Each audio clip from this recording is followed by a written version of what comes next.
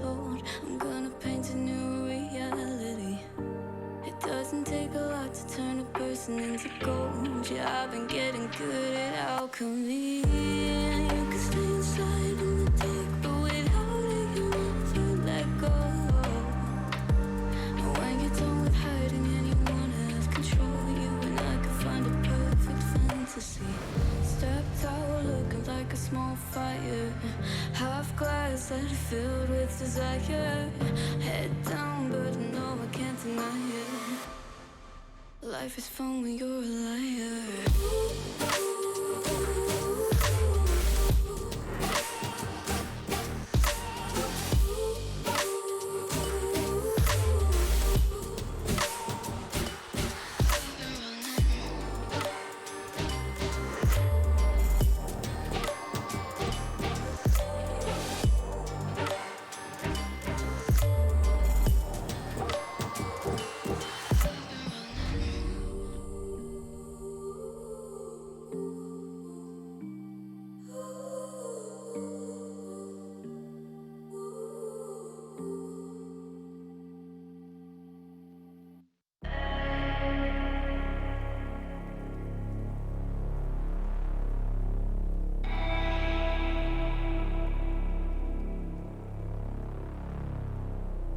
Leader, I got my team up.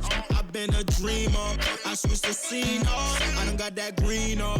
It don't make me fiend up, but they know I'm being with the rats. Call me the fiend up. Every word, smoke up, no lean up in my soda. Fresh and clean, got no hold up. I've been an outcast, me and scared, we told ya. Been in that backseat. Facts we move that work, but it ain't no D-R-U-G M-B-M-U-S-I-C. I'm only human, if you cut the skin, I bet I bleed. And when my back against the walls, put in that work, I leave. I see the vision clear, seeing things that y'all don't see.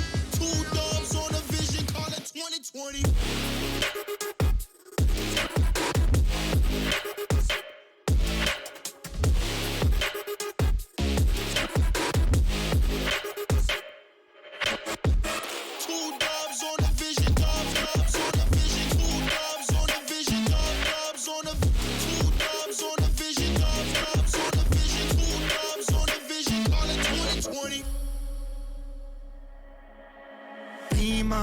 I got my team up, hit it off from rapping, we stacking, getting my green up. We all leaned up, looking around, trucking a minute a mile, fucking up every style. You in it now, told her my family is proud, willing to fight and we proud. Bitch, I don't wanna talk, I just walk up, 100 bands cash, trying to get on my stock. Love all my fans, fuck on my ops, we just make jams, all I make pops. Girls gon' dance, homies I'll rock, came too far and we ain't gon' stop. Gave my life and I took my shot, yeah, rose up top and I took my spot. Yeah.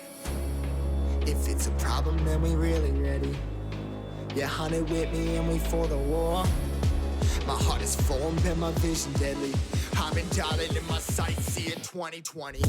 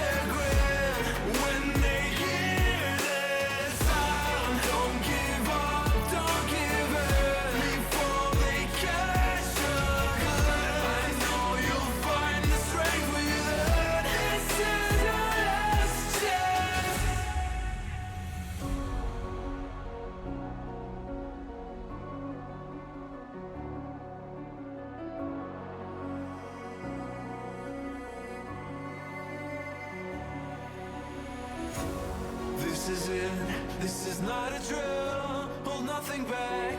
It's sure to kill in this leap of faith that you're in me too. You stand alone, but I'll watch over you. The clock is ticking, the clock is ticking. A single second could mean everything. Time is running, the time is running out.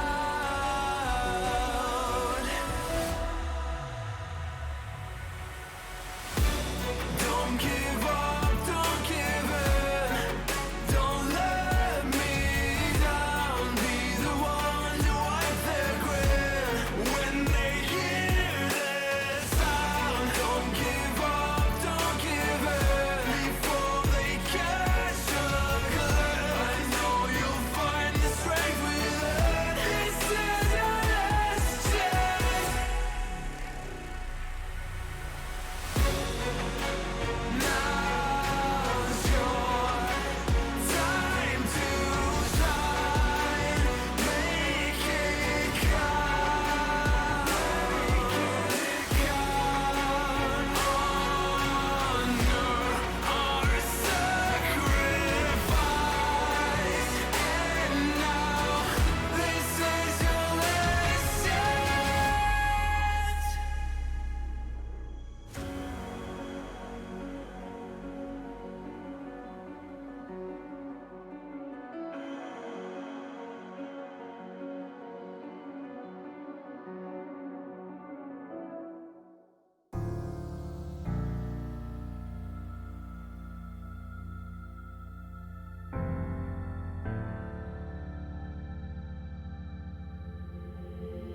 Leave it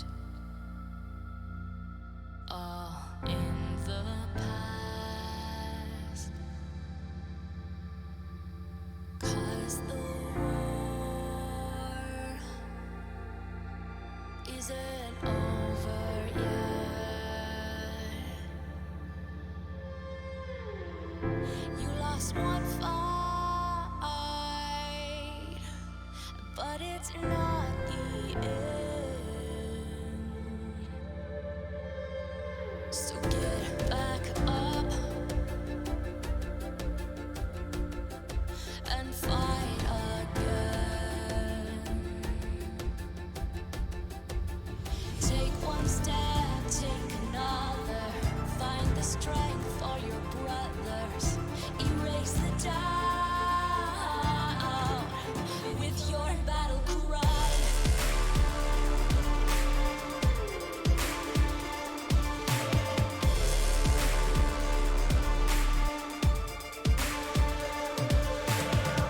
You feel the earth move to the drum of steel boots. Banish the fear inside. You're strong enough that you don't have to hide. No, you don't have to hide. You're strong enough with your battle cry.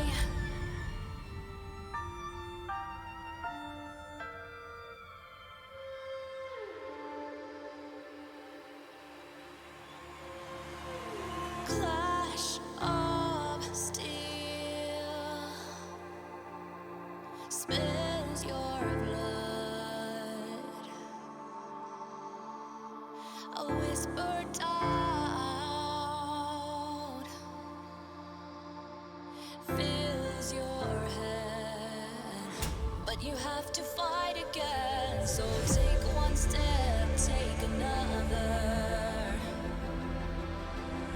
Find the strength for your brothers.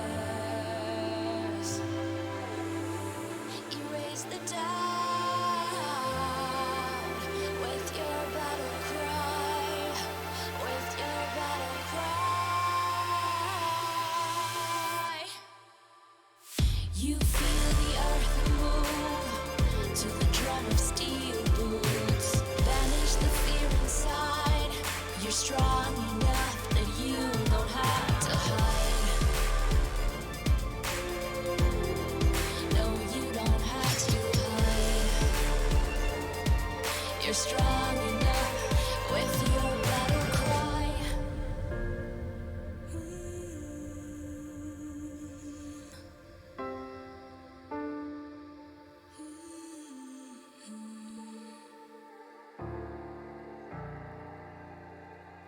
you to your knees.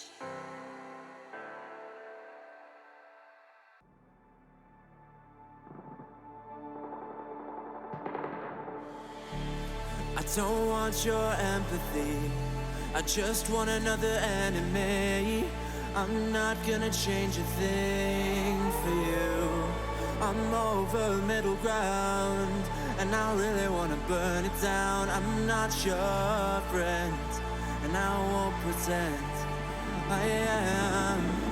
So don't reach out, and I mean that. I'm under siege, and I need you to see that. You're on one side, I'm on another, and we will wage war upon each other. I'm no angel, you're not either. I'm at a fever pitch, you're at a leisurely pace. I'm unscathed, I'm unafraid. A warm welcome to the war game.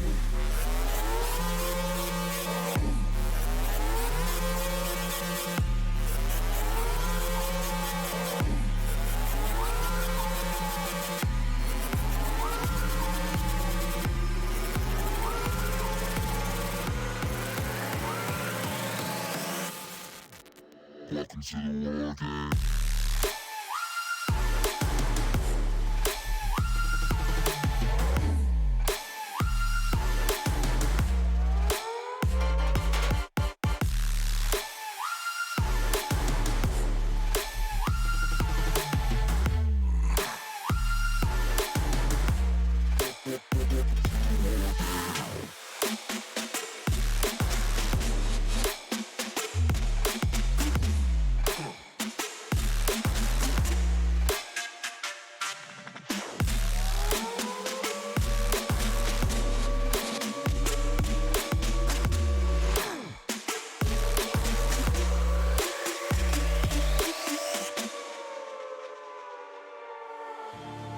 You're no ally of mine. Your life is a kind of lie, and I know that I won't change your mind. We have no common ground, and we're never gonna figure it out. So don't get friendly, get angry. I'll bury you down by the bar. So don't reach out, and I mean that. I'm under siege, and I need you to see that. You're on one side, I'm on another, and we will wage war upon each other. I'm no angel, you're not either. I'm at a fever pitch, you're at a leisurely pace. I'm unscathed, I'm unafraid. A warm welcome to the war game.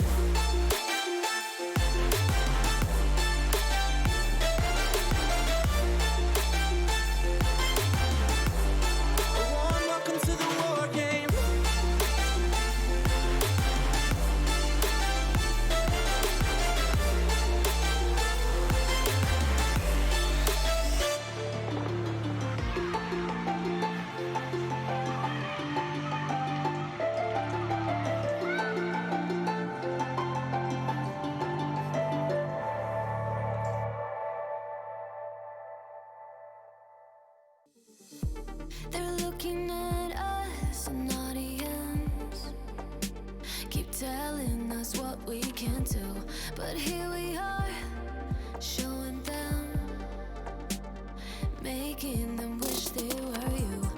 We've heard the most when it comes to this, yeah, every shade of blue, but don't even care what they all say. They think we're out of control. Yeah, truth be told, we know it. It's just the way we live. We own it. 'Cause stop, we love the thrill. We know it. It's just the way we live. We're grown-up kids.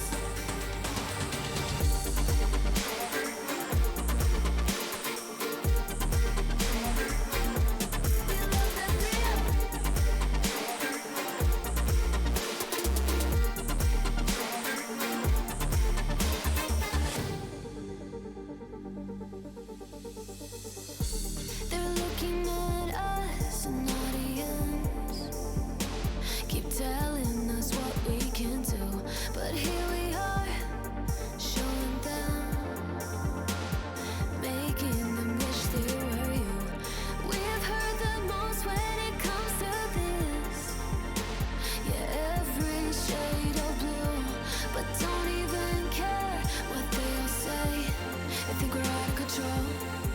Truth be told, we know it.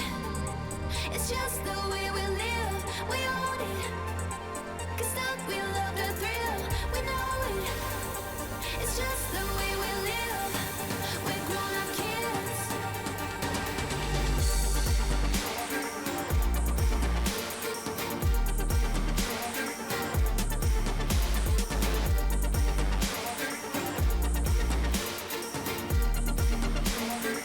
It's just the way we live. We know it. It's just the way we live. We own it. 'Cause that we love the thrill. We know it. It's just the way we live. We're grown-up kids. We're grown-up kids. Out of the shadows, I've come to make a name. Ready for battle, 'cause I got a throne to claim. Think that I'll crumble, I'll show you in the slide. Where you see me coming, better run for cover, 'cause I'm not slowing down, I'm never going under. I survived the pain, I know it made me stronger. So meet the monster I came to conquer.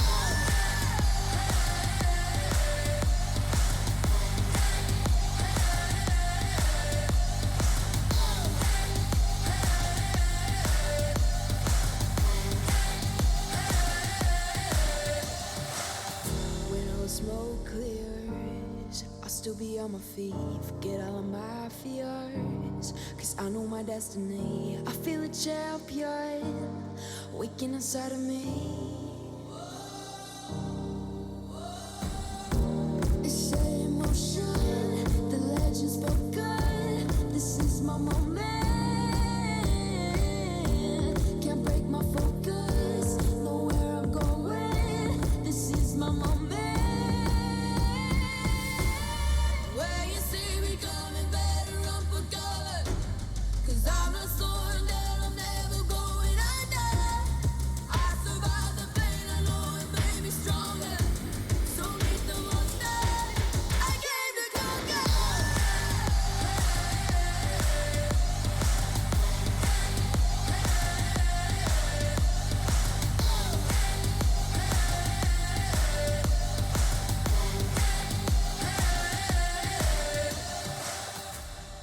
When you see me coming, better run for cover.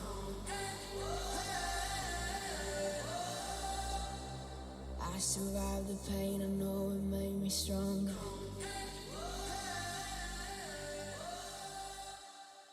Show me an opening in the clouds, and I'll take it. Yeah, reminding myself to just let go. Don't wonder how far I can fall. Don't look down, never fade out. And I just wanna be someone and never fall behind again. Just keep on moving on. Never look down, never fade out. Never fade out. Oh, oh, oh,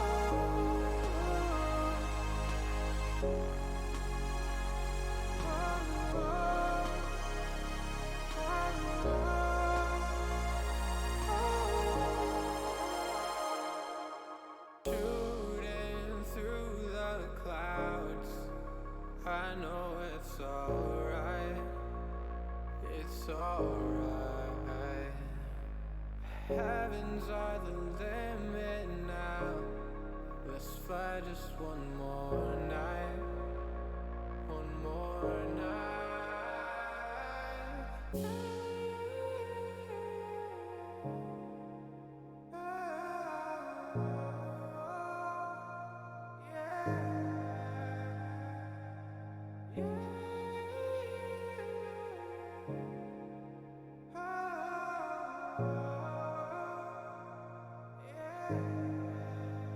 Don't look down,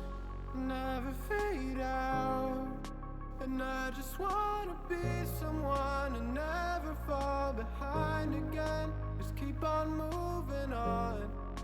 Never look down, never fade out, never fade out.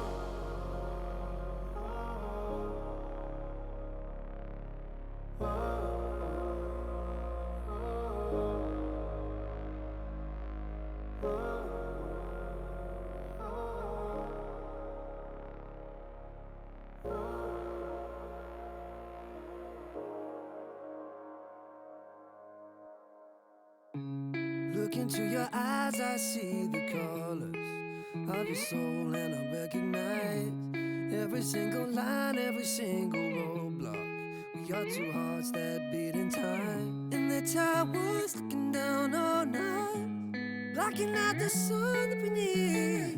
Maybe we can change our stripes and colors. You're the only one I see. And I take it all or nothing at all. Driving through the night till I'm at your door. Go outside, stay up all night. And I take it all or nothing at all.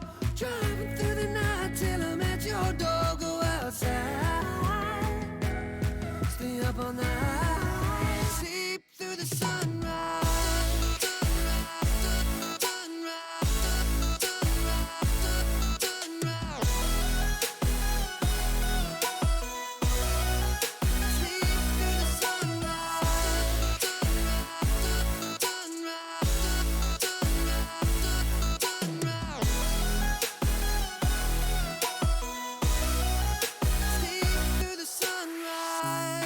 Into my past and I count the numbers of the dreams that I left behind. I don't even care now that I've discovered a new kind of peace of mind. Up above us, looking down on us, there's an angel I know. We don't need to worry or discuss much. It's time for me to hit the road. I'll take it all or nothing at all. Driving through the night till I'm at your door. Go outside, stay up all night. Sleep through the sunrise.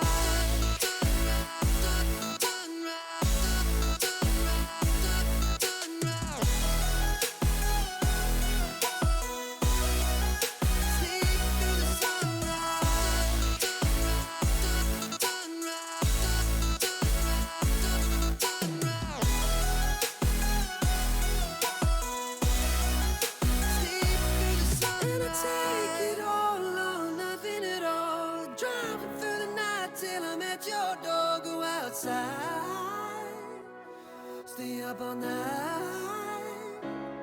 And I take it all or nothing at all.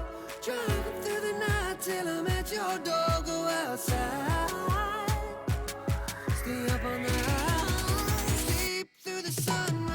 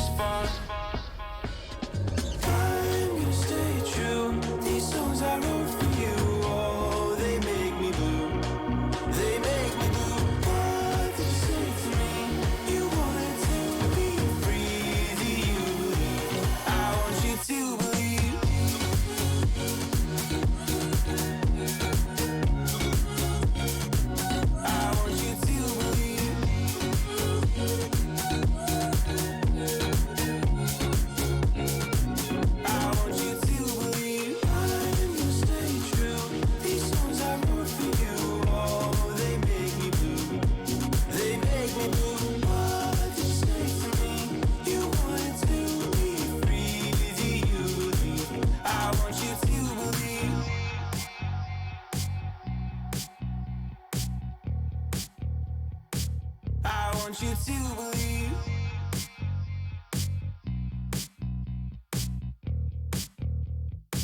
I want you to believe. Seeing the stars reminds me of you. Oh, oh, oh. You left me with scars, but I know that one day you'll see it through. You give me air to breathe, you give me light to see. Oh, when things are out of reach, you bring them back to me, back to me. You see it through, you see it through, eh.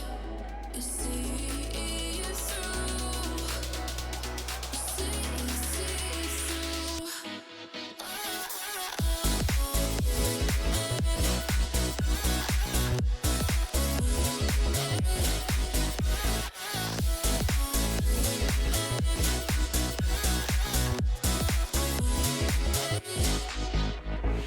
Talking to myself and I can't focus. Yeah, I'm broken. The door is closing. Wanna be a part of something more than this. I've lost control of it. I've lost control. You give me air to breathe. You give me light to see. Oh, when things are out of reach, you bring them back to me, back to me.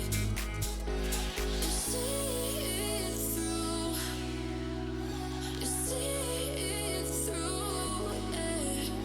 You see it through, you see it through.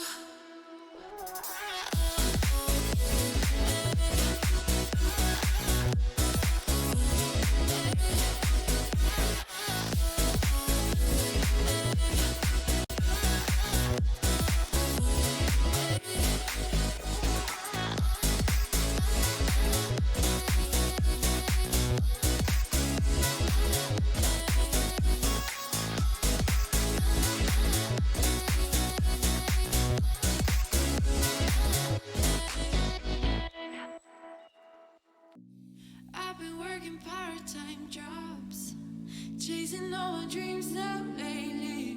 No matter if I try too hard, nothing's ever enough, baby. No, I don't care too much. I don't care too much. As long as I can keep you by my side. I don't care too much. We got time, no rush. In your eyes, I always see there is something meant for me. In your eyes, I always feel different.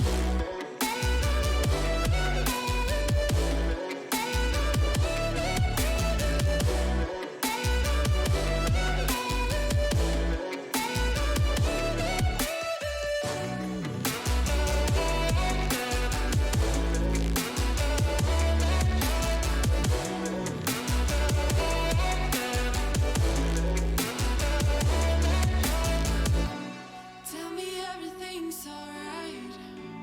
Life is just a bunch of faces, and if it's not, we'll still be fine. I know we're going places. I don't care too much. I don't care too much. As long as I can keep you by my side. I don't care too much.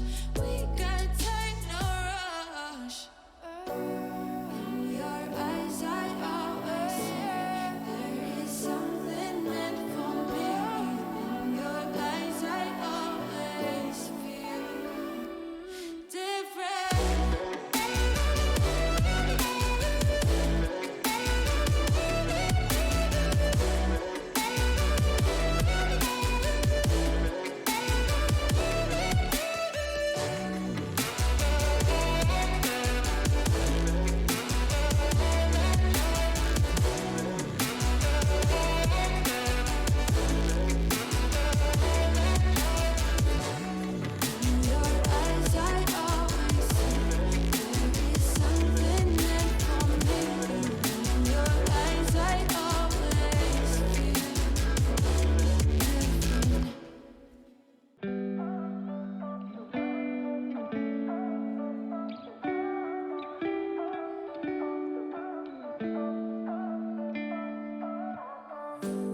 yeah, we've been friends for a long time now. Always have a good time whenever we go out. But you've been calling me up all the time and sending me signs and giving me them eyes. And you've been saying that you found the one, texting me junk and you wanna talk, but you can't say why. I can't get there and you know I've tried. You know I don't wanna waste your time. City lights, I'm looking in your eyes, but I can't say why. It doesn't feel right to call you mine. You know I don't wanna waste your time. I can't get there and you know I've tried. These are those moments I don't think anybody else going to forget.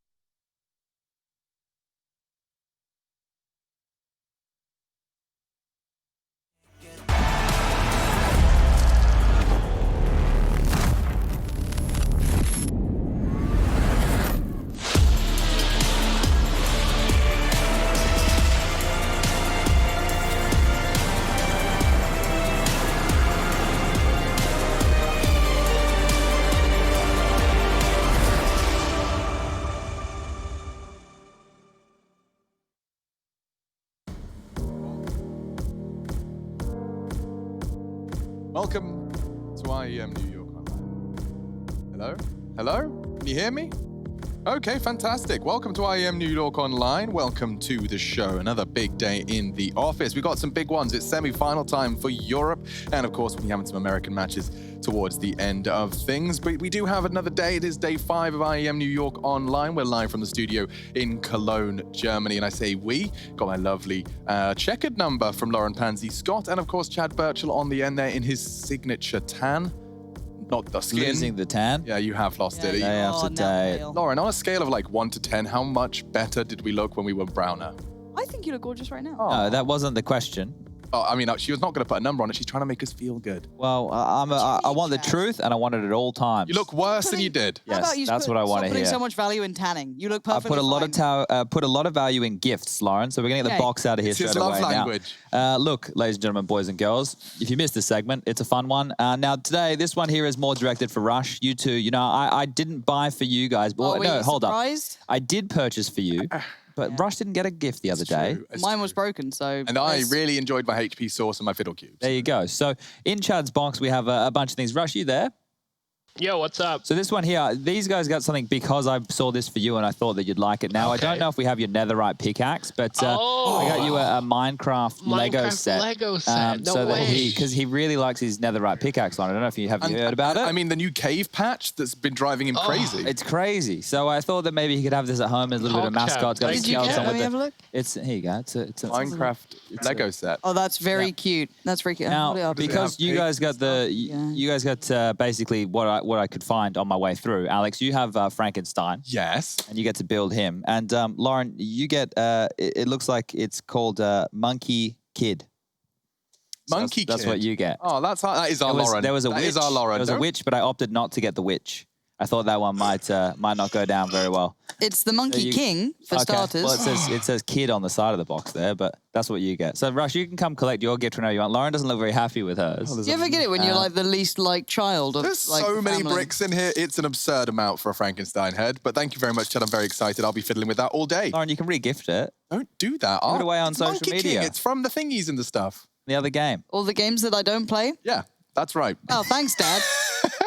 Glad we got that one sorted out. Rush will be building his Minecraft stuff, and we Stepchild. will be building the story. Fnatic OG is our first. FaZe versus Vitality is our second, and then we'll be venturing over to the Americas. Of course, it all is all done regionally, what with the whole global pandemic locking us in our homes, but it doesn't stop the video games from happening. And it has actually got a lot of interesting storylines starting to brew. One of them is that, of course, in the absence of having you fans in the arena, it is typically a panning shot of young teenagers and early 20s cheering for the video games, but it's not always the case. And we're going to go ahead and have a look at the other side of the fandom. We are seeing more and more people from very different walks of life start to become fans of esports. Let's check it out. Now, this is the kind of content we subscribe for here.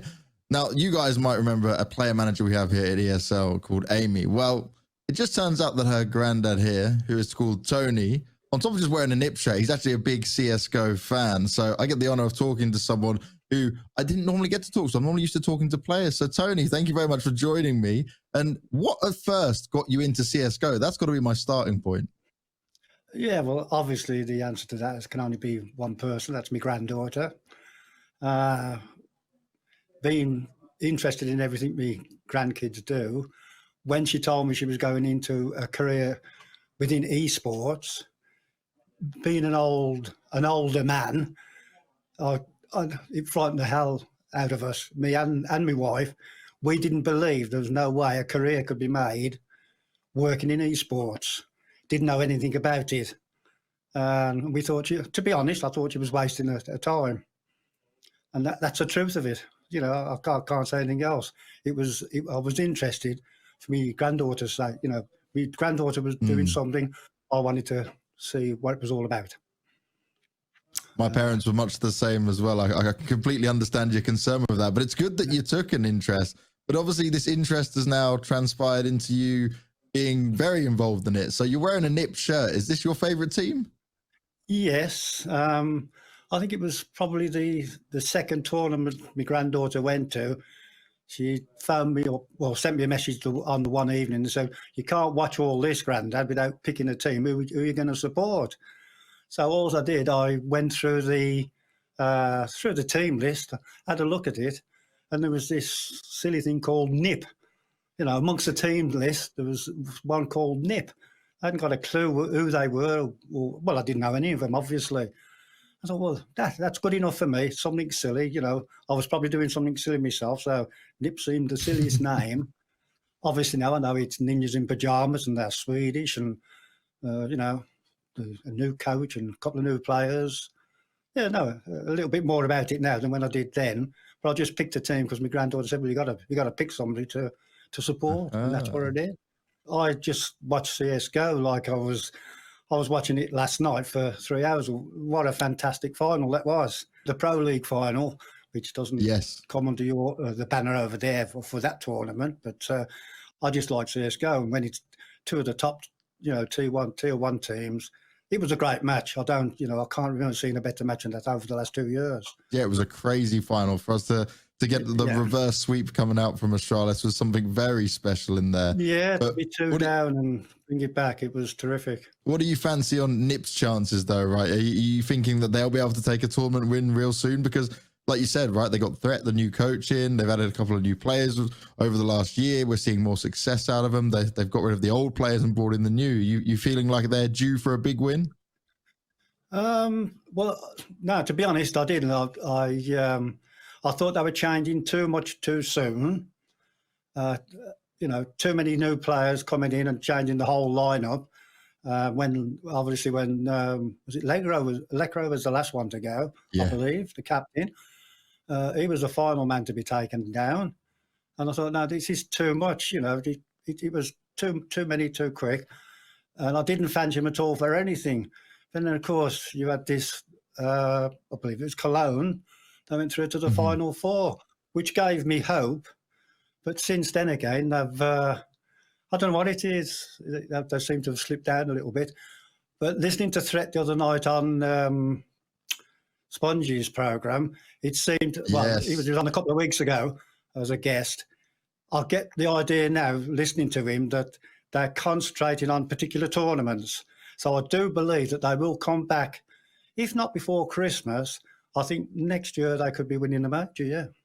Tony, this has been an absolute pleasure. I've literally smiled from corner to corner here, from start to finish of doing this interview. This has been a great interview to do. And I'm very pleased that we've got someone like you watching. And thank you very much for supporting Amy in this, because I know a lot of parents wouldn't do it and they may even try to stop them doing it. No, well, thank you for having me on. I've been sitting here shaking in my boots virtually all day, wondering what the hell I'm going to say, and whether you'd be, be interested in me. But certainly, I just wish Amy all the best in the future, obviously, and wish her well in the career she's chosen. And thank you for speaking to me. She does a great job. No, thank you very much for your time, Tony. It's greatly appreciated. Amy does a great job, and we're always happy to have her at events. And I'm sure we will see you at a live event real soon once all of this madness is over. Well, I'd love to do one, and as I say, I'll leave that in Amy's hands. I'm sure she'll sort me out sometime in the future. Thank you very much for speaking to me. We'll make sure of it. Right, thank you, Tony. Have a great evening. Thank you, and yourself. Oh, my heart is so full. Can he be my grandfather? I'm going to cry. So Tony's amazing, and Tony's brilliant. At the first opportunity when this world returns to normality, I want him at an event. On the desk. Chad's out. He's watching podcasts. He's talking about Threat like he knows him. I love him. I want NIP to be the world's best team so we can have Tony on the analyst desk. Bring him out. Bring him out. No, I thoroughly love that. That is brilliant. And it is cool seeing esports now being like available to everyone. It's a lot easier to sell when we're not in like an awkward LAN cafe sweating, just like in our little goblin caves. It does look a little better these days. Definitely. And big shout out to all of the other games that have put esports as a word that's on the tip of those kind of people's tongues. It's in the newspapers now because some 16-year-olds want a stupid amount of money for a video game that's not going to live forever. And so now we have the opportunity to have more eyeballs, understanding that esports is a viable career path. So happy. I know. Well, that was a lovely, endearing and wholesome way to get the show started. But, of course, we're here for the Counter-Strike, and IEM New York Day 4 is no different. Do not go too far. It's semi-final time. It is sink or swim, grand finals on the cards, and Fnatic OG duking it out.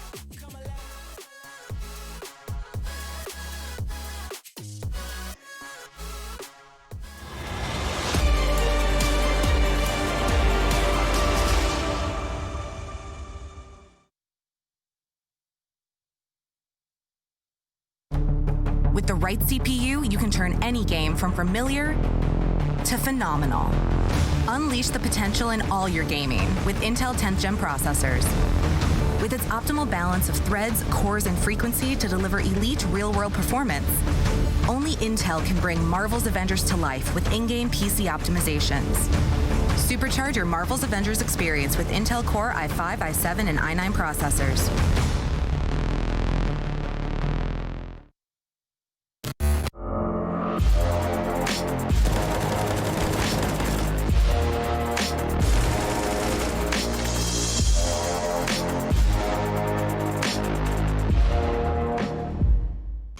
Ring ring! The IEM New York Experience Box is here. Hot, fresh, and delivered straight to your door. Tasty ingredients make this box a must-have. Claim yours quick at the ESL shop before they sell out.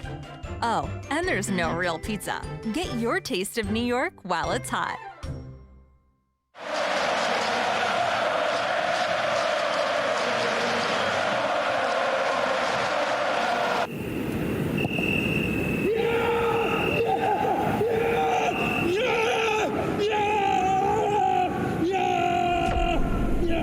Start your esports career now at play.eslgaming.com.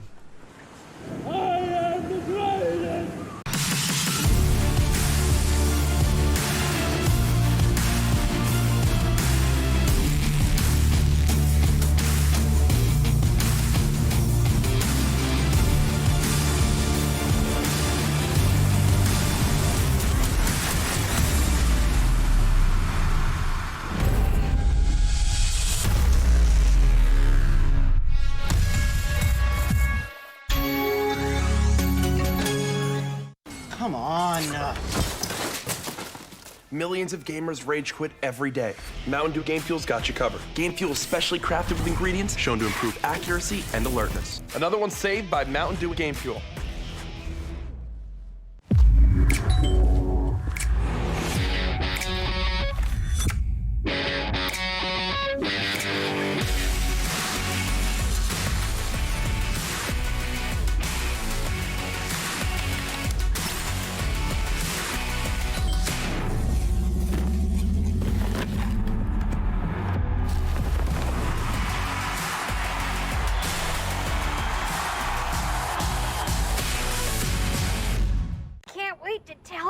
about AT&T's big 5G news. AT&T has nationwide 5G?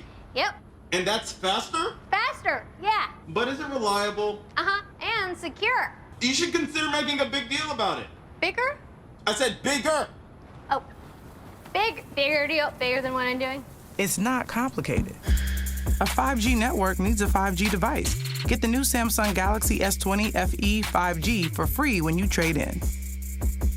The future waits for no one, so we refuse to wait for it. Today, battles are waged in nanoseconds, and planes are piloted from the other side of the world. The future's not coming, it's already here. Join us and be the future. Your favorites will play soon. You hope for the win. Excited about the game. But something has changed. You start to doubt. Will they pull it off?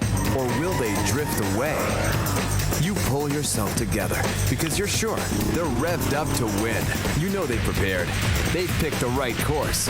And even when there's no chances, you believe they will win. GG Bet. Be excited.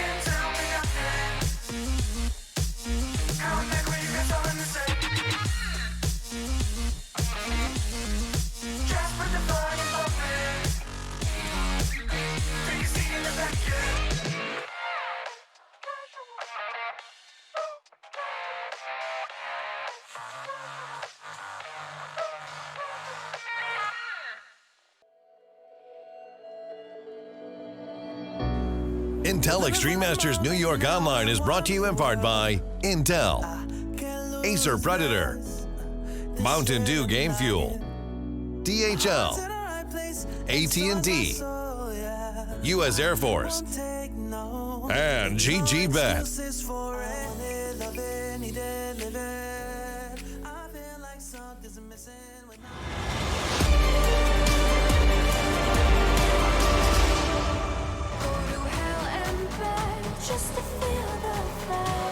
Intel Extreme Masters New York 2020 online. We're live from the Cologne studios, bringing you all of that action. And today, no different. OG and Fnatic, quite the head-to-head for a semi-final. And Chad, I was wondering, when you look at these five names on either side, is there a clear head and shoulders leader? I have a bit of a rough time here, right? I would come into this just saying Fnatic, but that's me probably using my internal biases, right? When I look at this one, when I look at these two teams and we have that bracket there, I think that OG probably have shown better form in recent times, but I have some problems with OG, and it's them getting to grand finals, right? This team, they've been together now for 300 plus days. I think it's 311 on the nose or something like that. Yeah. And they're yet to make it to a grand final with this roster since OG picked them up and actually took a step into the Counter-Strike world. Now, this team, it was a bit of a gamble with the way that you threw these players together, bringing in a risky individual who was a rookie of Tier 1 Counter-Strike like Mantu, but things have been working, and look, it's probably a 50-50. Roll the dice, flip a coin. Doing the predictions, I was sat there going, what do I look at here? Because like OG looked quite good. We, you know, doubted a little bit. But then I also thought, wait, they beat FaZe and Big, who've also been a bit hit and miss in a way, like hard to quantify. So was it a good day for them? And it's horribly close between these two as to how you divide them. Yeah, and of course, there's an extra kind of caveat to all of this, which is that a lot of the players are struggling with motivation. I actually want to start bringing Crims into the realms of this Magic Virtual Studio. Here he is, joining us ahead of his game. I don't want to steal too much of your time. Hello, Freddie. Can you hear us? Hello. Hello. Wow. High energy Crims. I like it. I like it, dude. So first question is just before we do these vetoes that are happening behind us, Chad's going to want to pick your brain about that. A lot of players have, in various interviews or various written pieces, tweets, have expressed difficulty staying motivated and passionate for the game that is Counter-Strike when you're locked to your bedroom desk and doing it day in, day out, week in, week out. How have you personally been finding it? Because your performance doesn't look like it's taken a hit. I mean, I'm gonna be honest. It's quite hard to stay motivated, but you have to do the best you can do with the situation. I mean, just play and grind and hope something comes back to you. like winning a match or two. That gives a lot of motivation these times. Winning matches on Vertigo as well. I mean, it seems that we spoke to Brollan. He's starting to like it. Obviously, he prefers the older versions of the map, but you've been playing a fair few Vertigo games and looking good at the scoreboard. How do you find the newest map to the map pool? I hate that sound, to be honest. I don't know really. It's a scuffed map. It's unfinished in my opinion, and yeah, I don't know. Well, if we look on the bright side here, Crims, you don't have to play it today because OG are going to ban that next, I'm pretty bloody sure. Now, you guys have banned Dust 2, and now that you're a bit more flexible in the map pool, we can see here that OG have actually picked into you with Inferno. How does that make you feel? Have they made a mistake by picking your best map? I mean, we got 3 good maps for us today, so I think they made a mistake today. Okay. Yeah, so Dust 2 Vertigo, okay, so that means what? So you said you got 3 good maps, so Mirage what I have to do is... be coming in as the 3rd there, right? Because Nuke's going to go out now from Fnatic, Overpass is going to get removed, and then Mirage. So these are all very good mid-round maps, and we saw Fnatic just the other day come back on train. But coming in this, you feeling like it's going to be a 2-0, Crims, or are we going to go the distance? I think it's going to be a close series, but hope we're going to be on the winning side.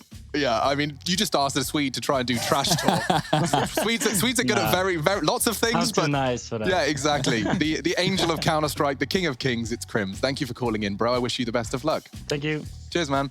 And that is a big game. Now, I just want to ask, I was going to ask him, but I want to make sure he has enough time.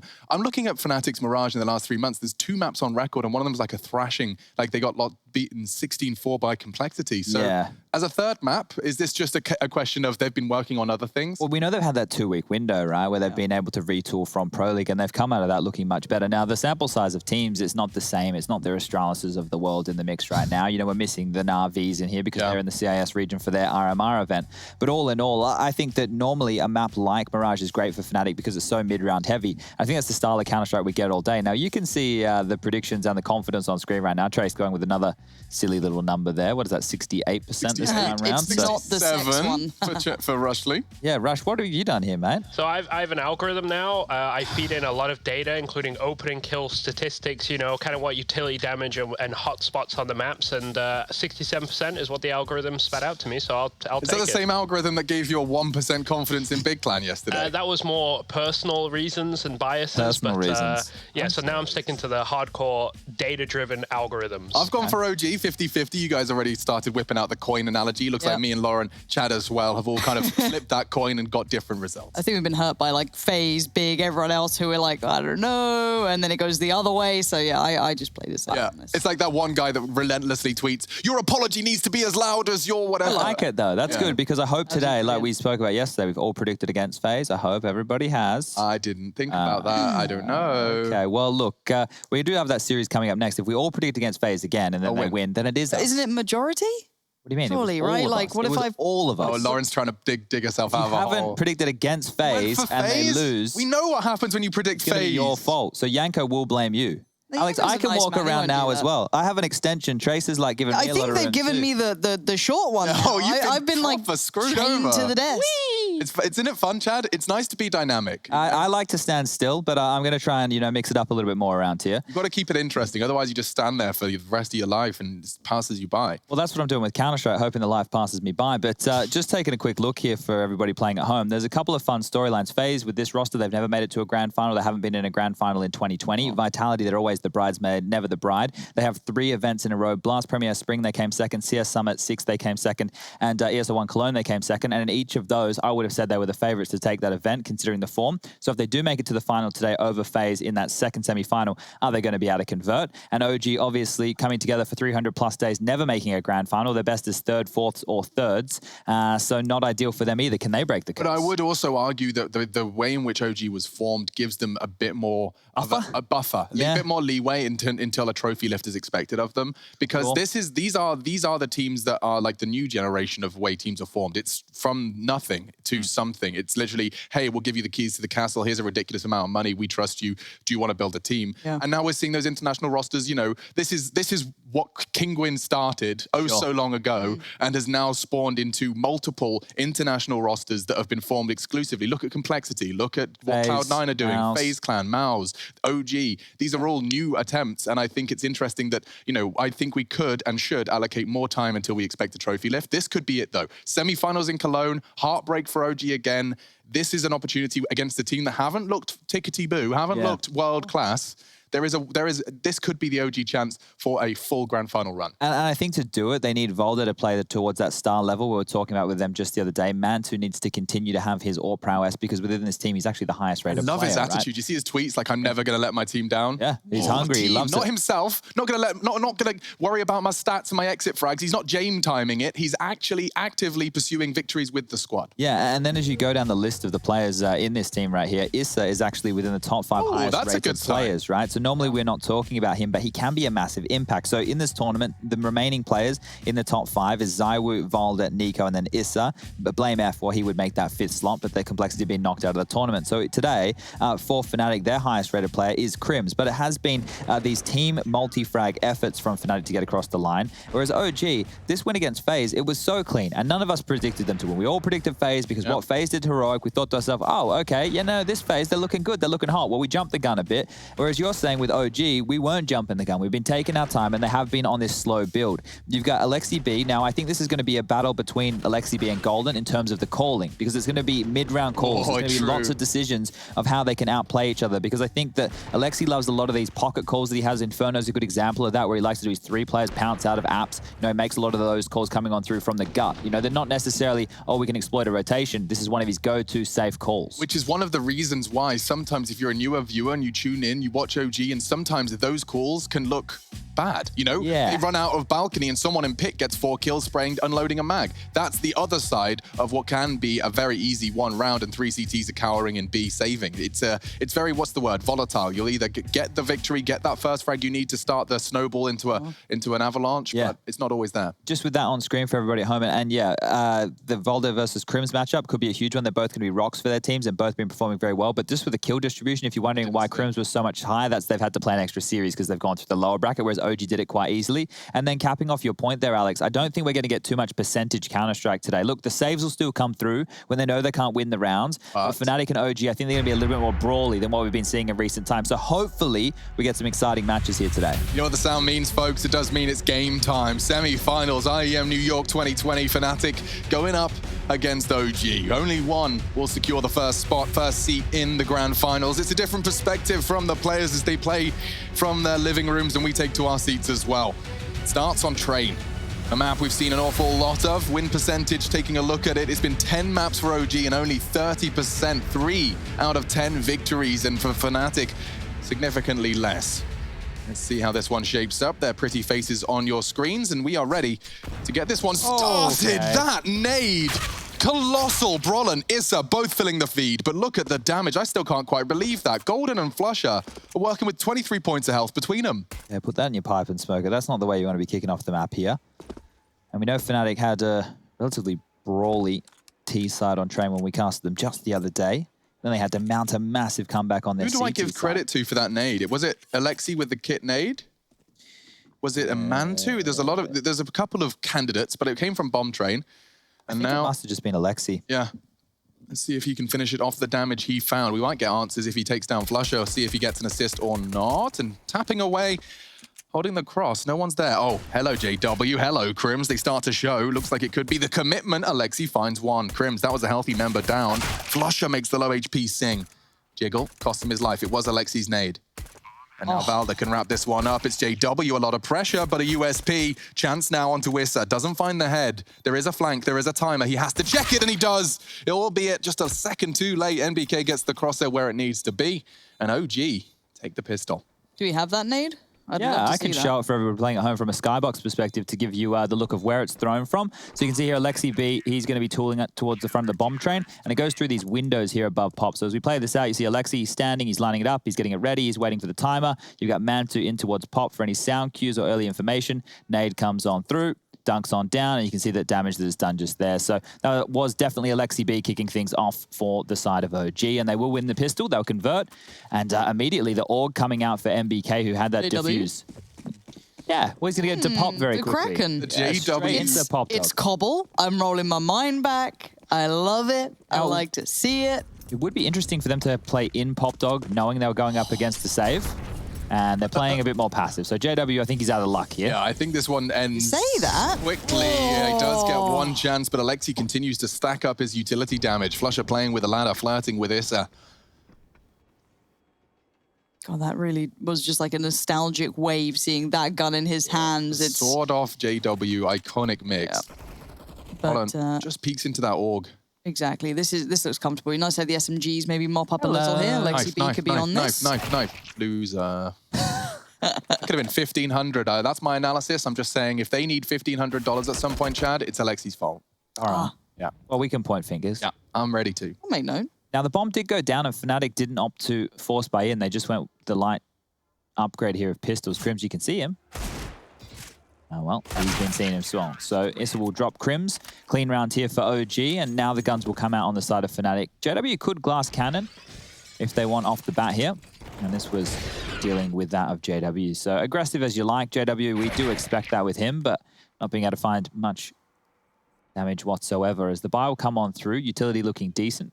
If you've got a Scout, an MP9, and a FAMAS, are you calling something a bit different here? Yeah, and we have seen a lot of these bonus rounds be converted from OG, especially when they played FaZe Clan just the other day. So let's see what they have in store for us right here. Looks like a 5-man yard lane. Vold is actually setting up the deep smoke from connector towards the box holes. And look at this from Alexi. He wants to chase, but he's in the flames. Alexi, you've overstayed. You're welcome, my friend. Flusher gets a freebie. Rush, can we just show the Volda smoke towards box holes quickly?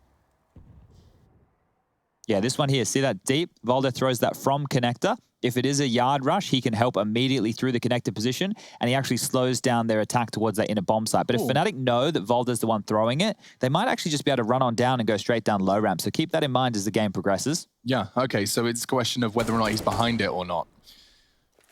Crims gonna get some damage here to Issa. It might go a little shy. Yeah, very insignificant. Now, Issa, we saw he's statistically the second highest rated player for OG, and that smoke will arrive. Valda looking to exit here. He's trying to get away from the flames. Burns down. It's for frag, traded by the flames from the grave. 4-on-3. CTs have a lot to do here, and it's a complete inner hit. Lovely, and then you're going to have Golden just being a real nuisance around the back lines of things, around those back tracks.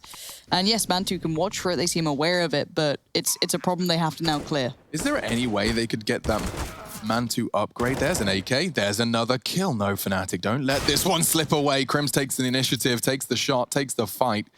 And so an AK and an AUG will be preserved. All right, well, wasn't as successful as OG would have liked it, but it was a bonus round. So the buy coming through into the next, it will be decent. Mantu, I think, get the 1,400 loss bonus, which will put him on up to 4K.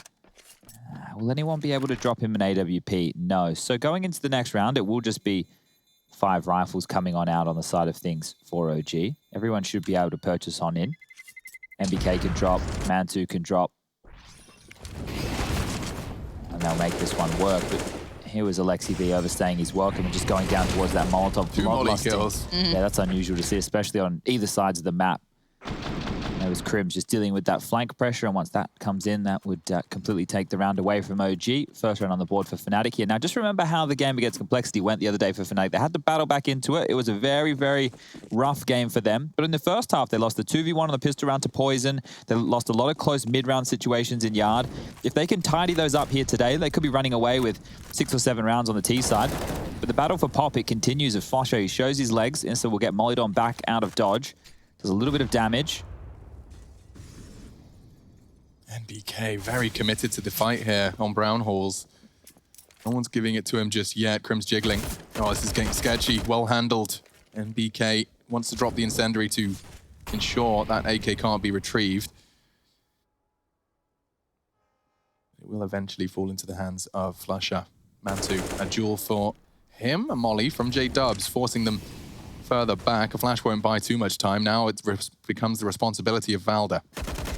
Ooh, called in, and dispatches of 2 really well handled by Valda there. Nice little communication. No pressure really was felt, even with Man2 forced away from that. Quite a slow approach here. I painted this one as going to be very, very brawly, but Fnatic, if they can't get out into the yard and they can't make these into mid-round situations, they will just have to saunter around the map and look for frags. And at this point, in a 2-on-5 situation, heading over towards the B site, looks like it's been red. MBK close low ramp in tow. Valda with an AUG as well, so a double AUG hold on the CT side here. Should be able to lock these down even against the AK-47s. Smokes to work with. Can cut off a couple of lines of sight here. Interesting smoke there from... Was that Brolin who threw that? That's very curious. Well, that one's worked quite nicely. MBK, very uncomfortable. And now the cross is available-ish. Spray to try and cover off Flusher, trying to keep them safe, but can't get away with his life. Leaving Brolin in a 1v3. It's pretty clutch for Fnatic last time we saw him, using the smoke as best he can. But now it's faded. Now it's just him and the gun by his side. 3 very hungry CTs, and Man2's won it out. So the retake works out. The bomb gets defused, and another goes on the board for OG. We've seen some geeky nades within these first 4 rounds. That one from Brolin bouncing it off there through the skylight, lands on down and operates as a bit of a one-way. And also open the doorway for Flusher towards the high ramp using his own smoke to go for the pick and take MBK out. So getting the plant down, that's fantastic news for Fnatic here in a round that they probably never should have had a shot in. And as you can see, they will be able to get a buy forward off of this if they'd like. AKs, the Lils, that's the purchase right there. As Valda towards the yard position doing a great job dealing with that Ivy presence. Now. The slowed down AK sound, one of my faves. This guy's underwater. Respect for tuning in. So many leagues under the sea. Is that a jellyfish in the background? It was, yeah. Watch out for the great whites. Timeout called, and it's the first of our semi-final. Fnatic just wanting to get their heads screwed on tight for this Deagle armor. First timeout, 4 per map. If you're wondering how it all works out, every map you get that refresher. Extra 30 seconds to call at your own whim. They've just gone for a light investment here, Fnatic. So with the cash they're working with in the next round, they get 2,400. So keeping their money around that 2K mark. And as you can see here, Deagles and a P250 for Flusher will be purchased on through. A couple of HEs, potentially using those through the T connector towards that bomb train, and some smokes to work with as well. So let's see how Fnatic want to approach this one just here.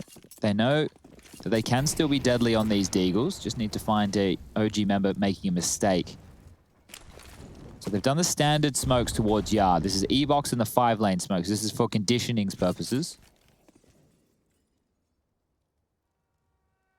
They threw them and they did nothing. Yeah, so here they just, you want to see how much utility you can force out of OG. When you see those smokes land, traditionally you're going to see a Molotov, a flash, and probably a HE towards T main. But if those smokes land and they think you can get out into the Olaf position, another Molotov over towards Olaf, more flashes to push forward and to clear out that zone. Because if they don't clear it out, eventually there might be a gap, there might be a timing, and you can get punished. So we can see at this point, Fnatic are playing that percentage CS. They are melting down OG's utility just by using the clock on their side. At this point, 2 smokes, a Molotov, a flash, make it 2, and a HE remaining here.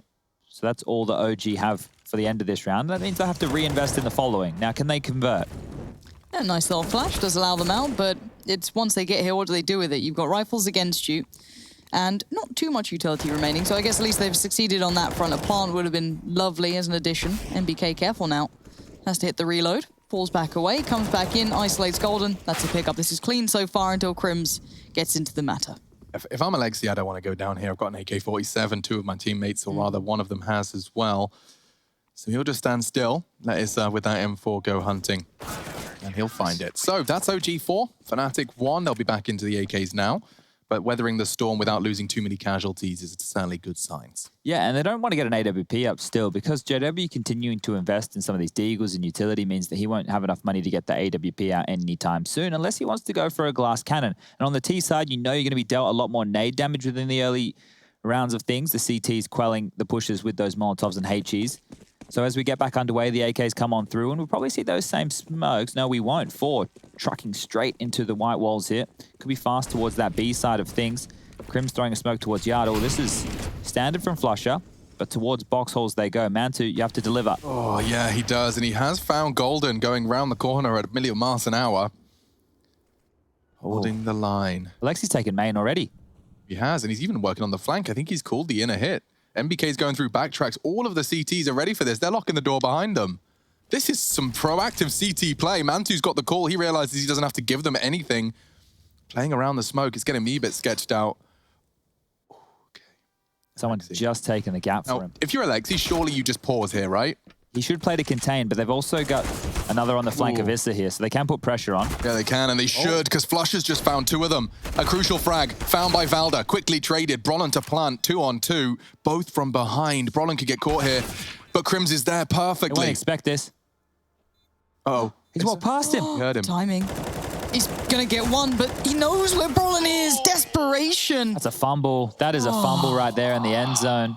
I don't know anything about NFL, but that seems as close as a reference as I can make. Honestly, there. it sounded pretty real. It sounded bloody That's legit. a fumble in the end zone for sure. Yeah, but I just don't understand how they let that go. They had 3 players towards the side. They had 2 on the flank. They had their opening kill advantage as well. And in transition is where OG lost this. So that shot there, great. Flusher gets a kill. But at this point, Mantu should know that low ramp's open. Volda in no man's land tucked in towards high ramp. And then this here from Issa. He's stuck with some big decisions, but oh, man. I mean, yeah, you can sit there in hindsight and say how you could have played it, but Issa caught out in a very sticky situation, and it does put the second on the board for Fnatic.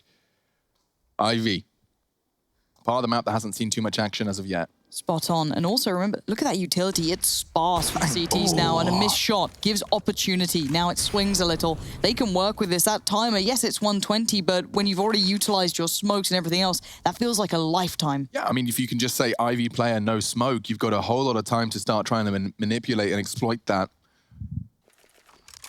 Nothing fast on the plans here from Fnatic. Flusher, I'm interested to see his crosshair placement for this take. Even a little pop flash tutorial from the man himself. Nice work from Flusher. Practically a Goomba rush starting to get a tingle. Alexi gonna have to back out of that one. That's AKVMP9.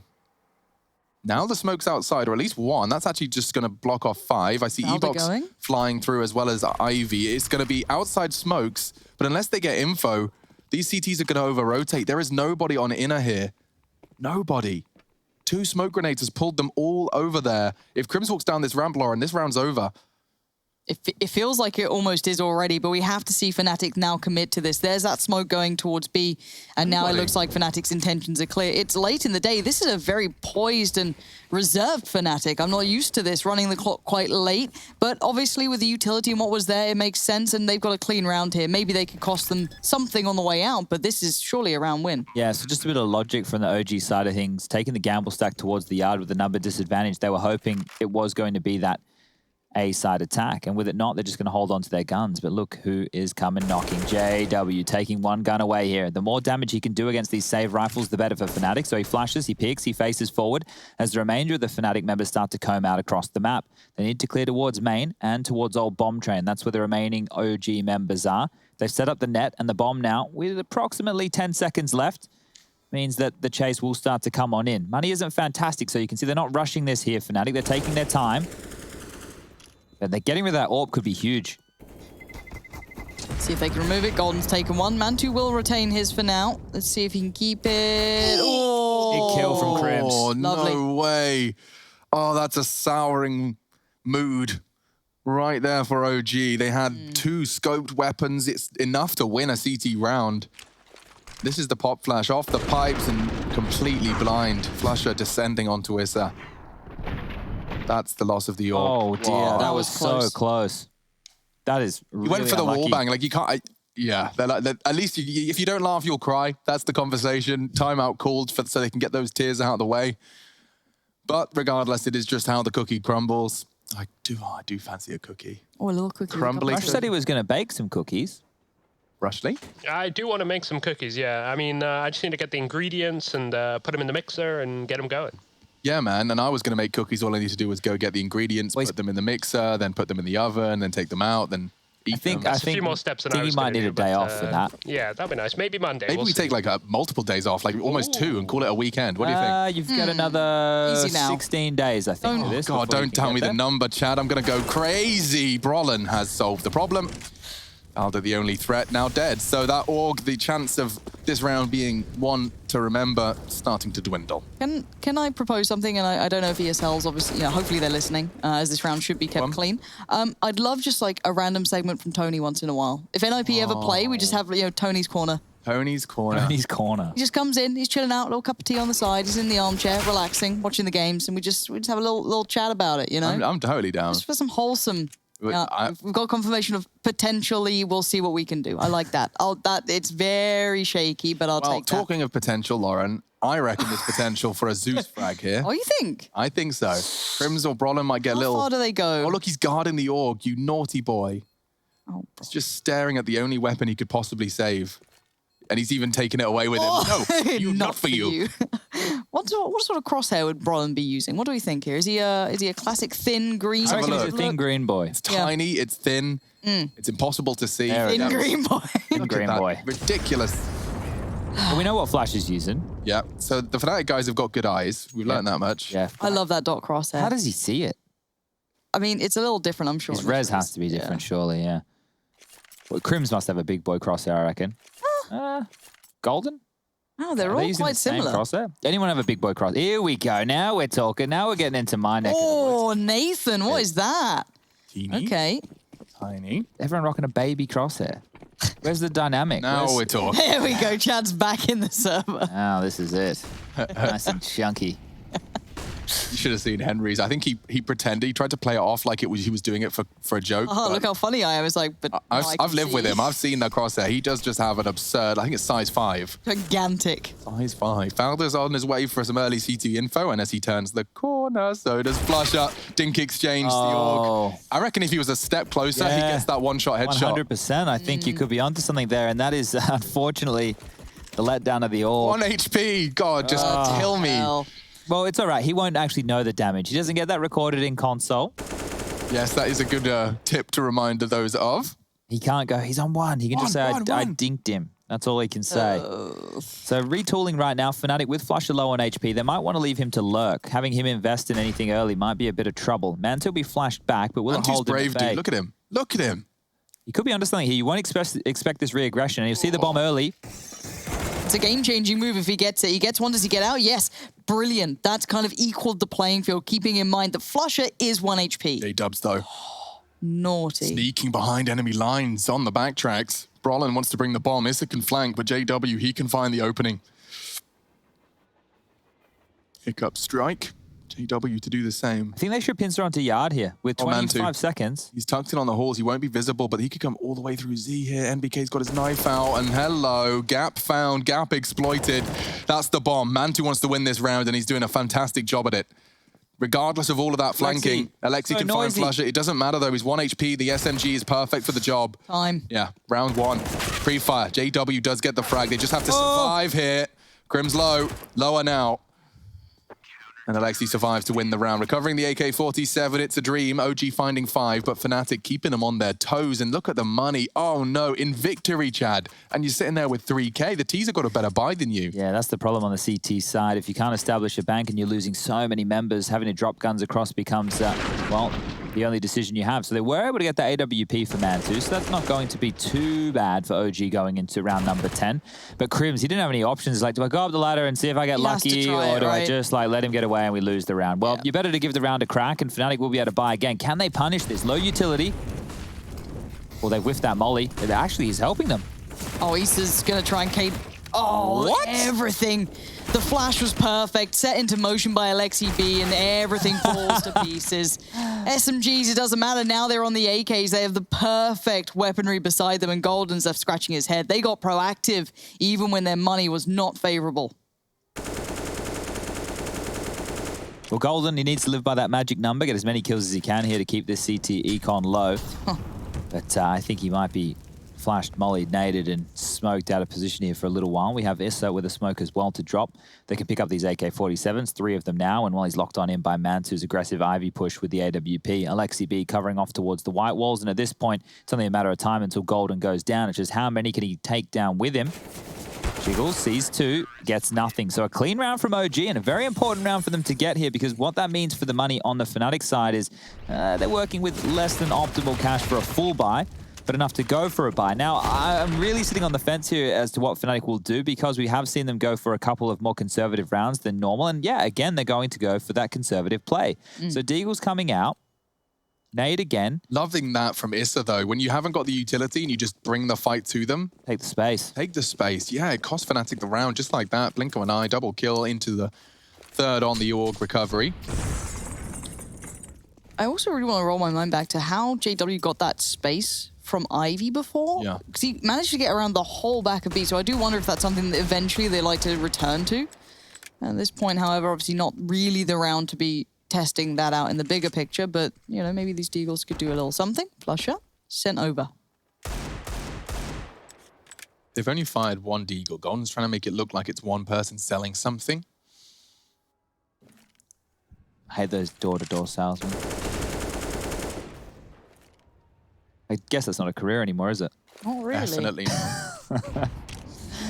All right, well, no one there to receive those nades. Ooh. OG ready for this. That's a perfect incendiary. And actually, I don't know if the audio cue was heard, but they were very loud in their retreat. Seems that Mantu's preparing himself for the main hold. It is only Deagle, so I will reiterate that this shouldn't be too much of a threat for OG. You've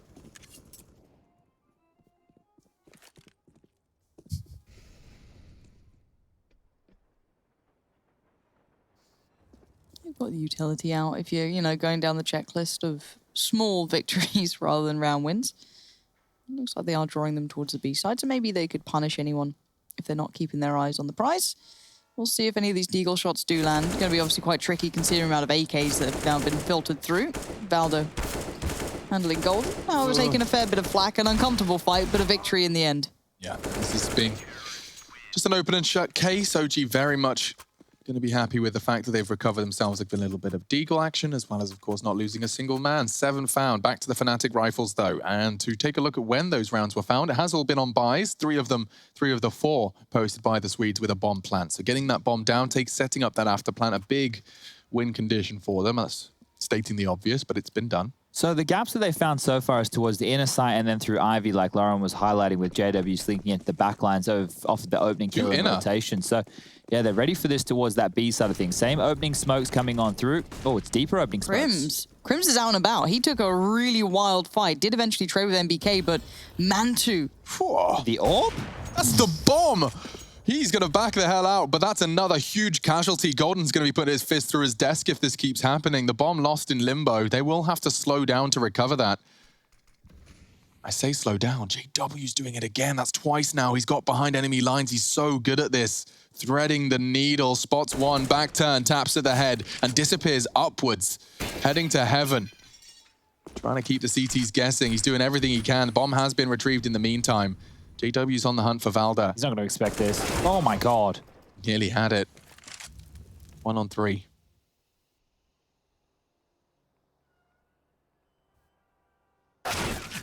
Nice shot from Valda there to close things down. 8 on the board for OG. Now things are looking very good for OG here. Golden with only 2 kills right now. If we're starting at the bottom of the barrel for Fnatic, and we'll work our way up. Brolin and Crims at 6 apiece, and then Flusher and JW with 7. I wonder if we'll see the orb come out if Fnatic want to take some fights with the T-side at AWP.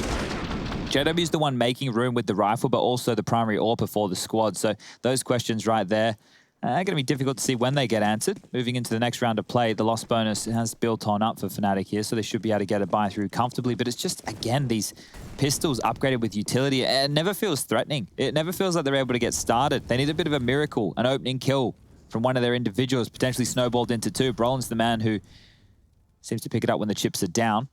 As Valda towards that inner site will be there by himself. Closest in rotation is Mantu towards Connector, and he is going to head on over now. So we can see there are 2 players posted towards the B side of things, and all 5 members of Fnatic up in those box halls, ready to throw out these smokes and flashes. 3 in total. You want to close down the distance with these. Smoke goes down, flashes to follow. Spam is good. Very good. He found Flusher, and he's sticking around, just controlling that speedway.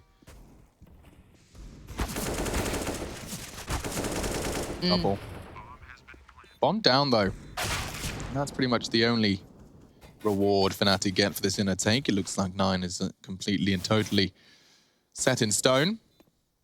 BK confirms it. Just the defuse, they'll go and grab themselves a little pistol upgrade, and it's Issa's responsibility to Get the defuse down. 9 on the CT side of Train. If they can wrap this up and make it 11, OG's pistol will have enough to determine the fate of Fnatic's map pick. But as we outlined and we've seen before, Chad, I don't think Fnatic got too many T rounds on that comeback. I think it was 6. Okay. But then they had a really rough start to their CT half, and then they had to come back and take us all the way through to overtime, if I remember rightly. So at this point, if Fnatic can grab another round, we weren't too worried about the Swedes just here. This is a semi-final. This is where they should be doing their best work. And with the money situation where it is, I do think that the AWP should come out for JW now. They've tried enough rounds of the same. Let's give a little bit of a different look here going into the final few rounds of play. Volder, we wanted to see that form continue. 15 kills for him, 11 for MBK, 10 for Issa, 9 for Mantu, and 7 for Alexi B. So everybody on OG delivering here within the early stages. An aggressive brown holes push from Mantu in particular, it bodes well for the series. Seeing him take initiative, taking aggressive orb lines, it really gets under the skin of Golden as well. He's currently conceded 11 deaths to 2 kills. That's a very good sign considering this guy showed up to the roster as a secondary AWPer and has made the primary role transition better than many. And then swinging my attention back to Fnatic, this feels like the most controlled Fnatic I've ever seen, or tempered. It doesn't feel like that normal explosive style. I'm looking for antonyms for explosive because this doesn't seem like Fnatic. And maybe this is credit to OG for controlling them, for keeping that hand quite close and tight around the throat. But again, even with JW finding room, we've had a couple of bits and pieces like, oh, that's Fnatic style there. It's not really paid off too much. Yeah, they haven't been able to get out main or pop and really make space. And if you can't get out into Olaf, if you can't get behind your own smokes because you're being shut down by the CTs, that takes away a big part of Fnatic's playbook in the chaos. They haven't been able to cause that here, so they have had to opt and try and take advantage of OG's approach. Very, very good so far with the way that they've quelled attacks through main and pop. Utility usage has been on point, and Issa has been a big part of that. And they've also had some of those random plays coming on in, which has just kept Fnatic having to go with these defaults. Well, if they're going to push, we need to wait, and what's the best way to deal with that? A default across the map. So you can see here, they're set up in similar fashion once more. Crim's towards Ivy. We've got Flusher up towards the box holes here. And now the bomb is coming all the way back towards the B side of things. So with 45 seconds left, the indication that it will be a B finish is very, very clear at this point. Now, Ivy is the only real gap. And now that they start to get a little bit inquisitive, hold up, Volder's been flashed up. He's spotted that. That wasn't the bomb, but they know there's some players in box holes. So this could, look at Crim's work. Yes, it's drawing attention, but it's going to be to what cost? At this point, we'll see if OG can keep it quelled, and they do. Again, dealing with Fnatic's nonsense, and they're already out towards B. Valder, dangerous, but still very prevalent. Could find Brolin. Should find Brolin. But won't. And now, squandering the spray, the flank is on its way. He needs to find something. Does eventually. NBK onto Brolin's push as well. Flusher in the brown halls. That's a threat. JW on the site hasn't made too much of a noise. Now they spot him. He's trying to buy time for Flusher's flank, just tucking in, and Flusher has found NBK. He's got a nade. Could finish off the job. It's Mantu that does just that, and there's plenty of time for the defuse. So with double kills being delivered on the retake, another plant, but falls flat. Yeah, this could be a very, very good start from OG here. If they get 11 on this CT side of Train, get that T side of pistol, they're off to one here. We know Fnatic, when the pressure is on, they tend to turn it up, but the pressure at this point is mounting to a point where maybe that won't be possible. The fact JW couldn't get anything done from the side there with the AWP meant that AWP was in the worst position possible, and Mantu just mopping up that final frag. We have Royalty in the chat as well. No Tail, OG's founder, and of course, multiple TI champion tuning in to watch his boys play. Probably got a big smile on his face at this point in time. Sure. Didn't you tell me the OG Dota lineup was quite similar in the aspect? I will come back to that because I love the story you told me about with that. But for now, it does look like Alexi B once again controlling Fnatic in every single way. These guys, Fnatic aren't being able to play their style at all. Everything they try and, corral into it simply is being met by one, good utility, great positioning, crossfires, everything you want. Bit of aggression from Mantu, throw it in there. Whatever you fancy, it's all working well for OG. Yeah, and the thing you were asking about is just the Jordan. Of course, they had a player from Jordan on OG. They had a Finn. They had a Dane. Had a Frenchman. Had a Frenchman. I see. They had an Aussie. So maybe OG should have just tried to buy JKS, see if they could get him. Complete the perfect story. I've heard. He's very cheap, JKS. Yeah, I heard not a lot of money going there. Definitely not a high prospect. He's a prize chook. Fees. He's a prize chicken, he is. He absolutely is. Or a chook, if you're from the other part of the world, the Upside Down. That's from something, isn't it? What's the Stranger Upside Things. Down? Thank you. Haven't seen that. All right, not a lot of utility here. 40 seconds left, and to get out onto the side, it's going to be difficult. They're trying another fakey boy strat here as JW needs to find a pick. He might get this. Yeah, oh, his toes. Oh, he's dead, and that's basically the round over. Look at this passive setup. I love it. Stop your yammering. It's not over yet. Could be now. Yeah, Golden's found one, but quickly traded now from behind. MBK strikes. He's looking good. So good. Triple kill from the natural born killer. Golden to clutch, can do this. Falda says no. 18 kills to the Dane and 11 to OG. Off to a flying start. And this is Fnatic's map pick.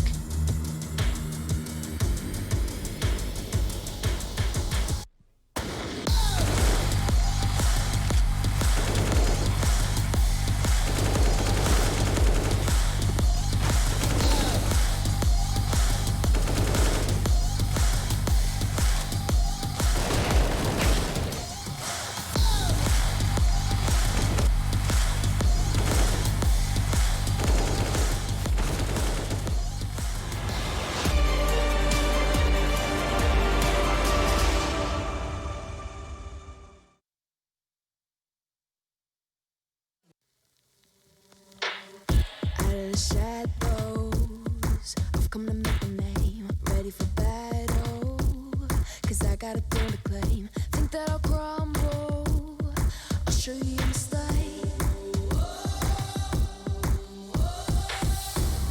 Where you see me coming, better run for cover, cause I'm not soaring down, I'm never going under. I survived the pain, I know it made me stronger. So meet the monster.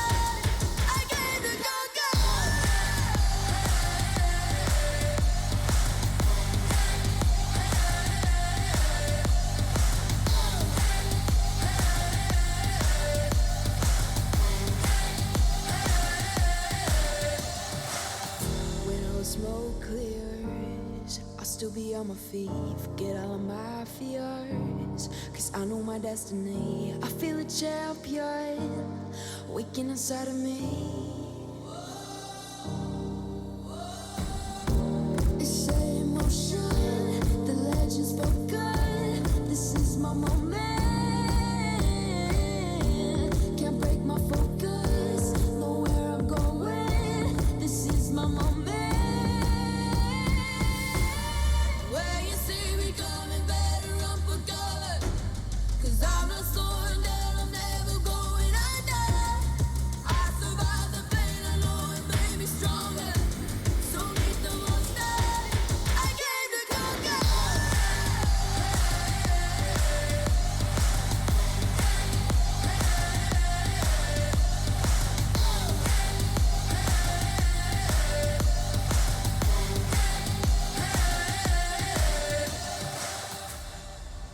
See me coming, better run for cover.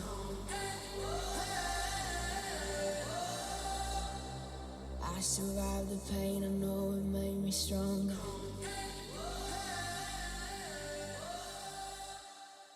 Show me an opening in the clouds, and I'll take it.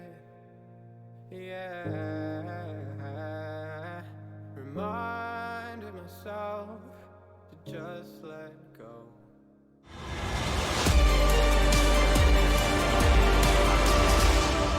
Go to hell and back just to feel the flare. We gon' turn up in 11 rounds on the CT side of Train. It's certainly not out of the realms of possibility, and OG have proven that, but Fnatic, not necessarily out of the running. A pistol round conversion, a first win on the Gunny, and suddenly we're looking at an 11-8. Can be competitive, but something inside of me keeps telling me that OG have got this one in the bag. You can see that the mental side of things and the mechanical side of things are going swimmingly in one direction in the server, but things can change so quickly in the world of Counter-Strike that we love so much. Plenty of util on Alexi here, Chad. What you reckon that Molly and Smoke have got in store for us? Could be late round here if he wants to use it for the bomb after chain. plant, yeah, I'm into it. At the moment, they are all postured up. If Bronnon goes looking main, which he is, we could see a stack here. Well, they're just going for presence, or are they actually going to go towards B? So now as we can see the rest of them tucking on in, it will be the B side finish. Alexi might even want to drop this deep towards Connector and them to push up on, because the smoke is deep. The Molotov, it's being saved right now. There it goes. It's just been lobbed out towards Connector. They want to take space. Such orderly fashion to this T-take so far, but damage is being inflicted right on back. Alexi B loses life, and you see Golden very much attentive, but a curious plant, quite a deep plant as well. It looks like they're postured to fight, but JW more than happy to greet them on that. I don't know if you're going to win that fight, but Issa still has a lot to say until then. Suddenly, it's just the two of them. Yeah, it's over. Valda with such low HP, and he's being flanked. He might take a cursory glance, but Roland finds him, takes the P250, but you can see the idea. The forward plant, do you believe that was part of it, or was that a heat of the moment thing? I think they thought Fnatic were going to play a little bit more retake and they'd get more site control before being peppered on up, because if that was the case, if that deep connector smoke linked in with Alexi B's Molotov normally would have given them control almost towards the backtracks. Yeah. And then from that point, being able to fight and stay close to the bomb, not worrying about your flanker who would have been involved there dying, and then the bomb getting defused while everyone else is pushed up. That's why a deeper plant maybe was considered here, but I'm not quite sure of what OG are going to get away with these Galils. We see 3 of them. Here we play who won the first round. A UMP, a MAC-10, yeah, it's pretty nice stuff over there on that T side of things. The only thing they're really lacking is utility at this point. For Fnatic, they've had to buy on in with these Famises, and JW with the only M4 has already been tagged on down to 14, so a great dink coming in from MBK. Bit of an old nemesis right here. I need to do a bit of that baton relay. That's the bomb spotted, I think. Yeah, Alexi B showing first, forcing out the Molotov, and the CT side, yes, they are slightly better equipped on utility, but it is still sparse. Oh, but look what they just wasted as well. Another molly drop towards low ramp and a smoke towards high ramp, and now this passive setup from Fnatic. The most forward person they have is the player in Pop Dog, being Brolin. I legit think that strat was, come with me, show bomb Brown Halls. And we'll fall back. And we'll fall back. It's worked wonders. It has. And what's also interesting to me is look at JW. Just give me one flash of it. Look at that, how passive he's fallen into so he could support the potential in a hit. It gives him space Ivy as well. Crims is going to be feeling very hot under the collar here when the flank comes out from Ivy and main at the same time. He's going to need to tuck on in and away or hope that Brolin can bail him out here. Smoke come over. That's going to lock out Brolin's position. And Crims has gone of his own. Yeah, but they're going to disrespect that. Straight across, if anything, gives them a guise to get out. Crims realizes he's vulnerable to Ivy. The first frag is found. It's going to get chaotic. Lauren, strap yourself in. This 30 seconds could get messy or not. Crims tidying things up quickly. Yeah, Crims got our little dustpan. He's putting everything in a nice little order. No problems. I thought it was going to be frenzied. I expected, maybe a little bit of surprise, but apparently no surprises here. But man 2, go on. Show us something. You've got 19 HP, a Galil, and now you ain't got your life. So Fnatic maintaining calm under what was actually quite surprisingly not that much pressure in the end. I mean, considering what OG chose to bring into that round, they managed to do an awful lot. And it wasn't the usual waiting and just hoping that the CTs throw it. They kind of forced their hand into that utility draw. If there's one thing that we've seen from Fnatic here that has come in time and time again, it's been delivering when they're behind. It's true. Now, one of the things they struggle with is closing when they're in front. They lost that 15-9 scoreline on Overpass against Vitality in one of their earlier group stage games here at IEM New York. Now, with the scoreline at 11-6, you're about to see it most likely go up to 11-7. If Fnatic convert against the first gun round, well, we're back on. So, Ivy, that's the presence. Alexi B about to dodge the nade. Valda was the one who copped just a little bit more damage on that one. Both now within the realms of 80 HP. 89 for Alexi B. Valda on 85. Good year, 89. One of my favorites. Yeah. I was nothing but a glimmer in my father's eye. -3 years old or something, was it? 4, yeah. 4. Excuse me. JW, though, dealing with the Ivy presence quite well, and obviously that little other threat that was building also been found. This is all quite comfortable so far from Fnatic, and you want to keep this clean. Flusher. He's got 5 bullets. Why is JW such a badass? Just reload. He loves it, though. What if he gets both with 5? Look at that. He's going to... Okay. I recorded a clip from one of our games last night, guys. You did? Of one of you. And we'll play it later on the show. What did we do? Who did something cool? Lauren, you had a round. You had had the pistol round against that Timber guy who held it sandbags. Oh, yeah. Oh, that was cool. Timber killed us all. Yeah, we did there was a few of them that were... pistol. I've been enjoying Counter. I'm getting better. I'm just you're playing out really there. well. I'm starting to understand how Counter-Strike works. All you had to do, if anyone's wondering, is watch Counter-Strike 6 days a week, 12 hours a day. And breathe. Remember to breathe. Breathe, obviously. That helped me in my oopsie moment. To be fair, I hear you breathing, so I can confirm either. I do previously forgot to breathe. Alexi, though, lungs full of air, looking to deflate Brolin's. Boop. There we go. Exacerbated is the young Swede. don't even know if that word is relevant, but it felt like it was. Exasperated? Exasperated? Yeah, Accelerated. in there would Masters of Counter-Strike. Wow. This has found JW, but at this point in time, it is still not a lock-in. If he could find Golden's hunt here, he knows it's a possibility. Oh, the timing on this. Yeah, I like this, though. If he holds this angle, chances are he gets one of those two jewels. Mantu hoping to work his way out, but Green Train could be a threat. Flusher, he's very passive holding this now. He's just hoping to catch anyone crossing on the walk up. I like that little deeper line he's holding. There is totally one-on-ones to be found here. Sure, I mean, they're not going to clear this. Oh my God. Apparently do that. Yeah, it was a deeper little off angle. I really thought Flusher had a lovely little watch on that, but Crims now fancies the chances, and the knife switch is going to cost Easter his life. Not even a chance to fight back. And honestly, even with gun out, I don't know if you'd still expect it. Easter brought a knife to a gunfight. No fun for anyone. Crimson Golden, though. They did see Mantu's position. That was so long ago, and he has got the bomb on his back. So surely, if he was to wait, give it 15 seconds, one of them's going to have to acknowledge he could be going in. No, Golden's found him. And they get the AWP in time. Yes. All right, so picked up, that'll be given on most likely to JW or Flusher if he wants to play retake towards that side of things. Now, Fnatic are one of the teams where they do have a primary AWP, and an AWPer who has played that weapon for the majority of his career, but he's happy to use literally any weapon in the game. And I'm not over-exaggerating when I say that. So while they hand it over to Flusher from time to time as well, and it looks like JW was gifted that here going into the next round of play. Round number 20 coming onto your screens right here as the scoreline now 11-8, and this lead that once felt so threatening from OG has quickly trickled on down to a similar buy and a similar scene to what we saw within that first half. OG down to just a light upgrade of pistols and utility behind it. Can they be more threatening than Fnatic though? Because theirs look limp and weak.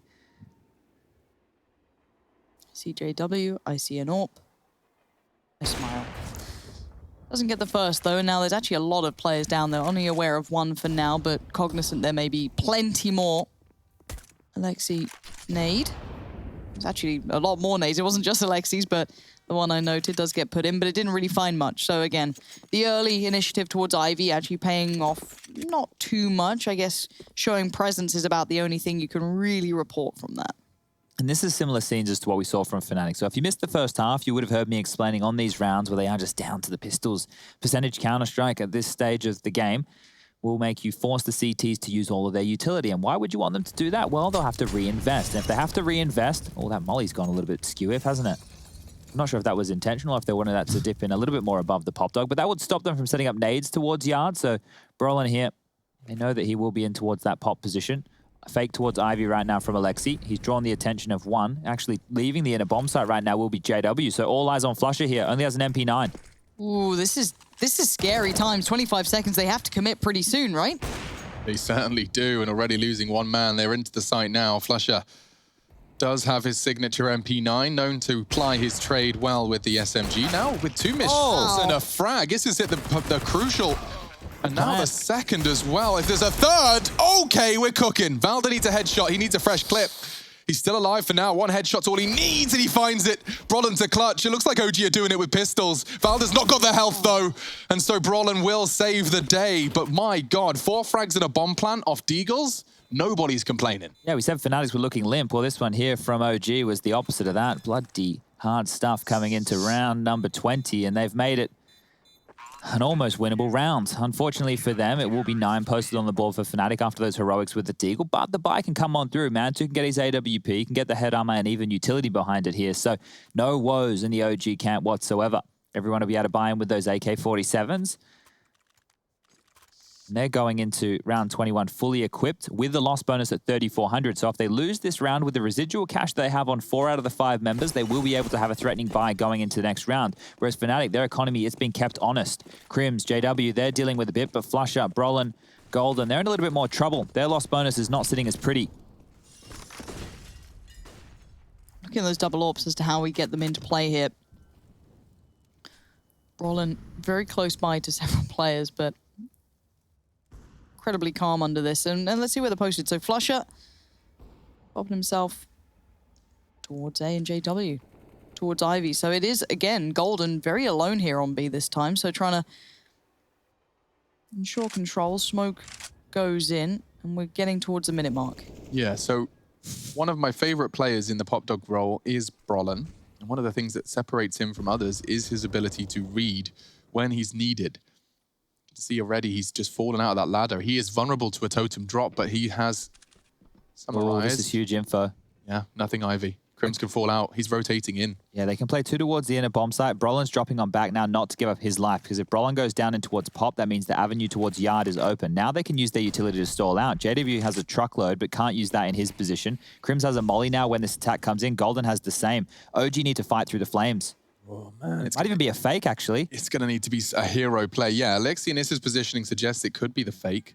Time there at 30 seconds. This is going to be a very interesting round.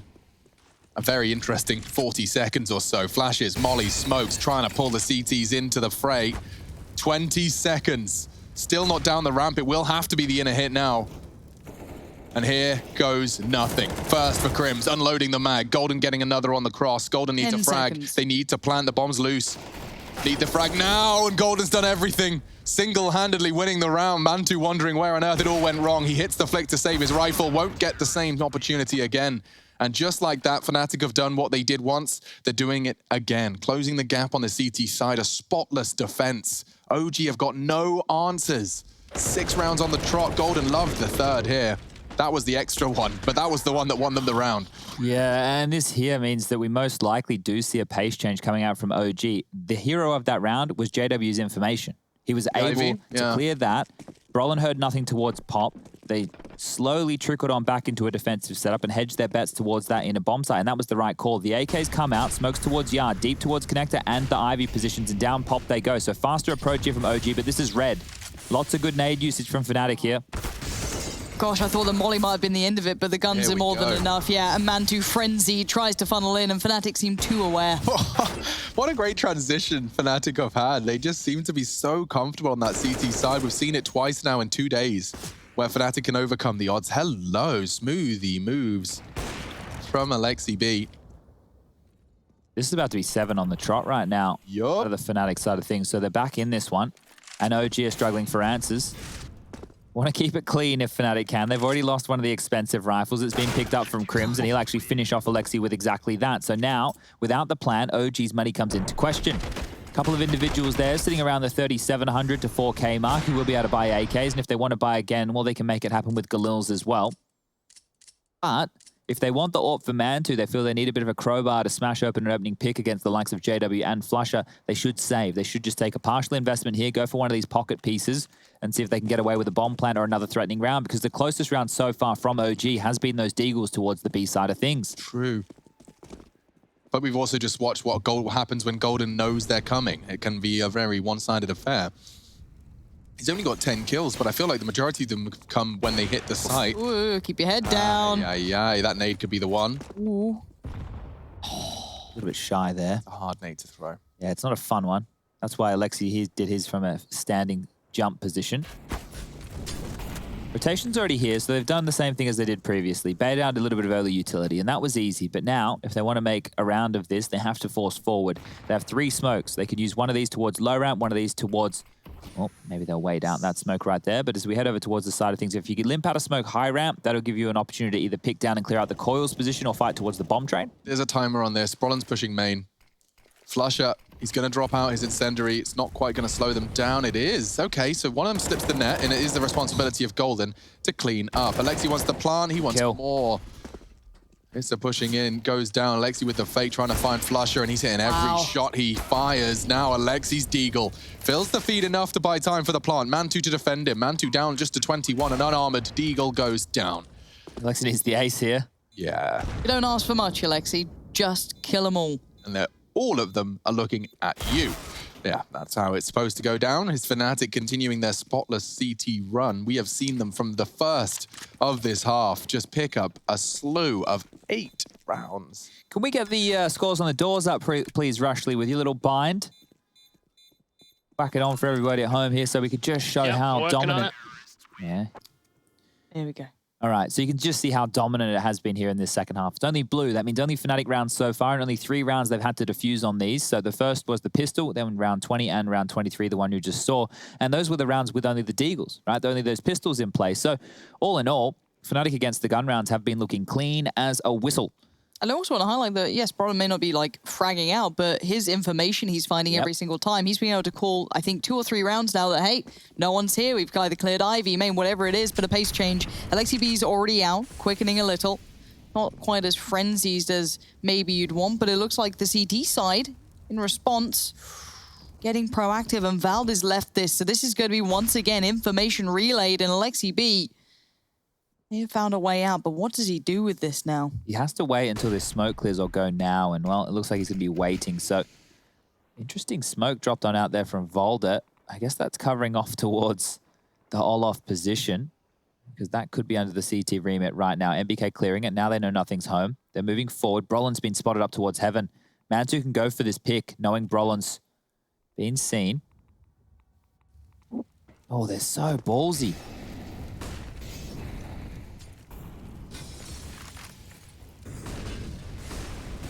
Look at all those flames. It's allowed a gateway to the site, but the bomb's yet to be planted. There's still almost all of Fnatic keeping eyes on this. Keep in mind that flank from Golden will eventually come through, but MBK's won his fight. There's the flank coming in, and now suddenly the back is very vulnerable. Yeah, the power of Golden's position now just makes everything more awkward, and it enables Crims to find one. This is trying to relieve the pressure, landing a dink, but here's Flusher. Fnatic just locking them in. This hurt locker, Mantu's digging him out. An exceptional double. I am concerned for the swing. He's tucked in now, though. Doesn't stop JW from finding him. They don't have a smoke. Do they guess Golden? Needs to get that on the bomb now, and has done exactly that. Alexi with a lot to do. Whether or not the dink from Issa has been communicated, it could change how Alexi plays JW has this. to defuse.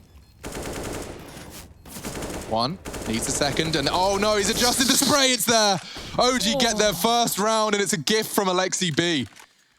A gift indeed, and it keeps on giving. You can see the CTs have got plenty of cash to keep going after their 8-round run. But now OG are on the board on their T side, and it's not through anything other than Mantu and Alexi B. Finding Flusher, piecing together the necessary frags. This was close. You can see on that top of the screen, about half a second in it. That's the way you probably would have wanted it anyway. You know, the higher HP player going for that defuse there. But Golden, if he had the AWP, then maybe they may have been able to make that one work. But good stuff between Mantu and Alexi B there to finally pull off a round for OG. They've stopped the spell. I do want to remind myself that started with Alexi B getting so much room towards outer. He was out and about looking towards E-box. He was already kind of around this, playing around the smoke, so a little further ahead and able to clear. But this time they lost down MBK from Brolin being quite proactive. So again, then obviously couple that with the flank that came in from Golden. However, Mantu a little stuck in here, takes way more damage than he wanted. It all calms down for a second now. JW loves to search for these kills if he knows someone's crossed, and he's doing exactly that right now. He loves this type of a play. Left eye, surely it Yeah, favors... but it's so unexpected. That's the thing. It's so unexpected. You never expect an Ivy player to reinitiate like this, and JW, he goes for it, and he's actually going to get punished this time round. So Issa not allowing JW to get away with any of his antics and drops a lurk smoke. So this keeps Ivy under question. Brolin will have to look over there at some point because currently it's a 2-2 setup. In towards Pop is Crims. Brolin playing in transition. He's got a lot on his plate. Unable to finish his food either there, so Mantu walks away with his life, and Crims, he will grab one, but it's all going to come down to the rotation here. Look at Flusher. "30 seconds.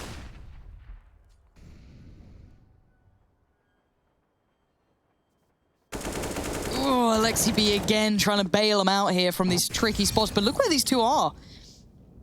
Both in towards Pop. Mantu, how do you lose that fight? I thought it was his all day. Now Golden in the 1v1. Issa's position, I don't think has been revealed recently, but Golden's perception is incredibly high. He understands the likelihood. Touches on the bomb, but now Issa has the chance. And yeah, the shot comes out. Well played by Issa in the end. 1v1s to close out these rounds. Well, it was a 1-on-2 in the sake of Alexi B's round, but this one here was another 1-on-X for OG to get across the line. And Fnatic now, they've actually, off the back of those 2-round losses, had their cash whittled down to a place where they will have to take a save. And that's all it's taken from OG. 2 rounds back-to-back and dealing with Fnatic, who haven't held on to any of these CT-sided rifles. Thought this might have been enough right there as they did catch them by surprise, but Issa, fantastic work, does even save the AWP, and now real problems for Fnatic here as we move forward. 13-12, they've gone for a partial investment, P250s, Deagles, and Scouts out to play. Can be decent if they hit those tags, but wow, Mantu, that was quick. Yeah, he says he's doing it for the team. Never wants to let his team down.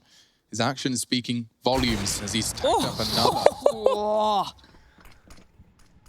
JW walking through. What was his intention? Nade in hand as well. Interesting little play there. Suicide Bomber on the CT side. The martyrdom perk. Don't see that every day of the week. See if he can... Oh, well, now it's a good challenge. The COD 4 perks. Deep impact for the penetration. Stopping power for the bullet damage. What else have I got? No footsteps because it's dumb. No, that was not in the competitive rule set. Dead silence is for the console noobs. Always has to be mean about it. Well, I've seen a clip, like last year with the Esports Awards, they had a clip for like Clip of the Year that was a Call of Duty clutch, probably on the console, where they couldn't hear the footsteps. And they won it over Chris J's clip. Yeah, it was like, I was mad about that. Watching? A lot of the competitive COD from the console thing, they believe that hearing footsteps is for noobs. Sorry, what? Oh, I know. I haven't bothered to take that fight on Twitter yet. It's not worth it. It's a bunch of meatheads smashing their heads into bloody remote controls. I mean, it's ridiculous when you sit there in Counter-Strike and, you know, we talk about the power of audio cues, etc. But maybe in the pace of the COD gameplay that they're so used to, for some reason, not making steps is the pro way of doing it. Well, the auto aim helps them as well, so that's that's good. true. But when you're only aiming with your thumb instead of your whole hand, you might need a little help. Get a mouse. It's one of my favorite console, you know, versus PC storylines. Obviously, Chad's one side of the spectrum. One thing that's cool is there's a player in Apex at the moment called Snipe Down. Snipe Down's amazing. He's competing versus mouse and keyboard players with a controller. And he's God tier. And he hangs. Yeah, no, he's actually That's sick. pretty sweet. That's something that we joked about. We said, it's never going to happen, but someone's doing it. Admittedly, not in a game I follow too closely. If I'm honest, Snipe Down, I think, was a Halo player as well. Again, God tier player now. About to get hot. Yeah, it's very hot. Ooh, I was thinking God tier, but maybe not, more on the human level. But Krim's still able to provide something. But that's a plant coming out, so this retake is going to be tricky. You've got that AWP still in play, and now you've got a nice molly as well. MBK doing wonders, forcing the smoke out, forcing them to respond. Brolin's position. There's no kit.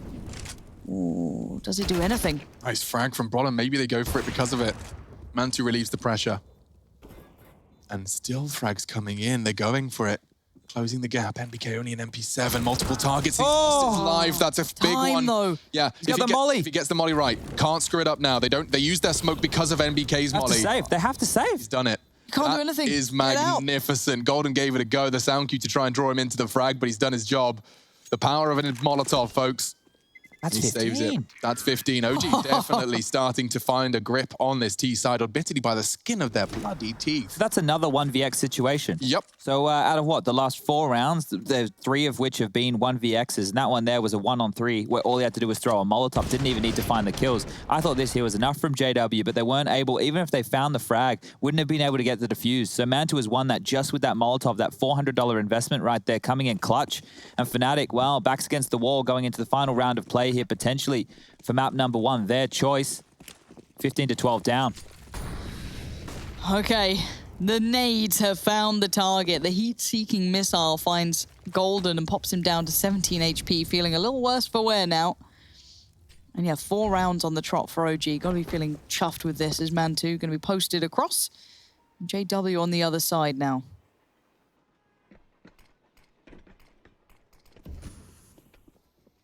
And that from Brolin. Information now to be relayed and map control garnered, but JW gets it right back at him, losing sight now towards Ivy.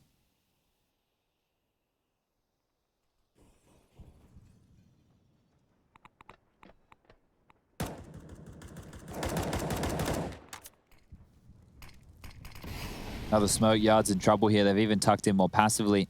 Crims is left. He's left into connector, and now he's in limbo. How does Valdez roll do anything here? I mean, obviously he's just holding the brown horse. He's only got a Molotov. He can't really sell anything. He's going to try, and that's it. Yeah, a spray and a Molotov is as best as he can do to keep Golden and Flush's feet planted. It is working at this point in time, but the Ivy focus, of course, continues. JW's about to be in a lot of trouble. Oh, it's a tight line. If they flash, he has to fall off. He might have seen a gun then, just on the weapon switch. Molly smoke, obviously he now knows 100% there's someone still hanging around. 25 seconds, the timing couldn't be better. JW sees nothing, still finds it. Crims then called into attention, bomb now dropped. Crim's ready for the follow-up as Alexi B can wait, but all the CTs are now here. Mantu's going to have to dig deep again, and he can't go anymore. Passive hold from Fnatic. It's wonderful.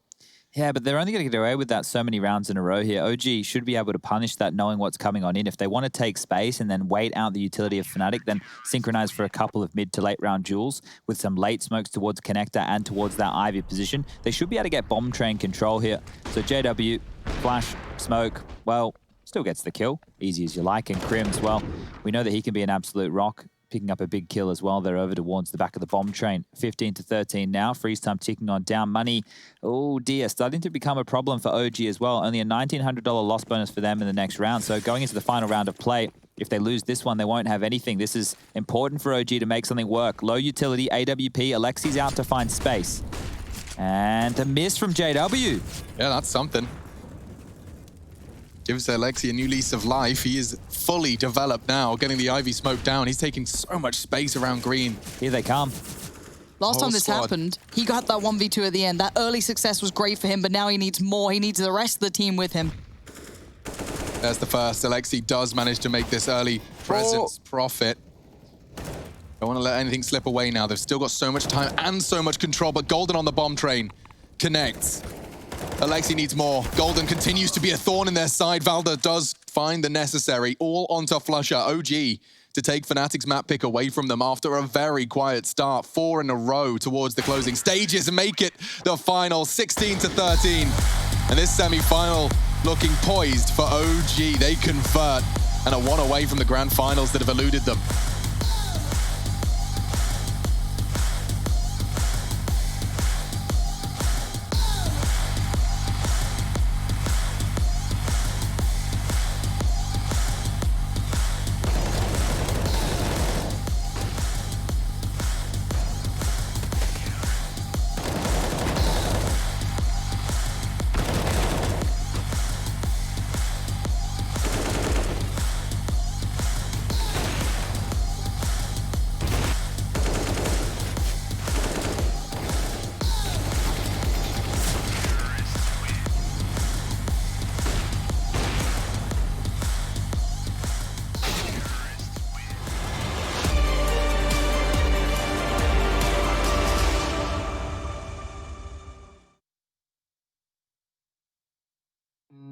Look into your eyes, I see the colors of your soul, and I recognize every single line, every single roadblock. We are two hearts that beat in time, and the towers looking down all night, blocking out the sun that we need.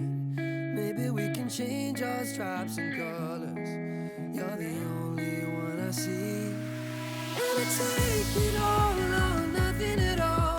Driving through the night till I'm at your door. Go outside, stay up all night, and I take it all or nothing at all. Driving through the night till I'm at your door. Go outside, stay up all night, sleep through the sunrise.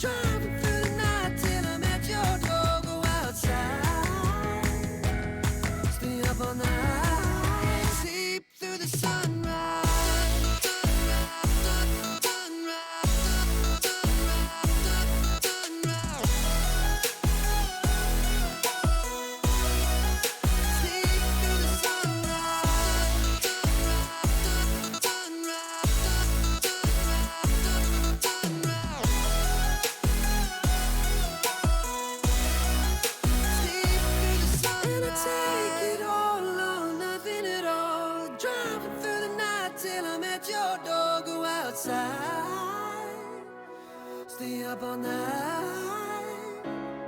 It'll take it all or nothing at all. Driving through the night till I'm at your door. Go outside, stay up all night, sleep through the sunrise.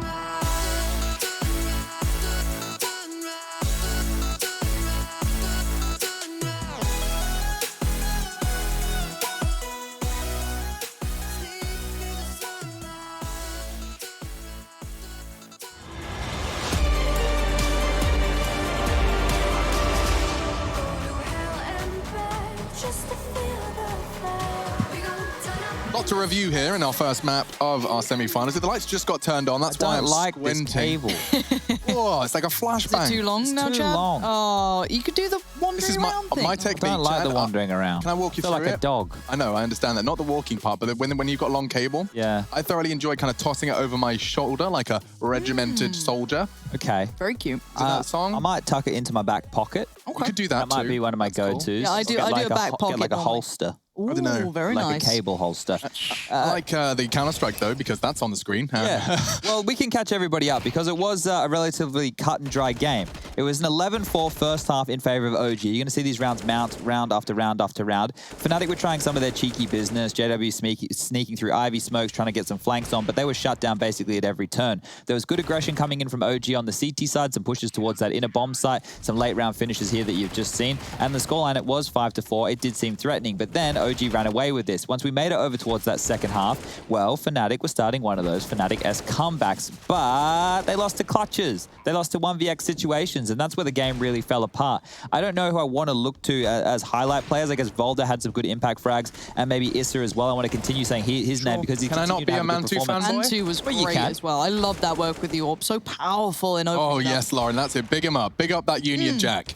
Actually, maybe here's the point. It was a team effort because Issa had 22, Volda had 21, MBK had 20, Mantu had 19, Alexi had 18. Oh. So quite the spread of frags there. It was a definite team effort coming on through. And Alexi kind of turned things for me, I felt. In that second half, once he came into effect, his room he was garnering towards E-Box, closing out, was it a 1v2 in a scenario, the 1v1s? Yeah. His clutches may not have been, his kills may not have been as many as some of the others, but the value of the kills he got was pretty instrumental. And I think we have those clutches. I did request it through our old boy Max at EVS over there, pulling up those. So I'm not sure if he's been able to get them together in time. I do put them really on the spot. Put them under the here. gun. Yeah, and we're going to start off with the Alexi one, right? So this is the first round on the T side that they were actually able to put on the board here. So Alexi winning this 2-on-1 situation, a big round to win. And this was after Mantu had 2 banger shots with the AWP. We can continue forward with this. Issa, then he's going to find it. See, I really am putting on the spot here. I asked for 3 clips. Issa, he then finds that 1-on-1 at the end there where it was Crimson Golden coming through the pop dog. Yes. So they both were coming through that position and Issa just had to reposition and win out what was quite a simple 1-on-1 against Golden. Well, there was another round for them on the board on their T side. And then it was that Mantu round where it was high round with the AWP and all he had to do was drop the Molotov because there was no diffuse kit and no smoke in play.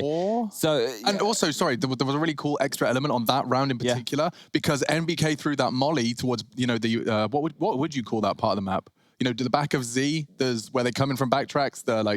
Hit me one more time. The spot on Deep Train. Deep Train. You've gone past Z, you run down highway all the way. Okay. That's Molly. He did it on the hump. Hump. Yes, that's what I would have called it. Of course. Hump. So his Molly hump. Yes. Forced a smoke out of Fnatic, which That's meant right. they didn't have one for them diffuse. That's all I'm saying. It was a cool tidbit. Oh, I'm with you. Sorry. My brain was a little bit scatterbrained. No worries. Absolutely no worries. You're queuing up your clips. I think it was this Molotov right here you were talking about, Alex. Exactly what I'm talking about. And this is hump. We call that little hump there just because there's the ramp and there's a hump on the ramp. Yeah, no, it is. It's a little hump. Yeah, and then from there, you're right. They had to use their utility. They ran on out, and all in all, it's a good game from OG. Now we move into Inferno. What was their map pick? Yes, I'm shouting at you from as far away as I can be. We will be back with map 2. It is an interesting one. Will OG take their map pick? We don't know.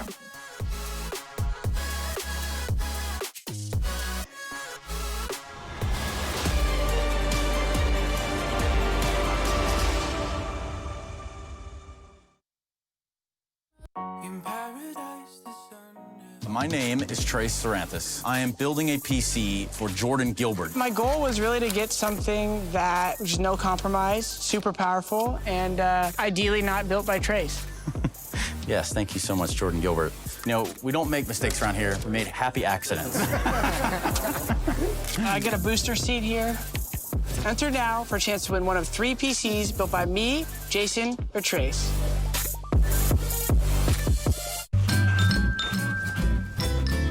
You ready? Huh? Hey, he's a good boy, huh? You ready? Huh?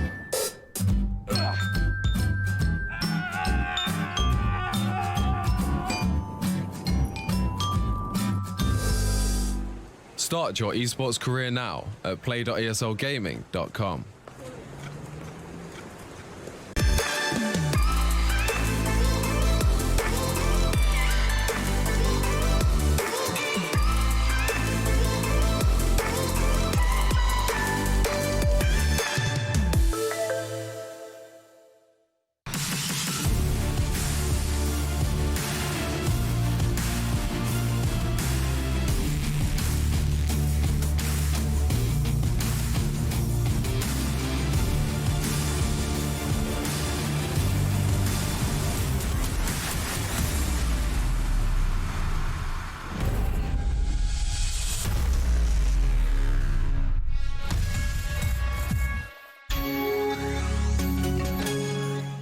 Come on.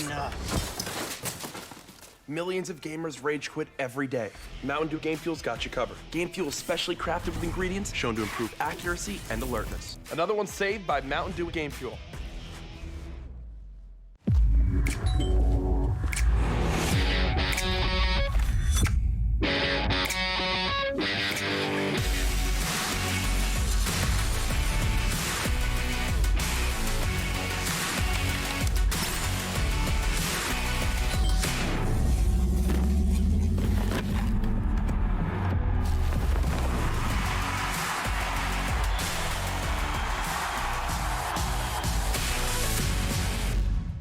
Wait to tell everyone about AT&T's big 5G news. AT&T has nationwide 5G?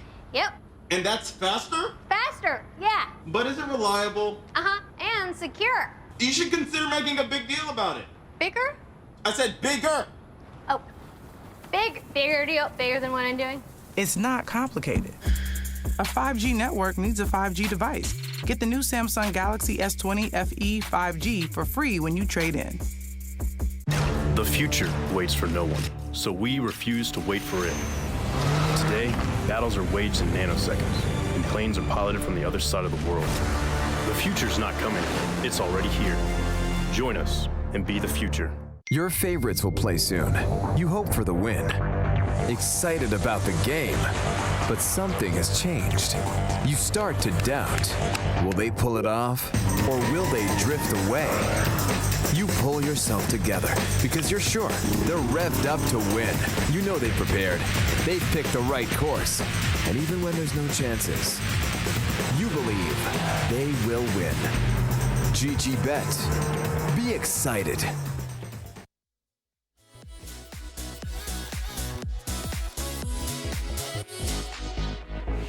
Talking to myself and I can't focus. Yeah, I'm broken. The door is closing.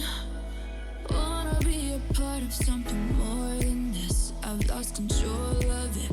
I've lost control. You give me air to breathe. You give me light to see. Oh. When things are out of reach, you bring them back to me. Back to me. You see it through. You see it through. Yeah. You see it through. You see it through.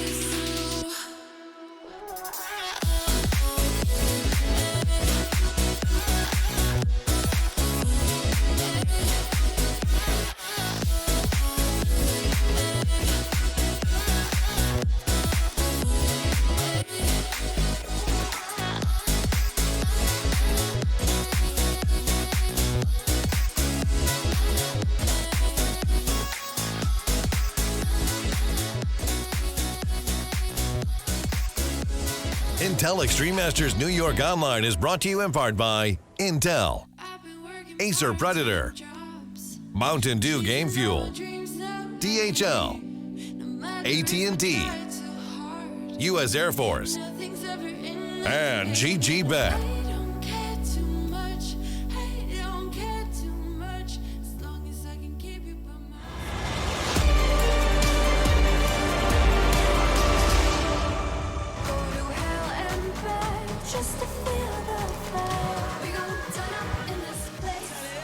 Fnatic and OG semi-finals of IEM New York 2020 online. Smiles creeping onto their face. We spoke in the interview, actually. We grabbed Crims from Fnatic ahead of this semi-final bout. Of course, a spot in the grand finals that has eluded OG so far this year. Nearly 365 days as a unit, still no trophy in the cabinet. Not a surprise, some players go their whole career without a major trophy, S-tier trophy in the cabinet. OG, of course, pulling some newer names into the roster. But Chad, it starts on Inferno, and I think we have to recap the reason we got here. This was not Fnatic's pick, and yet, if I told you that in Fnatic OG Inferno was being played, you'd likely have assumed it came from the Swedes. Yeah, and I feel that they got away with a bit of a freebie here. They would have been happy to have this one as the third of the series, but OG picking on in here, thinking that maybe they can turn this one around. If you just take a look, since coming back from the player break, I think it's 11 times this has been played for that of OG, and they've won it 9. So quite the record on this in recent times. And looks like it's a non-starter. Yeah, we won't be getting this one underway right now, but we can talk about those GG.bet odds at the top of your screen favoring OG, and that makes a lot of sense after the way that they picked up map number 1. Let's just quickly recap a little bit of the action that went on over there. It was a fantastic lockout of a first half, and then clutches on the T side. Now, if we continue that narrative forward, clutches on the T side of Inferno, they can't be the bread and butter of their gameplay here. They will need to step up and have some cleaner gun rounds, and kicking that off with the pistol round would be one step in the right direction to getting OG in their first grand final. It's wild to think it's almost been a year since we were at that CS Summit event, Alex, where we witnessed them debuting. Yeah. Wow. Yeah, time has gone very, very quick. Yeah, look, we're a couple months Don't forget, shy. I like, think it was in December, but I'm rounding up. And this year has kind of flown by. Chad says they're dirty. They look lovely. Josh, do you reckon they're dirty or clean? They look squeaky clean to me. I mean, they're in can water. we look at how little water they're working with? Like, you're going to get dirty if there's just bloodshed dripping into your pond all the time. Think of all true. The Something to eat. pennies What as if they well. like it? Pennies? I think. Yeah. I mean, piranhas, you know. Well, you know, koi fish, they grow to the size of their Of their what? I guess tank or environment would probably be a better size. They grow to the size of their environment. So you're telling me that koi fish no, they like will, liquid? No, they obviously don't expand to the exact size of the water they're in, but if they only have a little bit of water to grow No, so koi expand to fill their container. Cats, koi, water. Displacement. Words. Just around now, underway here as Fnatic will be starting on the That's my CT trick. side. JW kit and a smoke in hand, and USPs with Kevlar for the other 4. Utility of nades. And hello, catch that one, Golden. Good night. Sweet Prince, that hurts. Ouch. I love it when Alexi's taken down Golden as well. You know, they're both the voices to have made the call in that round. Well, that's a great opening. It's a free opening as well, because all it cost them was the nades. And they've taken out one member of Fnatic here. 3 men from Fnatic stand towards the A side of things, and they want to keep position towards top middle. Smoke for Alexi, flashes as well in play. I guess the one downside is that most of Fnatic are still here, dedicating that additional man that was maybe destined for B towards the A side. Now,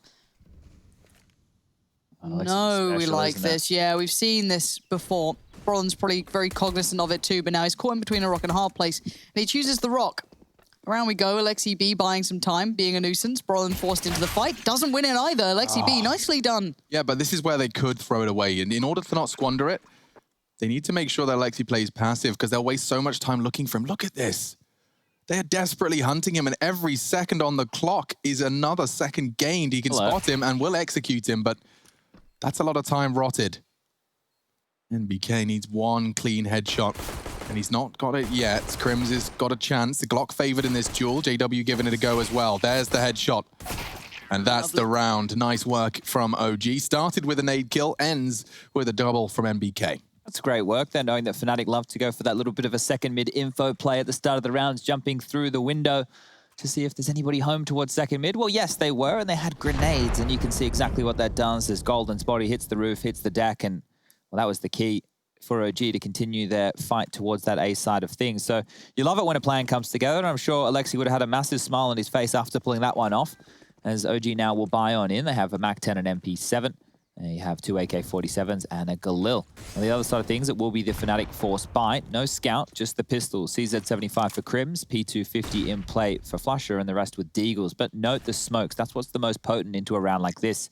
If they can hold on to these, if they can get the timing right, they will be able to lock OG out and force them to fight through the smoke. So with a minute 25 left on the clock, we've only seen one smoke come out in the early stages here. Interesting.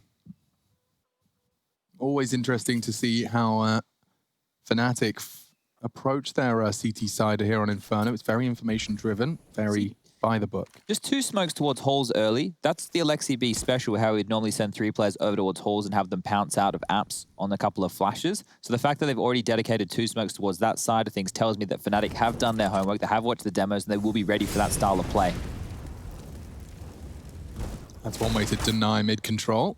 Oh, MBK lucky to get away with that one. JW could get caught here, nade in hand, and just unload his Deagle, nearly finds 3. If only the Deagle was a little more potent, or the nade the same. Now it can soften him up for Golden. If he puts a single bullet through that smoke, he's got the bomb in his view, and he will be mollied and sprayed out of contention. But with them being so low, 30 seconds on the clock, this is where Fnatic can really do something dirty. Oh, they've got the bomb.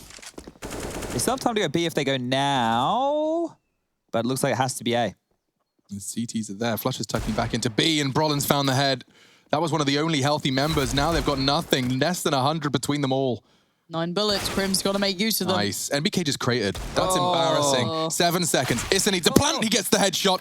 Can clutch up, but Fnatic with just pistols. Second round force. Now a MAC-10. It's Flusher versus Issa. Issa wants info. And he gets more than that. A swing with the MAC-10. He unloads the full clip. He wants to make sure they remember. Yeah, he'll give him a bit more as well. Look at this. Just remember to defuse. You don't have a kit. You don't want to... Really trying to get under the skin at all times, Fnatic. Now, for them, they're just going to smile. They're going to laugh. They're not going to care if people do it to them. But there are players who genuinely do get a little bit worked up when the BM comes into play. Frustration at an all-time high, and this is obviously a semi-final. But that's a perfect bend back there. Yes. Not too many people have that level of flexibility, but MBK is showing us exactly what he's been working on. And that's the stretches. Oh. And relax. A 1-1. No fun. OG forcing. Single Galil. Is this going full eco in this? Did he miss the memo? No, he's just a little late. Guess he needed to know if he needed any utility for a round like this, but with 3 smokes and a bunch of flashes, I don't think OG can contest for too much map control. They're going fast A here. This is very, very telegraphed. Alexi wants to kill him right here, right now, and it just doesn't find the crosshair placement. Brolin readies himself for the push. This looks great for Fnatic. Could be the 1, 2, maybe even a third, as Mantu does go down. Brolin single-handedly defends the A site and secures the second round for his squad. Valda wants to change my mind. Can't do so. Get that AK. Where is it? Get the bloody AK. There it is. So now that we get the eco, so we can all relax. Someone can get annoyed that we're not talking about the game. Rush can, though. Hello?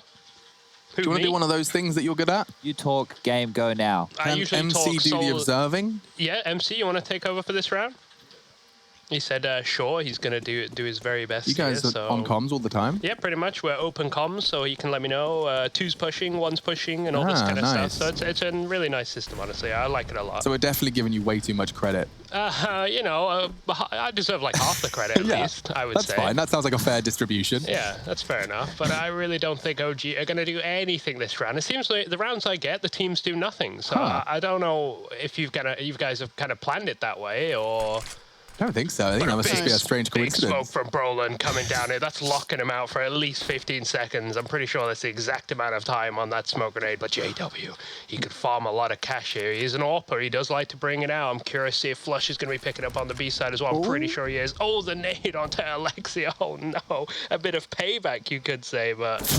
limping out Brolin here with the AK. It's not a Krieg, but it doesn't matter. This kid can still frag, and that's for sure.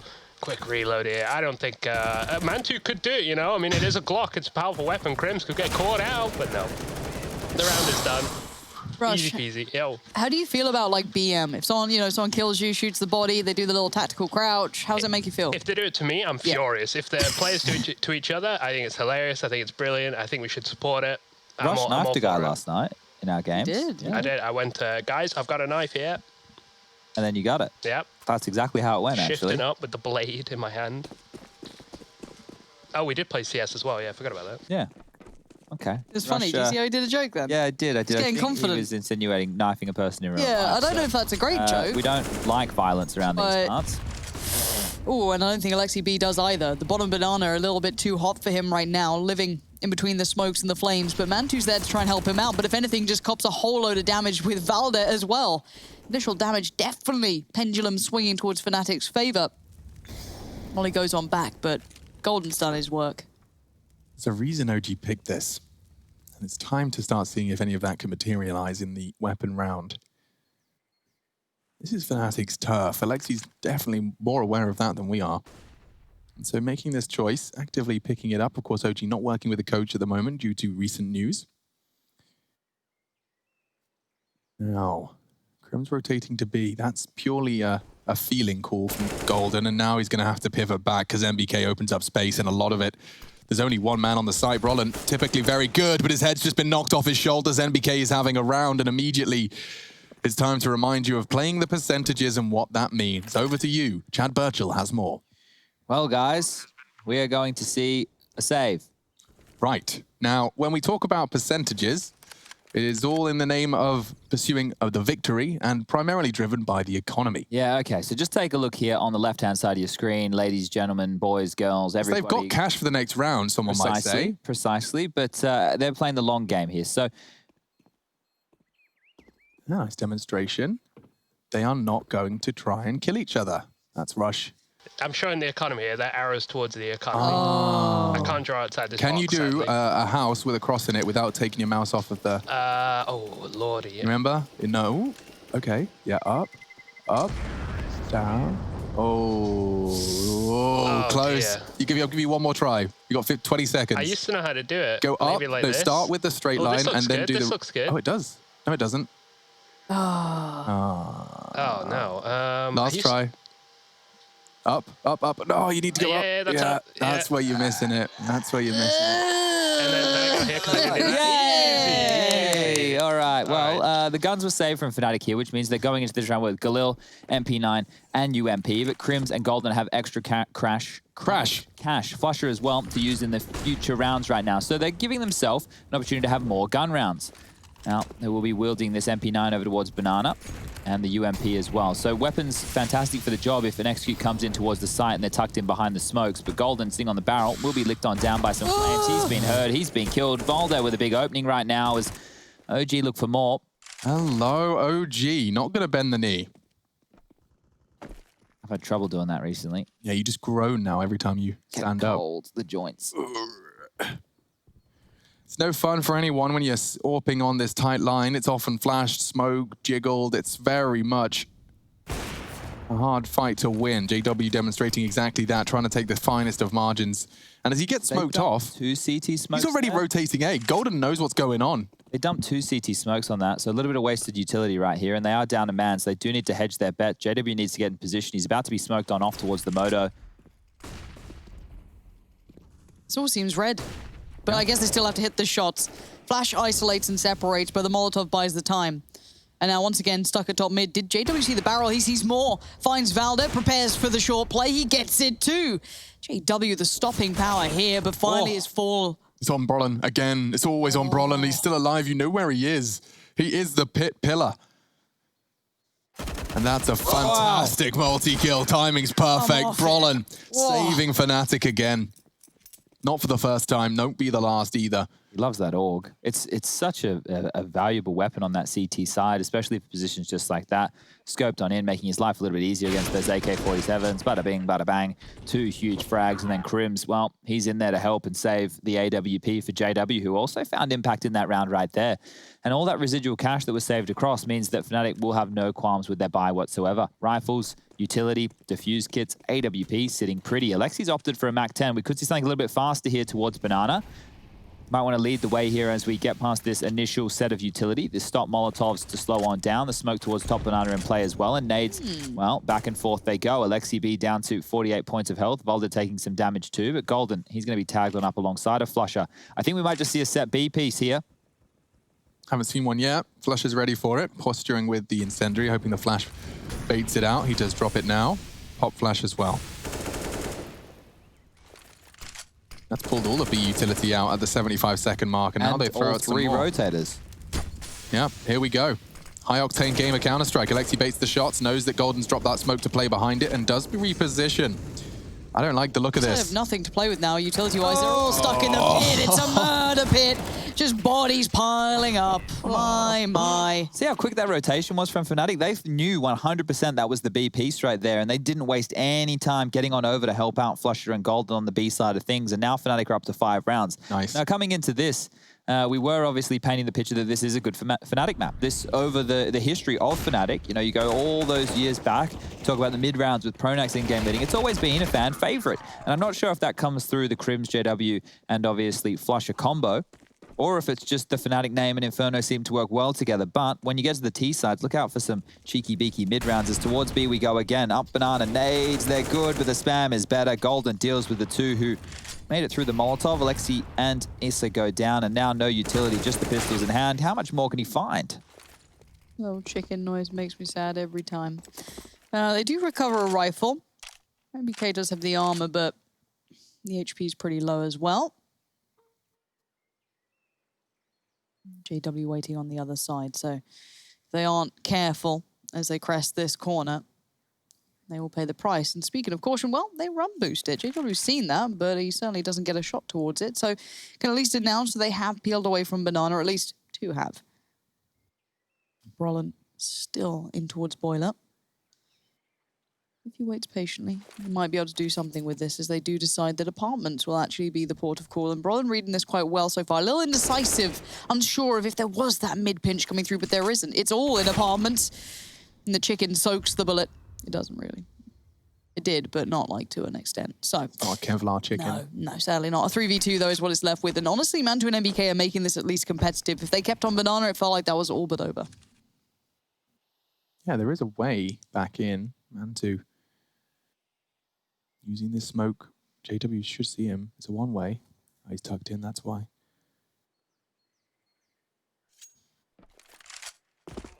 Into the pit they go. 14. They have to cross. They could plant without JW. Oh no, the miss. Does he have the nade? He does, but I think the fumble could get it down in time. Yes, a chance now for Mantu. Minimal. But a chance all the same. JW with the AWP, he knows it. No, he gets tagged. Now things get even more difficult. He's hoping for the elevated angle onto Flusher. Knows Graveyard's a threat as well. Oh, Fnatic are playing this so well. Yeah, his options were so limited. Great shots being hit. JW doesn't have to pay too much of a price, but $800 for every member of OG in defeat, thanks to the bomb plant. That's $4,000 injected into their equipment value for the next round of play. Yeah, the CT side money is now looking really quite nice. Over 10k on Crims, got the AK as well. He's happy. Flusher, AK2. All sitting very pretty. Brawl and everything he needs. And obviously on the T side, it's going to be a full buy, but their money has been through the ringer now.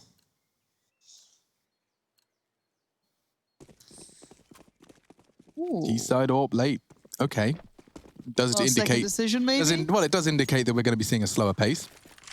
Smoke from Valdez, intentions to extinguish the Molotov, but none are thrown. Fnatic a very reserved stance on one side of the map, but the opposite in the apps. JW has 3 teammates, excuse me, 2, including himself, 3. Positioned towards this apartment's position. So if NBK turns this corner, he's going to get way more than he bargained for. And JW's caught Issa on the hunt as well. An app setup, and it gives them 2 opening frags. Fnatic looking like they are. This is just another day in the Inferno office. Yet to see evidence that OG can justify their map pick here against Fnatic of all teams to draft Inferno. Plays too well with Fnatic, doesn't it? At least for now. I mean, I'm sure there could be some differences later, but look at this smoke. Stands. They really need this smoke. We saw Golden underhand it. He's lining it up now. It's just to help Golden escape. Now he can play around it. Now the Molotov does nothing. You can see what it's done. It's deterred them. They park Valder in pool, hoping. But all of these rotates from Fnatic are well placed. And yeah, JW just burns Valder's lurk. It's got to be a timeout soon. They're getting kind of... I used to say mullered. Mullered? Mullered. Yeah. I don't know where it came from. I think I was thinking of the yogurts when I was saying it, but getting mullered is what I would say is relevant description for what we were seeing so far here in our second map. It's only been the pistol round and a fifth of play. Now heading towards the double digits. It is, of course, round 10 on the way. Getting banged out fit as well, or? Banged out does work. Yep. Wrecked, destroyed. Rush, you got any? You're usually good at these. Unalived. I think that's an actual one, yeah. I just did a personal interview, actually, with Jason Moses O'Toole. Okay, reached out to him, coach of Team Liquid. I reached out. I just checked in. I was like, you know, what have you been up to? How are the preparations going? He told me he's put a 5-pound brisket on the grill, and it'll be ready Has he sent you any pictures in of it? about 9.5 hours. I've been asking for updates about his meat. 9 hours Been asking for updates about his meat. All right. Well, I didn't know Jason was quite the chef. Spread? Did you not see his new barbecue, though? No, I on the Instagram, Chad. You didn't see that? I haven't been keeping up with the Instagram. I've heard all about the TikTok, and I've been studying. No, I haven't. Oh, God, I was really excited about this twist in the narrative. No, I'll be staying away from the TikTok. But OG are into the buy, and they've got 2 AKs. Make that 1 AK. MBK is deaded, and I said 2. It was only 1. It was a Galil alongside of that. So unalived is MBK right now. Unalived, yeah. That's a Rushley special, I think. Yeah, definitely. But this is a Frey-K? It's a free AK. Yeah, so that's going to be picked on up here by one of these Deaglers, and that was Issa. And JW's got a full AWP. He had to pay for this one himself, so he doesn't want to let this one get ripped out of his hands by any cheap $1,000 rifles.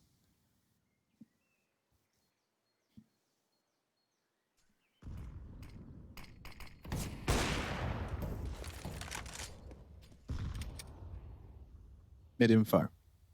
The fact the CTs don't know how many people are where Alexi stands is half the battle. Step 2 is the hard part. They have a nade for Brolin's position. I don't know if you can beat Brolin. Have a smoke that they can deploy. They have some flashes that they can throw. Issa needs a double, and I'm interested. Like, he has to open up this site, whether it's JW and Golden and Brolin, mix and match, pick and mix, whatever he wants. But he needs pick and mix. Yeah, God, yeah, a little gummy snake would really tickle my fancy right now. Here we go. Issa, 1 frag, needs a double to open up this site. His team are counting on him. He's got 20 seconds, and still Brolin the turret is firing off as usual. Oh, yes, that's perfect. JW controls and finds 2. There's Golden with 1 and a spotless round. Chad, I was 10, 15, 16 kills in 10 rounds of play for OG. Yeah, that's a good way to summarize it. And this is why I mean, if we do see a third map, if OG pick it up in the interview, I'm going to be very interested to know like how they landed on Inferno. Yeah, let's see. Let's give them a bar and let's set that to 4 rounds. Let's say if they get 4 rounds, 5 and 6, they're fantastic, but 4 is the minimum. I want to see OG get 4 and then roll on over, win that pistol round, and then we can start setting ourselves up for a competitive matchup. So just for my own sanity, I'm going to be looking through what alternatives were available to them. Of course, you have to keep in mind their map Overpass ball. was in the mix. We also had Nuke, but they've had a really bad time on their Nuke CT halves. We were covering that off when we were talking about previous tournaments with OG. I believe it was in EPL. Yeah, so 12 maps played. They have definitely given it a go. It's one of the most played maps from OG, but clearly not something they wanted to play today. So perhaps we're seeing evidence of a map pick that's more justified by fear of another than strength on your pick. This is that lovely smoke towards the half wall. You can learn the Molotov as well. Really quite a lovely nade set. And you can see he's actually flubbed the smoke. So don't learn from him. Do as I say, not as I do, etc. Still had the same end result. So Golden's quite lucky here that they didn't punish or exploit that whatsoever. Flashed on out, see that he smoked missed, probably going, oh, all right, well, we won't have that one happen again. And that'll cause a rotation back over towards the A side of things. So tucking out of sight, OG have actually fooled Golden. He cleared it, he thought nobody was home. Well, they're coming back, and that's a great smoke as well. MBK, are you going to clear it? Well, you were, but Golden is quicker today. He is. Using this edge of the smoke, hoping Valdo will be focused on the sandbags corner. This flashbang could catch him. It does. And he should go down. How does he get another shot? They've got 2 smokes. Alexi's going to throw this and start his charge. It could be wide open. It is. Flush is rotating in silently. Alexi wants to take some space. They've been getting stuck at pool, and that same Molotov is arriving now, so whatever they do, it can't be in pool. He's gone for the plant, and it's gone. Flushes knocks him off his perch again. Brilliant, 9 seconds. Alexi has to plant in the same spot, and he's been pushed, but a miss from JW does take the bomb out by Flusher again. A save required, and Fnatic taking 9. These B hits are falling as flat and as flimsy as the earth. Yeah, and that right there, that hit onto the site, Issa was patrolling back towards second middle that entire time. So he was about 633 kilometers away as the other two of them decided to hit that bomb site. Him rotating in and even finding a kill was something special there because I thought he had absolutely no say within that round. Now, this could be a little bit of a tilty G purchase because I can see that Issa's already invested, but the timeout is being called. Money, not fantastic for everybody on OG because they didn't get the bomb down. Now, we're going to see what the rest of his teammates opt to buy in with here, but I would say the fact that he's done that so quickly with a timeout coming through, it is maybe rushed. You want to take your time as MBK, I think he's summarizing so far how this one feels. Crims, on the other hand, I don't know if he feels that way, but he definitely is looking that way. He had an itchy head. Itchy head. Yeah.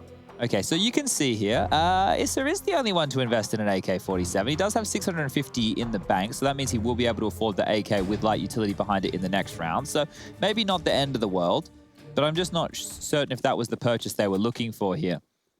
Alexi B will come on in with some nades and Kevlar as well. So let's see if OG can be threatening on these pistols as we see a 4-man lean from the Fnatic side of things within the early stages. And Brolin wanted to get aggressive. That AK punishes immediately, so maybe the purchase, it does make sense. Yeah, I don't know whether or not it was intentional or not.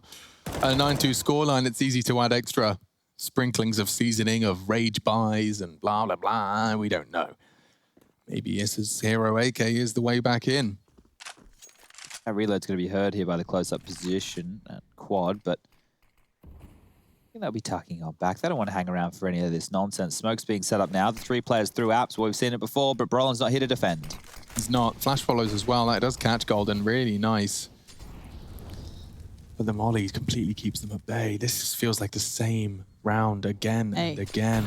They don't have Brolin this time, who's been the monster in the pit, but maybe Golden might have a little bit of a, I don't know, cosplay at it. That's a big route from MBK. Well spotted by our obs team. This one to Valda. MBK needs this frag and he gets it as well now, looking like it could be the third.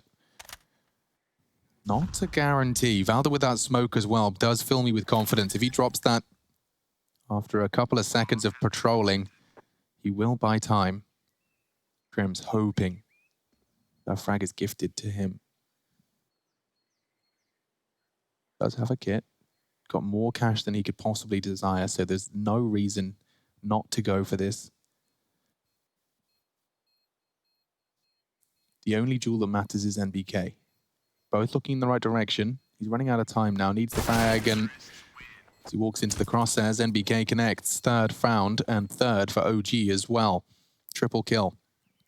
Okay, well, the AK worked out, and now Mantu will have that AWP going Yeah, forward, that's a real gift from the gods, isn't it? Yeah, I think right here as we move forward into the next round of play, if OG can hit that bar of 4, which is now only just 1 round away, they could be looking threatening. You saw what Fnatic were able to do after going down 11-4 on their map choice in the first half, with them starting on the T side of things. They made it a competitive match.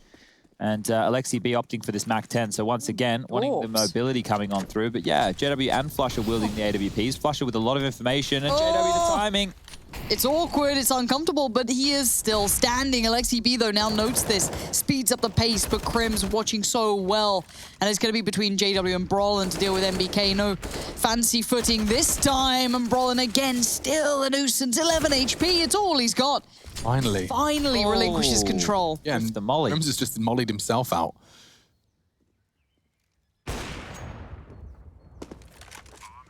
This one might stall out here for Fnatic. I don't know if they want to go for this. I know their money still looks decent, but there's still going to be 2 rounds left to play after this one. If they go for this and they lose both of these rifles, the gun round in the final round of play might be, well, terrible, I think is the word I was looking for. So if Flusher finds Mantu, which it seems he will, do they save the AWP or do they go for it? He wants to try and dunk Valda, yeah. Did you see the head? Won't nade the right spot. He's keeping him on the site at least. He's still going for it. Valda on the graveyard. That wallbang could have hit. A real chance squandered. They gave it everything she's got. Valda keeping him in it, and he just survives. before that bomb explosion. So as you said, Chad, you know, we can sit here and we shouldn't hold our breath, sitting criticizing the veto process of OG, of course justified and understandable upon reflection, but 9-3, if it becomes a 9-6, that Fnatic CT dominance, the conversation of a third map will have to wait. That did look like it was straight on. Wallbang's a bit skew if, of course, that the being straight on to the wallbang is probably your only way to guarantee in Counter-Strike. Any sort of diagonals really do gimp the damage. All right, Fnatic need to win this round or their money is going to be bottomed out on the majority of their players here. So, important one for OG. They could get back into this with a 9-6 half. It did start slow, but if they turn it around and finish with 9-6, that's no worries whatsoever. So, normal exchange of utility over towards Banana. Quite even damage being done. Flash towards Halls. Isra and MBK are clearing now. And if you'd like, OG, you can rally up. You can set up your smokes. You can set up your flashes. You can set up your mollies. And you can execute over towards this A side of things because Golden, he's in rotation. He's still getting his way over.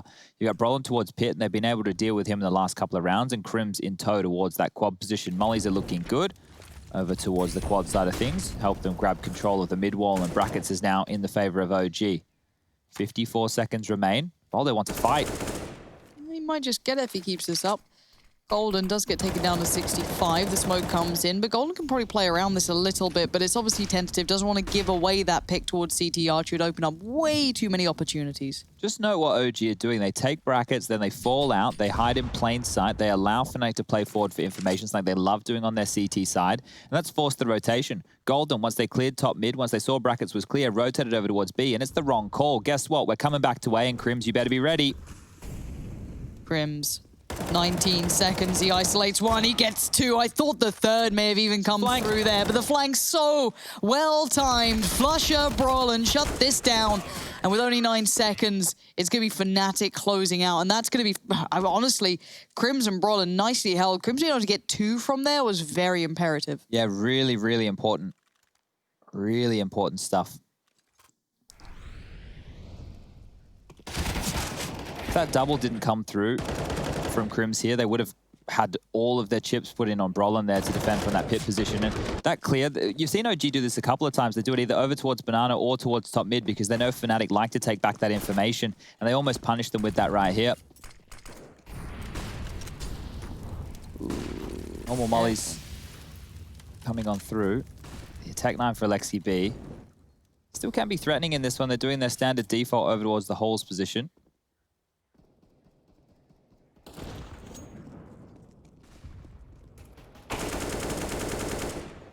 The gambling over towards Banana again. Like, JW is just cleared towards top mid, and now he's rotating over. So, Fnatic have a real feeling that OG want to start leaning back towards this B-bomb site.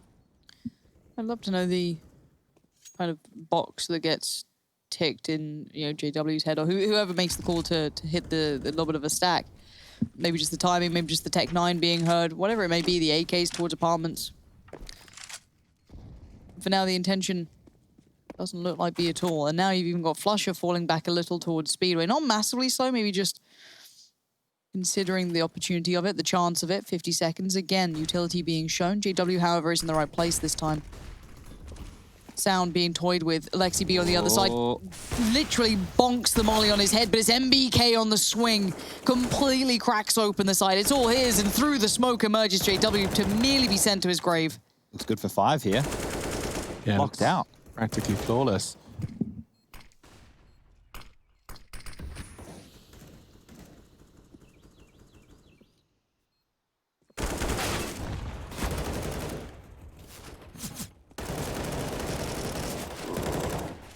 With only 7 HP, Flusher falls to Issa's nade. A 10-5 half. Looking good for Fnatic to take us to a third, but OG with enough to work with. We'll be back after the break.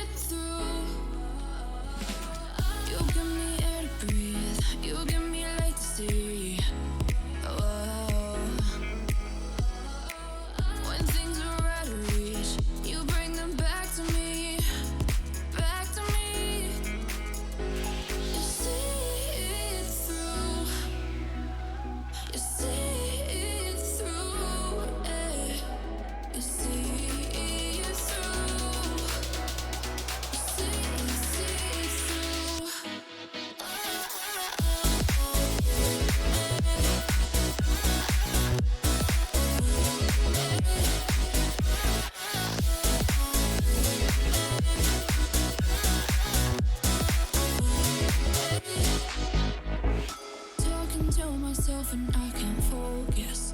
Yeah, I'm broken. The door is closing. Wanna be a part of something more than this. I've lost control of it. I've lost control. You give me air to breathe. You give me light to see. Oh. When things are out of reach, you bring them back to me. Back to me. You see it through. You see it through. You see it through. See it through.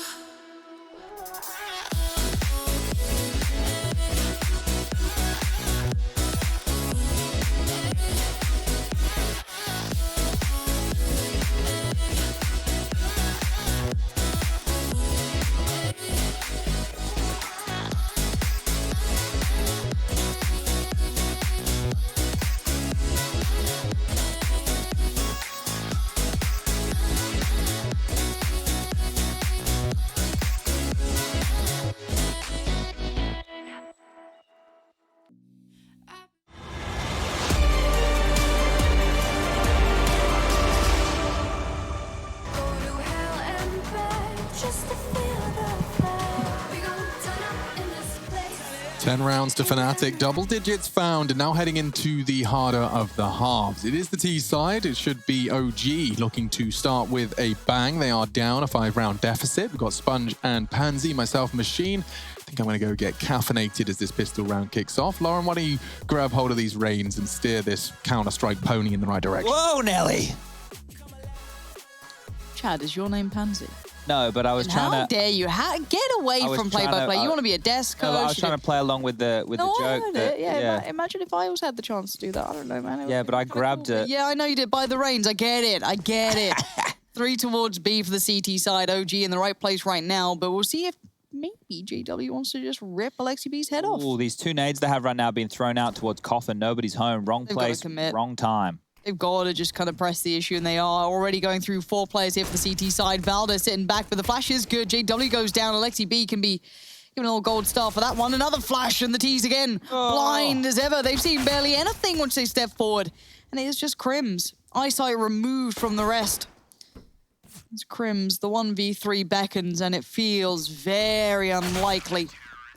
Well, that was good stuff there from OG. They hedged their bets over towards the B side of things. They avoided the nade damage coming out from Fnatic, and then the flashes, the teamwork, it was on point. OG closed that one out, get themselves the pistol round, and now with Fnatic not getting the plan, if you've been tuning in all this week to IEM New York, you would have heard me say that Fnatic do not buy on in after they lose the pistol without getting the bomb down. So you will just see them hang around with these Glocks and going for those percentage plays.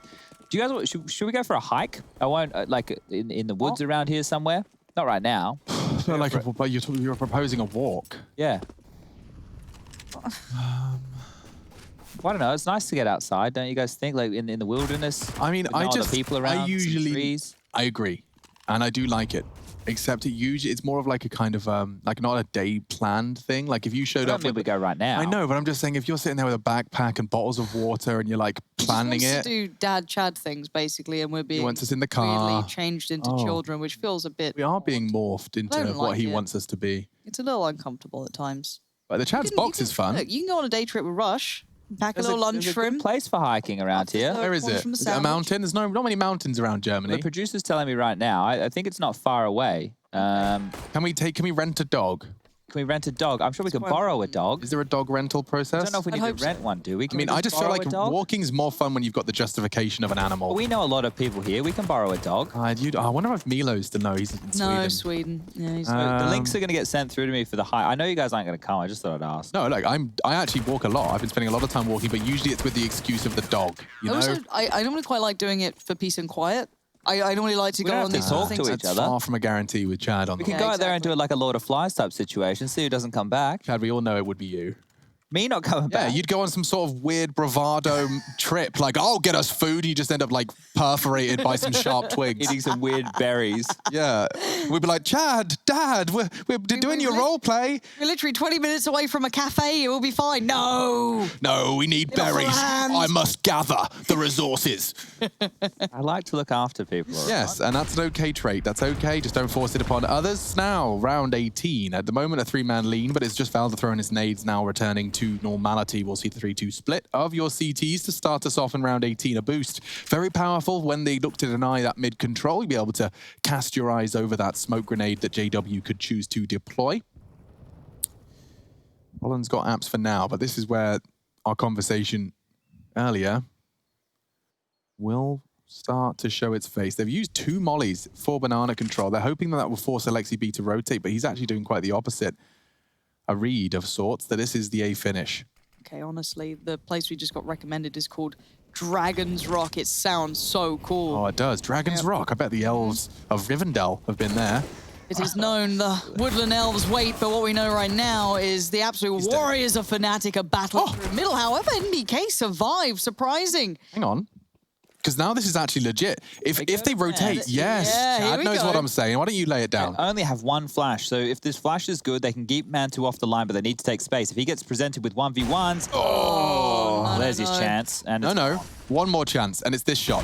Missed it as well. Now it's cooked. Get out of there. Or run to the forest. On to Dragon's Rock. Dragon's Rock. It's 41 minutes by car. And we have a you nice said it was view. close. Well, this is the one that Matt linked us. There is a place that's The hill was formed by rising magma that could not break through to the surface, then cooled and became solid underneath. Lava under the Earth's surface is called magma. I'm walking around in those like museums as a kid, and it's just you press the button, it tells you stuff. Yeah, I just remember all of those unnecessary facts filling my brain. They take Mantu out with the AWP here. Here we go. Chase him. Crims, get your skates on. He's going to let him hold on to the AWP. So Fnatic will have to deal with this in the following round. But fantastic work from Fnatic to deal with that. Those opening kills, Brolin up to 17 now, finding one. Oh, he did get him. Mantu. Crims. He just kept running. He thought he was hot on his tails. Literally ran into Crims there, who takes the AWP out. So that was a worry that they were going to have going forward. But Fnatic, that's a huge round to get. I looked away from the screen for 1 second. Oh, here we are. I bet Crims is just like, I guess, maybe top mid. Yeah, he got real lucky here. Mantu must have thought he was being chased. Yeah, that's why he's trying to get as far away as possible. So that's a huge find right there. Massive work.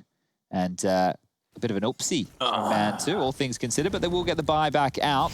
Yeah, well, a CZ isn't quite as intimidating as an AWP. No, it's a little bit smaller. Doesn't have as many bullets. It's not about the size of your weapon. It's about how you use it.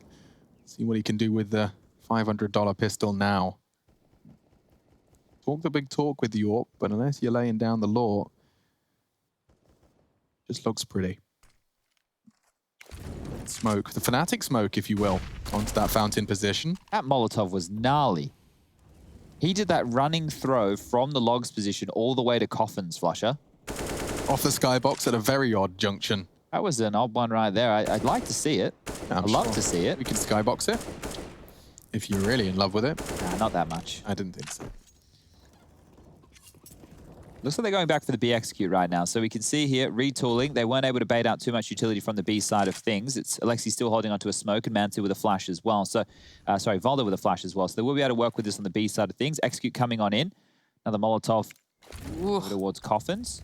Oh, but they're actually heading over towards A. So the bomb in limbo in Flash's hands right now. They're selling a fake. Golden's in.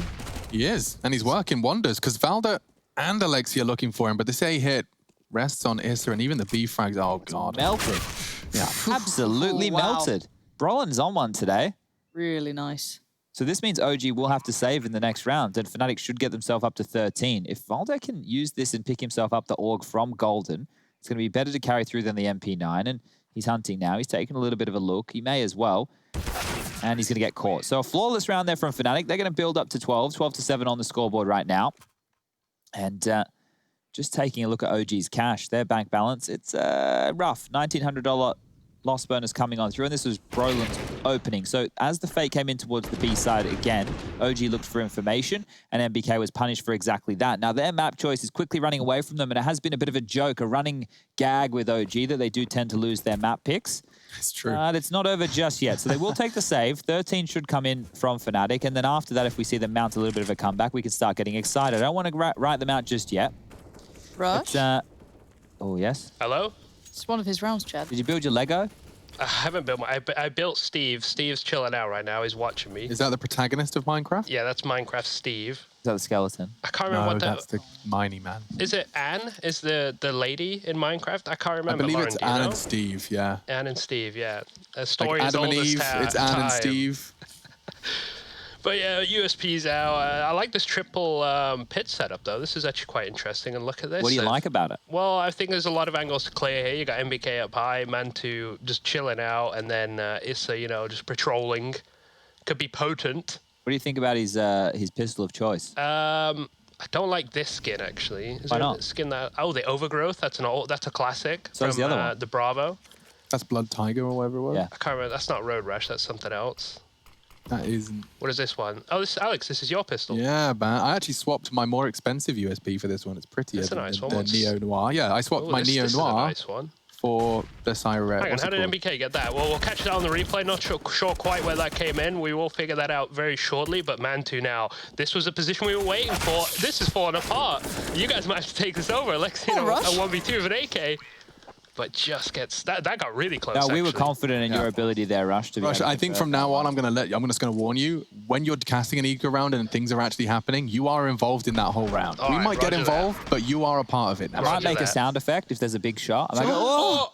Yeah, but other than that, Don't have to feel like stop No, you talking. just sell it. That's your Full jam. send. You ride it. Do it, Henry G. Oh, ho, ho, ho. One of those. I don't love this buy from OG here. 2 SMGs in play, MP9s for Volda and Alexi. They've really wanted the utility right now to see if they can lock down towards the banana side of things. But the reason I don't like it is because Alexi and Volda are both of the B defenders, and they haven't even used their utility now to take space. They're actually just holding back and waiting. So Fnatic grabbing banana control very quickly. The utility will be limped on out now, but it's not going to hold them at bay for long, and they're not really in a threatening enough position to force forward with only MP9s. So Alexi and Volda are going to be under a lot of pressure here as Flusher, he forces forward. He loves taking this as much space as he possibly can. Look, oh no, is that a double CT smoke? They're really not having a fun time in the office. OG, not only do they accidentally double smoke, Valda gets caught through it. He's going to get megged as well. Yeah, perfect flash, perfect frag. Fnatic, a well-oiled machine here on Inferno. Barrage third. Looks like we're going there very, very quickly. Now, the remaining OG players will probably just save, but the issue for them is those kills came in so early and so quickly that once this bomb gets planted, Ruins gets cleared, chickens get killed, because I heard Flusher kill a chicken. Look, notice how they already have halls and they already have top mid. So at this point, you know that the CTs are in a couple of places. CT, arch side, library, site, or pit. Now, as they move forward, they can take their time. They can wait for the rotation. MBK needs to hold here against Roland. Spots the barrel, does get a kill. There's a doorway. There's an avenue out of things, but Mantu, he's trapped. And Issa stuck down towards pit. This determines their fate potentially here. MBK catching another. It's for survival. These are crucial frags, though they may feel a little trivial. They can chase this as well. Apparently it's Alex and Steve, by the way. Alex and Steve. Kill the chicken, Crimps. Oh! Yeah, chicken live. Do it, Crimps. No, chicken live on the rug. I should have got you a chicken, not a monkey. Yeah, that would have been way cool. Well, they didn't have any chickens. How hard did you look? Pretty hard. I spent a good 15 minutes in the Lego store. I bet 14 of those were for Rush. Oh, no, I saw that one first, and I thought, well, Rush will like this. Now, what can the other kids have? And then I got you guys the Frankenstein for Alex, and I was going to get you the witch, but I thought maybe I that's... like that. Well, I can take it back, I guess. It's open now. P90 with Flusher, we're off. Art. Oh. Oh. Okay, well, he's going to be off somewhere else, isn't he? Because, 14 points of health. I don't know how much impact he's going to have. Want to trade me that off, JW, or... Nah. Mantu's going to find Roland, so this is looking a bit wrapped up, honestly. You're going to look at Golden and Crims to try and be the difference makers. Because as I said, a P90, you need a little bit of sustain with that thing. Yeah. You don't get to just hit the heady and back away. Why don't we frame it this way? If OG lose this round, a 4v5 advantage with Flusher limping on 14 points of health with only a P90 at this current juncture, then the game is basically over. I can't see them coming back from 15-7 down.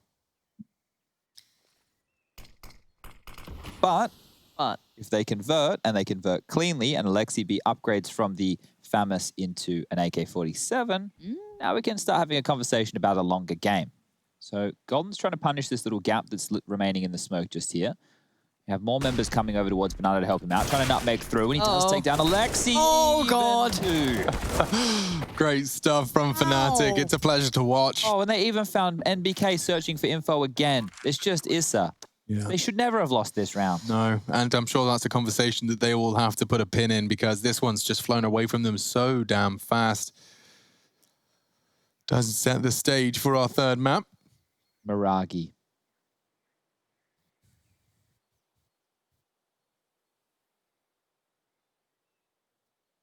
Issa going to try and save this one as they did in the previous with the 3 rifles. And the loss bonus here is looking good, but what? What? Oh. Is he showing us the line that he got? He was like, this is what I could see. Before you clipped me, here I am. This is what I had, and this is now you're dead. So out you go. Golden's double was insane. It was absolutely mental, that double. And they had a third player on that B side of things. Yeah, Flusher making it look easy as you like there. A little bit of an elbow spotted as, oh, cosplay. Look at this, bottom left. You guys seeing this? Oh, got a full CT. Yeah, Wow. respect. That was the overpass ones, the German. Heinz. Hello. What are they called? GIS, GIGN? The Gigan. Okay, well, Golden operating this time on a Mac 10. Had enough for an AK. Has 3,900 residual. Looks like they might just be sitting and setting up to prep towards the B side of things. Great flash work there as Alexi will find a kill. Roland can't find one in exchange, and Alexi wants more. 15-7. Yeah. Still part of me feels like the Crimson Fnatic can find a way back in, and it was short-lived. JW did take the enemy AWP down, and he's denied a lot of long control here. If he casts his eyes, admittedly, from the left eye, so peak advantage now held by that library player.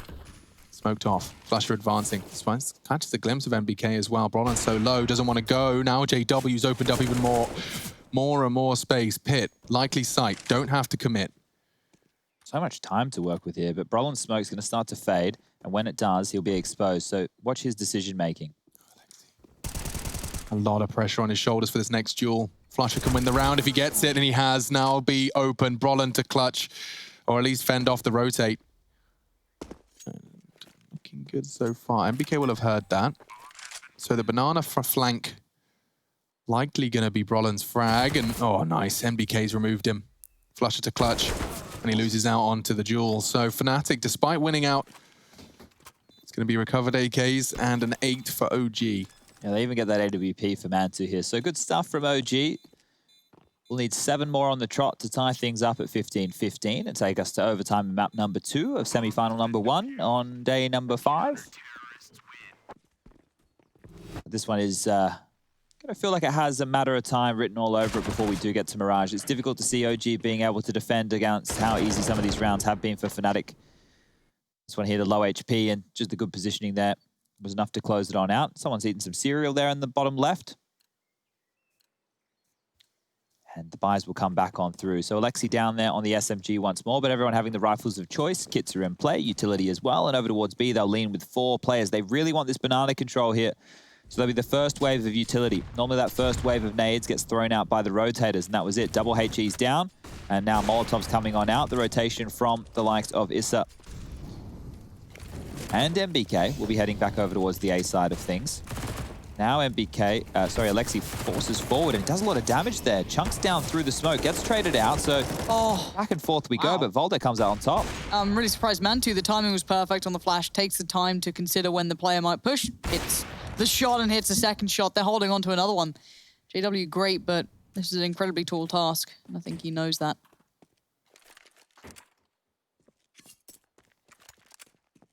Shuffling away some of the goodies. Still a minute on the board, trying to be proactive, but I think he knows he's in real trouble here. Double dipping maybe for that extra piece of utility. I wonder if he's going to go for this or save, because as you can see right now, Fnatic, their money's not in the greatest of positions after the rounds have been strung in a row by OG. So Crim says 4,800, same for Flusher. They will get a little bit of a loss bonus, but JW wanting to save onto this AWP. And he's gone close to the radio. So he knows how it works. He knows that the Observer will watch the one player in the 1 on X situation. Where's the music? Where is the music? I don't think it always has music. Does it? Radio's There's a not on. voice. Radio's not on.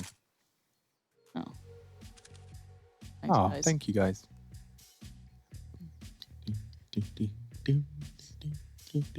You're listening to 95.4 FM on the VU. It'd be amazing if it's just they only put that audio to our ears and no one else heard that. Sarah's like, wow, they are weird. Well, they knew that already. Yeah, They true. didn't know that. I don't think they've been listening. Maybe a newer viewer. Hi, this is it. This is what we are. That is a very, very wild spray lost out by Flush Up. Flash reaction times strong for Mantu. But this is a very much an uphill struggle now. In order to take us to overtime, we need to see a slew of 6. Admittedly, we won't be seeing Fnatic fully equipped should they start that journey for every single one of those rounds, but starting with the full AKs and a single Galil sacrifice in pursuit of utility, JW on the AWP. Double nades, not finding anything. Okay, so they've done the same setup. So 4 players towards top of B in case they get pressured early. Nades go down, don't find any damage. Now the second wave coming on through from the B defenders of Alexi and Volder. Extra nades will be heard, and that can be called across because Volder chose to use his HE as well. And if Fnatic were listening, they'll know just how many grenades were dropped over towards this side of things. They've rotated back into the traditional setup right now, but if I'm Fnatic and I've heard this, maybe next round I want to go for a feign for the aggressive banana play and then go up middle, but Mantu wants a frag. He wants it quick, and he's even going to get it. That was some fast stuff there from Mantu. Flusher goes down, another number advantage. OG aren't done just yet. Stop fiddling with your Sorry, Legos. I put it away. I put it your away. Legos away. You're banned from the Legos until we're done. NBK does get a frag onto Brollan, so now again does seem like OG can do this. As they're confirming things. Just JW and Crimson a tag, unfortunate, using great positioning to his success there. And now JW through the smoke. There's no way. A 2v4 made 2v3.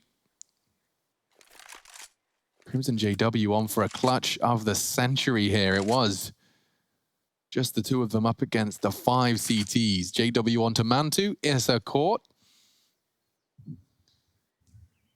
MBK's on an island here, and he's low.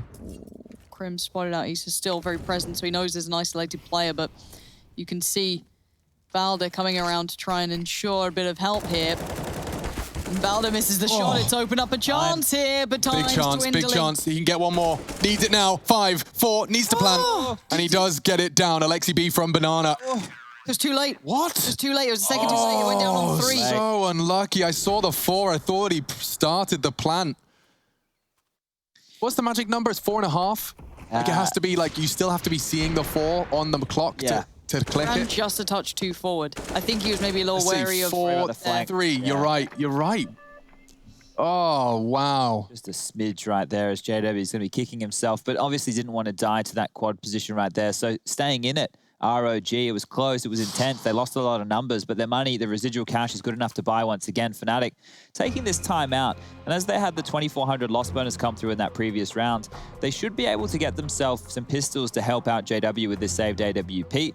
And next round, they will be able to get the buy on the board. But let's take a look at the scores on the doors. 19 for Brolin, JW with 19 as well. 18 apiece for Crims and Golden. And then you have Flusher down the bottom on 15. On the other side of things, leading the charge, MBK.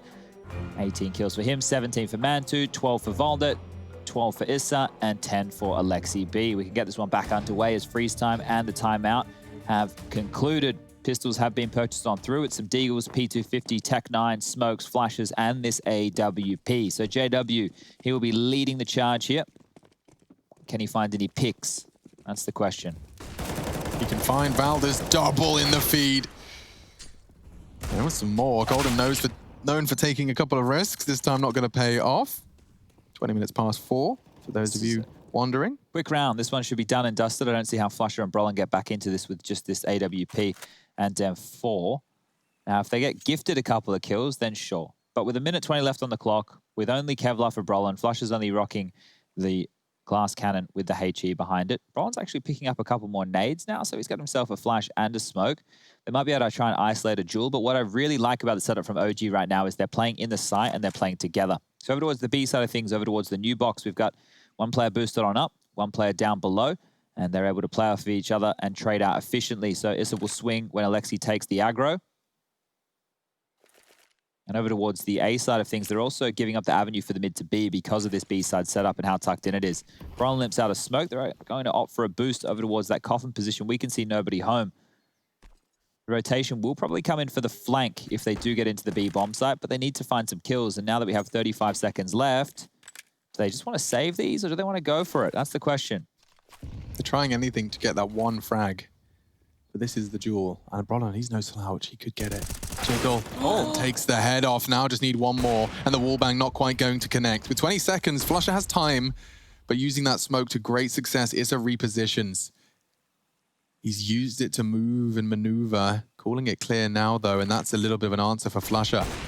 Fires off the shot, hoping to bait Issa in. And you can see the cogs whirring. Yeah. I love watching Flusha clutch. Just to see those tiny little details. Firing off the shot, switching to the deagle. He would have had time to plant had Issa gone down to that deagle. This is what I'm referencing.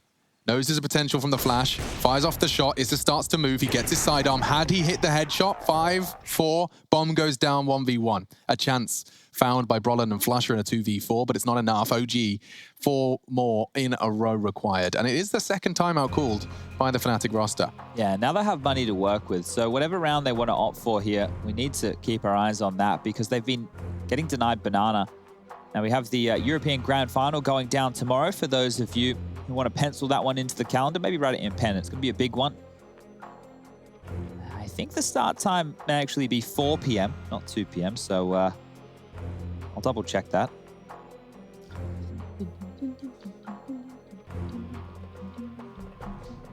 We will be getting the buy on the board. JW can only get himself a smoke and a flash. Everybody else with the Molotovs, nades, and smokes as well. So Fnatic, what is your approach? We know that if you go for one of these faster plays towards middle, you might get away with one here. OG have been conditioning banana, and actually now they just go back to the standard 2-3 setup. Voldo and Alexi, they're the only ones over towards the B side of things, not the extra men. It's going to be OG tucking in with all 3 players on that quad side of things. And Brolin, well, they've done the fast mid control and they've even found the opening kill. Issa has managed to juke it out in the apartments, though. NBK's duel is crucial, and he's lost his life. Brolin continues to be a real problem for them. Golden could go down here, but he's got such quick reactions. The crosshair finds their head, and Flusha, Fnatic, just making it look easy. That's one way to secure it. That's the way to go all the way.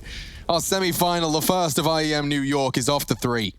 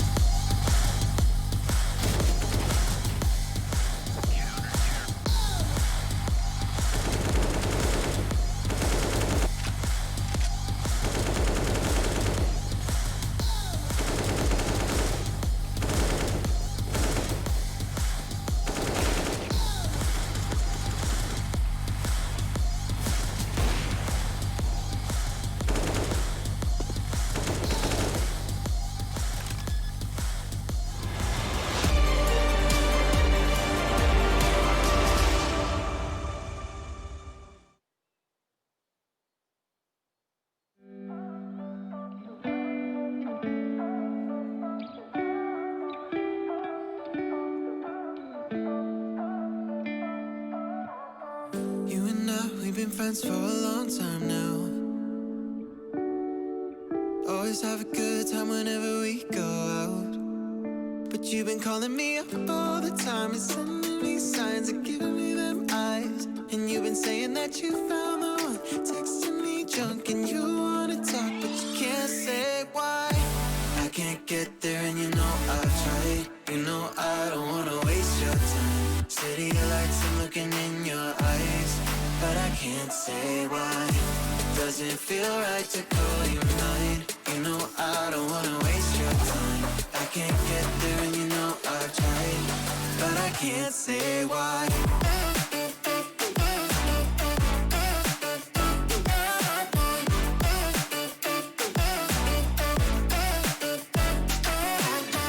Feeling lost like I just want a time back time.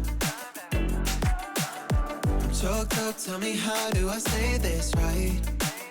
Cause you've been calling me up all the time and sending me signs and giving me them eyes. And you've been saying that you found the one, texting me drunk and you wanna talk, but you can't say why.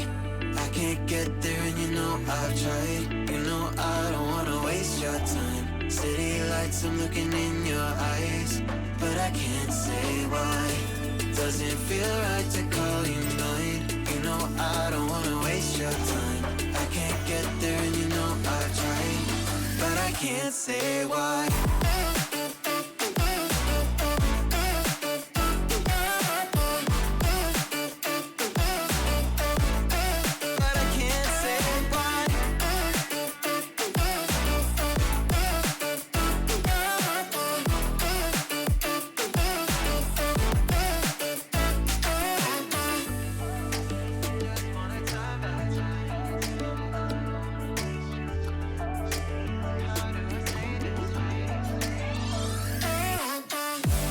Can't get there and you know I've tried. You know I don't wanna waste your time. City lights, I'm looking in your eyes, but I can't say why.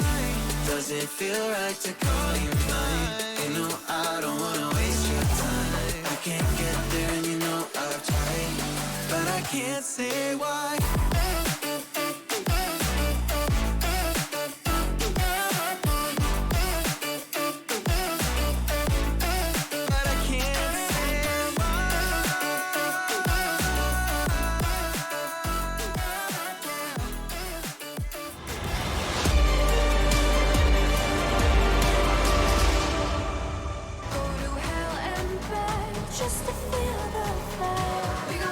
Looks like we're going all three, folks. Yes, OG Inferno doesn't quite hit the mark, and it was their pick. We talked all about it. I've got Sponge and Pansy hanging out with me. I'm myself Machine, of course, if you're unfamiliar. Now, let's get this one started by talking about how easy that looked for Fnatic until the end there. Yeah. Did you see evidence to suggest and understand why OG would have wanted to go here? I just think it's a comfort pick for them, a map that they're confident on, right? And it's a map that's very comfortable for Fnatic as well. So that's as simple as that. That's all I can really put it down to. Fnatic got off to a flyer here on their CT side. And OG, they did find a bit of fight back within the later stages here and were able to get into the game. But then you could just see Fnatic not in cruise control on their T side, but it felt kind of easy. It did. And I mean, Golden and a couple of others especially made it look easier than probably it was, especially with that affinity to be able to crack open sites, that B pressure they were constantly applying. And I think if you're ever going to pick into Fnatic, Inferno's always going to look good with them, no matter who you are.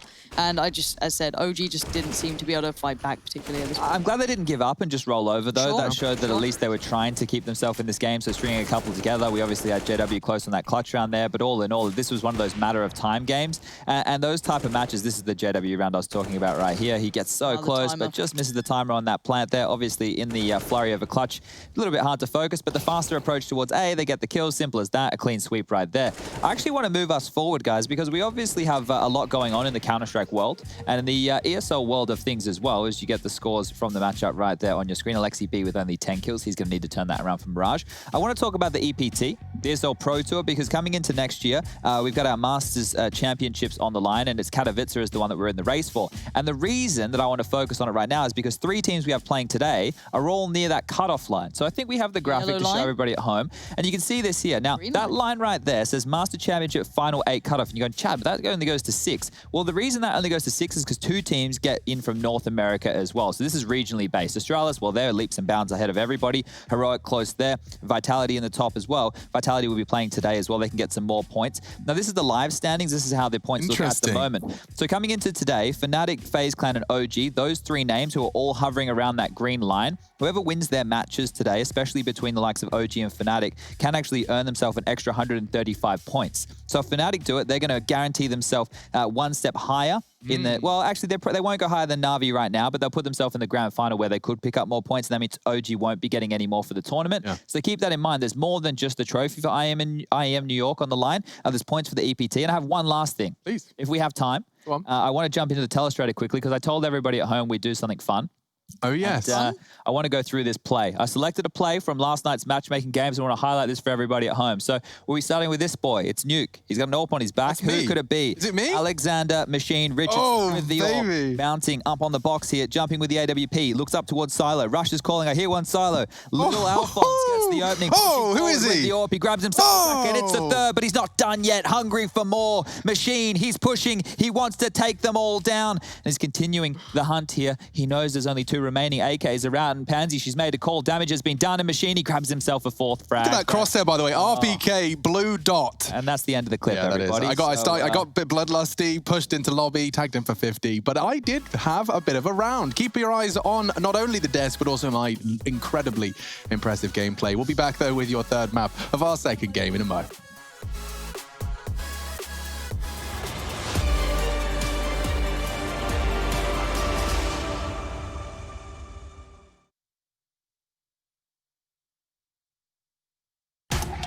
On Intel Extreme Master Certified PCs, you'll find a gold badge.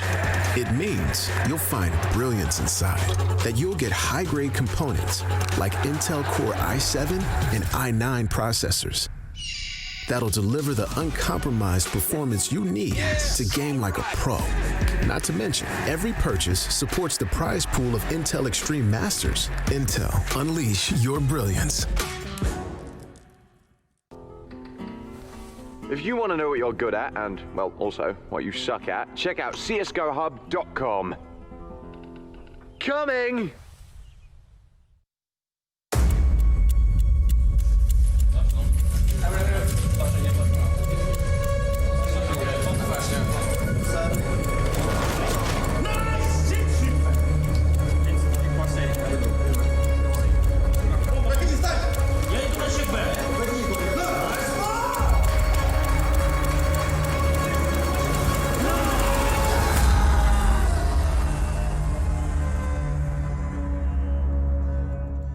My name is Jordan Gilbert, aka Nothing. Hi, my name is Sue Lee. My handle is Smix. I think it's important for these initiatives to happen. Empathy really, really goes a long way, and it always means so much to us, and I think that's where initiatives like this really help. I encourage everyone in the community, anytime they see bullying, anytime they see someone getting called names, I encourage you to step up and say something. Good luck, have fun. Good luck, have fun.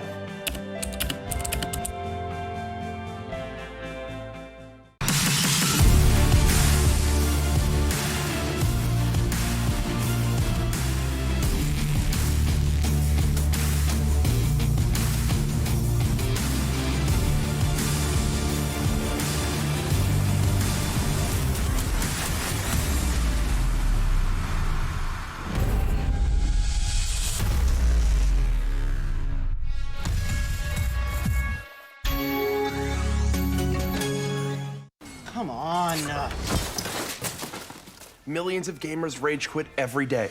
Mountain Dew Game Fuel's got you covered. Game Fuel is specially crafted with ingredients shown to improve accuracy and alertness. Another one saved by Mountain Dew Game Fuel.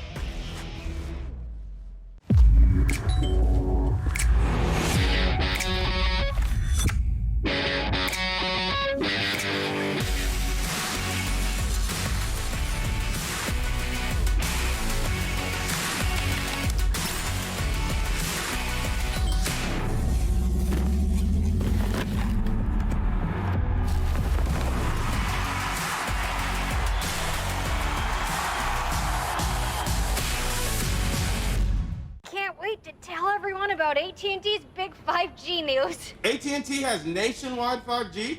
Yep. And that's faster? Faster, yeah. But is it reliable? Uh-huh, and secure. You should consider making a big deal about it. Bigger? I said bigger. Oh, bigger deal, bigger than what I'm doing. It's not complicated. A 5G network needs a 5G device. Get the new Samsung Galaxy S20 FE 5G for free when you trade in. The future waits for no one, so we refuse to wait for it. Today, battles are waged in nanoseconds, and planes are piloted from the other side of the world. The future's not coming, it's already here. Join us and be the future. Your favorites will play soon. You hope for the win. Excited about the game, but something has changed. You start to doubt. Will they pull it off, or will they drift away? You pull yourself together because you're sure they're revved up to win. You know they've prepared. They've picked the right course. And even when there's no chances, you believe they will win. GG Bet. Be excited.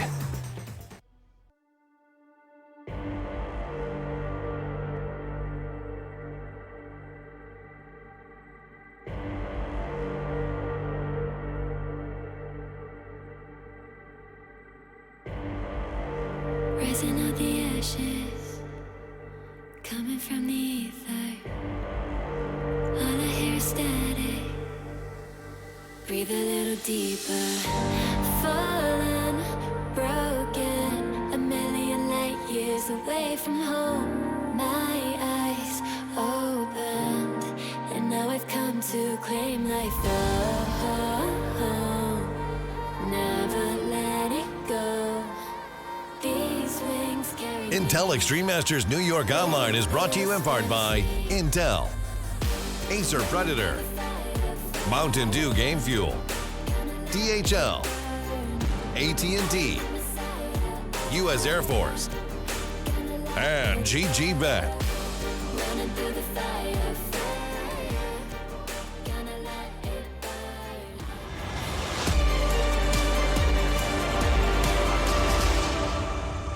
Go to hell and back just to feel the fire. We gon' turn up. So I was wondering if you're going to do any of those motivational postcards today, Chad, because I haven't had my motivational postcard yet. I was saving it for the second series today in case this we is needed still our it. first? Yeah, you're right. Third map, OG Fanatic. I've got a motivational quote for you. Okay. Because you were telling me that you wanted to do art, but you're not very creative. You say, I'm not creative, and I was kind of arguing with you. Here's my motivational quote for you. It's, you don't have to be great to get started, but you do have to get started to be great. That's kind of what I was trying to say. Lauren's rolling her eyes and tutting her tongue. Well, she started. Lauren has started. She Whoa. started the Lego. Mama, It's a bit of a mess. It's not done yet. Don't look. What is don't. What is the single Stop it. baby Don't pink brick touch it. going Don't, to do? because I know you'll drop things. Don't. Alex! He actually did. Okay, guys, everybody at home, this is a serious game. It's a semi-final, stupid okay? brother. He's doing his job. Wow. Yeah, Do your wow. job. I would be the worst parent. I wouldn't be able to tell my kids off by any means. I just let them fight. Anyway, I'm going to sit in the corner all moody now. No. Third map. And we will be knifing for sides. Rush, do we know who's starting where? To me, it looks like CT will be OG. Okay, OG starting on that CT side. So really look out for how Fnatic handled themselves in the mid-rounds. On the T-side of Train, they couldn't get the space as the kids are fighting. On Mirage, though, there will be a fight, and a fight for the Grand Finals about to get underway. OG, they're yet to make a Grand Final with this roster. 300-plus days. Can they get here? IEM New York Online 2020. Let's get her underway. Let's do it. A pleasure to be venturing into our third map of our first of our fourth day. See how this one shapes up. Fifth day, excuse me. God, time flies when you're having fun. Let's get into it. It's the European semi-finals. North America around the corner as well. 100 Thieves Team 1. EG Rebirth tonight. GG.bet believes OG have a slight edge here. And after seeing Fnatic pick up steam on Inferno, it remains to be seen whether they can carry that over. Ooh, 3 challenging out middle. Challenging up short as well. Brolin, wow, okay. Golden finding it too has suddenly just swung this. It's nuts. And yeah, the Eagle's back out for Golden. We saw it before make a bit of a debut, but it still needs to find its placement, and it eventually does. But with the bomb planted and merely one man to try and stop anything happening from it, it looks like it's potentially one for Fnatic here. I don't see how Issa manages much off this, and I think he knows the same scenario. Counter-Strike's really reached the point that, look, I still love it. It's the only thing I ever truly will love, but it's reaching a point now that I never thought it would, was saves on pistol rounds. I never thought I would see the day where we would have players saving on pistol round. Now, Issa here, if he can get this defuse kit, it's going to be even better for him because he has the Kevlar, has 100 points on it, actually gets the Deagle. That is such a nice find. Finds a nade as well, the kit. If he could grab that, that would be a massive haul for Issa to take away. Now, the reason I never thought I would see that is because I didn't realize that Counter-Strike would ever come down to the level of detail it does with the economy and all those extra bits and pieces of percentage CS. The evolution of this was really kicked into hyperdrive back in 2018 when Astralis, they took the crown of the kings of Counter-Strike and were able to really just show everybody fantastic utility usage and the importance of, you know, playing the percentage CS with regards to saves and the smarter maneuvers. And we've seen a couple of elements, you know, more characterized by the individuals. Flusher likes to go Glock armor when he knows he's against a low buy. We've seen Chris J on mouse sports, typically even in full weapon rounds, prioritizing just Kevlar and Deagles. Astralis, for example, often preserve $500 in cash when going for their Deagle forces. Lots of teams have got different ideas as to how they can best manipulate the economy to suit them. And in this case, just a bit of scavenging from Issa working out nicely. JW did hit a very good shot, considering I think it may have even been a headshot just through the lip of that window. Nothing else can explain 70 damage being done by an AK into an armored opponent. He has baited them into himself here, JW. If he gets caught with his knife out, he won't be too happy. Spotted the body there. Oh, Hello. You are joking. He did not mean for that to happen. He did not expect that smoke push whatsoever. And that's an AK for Alexi. Yeah, now things get awkward. If they hit B, he's dropping a smoke short. He can focus his attention towards the apartments. They aren't disrespecting it. And Alexi connects the spray. Brolin's going wide. He tucks in. This is a nightmare. You're absolutely right. And it's starting to become a reality. Oh, dear. Their nightmares are living in the real world at this point. MBK's got 3 with the AK-47. And that is one way to make the second round sing. OG equalize and send Fnatic into squalor. This is worse than losing 2 rounds in a row. Yeah, I would be super tilted right now if I was Fnatic with the way that one went on down. And they were kind of rushed into it because of the positions they found themselves in on Catwalk. They didn't want to allow the AK to be thrown around and then from that point picks to be found, but they ran on into the blender and gave up another AK. I'm going to be keeping my eye on JW's kill tally here, because at the third map, an important one, I know that they like to shoot the bodies and get people riled up, but I'm sure JW's no stranger to the Salt himself. Roland, what you got for us? Golden, usually the one to find a frag when no one expects it. 2 nades and an incendiary and a JW push gone to awry. That's a tag from a scout, though, and they are going to try and lock the doors here of middle. It enables them to really deny any sort of potential concerning stacks. I cannot believe round 2. Can you grab it for Skybox? Because you're going to have forgotten about it by the time we're in the post-match. I'll just pause it while it's on the screen there and we can Thank you. make a little bit of a note, because that could actually just be game-changing. It's only the second round of the game played. More from a mental standpoint, like the picture you were painting, as opposed to actually an in-game one, because Fnatic, they should be able to bounce back, but this force buy looks like it's going to be dealt with. Mantu is tagged, so a little bit of... It's kind of all on Issa now. Like, if he was to go down to a crazy 1D, things get awkward. But other than that, especially considering that it seems Fnatic are changing their mind again. They've corralled them to this point after that mid play and obviously finding JW an underpass. Okay, so Golden wants to try and find something up middle. Okay. Just wants to draw some attention, but with 35 seconds remaining, he's going to have to be quick about this one and noisy. Because no one's that... I mean, Alexi B will dip back probably to window every now and then. That nade... actually pretty good. I thought it might go a little too deep, but no. So Golden's going to get the attention, probably... Actually, excuse me, Alexi's behind. They're hedging B. And Crimson just found 1A. It will come down to Issa. 14 seconds, he knows it. Here's the steps. Brolin not going to get a clean one. He needs to stop that bomb. That's his priority. And he focuses now on Golden. The rotates come in. Lovely work. Has handled this one with class. Second found, not a body dropped other than Mantu, yet to find a frag, but his teammates have, in buckets and spades. 5 for Alexi, 4 for Issa and MBK. 3 members of OG fragging, 2 yet to really find a single connection. Yeah, now it will just have to be the save here from Fnatic. So 3 rounds on the board for OG within the early stages of this third map, and just basically becomes a 1 map series at this point. The other 2, what happened in the previous, don't even really matter. No one was lacking in terms of the frag department. Both map wins were team efforts from the respective squads. So as we get underway, everybody's warmed up. There's no excuses for that. It just really comes down to the approach here and who's better prepared. And so far, well, OG, I don't know if they were better prepared, but they got the better end of the stick on round number 2, and that's propelled them forward with 2 extra rounds off the back of that. You can see the trickle-on effects here of the economy in Counter-Strike and how cruel of a mistress she can be. And, well, the Glock train, they've taken space towards middle. If they can overwhelm 1 player, that's good, but Valder's waiting. Dinked on up. We'll find a frag, spams. Forward for another, and there you go. He's going to convert. The cavalry's arrived. Brolin's taken some space, but he can't really do anything with this. It's just a Glock. Yeah, and he's not much of a knife kill fan, so... Oh, Mantu had a look. Yeah, this is wrapped up. Nicely done by OG. Bit of an equalizer, bit of a reminder. You know, OG very much in this affair, and keep in mind that Inferno was maybe a little too much of a Fnatic domain. You can't pick that map and not expect them to do well. Even at their losses, it feels as though you're going to get a good game out of them. But obviously with the win leading into Mirage, this might be a reminder for some why actually a good couple of people probably would have banked on OG picking this one up. They're a very solid team right now. And Fnatic, of course, similar affair. Both of us, I think all of us found it hard to separate these two. But the first gun round's going to come in and we have to see the lean. And it's instantaneously quite hefty towards A.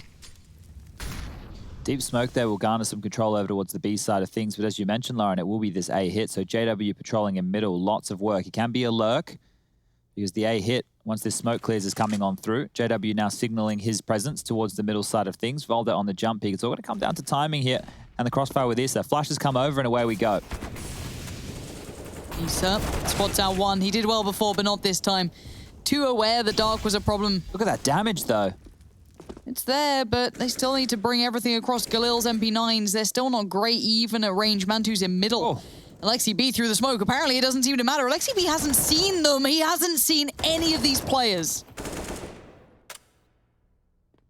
And he's going to find JW as Ace. well. Could be the ace. A clutch required. Flush is low, and they are going to meet CT. Alexi B, ladies and gentlemen. The Finn finishes with style. And it will be a fourth, as the defuse will be locked up. Looking for anything he can shop around for. Now, let's talk about round 2 again for a second, because who was the man who took the AK out of the hands of JW? It was Alexi. Then once he dropped back towards the site and they came up short, he was able to drop another gun that MBK then picked up and finished off the round with. And now, an ace in another impact round. This is the first proper gun round of the game here, and Alexi B has just aced them. 3 kills through the smoke, as easy as you like, and then finishing off the 1v2 with poise. Absolutely booking Fnatic here. And made it look easy, Chad. He did. He didn't have to do anything out of the ordinary right there. He made it just look like a standard round of Counter-Strike, just another day at the office. And Alexi, with that massive play, has really put Fnatic in hot water as far as rounds are concerned. Round 2 and round 5, that is the salt package. How is Mantu alive? The flashes have kept him there, and now Valda's looking for the double. Not to be. Brolin could get caught here. Alexi wants to bring the aggression. He goes 1 for 1. Brolin with a great trade, a powerful one. Recovers the AK-47. Numbers are equal. JW wants to change that. Spots out MBK. The spray's not there. Certainly not for the Swede. And now things once again return to the OG advantage. It's a familiar turf for the first 5 rounds. Bomb recovered. Flusher and Brolin. These are normally the Fnatic specialty, right? Once they make a bit of a meal of it in the early stages, they cause both teams issues and chaos, and then they convert. But right now, they're grouping on up, and this means they have to trade off of each other. But the AWP is the best weapon for the job. Yeah, Mantu's going to post up for this too. That's great. That's bomb drop. Doesn't have to fully back away. Sticks to the window. Oh! Goodbye, Brolin. Hello, another round for OG. Beautifully handled. And as said, normally the chaos just encourages Fnatic. It normally keeps them in the game. But right now, they're losing out. What do you reckon Mantu's thinking in that pose right there? He's thinking, I'm a team player and I'm the best from the UK. Until Alex comes back and then that conversation starts. Yeah. Got a little while until we see... The strange monologue he's having. I don't know why he's talking about that. It's crazy. And then Smooya's sitting on the sideline saying, what the hell is this guy thinking? But for sure, Mantu has been one to splash onto the scene within his addition over to the OG squad. And while a big splash is being felt from Alexi, look at this, 162 points of ATR, 11 kills. One of his rounds has been an ace. And it's a string of 5 here for OG to kick things off. This is looking great for them, but we know how quickly these halves can turn around. Fnatic just down to the pistols here. We'll try and whittle away some of this CT-sided economy that has been built. It's up to 6,500. He's got the most right now on the side of things for the OG buy. A couple of players hovering close to that 5K mark. So money aplenty for OG as we get back underway with round number 7. Fnatic will be getting the max loss bonus in the next round. And it will just be these pistols coming on out. So a little bit of utility set up for a B execute. Ow. Trickling a smoke forward. MBK holding off on the nade, dunks it on top of the molly. So a little bit early there from MBK, but no worries as he does have a rotation coming in right now. This is going to be in the right place at the right time, and over towards Cat will be Alexi B swinging on in. Great nade damage. That's softened him up now. Nathan, NBK looking for his second, and JW's doing a very good job of drawing his crosshair as wide as he can, trying to get him out of ammo, and it works. Alexi's holding them out. And there we have it. Another triple kill for Alexi. What's he on? 14 and 3. 166 average damage per round. He's practically killing 1.5 players every round of play so far, and that's quite the start you need on the CT side of Mirage, our third of our first semi-final. Okay, Fnatic, what have you got? Because if this one slips away in such a quick fashion on a map that Krim said you guys were pretty comfortable on, then we have to start asking some questions. Hasn't been a great year for Fnatic other than the ESL Pro League win in Season 11. Other than that, it's been Pretty disappointing, and that from Mantu is great again. JW down immediately. He's having a nightmare. Only 2 kills for JW. Yeah, he's been shut down there a couple of times now as well. Think about the time they went aggressive towards the top of middle. Alexi B tries to come back up and look at this angle. Now the smokes managed to at least get Golden to safety, but Crims is still there. But you've got Brolin as well. Brolin could ruin this. This could all be dealt with, but he's not checking on it. He's heard that, surely.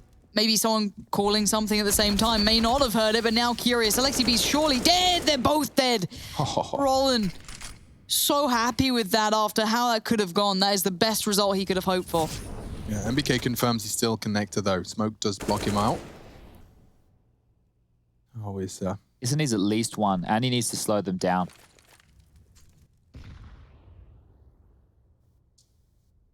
Roland's the only one really fragging so far for Fnatic in this. Yeah, Flasher could find MBK on the hunt.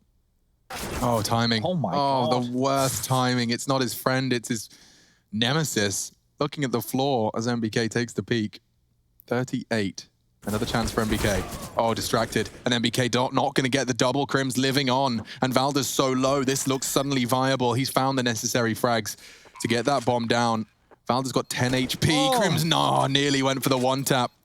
Confirms he's on the site. Valda so low. He's up for a real rough time of it here. The readjustment from Crims. Whether or not Valda saw him trying to, tease him into thinking that CT cross had happened, and Crims then positioning here towards Dark. Valda seems very aware of the possibility of him being there, but does he check on this or does he walk past? No. The bait from Crims was laid there. Hook, line, and sinker. Valda fell for it. That was just tactical crouching as well. That's the one. That was all set off by Brolin's double there. So I don't know if it was miscommunication from OG not knowing somebody could get so close towards connector. But regardless, it is around on the board for Fnatic, and Crims having to convert a 1-on-2 situation. A very important 1-on-2 situation considering the context of this round. You can see fighting on in hard is Valda in the back. Crims takes him on down there. Round number 2 on the board. And let's see if OG can bounce back immediately as we get back underway. Round 9, aggressive in towards Palace. Valda's seen him. Flusher, you're in trouble. Oh no, this is no fun for Flower. I was going to say Valda, and then I started trying to second guess myself. No one's going down after that whole exchange. Manti needs to stop this, and so has Valda. Great contribution considering. Can't get the double. Golden tagged up. Alexi trying to rock the boat a little bit. This 2v4 has become a 1v4. Look how quick this round went. Issa goes down. The dominoes fall. Alexi, the hero, left last alive, and now he has to fall back. Remember that train game we did with Alexi not long ago? We had like 18 kills in the first 6 rounds of the game or something absolutely mental like that. Well, had a similar start here on Mirage, and now if Fnatic continue to mount some rounds and these frags, we can see if it's just the one-man show or if anybody else from OG can help him on out here. That just felt like full Fnatic, though. You know what I mean? Just like mad commitment through the ramp. Like, there's nothing like fancy about it. There's no like, poise to it. Even though there obviously is, it does just look very brute forcey, and they bank on the fact they have some really good individuals to use. One of the keys here as well, actually it was a big kill there onto Issa to open things up, I do believe. But one of the things is once you know that one of the A players has been taken down and the other one was spotted towards halls, they know how much room they can actually take towards Tetris and continue to push forward and what utility they need to throw to deal with that rotation. But you can see Brolin doing his best Alexi B impression right now, 10 kills, 107 ADR, and then everybody else on his team really just working with peanuts of frags, JW with 2, Flusher with 2, 4 apiece for Crims and Golden. And as we get this back underway, the buy will come out once more from OG. AWP, M4s, and there's a secondary ult for Alexi, so thinking he needs to maybe have a little bit more presence on the map right here. Utility is low, so let's see if that has any issues right now. As over towards middle we go. Yeah, 4 members of Fnatic have the less frags than Alexi B has individually. And he wants more. Really? Really? He has the advantage. The flash is there, though, and couldn't quite get his vision restored in time. It looked like he actually shouldered Rollin down to 19.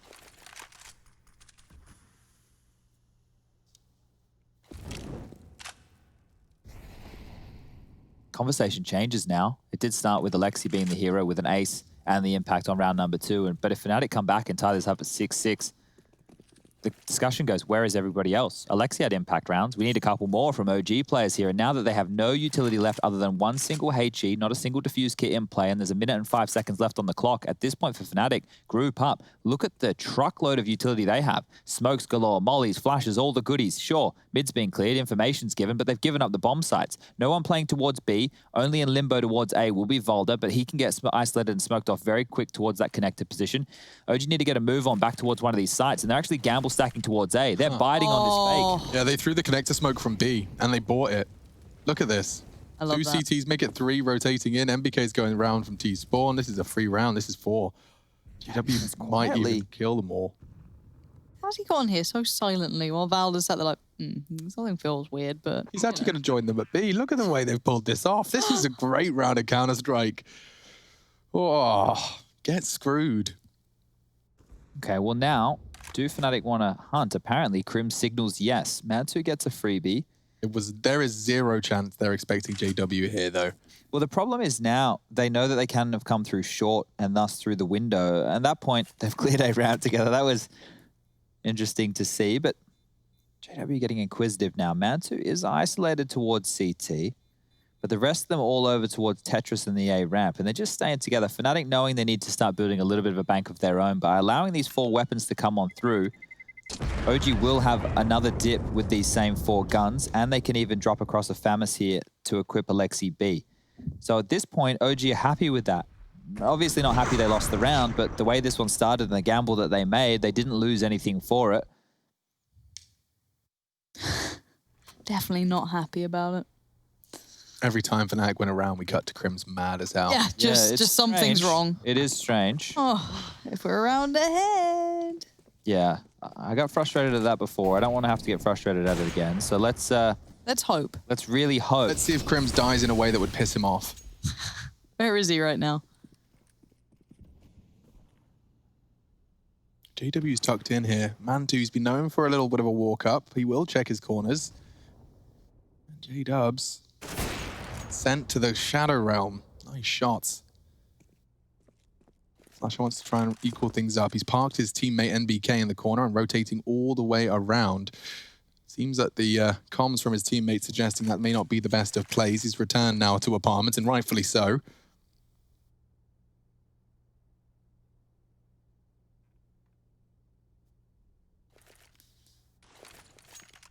A minute on the board now. And we consider where they go with this. Looks like heading back towards A, trying to sell them out. Yeah, he's thrown the flash. He's done the scope noise. It is going to keep at least 2 CTs parked there. Smoke to continue to sell it. Doing essentially the role of JW from the round prior. Well, let's see if that potential tilt comes in. It's 40 seconds. We've come back here. They haven't really drawn much rotation. Yes, Alexi B's considering it, but there's a gap, and it looks like East is going to have really good vision on Crims, which might make him angry if this happens. Easter now follows forward. Yep, that's gorgeous. And Crims could do nothing about this. He had to just sit and watch as now he tries to leer out a little, but Easter's on it. Valda shuts him down, and this round was almost a non-starter. Yeah, this round was rubbish from Fnatic, to be completely honest with you. They didn't really have any clear intent there. After JW goes down, it felt like the wind got sucked out of it. Now it's Flusher to potentially go down after time.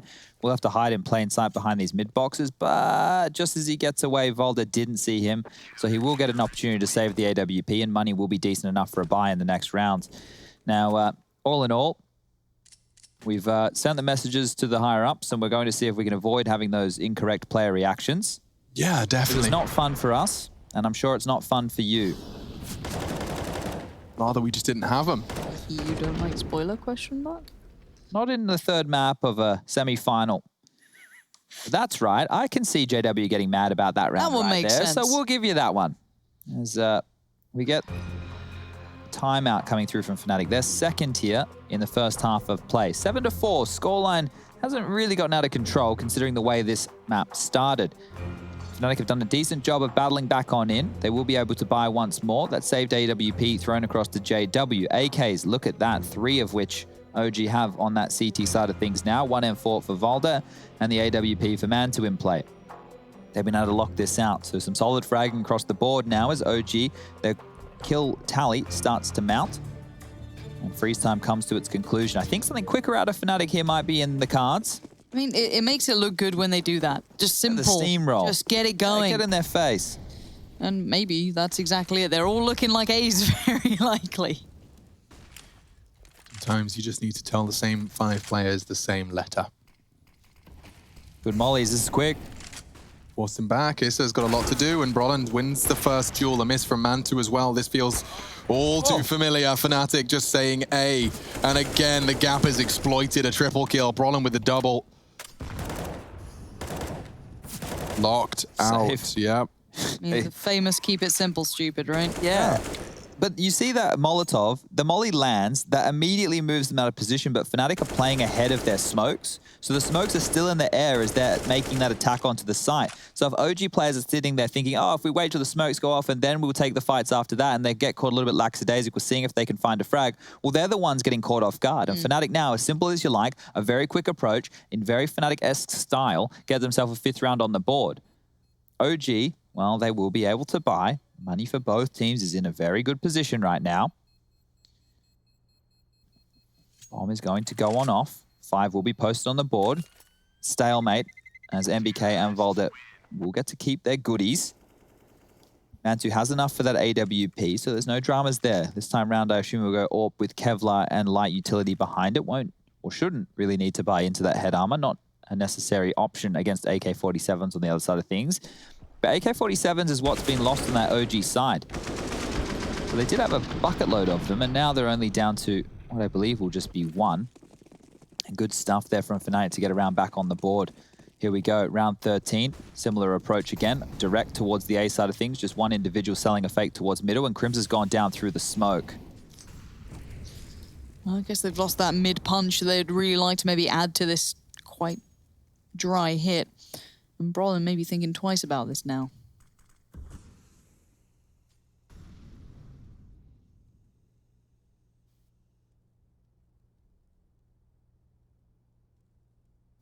Brolin wants to have a look on this flash. I just hate how stalled out it feels. I understand they can't just go in. They can't just fight in a 4-on-5 situation the way that they'd like. They feel like they have to have a bit more map presence so they don't get stacked on, see if they can find a kill here. But OG tend to play by the book quite a lot, and you can see they're not actually playing forward for too much information. They crossfire in middle. Why would you when you have the man advantage? Yeah, this crossfire is a little bit dicey, but the fact that Mantu, you know, he has so much information, if he gets smoked off, then Alexi probably tries to get away. But at that point, you can just sit and you can just wait, because this late in the round, you wouldn't be expecting it. And now it seems like they're selling the same fake. So the smoke coming over from the B side of things over towards Connector. I think that's missed, Rush. Can't really tell. It has missed. Yeah, definitely well and truly open and available. If it becomes a problem, Alexi B will be the one to exploit it. We do see Golden working mid, but towards A we go. East is there on the side, can isolate one. Brolin goes down. And again, this lacks momentum. It lacks that punch, that speed. It kind of just fizzles out. Yeah, feels like there's no trade potential in rounds like that. And the OG players are more than happy to play heads-up Counter-Strike and take their jewels. They win them, they convert them, and now they post 8 on the board. So round 14, looking good for Fnatic's money, but their approach. Now, if I'm OG, what am I expecting? Fast. I'm expecting something pretty direct, pretty fast, pretty execute-based. This is Golden coming through the smoke, and hello, Alexi B more than happy to take that kill. AWP's out for Golden this time. Maybe going for a fight towards middle. Big fight here on the cards. Mantu, he's in window. And no one hits their shot, but Alexi does. Oh, Alexi B is just saving these boys. Whenever things get a little dicey, he quells that tempo. And Flusher tries to play in. Not going to happen, Issa. More than a safe pair of hands towards A. Just like that, 3 bodies hit the deck, and Crims is wondering where it all went wrong. He's been spotted, I think. Yeah, Mantu's just one strafe away. There we go. A warning shot and a great shot, but there's the AWP. Fills the feed. Katowice 2014 in particular, known for its stickers.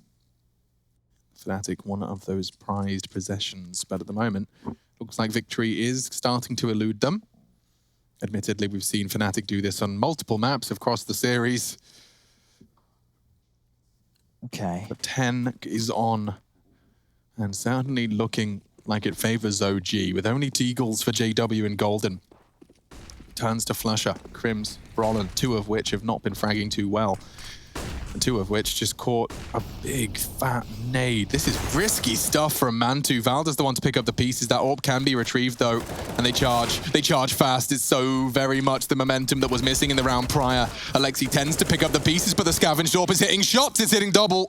JW has single-handedly found a way into this round to keep it competitive. NBK hoping and praying he could find a gap as the smoke fades. Crims has not moved a muscle, plants his feet, knows where the fight could come from.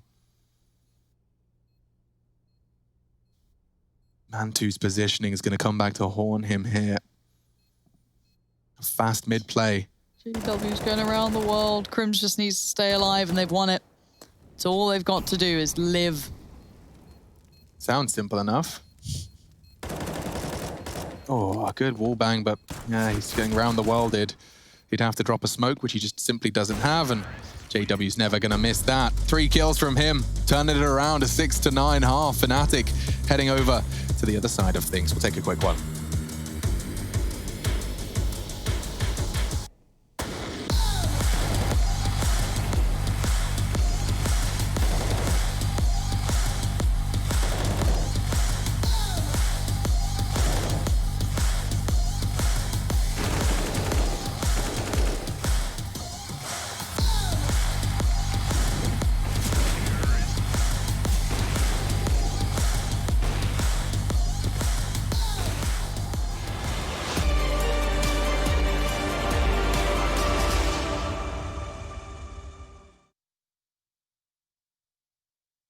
I don't wanna fight it.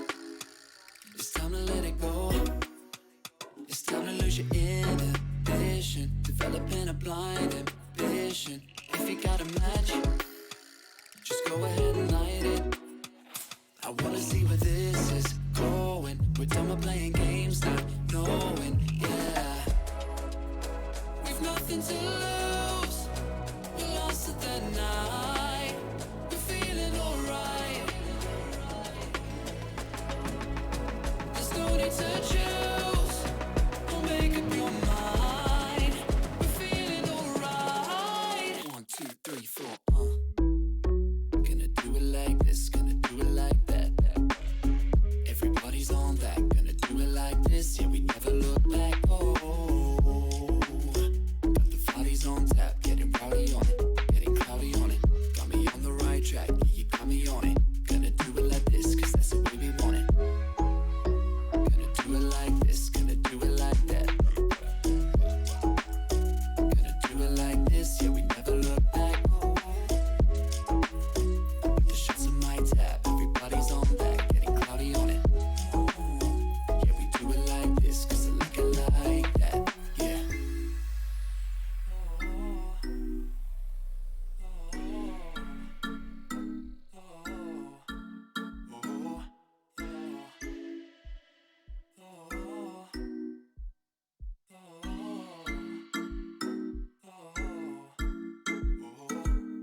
Through the motions, in super slow motion.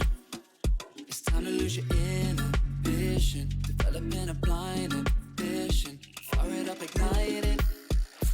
I don't wanna fight it no more. I wanna see where this can go. I'm done with playing around, not knowing, yeah. We've nothing to lose. We lost it that night. We're feeling alright.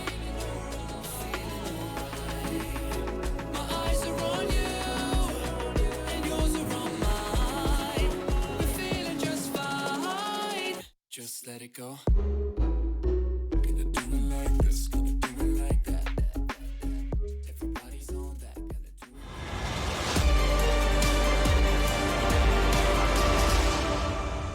Go to hell and back just to feel the fire. We gon' turn up. OG up against Fnatic. We're in what is the final map here in the semi-final, and it's been quite an arduous task. The pace, when it fell with Fnatic, it looked good.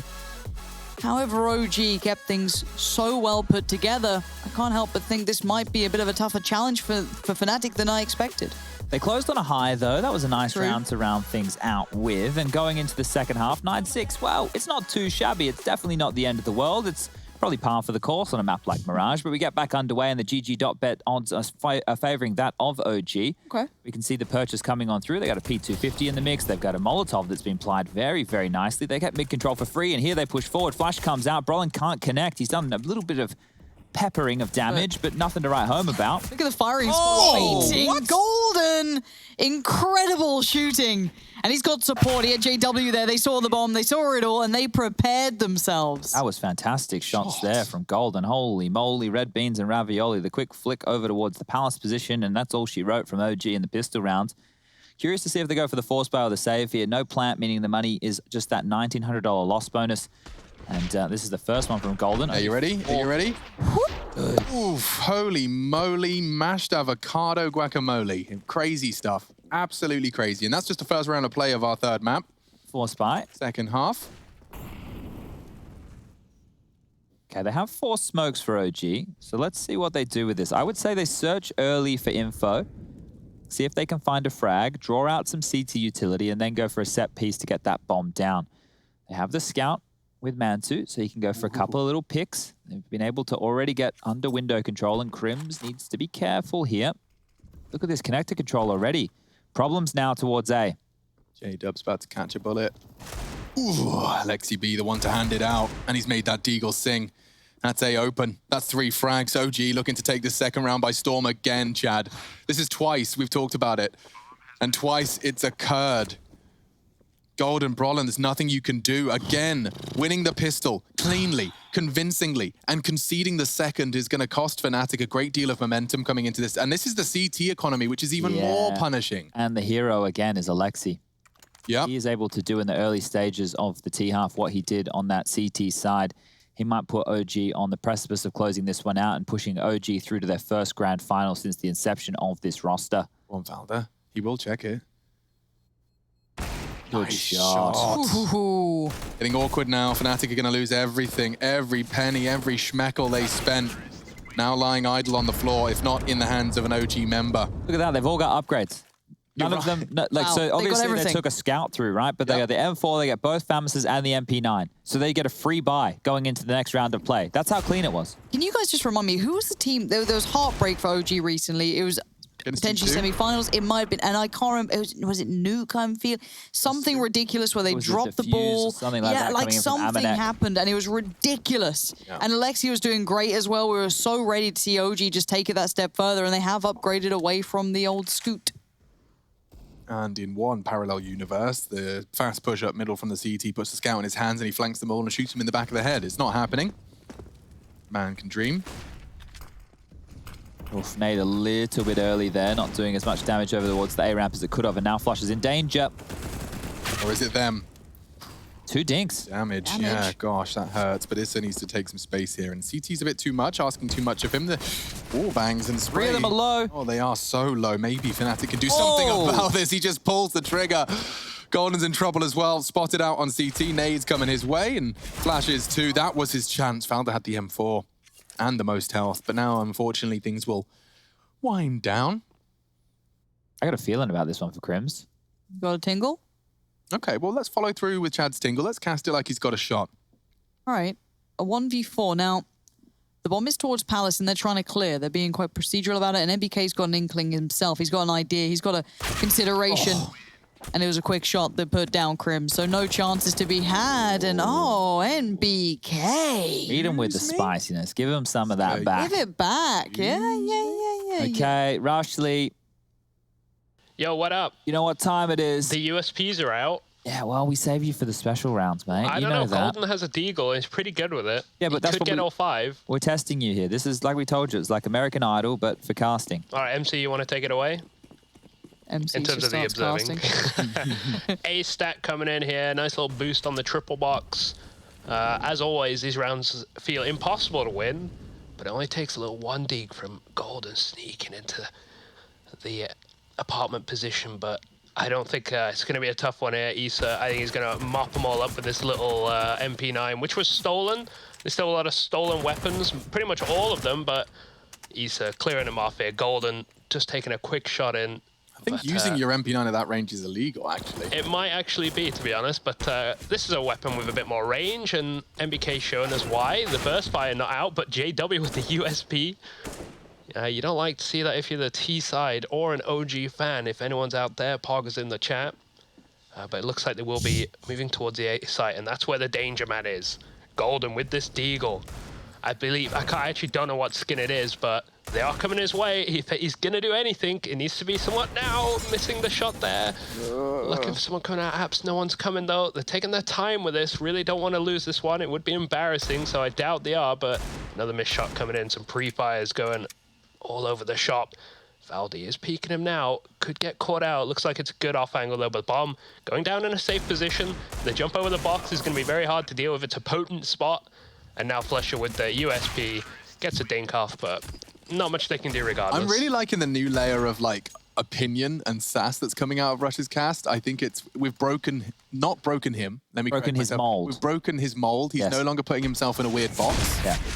And now we're really unlocking that eco cast from our observer. Love that, Rush Lee. Congratulations. 10 points to Ravenclaw. He's more of a Hufflepuff, isn't he? I don't know. It's a toss-up. Definitely not a Slytherin. I mean, he's definitely not a Slytherin. I don't know if he's quite got the heart of a lion for Gryffindor. You know, he's more of a Tin Man kind of thing. Let's really round this round out. If Fnatic lose this one, they are in trouble here on map number 3. And OG just 3 rounds away at that point from closing it out and getting into that grand final. 3 frags from Flush. It's rare to see him have an off game in such a crucial and high-intensity match. Often the pressure of a semi-final enough to awaken the beast within. But OG have tamed it quite comfortably. Don't love seeing Brolin over towards the B site. I won't lie. I appreciate your honesty. Crim's, whoa, nutmeg. 10BK gets a half-second advantage and he uses it. Flush has gone 2 for his 16th death in our 20th round. Hasn't been a great one from him, and Valda's winning his duels. It just seems like OG are winning their duels at this point. I mean, the commentary, the analysis, it does get rather lackluster at this stage because OG just winning their fights across the map. Yeah, and with the openings, they're able to string Fnatic out into awkward fights, awkward duels, and then poke their head out of their hidey holes and finish them off. And now, speaking of a man in a hidey hole, it is JW just tucked in towards this cubby position. Has the M4A4, no defuse kit, smoke and a flash. There will be no ninja defuse coming through right now as Fnatic, they have conceded this round. Their loss bonus is not tickety-boo.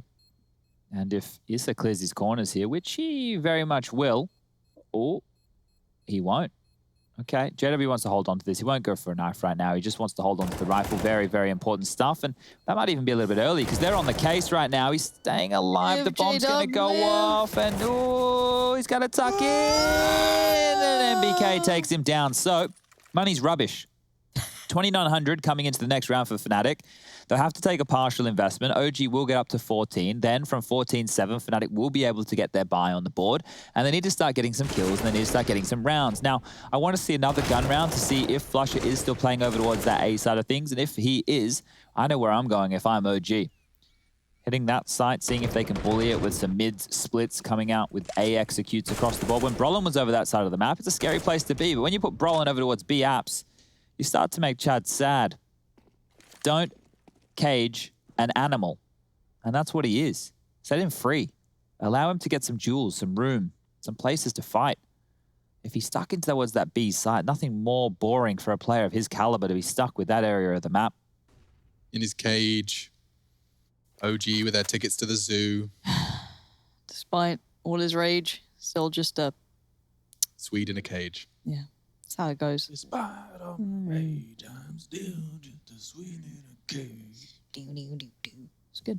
Minute on the board, of course, and keep in mind this is normally a Rushly round. It's quite an upgraded Rushly round, though.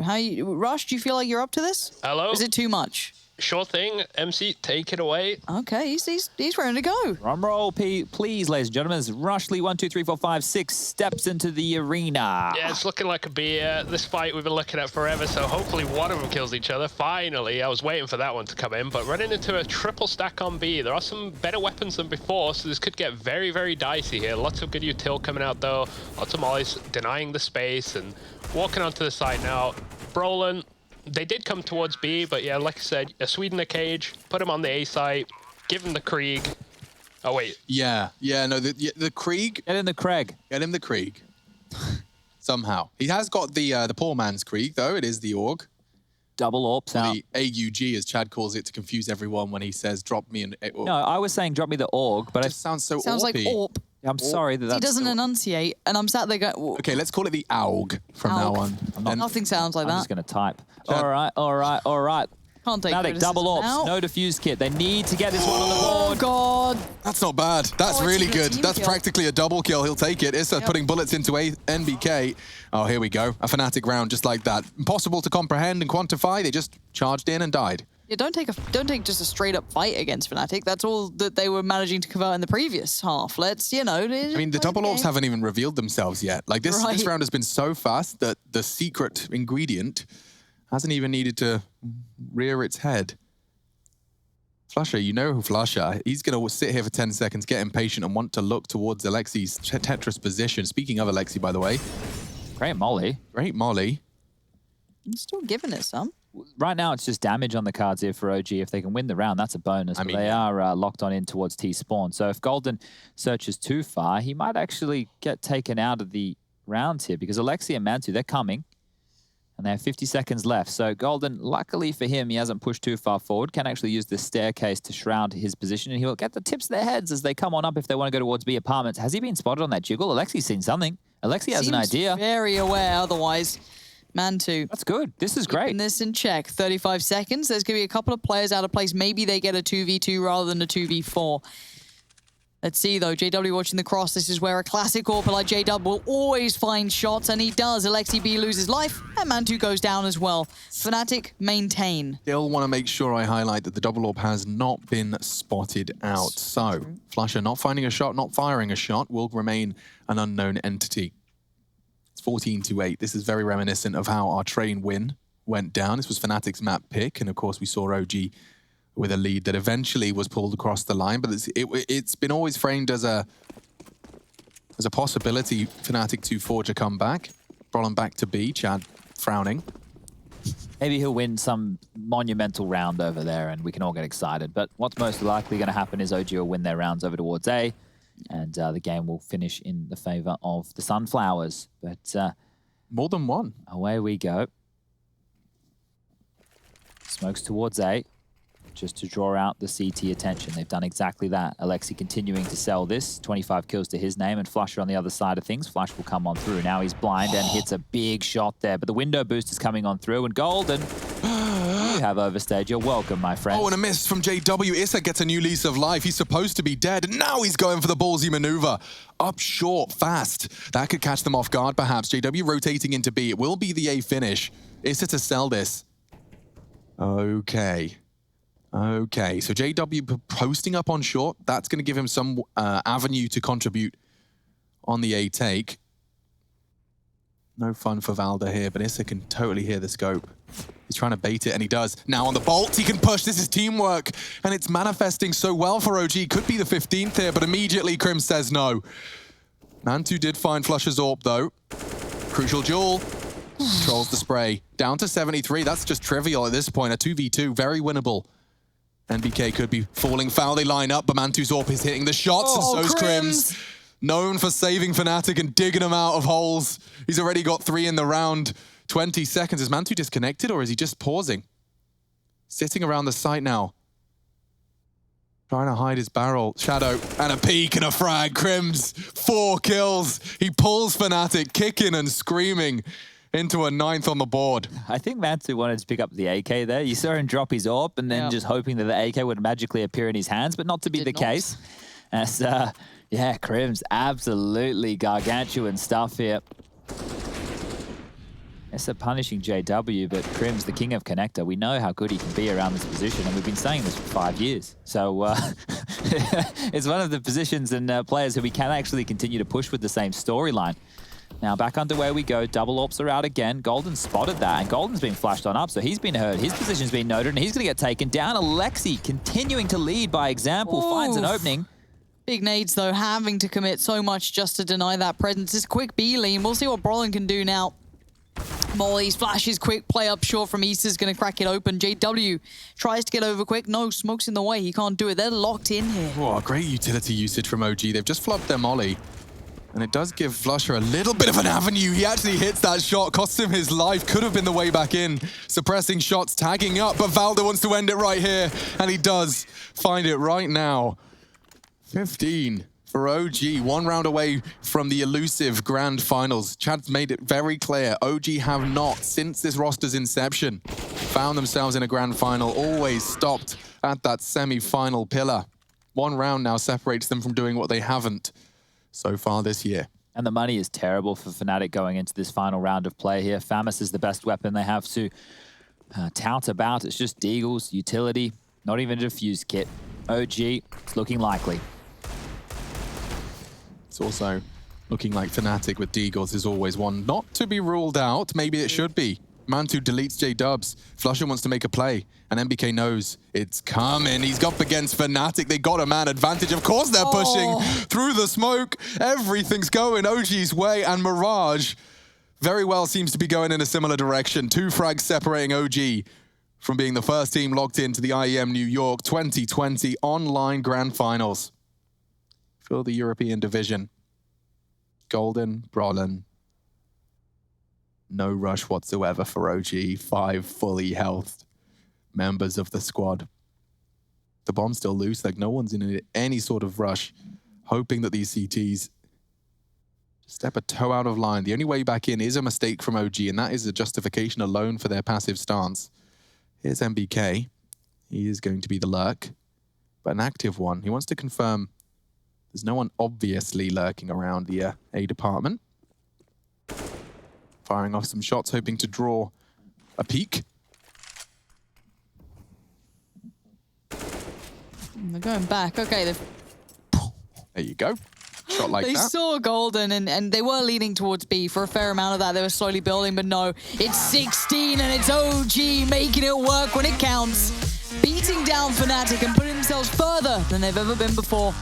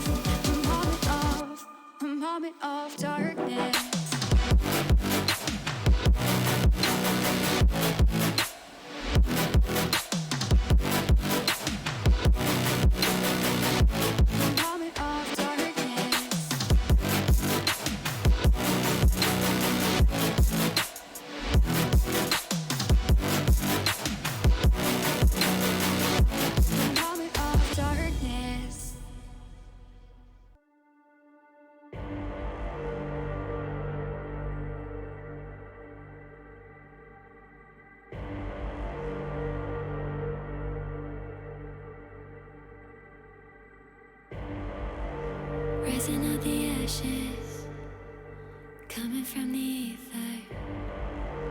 All I hear is static. Breathe a little deeper. Fallen, broken, a million light years away from home. My eyes open.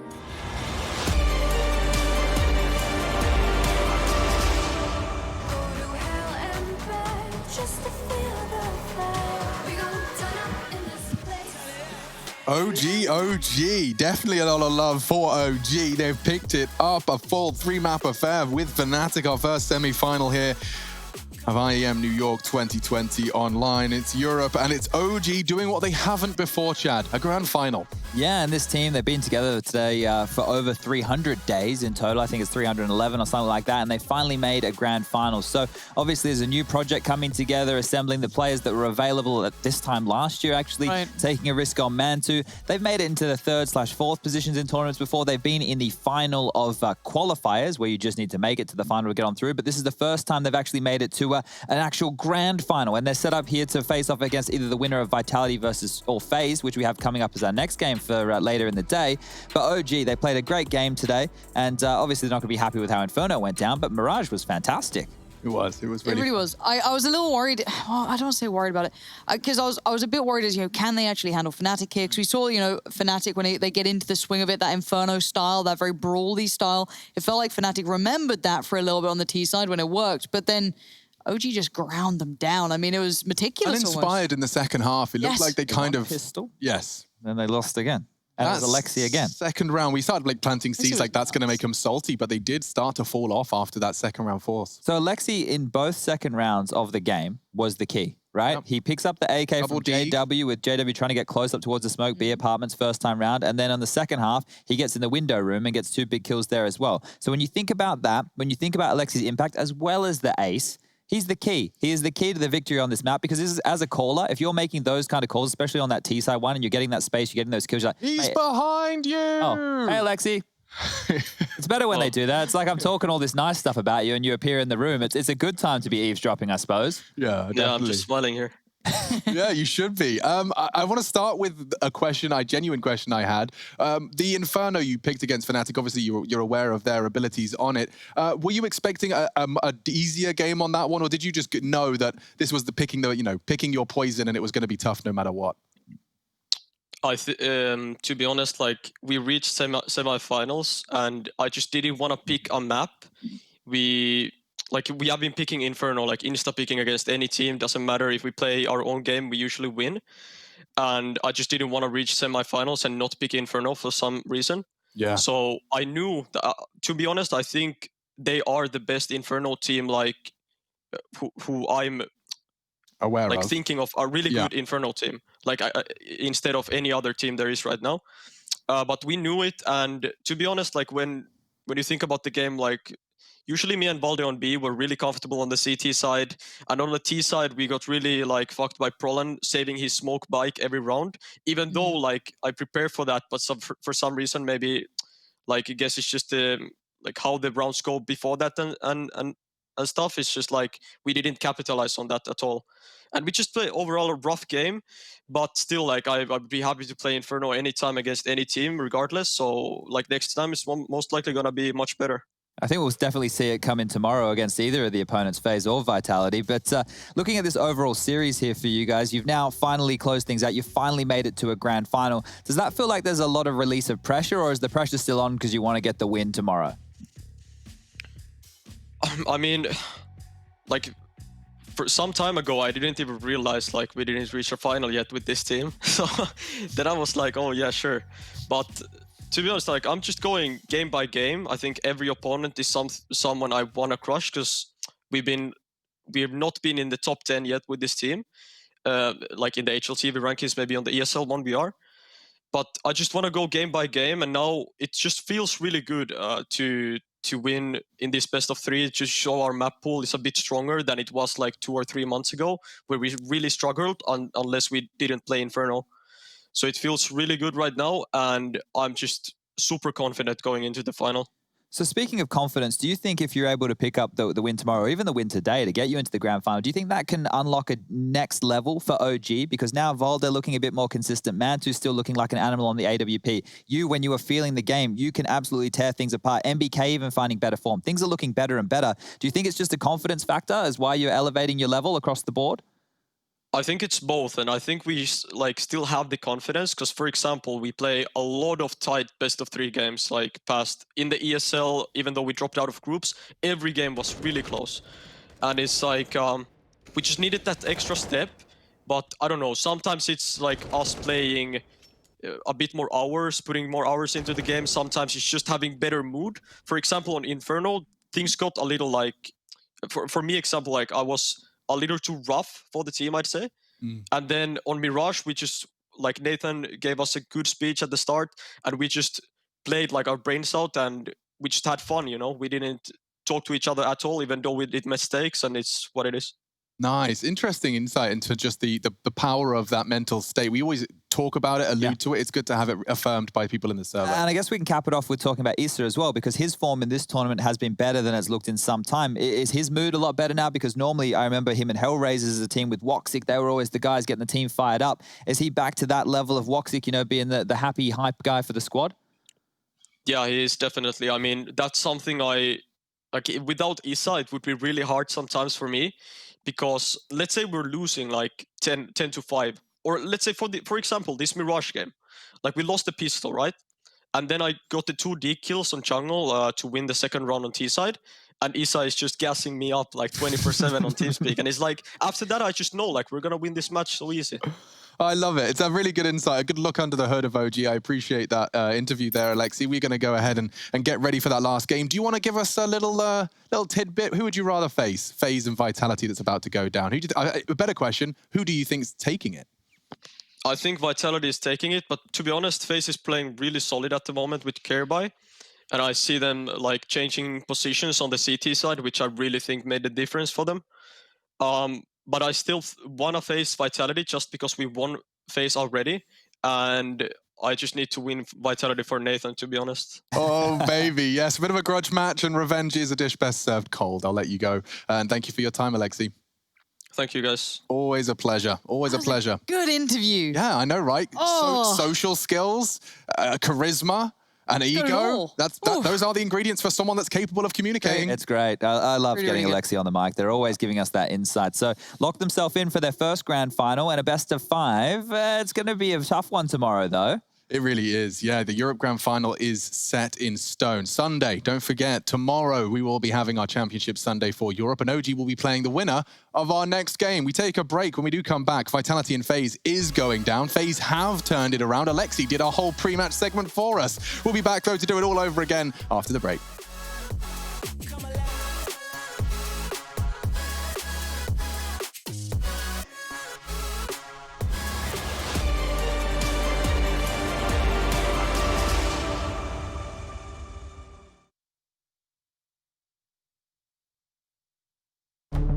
With the right CPU, you can turn any game from familiar to phenomenal.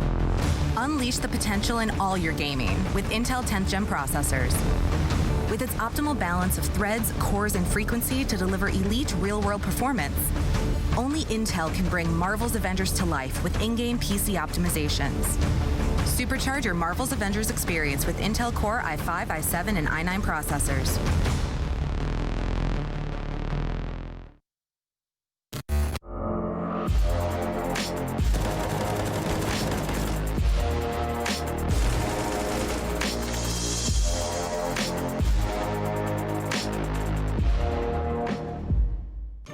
Ring ring! The IEM New York Experience Box is here. Hot, fresh, and delivered straight to your door. Tasty ingredients make this box a must-have. Claim yours quick at the ESL shop before they sell out.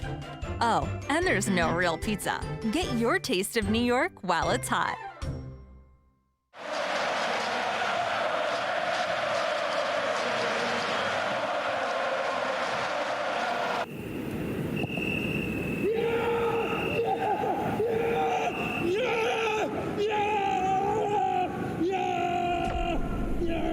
Start your esports career now at play.eslgaming.com.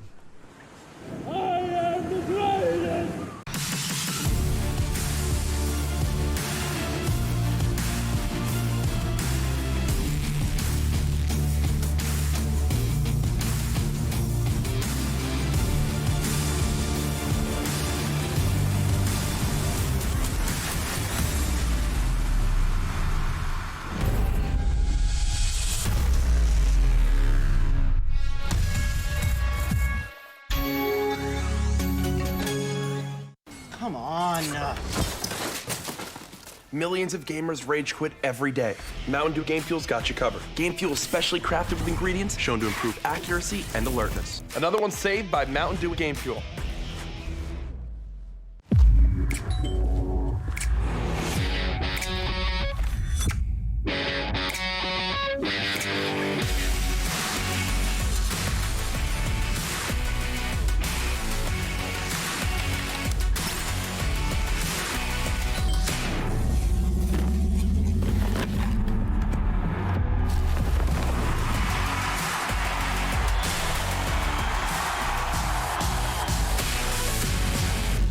Can't wait to tell everyone about AT&T's big 5G news. AT&T has nationwide 5G?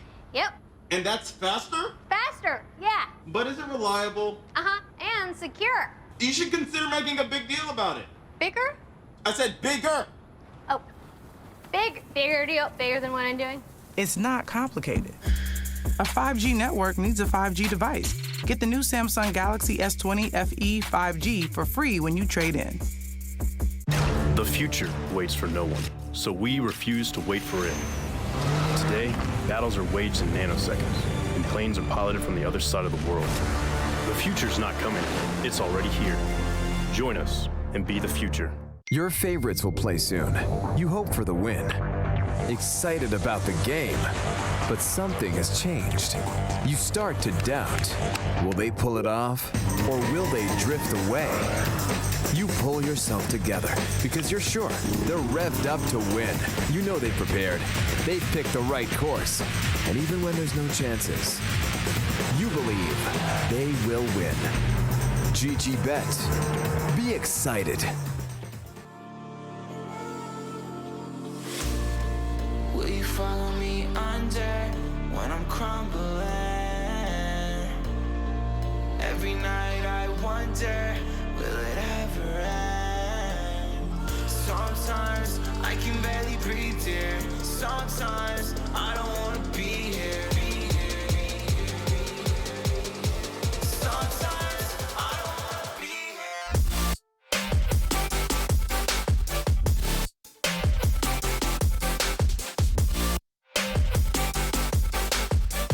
Sometimes I don't wanna be here.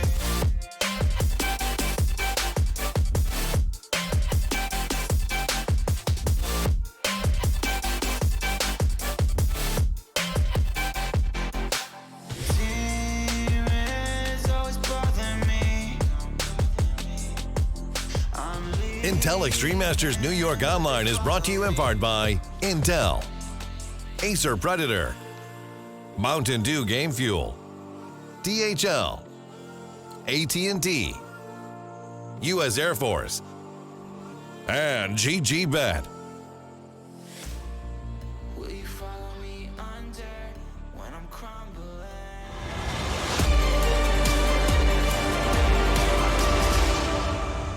Go to hell and back just to feel the fire. We gon' Second semi-final, Vitality and FaZe Clan right back into it. A full best of 3 between OG and Fnatic means we are ready to get straight back underway. And to set the scene, it is your chat Vertigo's virtual. gone. Train's gone. Likely to see FaZe pick into Mirage because it's a map that works better for them than Dust 2. Vitality likes some Dust 2 as well, so that's probably going to be our third. I think this should be the pick of Inferno. There it is. Overpass will go on out. That's going to leave Nuke here. That'll be banned on through, and Dust 2 as the third. So we get the classic map pool, ladies and gentlemen, boys and girls. The absolute classic. Mirage, Inferno, Dust 2. Maybe not in the classic order. It would have been Dust 2 first if we wanted that, then Inferno, and then Mirage is the third. But what these three maps have in common is they can all be very quick. They can all be very aim heavy. Sure, you need your base of strats, but what we also need is the base of predictions. And Lauren bloody Pansy Scott, I cannot believe it. You don't like Yanko for whatever reason. I don't know what your problem with Yanko is. I don't know why you don't want your old friend to win. Why, Lauren? Explain.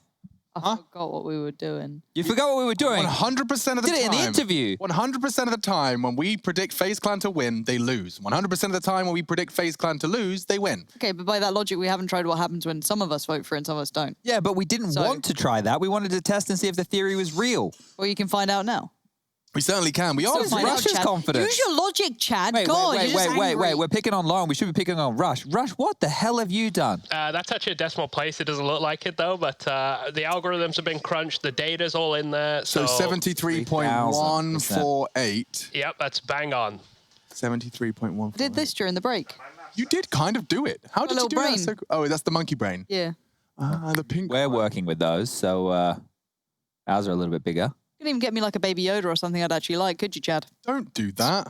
That you may not get Chad's box next time. I like Chad's box. Chad's box tomorrow. You're going to love Chad's box. Oh, There's going to be a lot of saliva around Chad's box tomorrow. Let me give you the hot tip. Why are we getting bodily fluids involved? No one like that. Absolutely no one like that. But what I will like is what's on the game screen On the game screen. Game screen soon. Yeah, man. I'm trying to avert from you saying saliva and box. Well, you got to wait and see what's in the box, and then you understand I don't think why. I want to now. I don't think I want to. I reckon it's a food product. You reckon? I reckon it might be. I'd hope so after that sentence. Marmite. Otherwise, Maybe some Marmite. Anyway, the last 3 times that these two teams have faced off, it has all gone the way of Vitality, and they've all been 2-0s. If you go back to Blast Premier Spring, it was 2-0 on Dust 2 and Nuke. Both were close.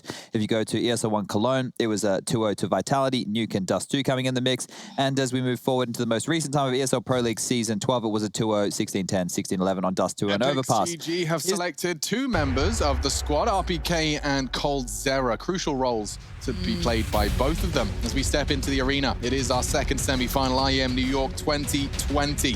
The map pool, though predictable, does boast a lot of potential for a bit of a barn burner. Alliteration makes you feel the anticipation of the rhyming scheme. We are ready to get into this one. IEM, baby, that's not it. That is it. The players are in their homes. We are live from the studio in Cologne, and you are watching from your homes. I love it. Let's get into it. IEM New York 2020 Semi 2. OG need an opponent. And then we're straight into the action. You can take a quick look on the left-hand side of your screens. Full Kevlar investment, not a single penny spent on anything else. And Zywoo's Kevlar's actually kept him alive. That could have been the end of him. They choose to re-peek into Kyobi, and he goes 1 for 1. He'll take that. RPK wants to deny the plant, but Rain does not go down without a fight. Nico finding a crucial frag. Now they have some space. Rain wants to confirm CT's an option. Zywoo's messed up the jump. They'll opt for the split instead. okay, there is a lot more to be said. Obviously, the start of things was quick, and the start of this round's also incredibly quick. And I can't wait to see if we get that Brokey that we were loving seeing just a... There you go, exactly. And if Rain is having a good one, then that's fun, but there's always a Zywoo against them. 4 kills. This would be a goddamn ace. He can't win the round. But if he's coming hot, if he's getting confidence building early, if the server conditions are looking very, very amicable... Nico. He's actually hunting. He goes down with a bomb. How are the server conditions, Rush? Absolutely beautiful. The sun is shining, the birds are singing. It's a beautiful day here in Morocco, I think Mirage is. I don't know. Have you ever been to Morocco? I have not. It's getting old. Come up with something new. There we go. It's Even true. the producer's telling you up for the same gag. Yeah, like he knows the conditions questions coming in. Yeah. I will run something new one day. I'll do some homework, all right? Yeah, come in prepared next time, try. okay? Appreciate that. I like homework. An armored Glock for Cold Zera. Love seeing, there it is. Thank you. The Galil picked up. Okay, AKs, smokes, looks like A executes on the cards. Chad, we haven't seen a second round conversion from the team that won the pistol in a full Mirage map. Let's see if FaZe can do what previously eluded Fnatic. I love how Zywoo has an M4 on the second round of play. 4 kills is all it takes. Like, isn't it just absurd? And staying alive, don't have to reinvest in the Kevlar. This is just a wild one here. I don't know if FaZe is going to be ready for this. If he gets another quad kill, another multi-kill, I'll scream. Like a loud, high-pitched one, or? Uh-oh. Well, fortunately, will remain to be seen. RPK is very loud about this, reloading, stepping, etc. Cold will hear it. He's pushing ramp. Brokey with the bomb alone. Oh no. Oh no. Brokey saves the day for FaZe Clan. That would have got very awkward very fast had the bomb been loose and a rifle pass to RPK and Ramp. Now the round starts to peter out. It will be Shox and Apex to try and contest. Deagle's poised. Denying info and space are the T's. They're not in a rush to get this bomb down. A lot of people sometimes feel a bit awkward about these exchanges when you see so much progress and yet no bomb plant. Now with the smoke down, Brokey can get it safely. No, he can't. Apex catching him just through the side of the box. The smoke, no safety net. Time becoming a problem. And that is how you relieve some pressure. There was an M4 on ZywOo's corpse, but not to be found, and now it is just the formality. Oh, okay, we've got a forecaster. Rain, Rush has been lying to us. The clouds are coming in and it's looking good for FaZe. If Rain, I want to see Rain have a really good day. He is the safe pair of hands for FaZe, so sometimes you don't always need him to do that. That's not necessarily his role. But if we have Rain finding those key kills, I am so excited because he's such a good player for that. We just don't see it that often. Something else to keep a track of as well is Masuuta's been having his fair share of woes when it comes to high-pressure games for Vitality, and that's not to say he doesn't keep up, because he has definitely been growing into the role as a rookie, learning the intricacies of Tier 1 Counter-Strike. But if a semi-final starts slipping by the wayside, if Masuuta doesn't show up in a capacity that's necessary and required of him, that's a storyline we'll continue to build. So with just these pistols here, we aren't expecting too much from Vitality going on forward. But Brokey is a win condition. When Brokey and Nico are playing well, those two able to light up the server. There's obviously room for other players on FaZe to find a lot of damage, but I think it's those two who are the win conditions in the games that they picked up to get this far within the tournament. Now, Vitality, they've been the bridesmaid several times this year. 3 big tournaments they weren't able to pick on up. And that will be heard. But we're going to run through those. That was the Blast Premier Spring Final. They lost that one to Complexity, coming in as the favorite there. CS Summit 6, they came second at that event just before the player break. And then second at ESL 1 Cologne.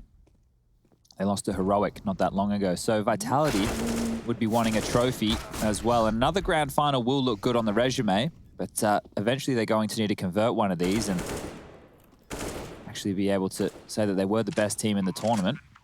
I like to see that, though. Even on these rounds where it's against P250s and what have you, so Shox will probably try and scurry away with that AK, but seeing Brokey get a couple of those kills, just feeling smooth in the server early on, it's what you want to see for some of these young players, especially get that confidence building early on, get the mood in the right place.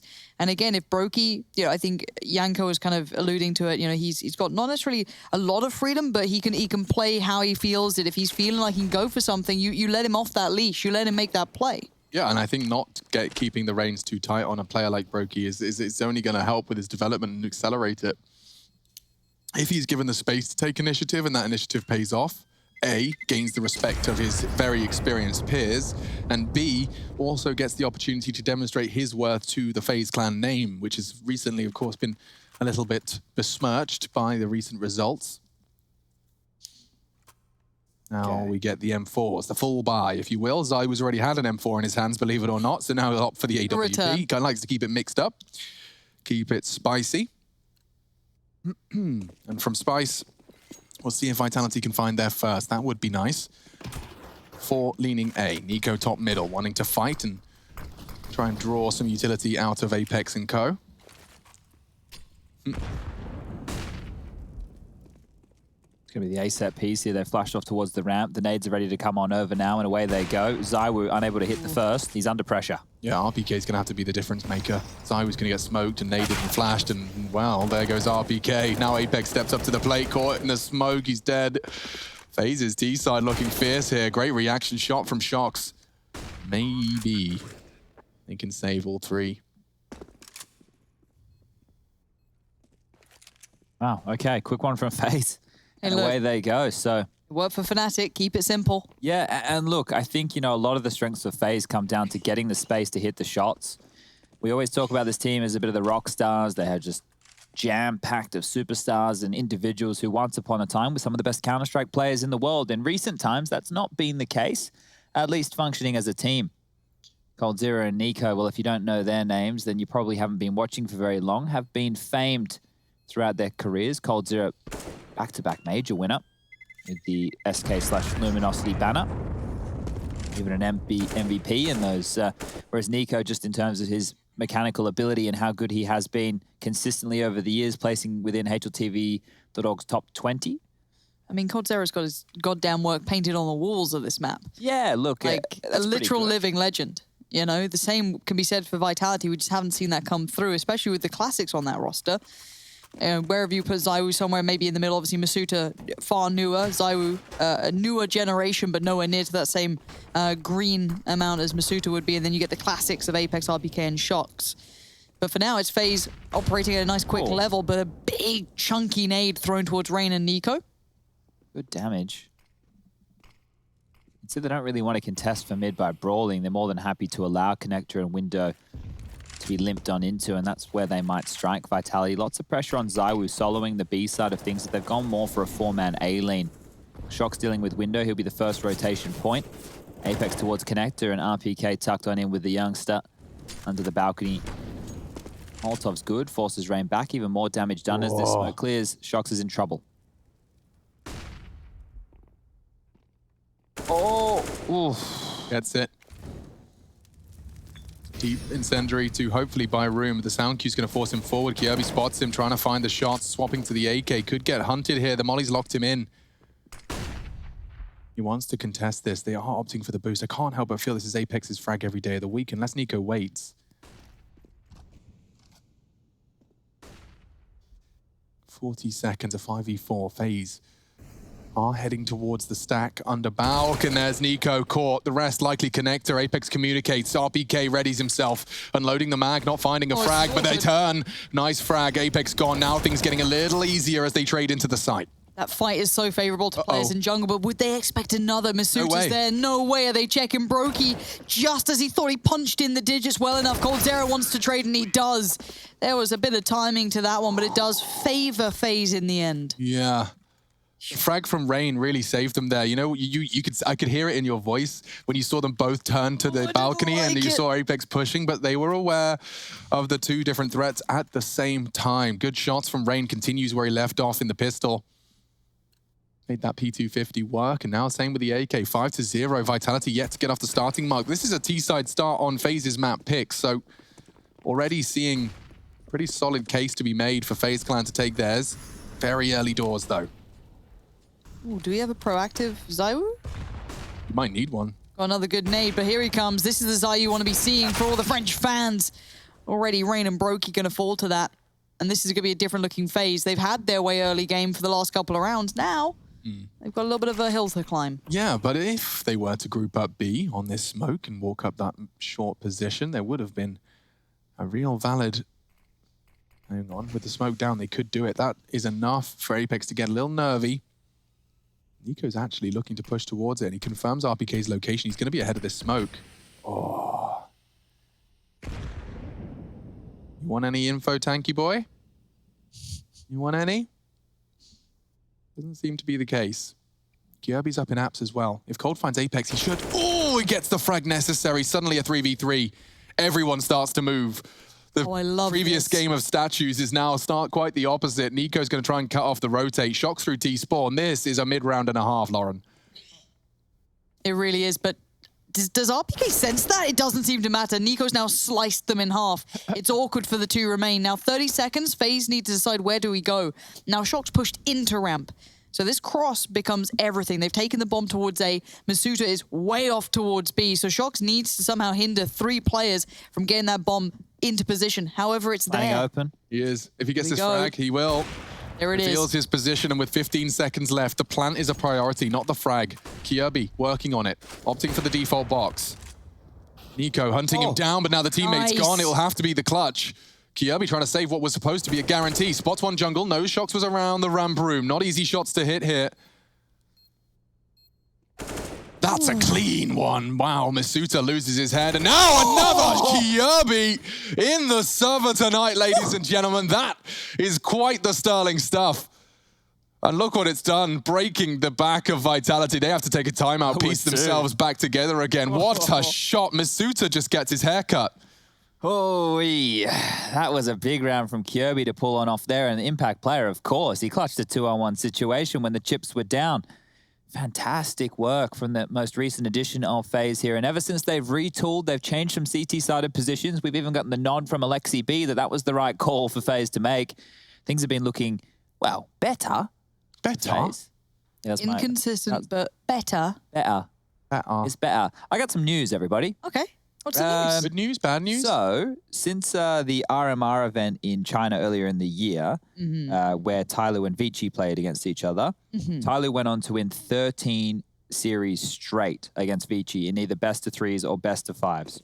13 series in straight. terms of the best team in China, we know is Tyloo. Vici just beat Tyloo for the first time in 13 series. So it only took 14 series in a row, and Magic Vici number. eventually get across the line there. So that's crazy. Yeah, that's wild. It's 13 best of threes. It's similar down under at the moment. Renegades just winning everything. So within the region so far, Tyloo locked in China, just constantly winning, and the same thing can be said for Renegades in Australia right now in Oceania. They just continue to batter Chiefs, Order, etc. It's a conversation that's happening all across esports at this point in time. With the global pandemic, regional leagues have returned to a more demonstrated point. And we've seen, of course, the disintegration of the OPL, the oceanic side of League of Legends just being removed. And of course, the outcome of that simply just because of the region not having the same, boasting the same in viewership and player base.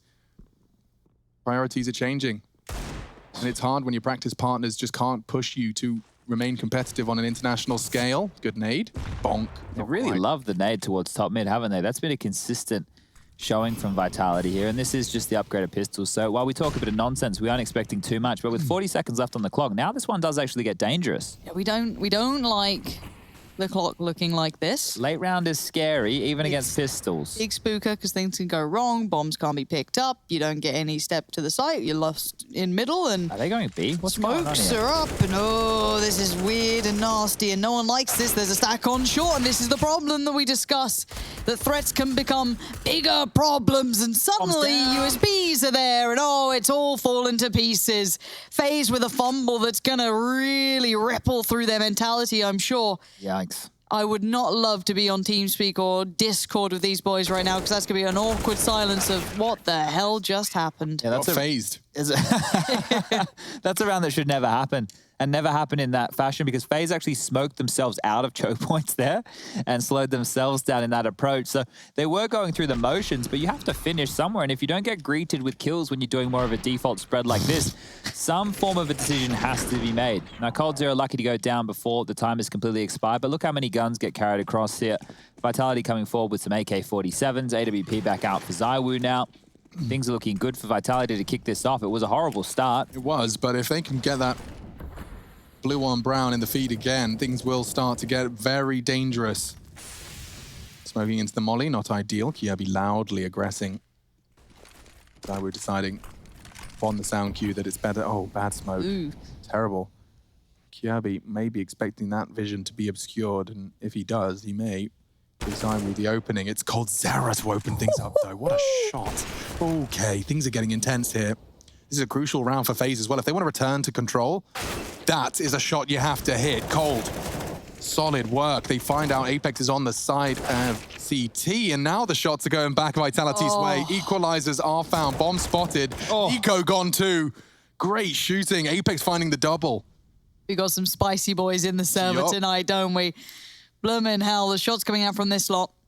Didn't get to really talk about the fact that if Apex has a good game, he can be the win condition for Vitality, let alone ZywOo in there and Shocks. Brokey trying to be the difference maker, but that Goblin box has a new Goblin. Apex. There's no way they expect it. Yeah. I mean, with the bomb being dropped and he had that info for so long, obviously it is a possibility you may consider, but Brokey... Oh, feels weird. Yep. And there we go, shut down. The aim is crisp today. So, they did just get the AWP for ZywOo. He can afford one, so it wouldn't have been the end of the world. And the buy and the money for Vitality off the back of that pistol upgrade round is looking flush. They just went all in on red. They won, and they've doubled their cash. So Vitality now have forced FaZe down to a timeout already, and things were looking great for FaZe. I think there's probably some questions being asked on what they can do with their buy right now, because it's 2,400 as the loss bonus in the next round. So if you are the FaZe players, you want to keep that cash around the 2K mark, or if you can get the bomb down, you can spend a little bit more, but that's never guaranteed. Kirby has 4,300 right now, so could opt for the AK. That was the opening from Cold. Follows up onto ZywOo, but Nico not winning that duel against Apex was one of the key reasons as to why Vitality were able to turn this round on its head. And that's going to be another round on the board. As a bit of a smile there from Apex, the in-game leader on the side of things for Vitality. 2-6 now. FaZe's map choice. Inferno coming up as number 2. Back underway we go. Rifles are out, and on the T side, it will just be the Deagles from FaZe, and well, 2 of those in play. 1 for Cold, 1 for Nico, Glock for Rain, Glock for Brokey. Kirby there on the P250. Flash towards top mid, space taken. And as we look into a round like this, we're not going to be expecting FaZe to be able to pull off too much. You've heard us talk about the prowess with coldzera and Nico with these weapons in the past, but they need to have a foot in the door, and so far, they don't have any territory in their favor. Very passive towards top mid. Nico's literally in T-spawn. That smoke's down, just going out towards the window position as his teammates come through the connector. But look at Shox. Ooh, hard shot to hit. Vertical axis, a problem, but Apex at the tip of his already just spins around. Beautiful aim on him. Playing very nicely today. 2 kills, quite comfy. Shox and Apex doing very well. Rush, did you like that round? Was that, would you have enjoyed casting that? It was an okay round. There was some things to get hyped about. I think you guys did a fantastic job, though. You get a 10 out of 10 from me. See, Rush is always so nice. Right. Is there a point to that? Always nice. He doesn't throw any mud. He doesn't sling any mud around here. No microaggressions. Not to you, mate. No. All right, all about for Brokey. Let's see if he can come alive for only 3 kills to his name. Ooh, Apex is already going up mid. Alex, this is looking good for him. It really is. They take a lot of space as well. Apex pushed all the way up to mid, so... Oh, he's still going. Yep. Going back now as the flashes come towards RPK's domain. Kirby fast, but gonna be furious.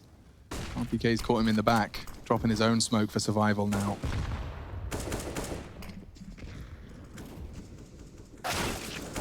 Rain finds Shox, getting a little inquisitive. There's now coldzera and Brokey. I think if you've been paying attention to how this game is, you'll know probably where coldzera is. As will Vitality. Brokey feeling a little bit strained here. Already considering the flank, as Apex had pushed mid, you never know, but he hasn't gone that far. He's going to tuck himself in towards Dark and just going to play around at the moment. Masuda's taking a lot of space off here for the save as well from FaZe. So pushing through the B apartments, it means they can't drop on back even if they wanted to try a little bit of silly business and come on through the B side of things to find some openings. But they will just be locked in towards T-spawn. Masuda is just playing to contain, and I love it. He is not pushing forward. He is not giving up his life. He's doing the right maneuver right here. Now, on towards that A side of things is the slightly sore RPK, 22 points of health with Apex, but right now, FaZe, 30 seconds left. Do they want to limp on into this? It looks like they're heading forward. coldzera to lead the charge with the AK. Oh, never mind. Are they thinking better of this? He's just run away with 20 seconds left for the flash. Didn't Does really nothing. do much. No. Yeah, wrap it up. All right, so let's talk about a key in that round, because if Vitality can deal with Nico towards middle, we've spoken in the past regarding Nico and his default on a map like Mirage. He'll go towards top middle on rounds that they want to have set pieces towards the other side of the map just to condition and make it look like a standard default. So you'll see the smoke towards window or the smoke towards catwalk, or sometimes both. Molotov towards the connector position, some flashes, some nades, all the goodies, some spam with that AK-47, just to make them think it will be a standard round to play. And then kablamo, the execute comes in. But if Nico can get conditioned and forced out of position, they might have a rough time, FaZe, setting up some of these T rounds. Lucky for them, they already have 6, and Rain has an entry. That's so nuts. He was still moving when he hit that shot, and now he's grabbed the AK. There's a world where Rain could find another here. He tucks in for anti-flash, but unfortunately caught with a nade in his hands. And Apex just makes sure this round does not go awry. He's on for the 3rd here. Nico with the deagle, just finding another consolation, but... Good plan, absolutely. Completely leveling the odds, though. It was 6 in a row, followed by 5 from Vitality. It was that moment, that switch, when suddenly they saved all those weapons, the CT economy no longer feeling gimped. They can build up a bank, and it's quite the opposite. Now, look at that. You can see these casualties have been minimal. 13 grand on Apex. He's still got the AK on board, so he's only going to have to choose his nades and armor of his choice. Peace. Bonk. Good stuff from Shox here. Mopping up a couple of clean ones, and big round on the board there. Defuse will come on through. Got a game on our hands here, folks. Yeah, we definitely do, as now it is this direct approach again. Nico selling over towards middle. 4 set up for the A execute. This time, Nico's not being pushed. That smoke does really nothing, so you would never even throw that on a default. So I'm curious to see if Vitality take the bait on that. Playing retake A. Yeah, so Oh! That's a bloody strike. That's a kill. Apex finds Kirby, but the site is still apparently locked out. Right now, that Molly's a little scary, but let's see if they can get the boost going. While this happens, Cold Zero did find Zywoo, but the bomb hasn't gone down just yet. Still in the hands of Brokey, who's in Palace. So pause for thought here. Flash comes out. They still... Do they have any smokes after this? No. So once this goes, CT has a fight on wherever they want. Bomb can drop back, and it is. So they're going all the way back through Palace here. The AWP in the hands of Brokey still in play, and they're just going to leave Rain tucked in towards Shadow. So the rotation has been drawn, and Vitality can continue to keep this boost on up if they'd like, because Masuda currently has B under control. He's going to push forward and look for some info over towards the short position. But as we can see, FaZe, they are changing their mind, and that's their prerogative right now as they head on back through the B apartments. Might get hurt if they make too many footsteps here. As Masuda now, he looks like he's on high alert. You see his little icon on the radar swiveling around. Rain's still looking for something over towards A. Molly slowed him. They can't go through it. They have to respect it. Great nade. Chunks down Nico. He's now on half HP. Cold Zero falls. He was the healthier of the few. 10 seconds left, and they are being destroyed. Nico, he can think he gets a bomb plant, but here comes the Executioner. As Shox denies everything, it feels like the plan had some momentum to it, but that utility chunked them down. The Molly slowed them, the rotation came in, and there was nothing Rain could do. Key there was Apex on that boost, but not only the boost, the fact that he threw the Molly over towards that Goblin box and cleared it out. They could see nobody was actually in towards the A site, so they had a decent idea that it may not actually be that A hit. And they were playing together, the three players over towards A, all stuck in towards Ticket, able to play off of each other, able to trade off of each other, and the youngster, the rookie, Masuda with 2 huge frags, fantastic utility usage, slowing this down and allowing teammates to get on over and deny that plant. FaZe will buy again. Brokey will not have a rifle, just a deagle, and more nade damage is done. If they could find a breaking point now, it's always starting in middle, but if they could just find a way in. Kirby through apps hasn't been particularly proactive. Perhaps a duel with Masuda, considering how much of an island he is on. See if that investigation bears fruit. Again, this time with a boost, it's very effective if anyone on short gets a bit antsy. Suta just dropping his incendiary and Kirby safe from that. Oh, did he see him? Tip of Kirby's head. Yeah, Masuta's positioning suggests he has spotted one, and Shox rotating in as well implies the same. Or jumps and confirms it. 2 on apps. Kirby trying to drop the util, keep things guessing. Feels like a mid to B. But is that just by design? Really feels like a mid to B, but suddenly RPK moves out of his hidey hole and Cold can punish. It's worked wonders. There's only 1 man left on the site. They flash him off as well. Zywoo.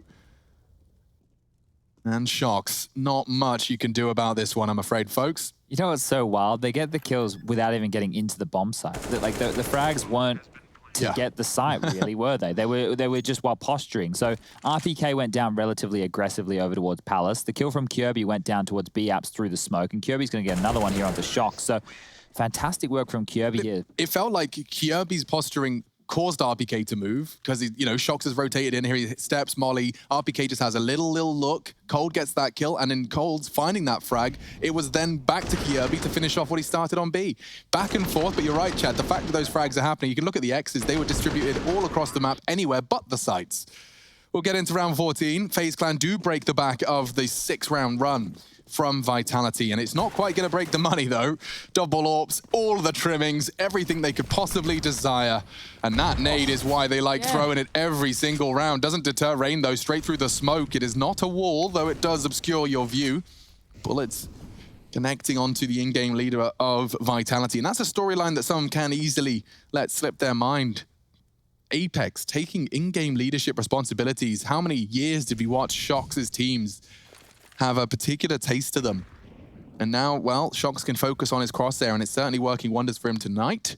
Got it 9 frags, 13 top end for Apex, who's not really being too affected by the leadership woes that previously have been outlined.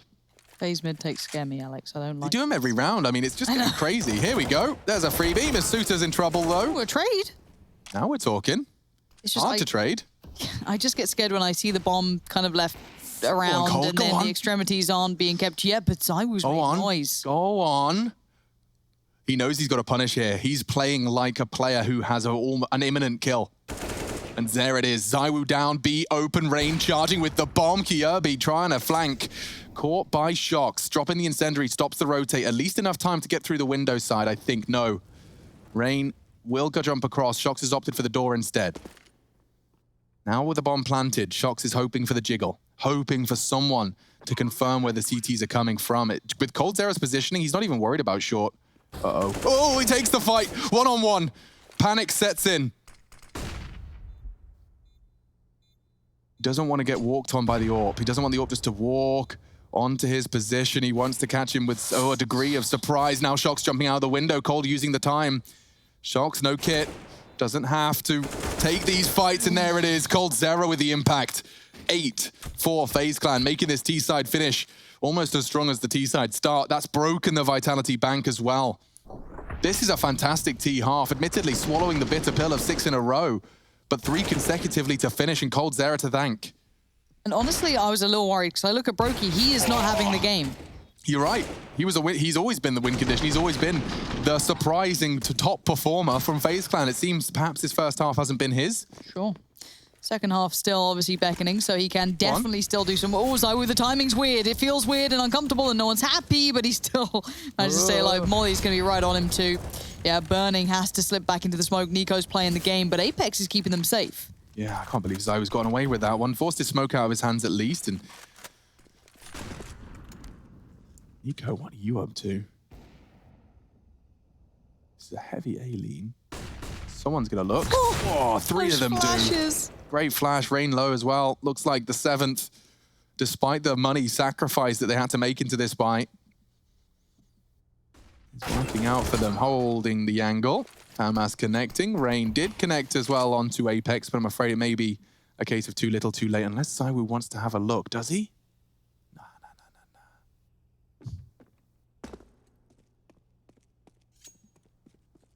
I haven't seen an 18 HP 1v3 ace clutch in a while.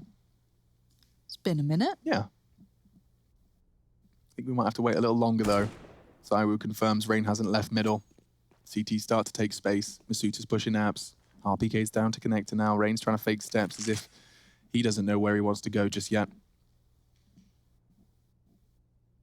Admittedly, holding that mid-info is the hardest of the 3. He knows that that window fight's a favorable one for him, and now starting to advance on it. Needle? It's very possible. The problem is the sound cue of the bomb going down. Masuda will be there in a moment's time, and he has a Molotov as well to hold Rain at bay. So as the clock ticks on down, Masuda will be playing in limbo. Oh, and he's moved out of the wrong place. This is doable now for Rain. The HP is a problem. This has been heard, but if he can isolate a kill here, if Masuda goes in too quick... Oh, let's see if Masuda keeps his cool now. Pressure starting to mount. Rain has had a good half, but this is incredibly hard. If this is played diligently, it should be okay, but Rain gets to... Oh! I felt it. I felt it right there. I thought maybe he'd realize with that flash and molly, he'd be right on that side, all the information present. But Masuda, the young man himself, keeps his cool, gets the defuse, and gets Vitality right to the door of FaZe.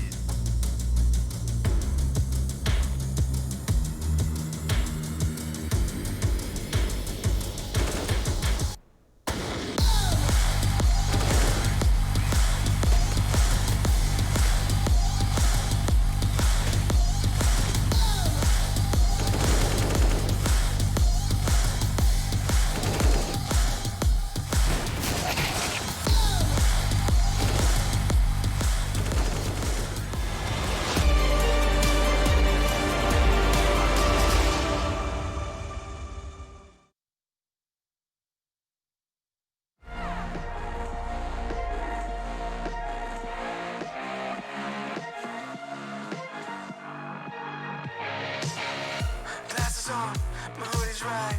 Break the door, give me side eyes. Are you feeling yours? Cause I'm feeling mine. Slide back to the future, got my own time. It's sipping dope to feel right.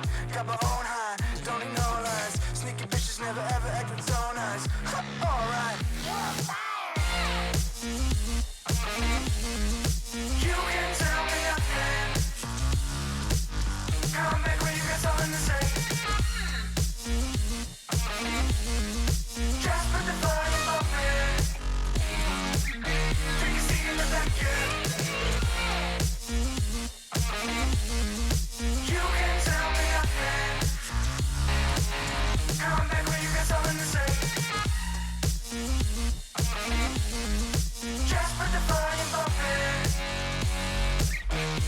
see in the back yet. Alright, hot damn. Not worrying about man's got a plan. It's not really about the dough, got a time frame. Matter of fact, about to blow up the Hall of Fame. So good, hell, I'm all fine. Got a sweet little ooh, and it's all mine. My shoe games, class high, hear it all the time. You can tell me nothing. Come back when you got something to say. Just put the fire above me. I'ma go get 'em. No time looking back, every day gotta do better. I'ma go get 'em. Blow the roof off for I really want to see, now go tell 'em. About to touch the sky, no helmet. Preparing myself up top, no weapons. On my own, I stop caring. Cause they keep telling me you can tell me nothing. Come back when you got something to say. Just put the fire above me. Take a seat in the back, yeah. You can tell me nothing. Come back when you got something to say.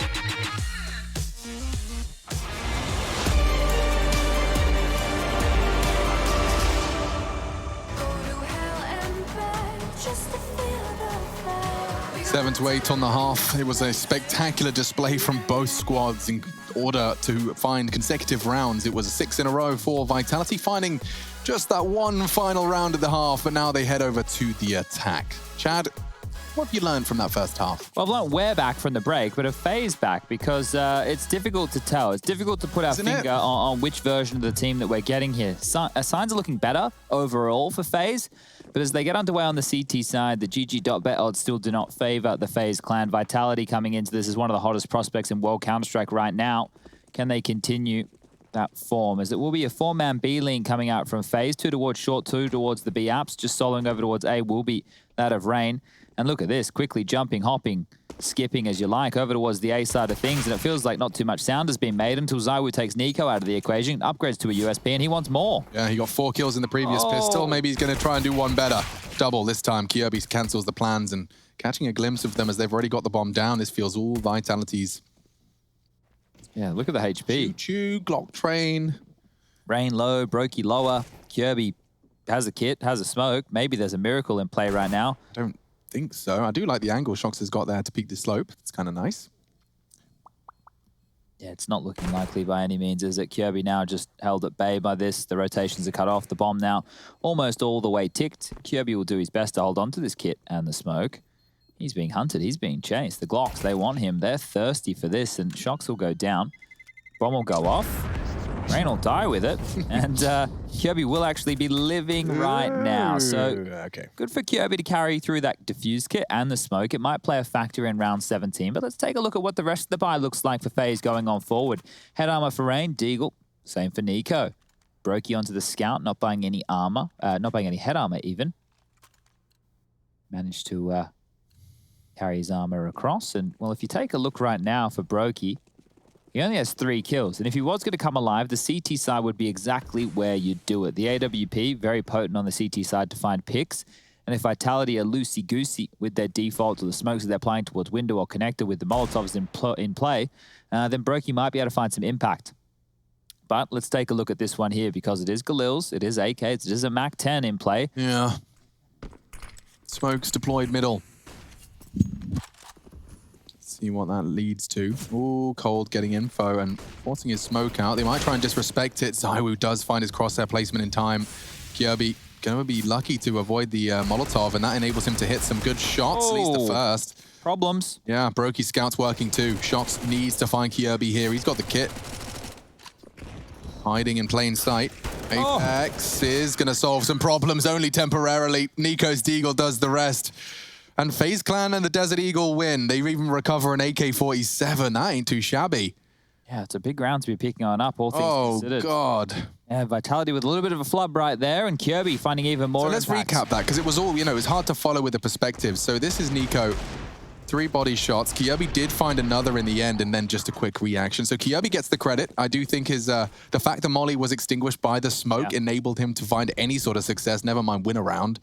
So the smallest margin is determining the results and outcomes, as always. Well, converting this one here is even better for FaZe Clan. They're able to get themselves up to 10 rounds, but it will be a force buy. Just not a lot of utility to work with from Vitality. And look at this, Nico. Hello? He's gonna get shot in the bottom. What's Hello? What's the Broky's crossfire? covering him with the org. Yeah, but Brokey can't back away. As soon as he does, Nico's vulnerable. Gets 2. Oh. This is costly.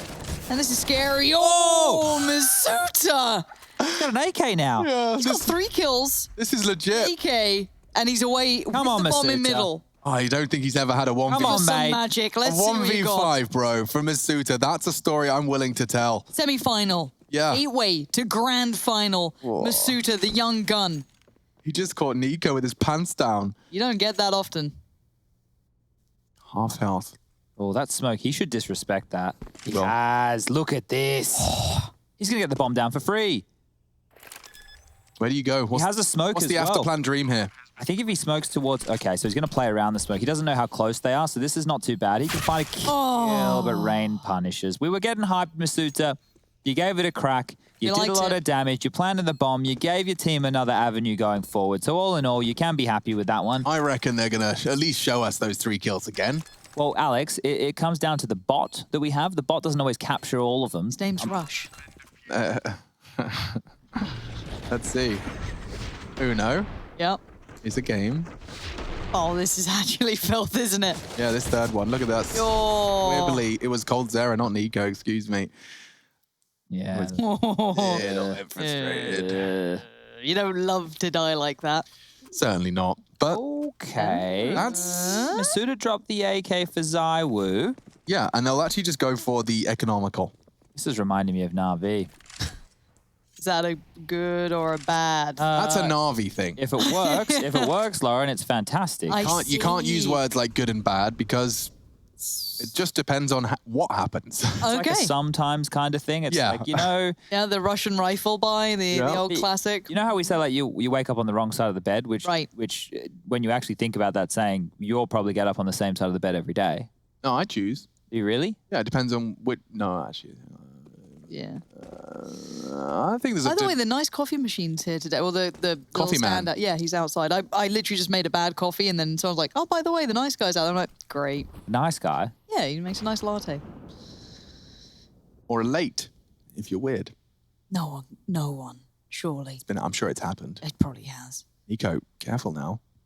There is only one threat, and of course 4. I ruined his bodyguards. 4 of them, and there we go. AK number 2 is found and maybe retrieved. That's Zaiwu's responsibility. He's trying to throw his AK down. Oh, or not. Not a team player. Eat yourself. What dick? I'm off. Because he's got other things to deal with. Like, I mean, sure, but you could have at least... They don't expect it. Oh, I thought he had it. He might go through this, and he has, but he's dead. So, yeah, Alex was right. Help your teammates out, you know. Give them the AK. Damn selfish players. It's like playing with Chad. I'm sorry, I was flashing for you guys last night. Yeah, you were. I had a lot of fun. You really enjoyed it. We are undefeated so far in our matchmaking adventures. How many days is that now? Because you guys like dug me out about my attitude. Like my attitude's fine compared to Henry's. My attitude is bloody golden. I really made a mistake when I put you both in the same camp because obviously Henry still has a lot of bad habits that you obviously had ironed out. Ah, nice try. I think I only sided like once at Rush yesterday, and that was about it. The rest of the time, it was all good. Yeah, and it's only when he suggests a run boost. That's the one you got to watch out for. But it's not about us. Our Counter-Strike, not as interesting as theirs. Okay. I know you were getting worried, Lauren. I was like, wait, too. is he... Cause I just see him staring at like a weird spot that's not a smoke, it's not a pre-fire. I'm like, oh no. It's all good though, because Zaiwu just found Nico. Yeah. Looks like they were setting up for a B execute with the smokes that they had available in this round right here, Vitality. And now they've had to retool. So sending Apex out towards middle to get territory. He only has a smoke that's been dipped on off towards window now, so obscuring the vision. And Shox is going to lead the way with some flashes onto the B side of things. So Kyobi, you're about to be tested. How much more can you do? I like the flash in his hand already. I'm just concerned that he's let one go through. He's communicated that, and now he needs a double. It's only the one. Body shots. Taking down Zaiwu, though. It's quite the scalp. It is a 4v3 to overcome. Brokey with a molly for the close player. That's actually going to work out nicely to draw attention, but I'm already seeing CT's retreat. Looks like they'll cut their losses and accept their fate here. He fires off his deagle shots, hoping to entice a hunt. But this one will just peter out. So we can just have a moment's silence. Everyone can go grab a snack, grab a drink, or tell your parents you love them, whatever you want to do. If we were rock climbing and it was treacherous, right? And it was treacherous and we were all tied together. Or maybe we were climbing Mount Everest together and it was treacherous and we were all tied together. We're on expedition. And we slipped and we fell and I was at the bottom and you guys had to cut me off to survive. You should do it. Yeah, of course. Oh, no, that's the wrong answer. Oh. But the fact that I've given you permission, she's like, no, Chad, no, we'll do it. But I mean, obviously, I'd like to actively try and save me first. Try and save you first. Yeah. But if the only outcome was we all die or kill Chad, I would kill you for sure. Yeah, I just want to make that clear. Yeah, I'm glad we had that. Have that chat with Rush rather than us. It's a good conversation to have. Rush. Yo, what up? If we, as a unit, never mind, we ain't got time for that. Shox has an org. Thank you. I just thought I'd point that out to you. I just saw Valda tweet out that the org is sleeper OP or low-key OP. Yeah, I think on the CT side for holding angles against AKs, it's fantastic. You saw how much I was using it. Yeah, you've been badgering on about it. Seems the players are picking it up as well. Kirby's been one of the few. Brolin at times as well for Fnatic we've seen today. And if there's one man I can tell you now with conviction that will not be picking up the org on his CT sides is Nico. The perfect embodiment of this Counter-Strike purist. Anything with a scope doesn't belong in his game. Get that smack out of here. Oh, Cold's actually just in front of this. So this might be problematic as up and over Apex will not see Cold Zero. Ooh, this is an interesting turn of events. Smoke fading. Cold will see Apex. Oh, he didn't. Oh my God, the weird misinformation. Yeah, but look how tucked in Apex is. Can we just have a quick free cam? Look how tucked in his model is. He could not be any less visible. Yeah. Thank you very much, Obs team. Does he have to make sounds? What's Kirby going to do here? Jesus. He's going to wiggle. Hello? Bottom, bottom, bottom. Spotted, spanked. Kirby double on the B take as well. Eesh, needs a spray and he gets it, can't transfer. Kirby should have this one dead to rights. He's already got the triple. May as well give him the quad, a fake flash for comedy effect. And we delay the inevitable. There it is, 12 quad kill for Kirby. 20 kills for Kirby as well. He's had a lot of impact. Remember that clutch within the early stages of the first half? And he's being the B anchor. Yeah. Like, just to reiterate, there are some maps which made us uncomfortable. Kirby trying to develop into an anchor player. In his opening interview upon joining FaZe Clan, he vocalized the fact that he has not explored that part of the game, seeing it as an opportunity. Admittedly, a learning opportunity in a professional environment often seems like a bit of an oxymoron, but you can see what it's doing. Looking great. Bang. Nice. A wiggle. I love it. Some people really, really don't understand it, and it is impossible to explain other than it's how it's always been. Some people try and draw comparisons. There is no one that aims quite like Kirby, and I imagine that for him it is just become muscle memory at this point. Can't tame the muscle memory when it's basically the main part of his job. Yeah, having to retrain your aim. Yeah, imagine that one. That's no easy task. Was NTT a 1.6 player as well? He's played lots of games. I know he played COD 4. I know he was North American. I think he was 1.6. Definitely done CS, yeah. And he was the only other player I've seen who actually has that weird shaky aim. But I'll tell you why he has that. Because he plays on 9 cents. Like it's absurd. NTT, the highest sense gamer I've ever seen successfully ply his trade. I bet if you go on like pro settings or something, you'll find the number, but it is nuts. So that's why his aim's shaky. I think Kirby's a bit more of a gamer in the sensitivity department. Bit more on trend, on the curve. NTT an outlier. I just remember his high sense AK-74U rushing me on crossfire and pissing me off. Smokes, stairs, jungle, respectively. Rain responds with a smoke of his own. Thought about it. Nico both doubling down. We saw how this worked for Vitality. Let's see if Misuta can sell a fake. He goes through the flames. It will be a B hit. Kirby's not interested, and neither is FaZe. Dropping his own smoke. I like this. 2 already on time, and oh, the spray. Tags up 1, can't control it. Zywoo with the Tech 9. If he finds Cold. Oh, Cold. If he finds Cold. Now he's found RPK. You can't plan now. Zywoo with the Mac 10, though, to clutch. Unfortunately, it's all on to the AWP, and Brokey who has had a quiet game, finds a crucial frag. 13 for FaZe Clan on Mirage, their map pick. Where do we go next, Chad? Coming up next will be Inferno, the pick of Vitality, and then Dust 2 as the third. So we get quite the brawly map pool. And actually, if you look at FaZe's results on the map of Inferno, sure, it doesn't look fantastic, only a 33% win ratio on that, but it was a win over MIBR back in ESL 1 Cologne. It was a 16-12 loss to Mouse and a 16-11 loss to Fnatic. So realistically, not the worst results in the world to be going up into map number 2.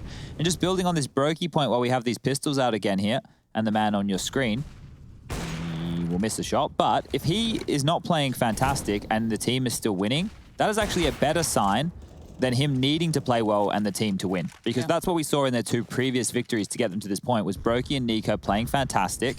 In their loss, Brokey was pretty average. And now, well, in a game that they're winning 13-9, he isn't playing great and the team is getting across the line. Now, converting this one, very important. Looks like they will do so. We're starting up with a 2-man advantage in this one. More nades towards middle, more damage done to Vitality. And this realistically, unless something goes wrong, the power goes out in 5 different locations, I would say FaZe win this and put 14 on the board. Only 2 away with a decent bank. So, woo. He was on top of Ticket, so Rain literally just got launched off the map.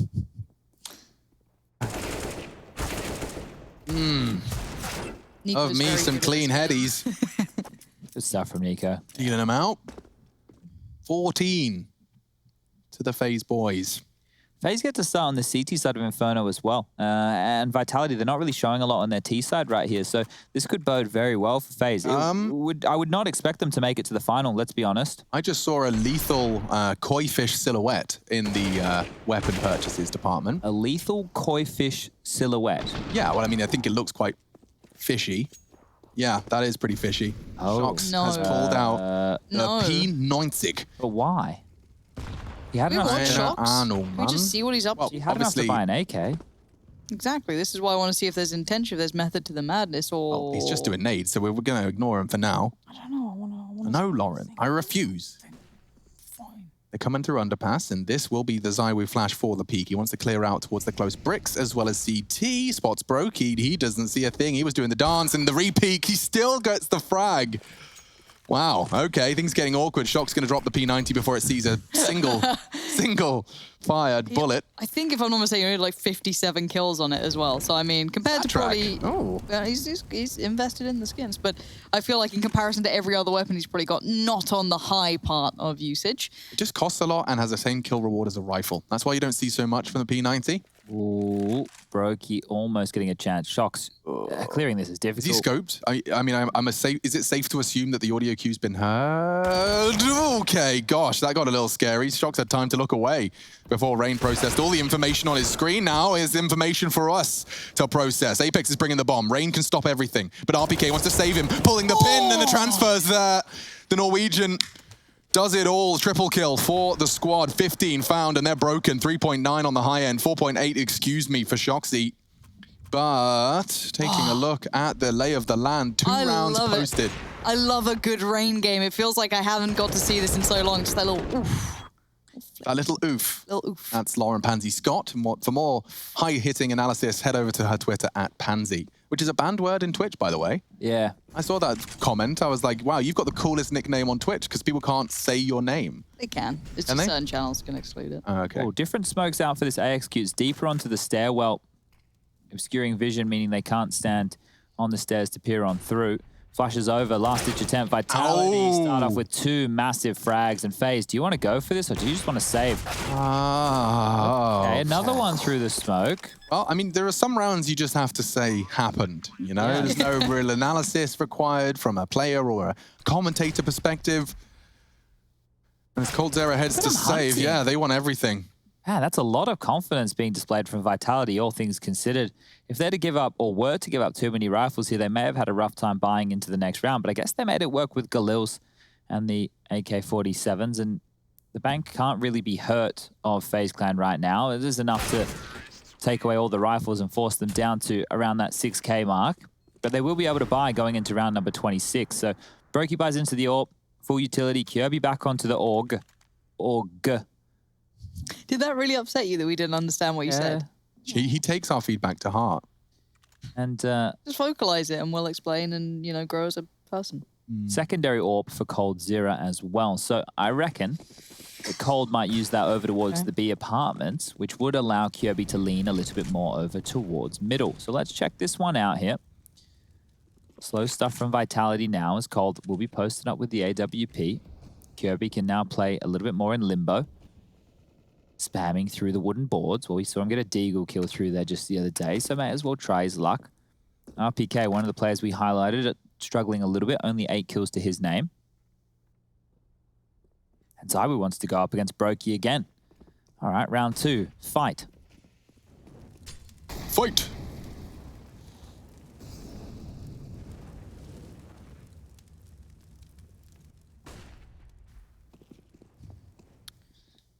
Rain, here's all these steps. What does he still have in hand? Not too much to play with. One flash as well, but he puts down the smoke, which makes it a little bit trickier. They have to swing wide to get him, opens up opportunities for others. Apex is the one that's been given the opportunity to lead from the front, and, well, Rain doesn't go down. Gets it, you cheeky boy. Brokey's still watching Palace. Yeah, he's got that locked and loaded. Phase, 3 frags now is all that separates them. Make it 2. Brokey confirms bombs. Ramp and bomb was in the hands of Masuta. Now loose, and he can't finish the job. Shocks with a 1v5 to save Vitality's Mirage hopes and dreams. A flash and a push. Unfortunately, 3 ZTs are around, and his spray's not there. 16 Phase take their map pick, and Smiles beaming through the screens. Time for our second map. We'll be breaking down the first though. Taking a break, and we'll be right back to talk about FaZe's first map victory.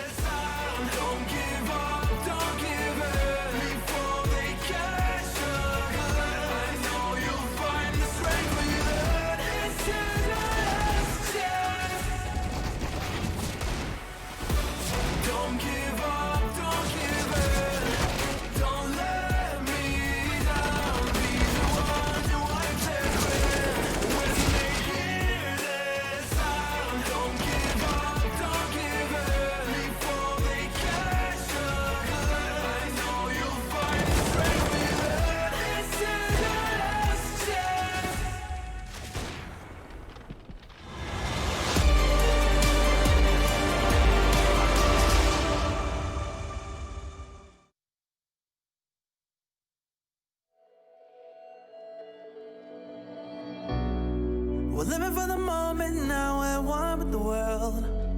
I can't lose this feeling I get. My heart's in the right place, and so is my soul, yeah. I won't take no excuses for it. Love it, need it, live it. I feel like something's missing when I do not have it. I feel it in my bones, gotta find my space. These emotions on my face, taking a toll, I gotta pay it forward. I'll give it all that I can. No matter what, I won't let up. It's in my soul, it's in my blood, and I won't take no for an answer. If it don't hurt me, it makes me stronger. Yeah, no what, I won't let up. It's in my soul, it's in my blood, and I won't take it no more. I won't be there.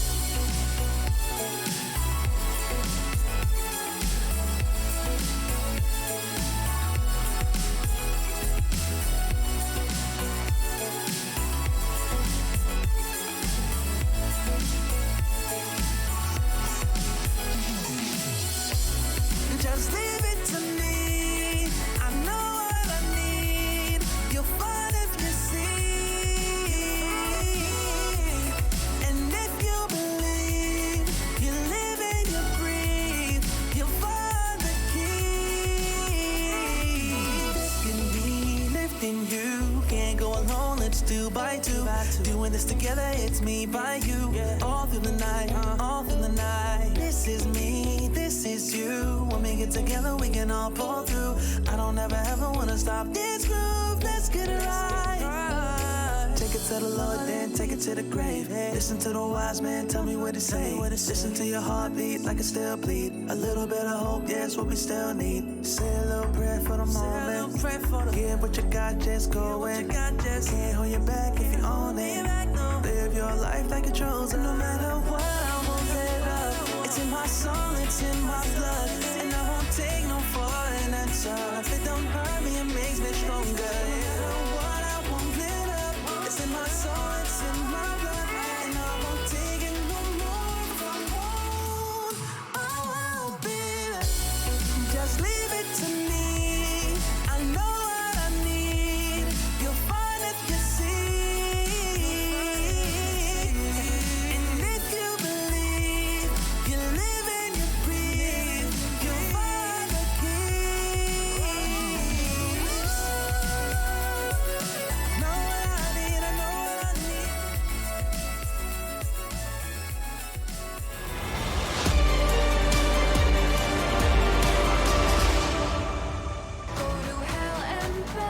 Just to feel the fire. Oh, would you look at that? We're back, indeed. And it is, of course, time for your DHL drop quiz. We ask you every single day which one... Oh, okay, that guy was talking. It really distracted me.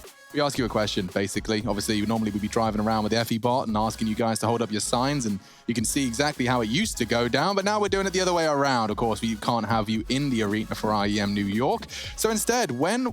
Not the question. What the bloody hell is happening here? I've had... It's just a little promo. That's cool, I guess. I like the little bot thing. That looked cute. Didn't you sit in that at one point? I did, and then Is it OJ nice? carried me to the stage. Oh. Wasn't the first time OJ carried me. Might not be the last. He's a big, strong man, is OJ. Yeah, he really feels safe in his arms. I do the question. Oh, sorry. Well, we need... The DHL question for today is, it's a good one, and it's going to pop up now. Which North American player was awarded MVP of ESL 1 New York 2019? Now, if you can remember that, we do talk about it a lot. You could probably have a good guess. Was it Tarek, Stewie, Stan, or Breezy? There's a trick answer in there. There is. One of them's a trick. Yeah, well, Don't be tricked. Technically, surely the three ones that aren't the right answer are a trick. Order? Well, Order? No, one of them is well. Yeah.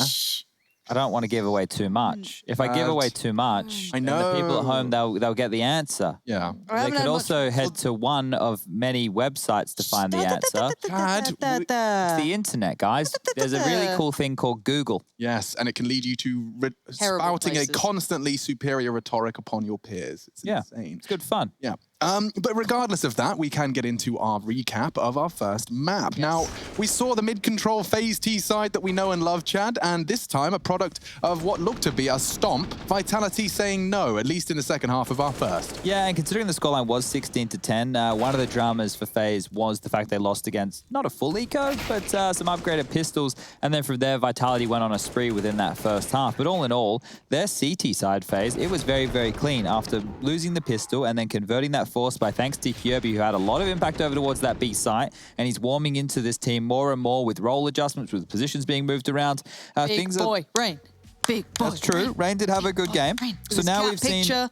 Popping off. Yeah, that was a present from his, I don't know if they're married. Is Call it them significant fiancé? other when you want to be significant safe. other. Okay, significant other. I checked on Instagram. I did a little bit of research, so it was a I gift. checked the cat's name. I think it was like Pickles or something. Mr. Pickles? Fantastic. Mr. Pickles. Maybe not. All I think right. that's actually a heavy metal dog cartoon. I feel like you were like somewhere in the right ballpark, but I don't remember reading Pickles. I'm going to the Instagram story now. You have a look on that. Still up? One of the things to note from that game was Nico was involved in 7 opening duels, but only won 1 of them. And they still won the game 16-10. Whereas previously on Mirage, yes? Kimchi. Kimchi, close. Sir Kimchi. That's so good. Yeah, it's called Sir Kimchi, and I can't show you the picture. It's a little bit small. It's on the phone, but can you get it on his Instagram? Yeah, you can. Go to phase_RainCS, and you can look at a lovely picture and a lovely gift from Rain's SO. Yeah, it's a cat on a body. Yeah. Yeah, cat head on a human body. I'm a little busy for a while, sorry.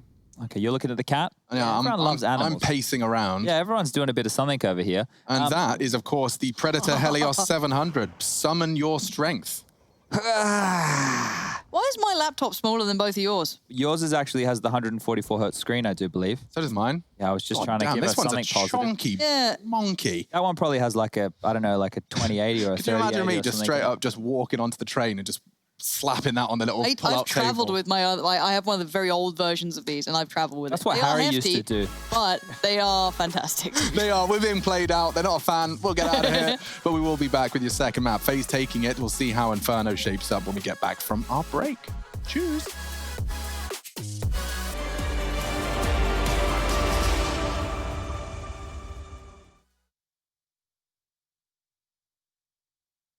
My name is Trace Saranthus. I am building a PC for Jordan Gilbert. My goal was really to get something that was no compromise, super powerful, and ideally not built by Trace.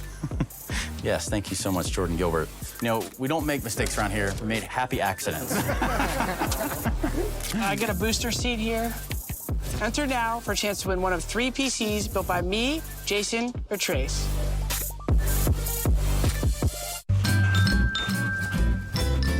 You ready? Huh? Hey, he's a good boy, huh? You ready? Huh?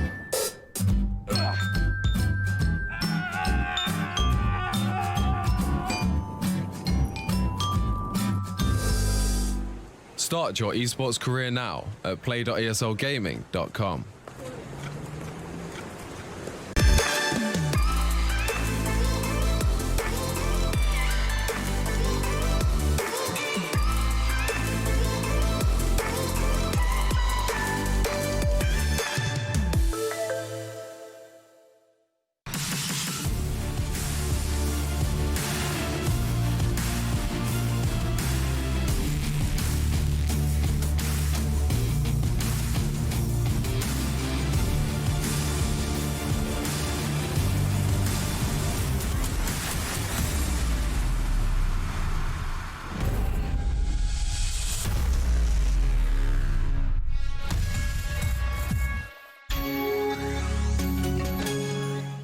Come on. Millions of gamers rage quit every day. Mountain Dew Game Fuel's got you covered. Game Fuel is specially crafted with ingredients shown to improve accuracy and alertness. Another one saved by Mountain Dew Game Fuel.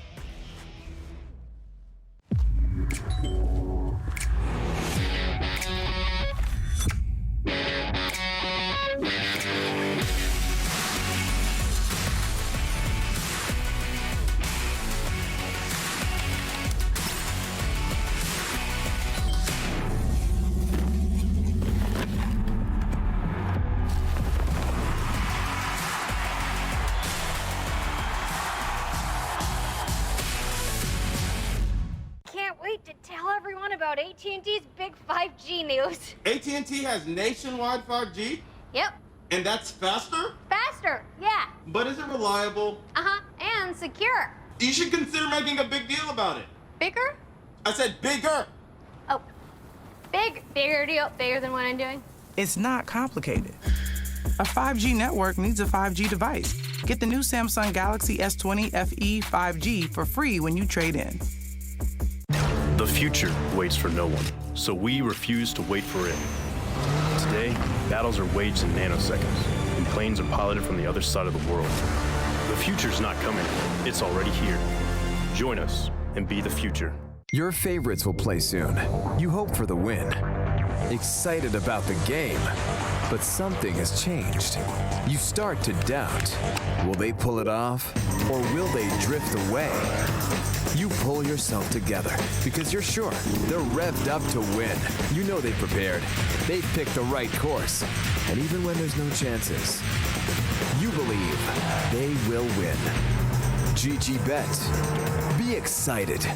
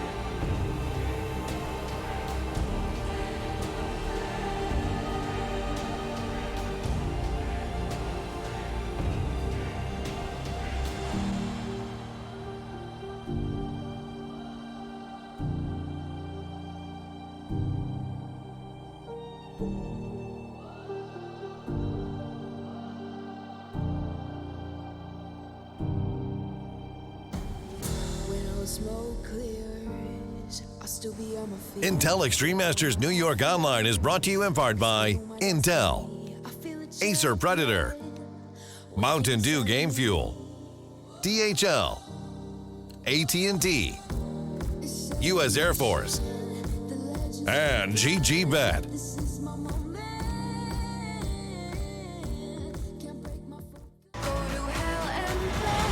Brown bit. Hello. So you're wondering what that was, because I feel like we need to add context. I should probably Lauren's explain. lost a brown bit of her Legos.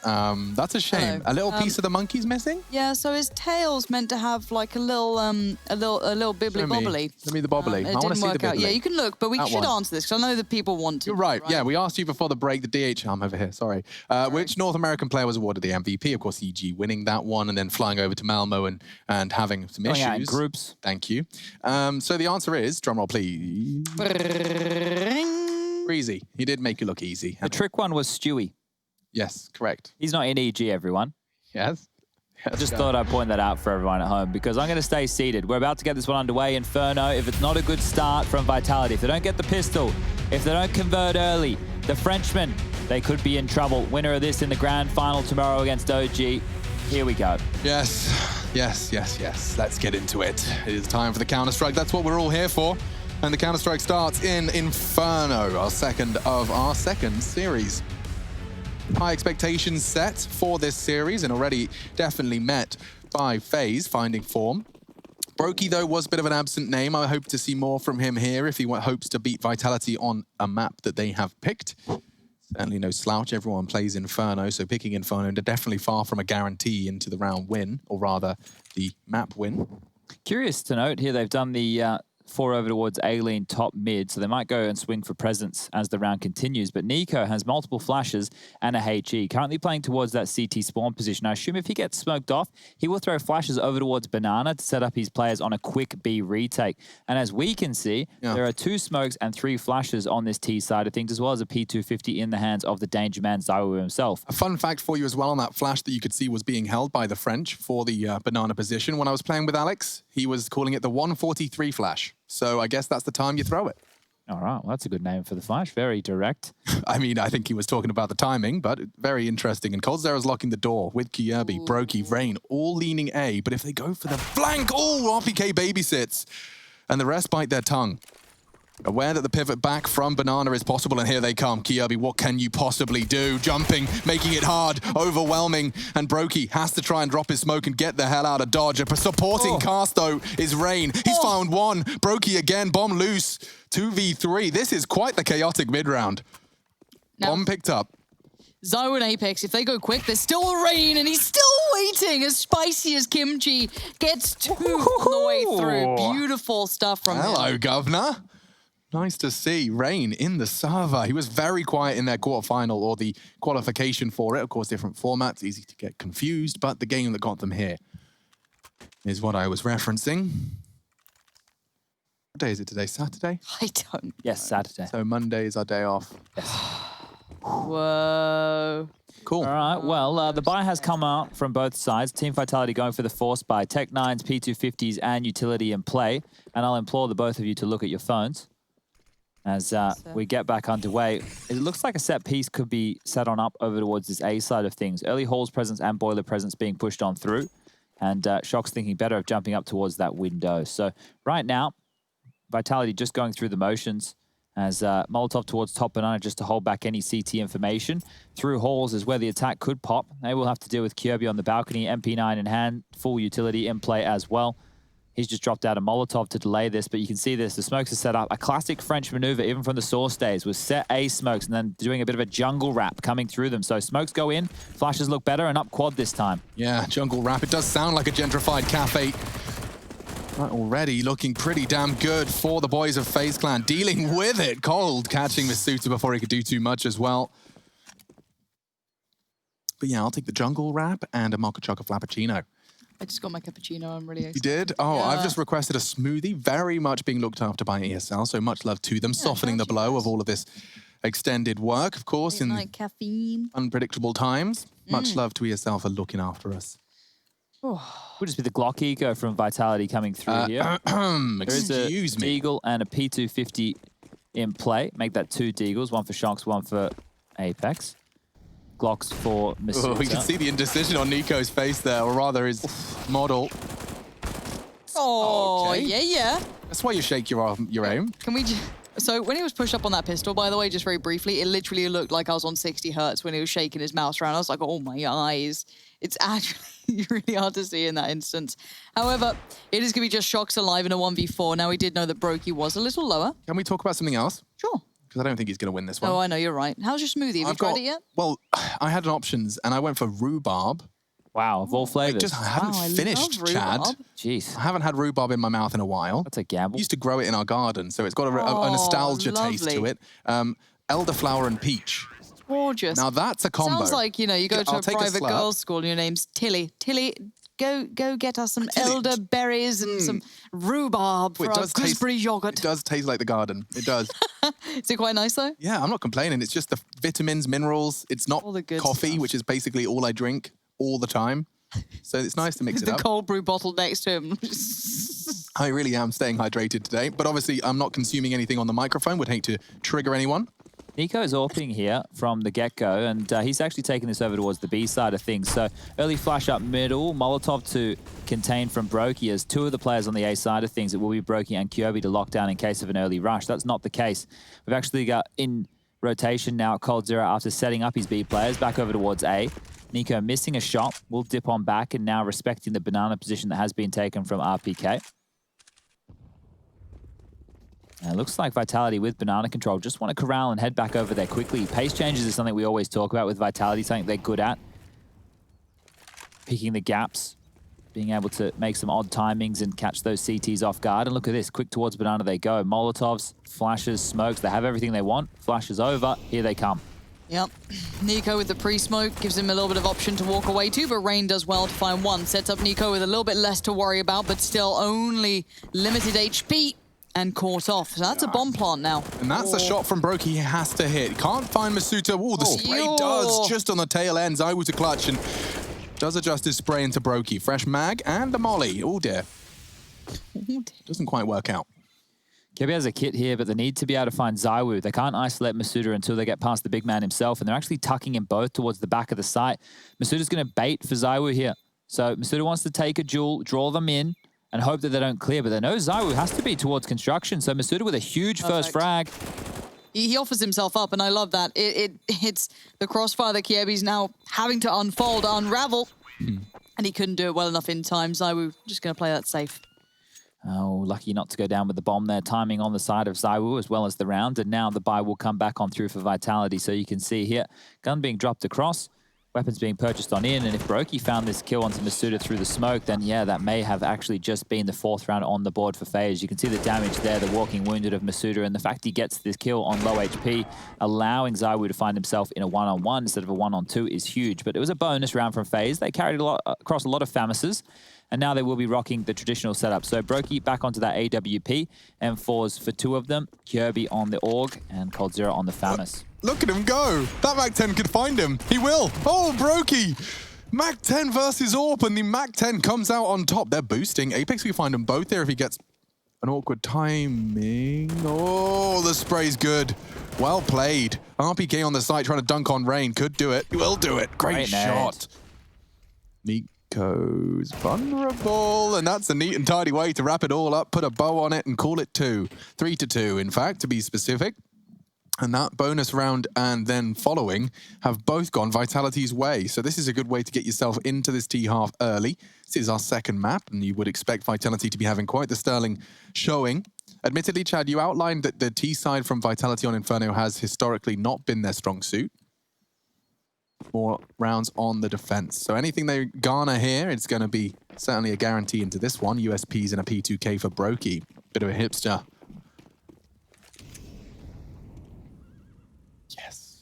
Just taking a gamble here, FaZe, so hoping that the attack comes their direction. They've got one of these 5-man stacks set up, and if they're able to capitalize on any kills whatsoever, oh, Apex. Okay, he's spotted enough, he's seen enough, and out they go. Quickly over towards A is where they should be barreling, but Apex wants to see how much he can find, and well, it turns out he gets nothing. But in the meantime, the remainder of his teammates will be making it over towards that A site. They're going to drop some smokes just to deny the rotation coming on through. And if you are FaZe getting your hands on this AK-47, well, it is the place to start. They pick that up, and if they can get any more damage or any more kills, then things will be looking good for FaZe. But with the bomb down, the 40-second timer beginning, I think this round is probably over already. Yeah, that was straight up like a horror movie where it's like, something weird's already happened. Oh, our poor buddy Dave's been murdered. Better go down to the basement and check on those weird sounds. Just walks around the corner. And everyone's yelling at the screen, don't go in there. Don't do it, don't do it. Wait, are people getting upset that the Org's a viable weapon? I don't know why. No, it's just I'm seeing lots of tweets like Launders is saying he's muting the Org keyword. Why am mad? Why? I'd love Org to is a have higher priced gun and should be one of the better guns in the game. That's how it works, is a response. Like, people are all talking about the Org for some reason. Is it because Kirby's using it? Well, it's been used exactly quite a bit in recent times, so I don't know why. It feels like it's a choice. It's not like it's OP by default. Precisely, and it does cost more, and it fires slower, costly. and there's other bits and pieces that come in. It's got a predictable rate of recoil to the point where people can get better spray control, but I don't think that's necessarily a downside. It's such a curious thing because technically it's like the AK is just a one-shot headshot no matter what. And it's 2,700. There's so it's like I don't you feel wanna, it's worth the conversation at all, to be honest with you. If someone can make it a natural argument, but apply it across the board to every, and keep in mind all the other accounts of viable weapons, I think that'd be very appropriate. And make no mistake, I too really didn't like watching 5 Orgs. I hated that meta. When it was 5 Orgs, it did feel different. Now on certain maps we get about 2. Who at total? I think Train we were seeing 2, Nuke from Heroic we were seeing 2, Nico and Tassus were rocking those. Simple was using it instead of an AWP. It was giving them other options, making AWP players be able to be a little bit more mobile. It's definitely not the gun it once was. No. And that gun remained the same way forever and wasn't used. And now it's finding itself actually slotting in quite nicely. So it's giving more options, more decisions can be made. And with that, Counter-Strike is a game about choice. And, well, Vitality have chosen to play in front of this smoke wall, actually going in quite quickly with the bomb. It will be a B finish. Rain, what do you... Okay, that makes sense. Dropping his incendiary. You might want to smoke now as we can reposition. Ooh, Rain. He has found one, starting to unload the mag, and found Nico drops off the new box, wants to peek on his flash. They are in pool, doesn't have to do too much as now they start to apply pressure. The flash is so good.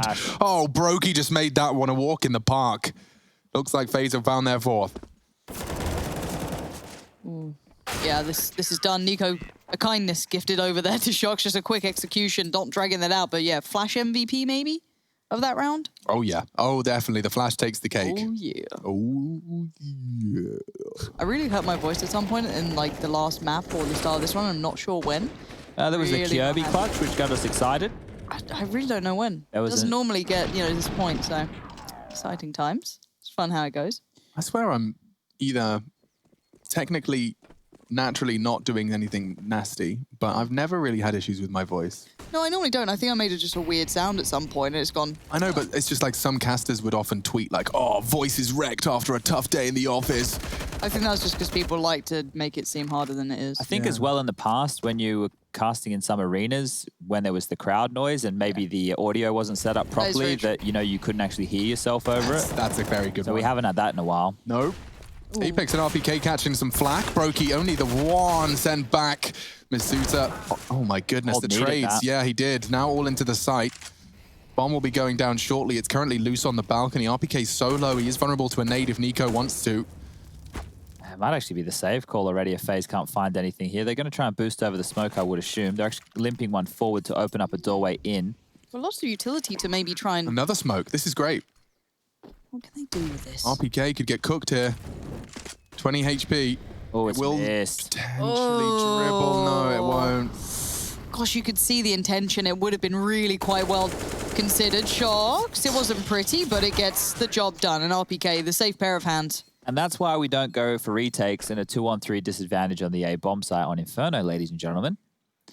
That right there shows you exactly what you have to deal with, just how difficult it is once the T's are posted up towards the pit, towards the site. They can have balcony, they can have quad control, they can be in castle, and your Molotov's missing. Well, that doesn't help either because RPK gets to use the cusp of the smokes that you've thrown, use them against you, and finish you off very, very quickly. Your money in the bin at this stage as Vitality post 4 rounds on the board. FaZe have no option but to go for a save. P250, CZ75, Deagle, and a smoke grenade. Nico and Kirby, they've opted to just go with the USPs. But quick up mid, Masuta leading the charge. Going to get tagged on through by the flashed up Brokey.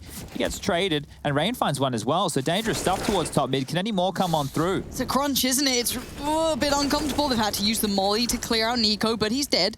So I guess job done. It's worthy of the investment in the end. But now, Kirby and Cold Zero, where are these two? We've got Kirby towards the site. Shouldn't be able to do too much, I feel, overwhelmed eventually. And of course, then Cold Zero does have the Deagle, but he's a mile away. If Cold keeps pushing and they just stall out for a second, there might be a window. But Apex, he doesn't want to stall out at all. Look at this, pushing into the site, clearing. And we'll deal with Kirby here. Seeing the barrel, takes him down, and now it's just Cold to see what he can find. So unfortunately for Cold, this is going to be a very difficult round to win. Might be able to find him a gun towards top middle here to carry on through, and that might see him saving. AK getting picked up now. And Shock's close as you like. The timing is going to punish right here as Cold will just make it around the corner as Shock's is cleared. So very, very tight stuff here. But they will notice that an AK is missing from the ground. So an idea that he has picked this up should be known from Vitality. But as Cold Zero backpedals further and further away from the site, Vitality looking in the wrong direction, not getting hotter, getting colder, that's for sure. And we will see here the AK saved on through. Now, that's the Zoking sticker. If you know who Zoking is, he's a Chinese player. Probably on that Vici roster, actually. Oh, is he a fan of Machine? I saw there was obviously the caster sticker of Alex right next to it. Ah, yes, the caster stickers in Counter-Strike. Those next to the voice pack, I think. Very popular items. I have got a caster sticker. Here we go. In Dota. I actually have another Valve franchise. Yeah, I have the skin of the pistol that Olaf obviously it has my quote on it, but it obviously doesn't label me as saying it. I have an actual thing to recommend. For anyone, if you're listening and you regularly tout the idea of, I wish we had a TI in Counter-Strike, I'll send it to Bubsky. Kyle Friedman, ex-professional Dota player, has written a long-form piece on Medium.com talking about TI-10 and its announcement and how it's affected the Dota scene. Really recommended reading. I do wonder when people say they wish they had a TI that they realize how much it's kind of top heavy and it destroys the actual circuit. I mean, yeah, the TLDR is there, but... Sure, no, I do wonder as if people actually realize that or if they just want Daddy Valve to look at them. For now, though, we do see, again, quite an attentive mid-boost coming out. This is 3 players towards that quad side with a bit of a roam towards that speedway play of Nico. Now, Brokey's in danger here. Cold Zero forced into action and does very well. Between him and Kiebi, going to deliver on towards Zaiwu and Masuta. So, teased in almost and then lost a great deal for it. But Shox has found some... Oh, he's mollied himself. Oh, no. That's a bit of an oopsie, and now Rain's caught RPK. A series of unfortunate events transpire. Apex cooked up and forced forward. It's Rain to go down, though. The trade spray from Nico eventually connects, and that's the bomb loose. That's the round 1. They don't know the bomb's in the smoke right now. These guys are trading blows.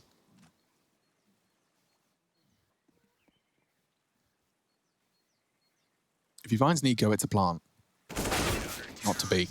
Okay, well, 5-5 now, the scoreline here. Round 10 done and dusted, and the buy will be able to come through on the side of things from Vitality. Apex can actually drop a gun across from Masuta, and then they should be able to get something quite potent on the board here as Brokey through the wickets, but mopping on up. Kirby there in tow with Cold Zero on top of the balcony position, getting some assists on through. Nico finishing it off there onto Shox, and while this is map number 2, it is the map choice of Vitality. And if they lose this one here, they will be going out in 2-0 fashion. They won't be the bridesmaid today. They'll be more like the ring bearer. Earlier in the year, they were able to get themselves into finals consecutively, but not converting any of those. And fast as you like, look at Masuta dealing with Cold, very postured, and he gets traded. So Masuta goes down, Shox finds Brokey, and up mid, Zaiwu goes. Trying to take a lot of space here, Zaiwu. Got to be feeling bold if you want to take Nico on like that. Top mid still maintained by the T's, but it's being taken back right now. Utility put to play now. Quad will be contested. RPK on the other side of it, but territory's been kind of lost here. Don't fancy Apex chances if he wants to fight this. Cold's staring at him. Trying to sell the fake with a frag is Shox. Hasn't even got a smoke to sell it. It's at least split the defense up into a 2-2. But look how little Nico's interested in that. He's like, yeah, okay, I'll have a look then. And at that moment in time, Shox is rejoining the pack. They have a numbers advantage now. This is why you wait. This is why standing still is not doing nothing. A lurk smoke dropped. Crossfire established. Kirby, what can you do? Cold and Kirby. Apex dropping into the pit. Cold will have to drop off now. 3, all advancing from this quad position. And Kirby is going to be the first to find frags. And this crossfire has worked wonderfully. Apex trying to knock him off their perch. He could very well do this, but the flash is perfect from Kirby. Forces the reposition. And FaZe will take it. It's funny to see coldzera not on coldzera's box. Having to share, isn't he? Yeah, I'm afraid so. Well, Vitality, after losing that round right there and not getting the plant down, will have to take a save. You can see their money situation right now, bottom right-hand corner of your screen. Masuda with 1,900, and that's because they had the $1,900 loss bonus coming through, so he fully invested in the previous round. 2,400 will be coming through the bank balance in the next, and that allows Apex and RPK and even Shox to invest into a Deagle. So they will be probably opting for some Galils and AKs in the following, but damage is the name of the game right now because the bank hasn't swelled out of control right now. But if Brokey, if he gets his hands on this MP9 and finds a couple more heads on the Vitality side, he's going to be looking pretty with cash. Nades toward T-Stairs, doing a chunk of damage to Shox, and okay, that was a nice shot from Shox, but immediately traded. Yeah, quick as anything between these guys, but what do the other 3 have left? It's just the Glock on Zywoo and then the 2 Deagles between them, so kind of rough to find much more, I feel. Brokey was willing to go for it, obviously had the SMG. Farmed up a little, not a lot. Yeah, and if FaZe can walk away with 9, maybe 10 rounds in this half, they could potentially 2-0 this, and I don't think anyone besides Lauren is expecting that coming into today. I swear, if she activates smug mode, I am out of here. Nah. I wouldn't. I'm really not. I really wouldn't, no. But with the 3 of them and their Deagles, as Chad has outlined, we are watching as they try and draw utility. And there it goes. $600 squandered as it spreads around the floor. They're actually drawn on over Rain here, so they will play 2-2 once again, FaZe, and it's a similar setup as what we saw last round. Nico has a smoke to drop here as soon as he's bothered. 30, dreamy. And, well, he felt a bit bothered right there. So now they can actually just tuck on into deny the plant, and wow, abusing the gap there. Masuda goes down, has a good idea that others will be on the side right now on that smoke, and Rain is here ready to swing from Coffin. So Apex peering on over the top, just seeing what he can see, and well, there's not a lot. So annoying when, I mean, I need to explain myself. Hang on. Nico gets his final frags. Another quad kill from him. But yeah, when you're playing against players that play it like that, it's all about minimizing mistakes, right? But when you're sitting there in a 2v4, you're peeking over your smoke, and all the CTs actually have to do is not fight. Like, the reality is, if they were standing still, you would win the round. And so just seeing Rain refuse to give them anything on that boost, Nico in a position where there is no way he doesn't get one. Yeah. This is about minimizing mistakes, and they did. They keep it all nice, tickety-boo. In fact, I'm seeing 3 T-weapons on this defense, and Cold wants to bring the fight. Zywoo jiggles, very effective information, and now he's just presented his bottom. Zywoo can't believe his luck. Yeah, Brokey was meant to bail Cold out there, but unable to do so. So now Vitality start a very important round to man up. I think Kirby's got a good shot here. I don't know what he's going to do around this smoke. If he opts for the bedroom side, he has got a frag on the cards. Shox in towards the boiler side. I'd be a bit late on the timing. Yeah, if Brokey confirms they're up, though, this should be a Kirby frag. Nice shot, equalized. They've lost Arch now. There's always going to be a gap, obviously. Brokey's got to do it all, man. They're coming long. Oh, flashes. Look at the mini-map. You think he's got a buddy, but he doesn't. Kirby is just posted. And he's going to get another great work from Brokey. Under pressure. Still delivering. Still so damn good. So poised. Very cool, calm, collected under pressure. Collects the 8th. That was supposed to be the 6th on the board for Vitality after the start. But not interested. Not interested at all. They were going for a 2-2 banana split.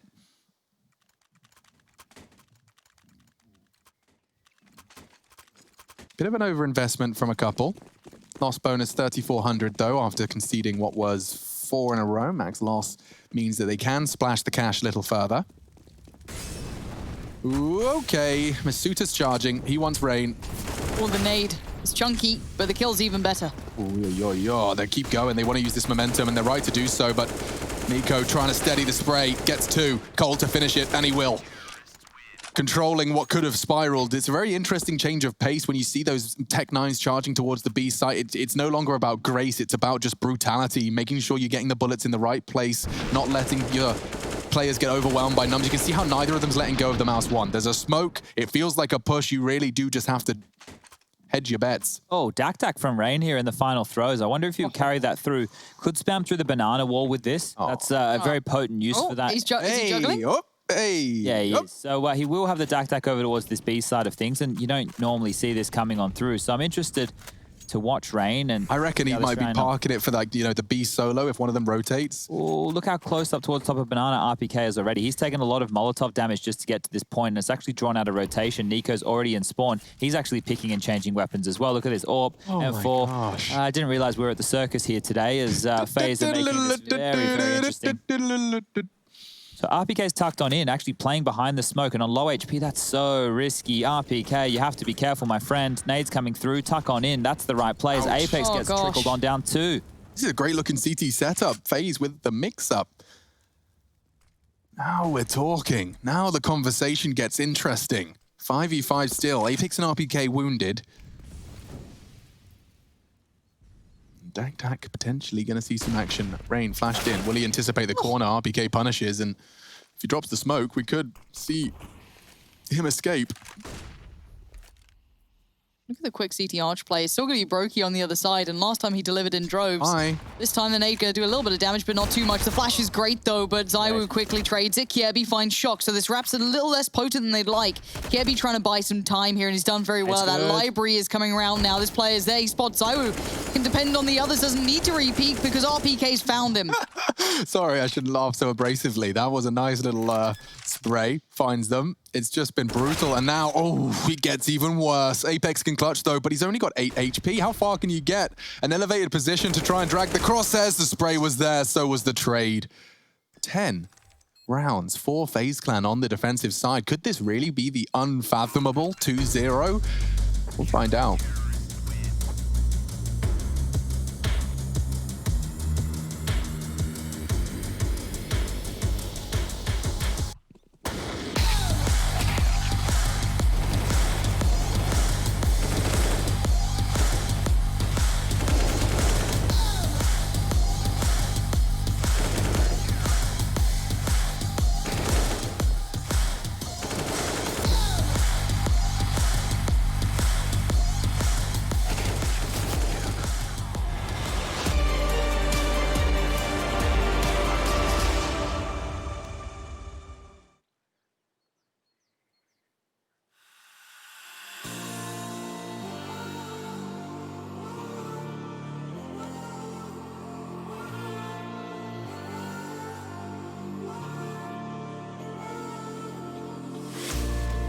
Will you follow me under when I'm crumbling? Every night I wonder, will it ever end? Sometimes I can barely breathe, dear. Sometimes I don't wanna be here. Sometimes I don't wanna be here.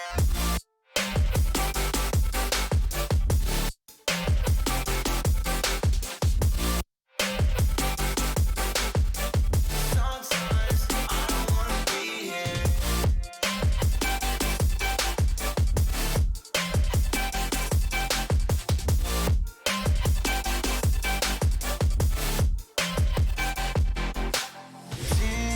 Demons always bother me. I'm leaving, but they follow me.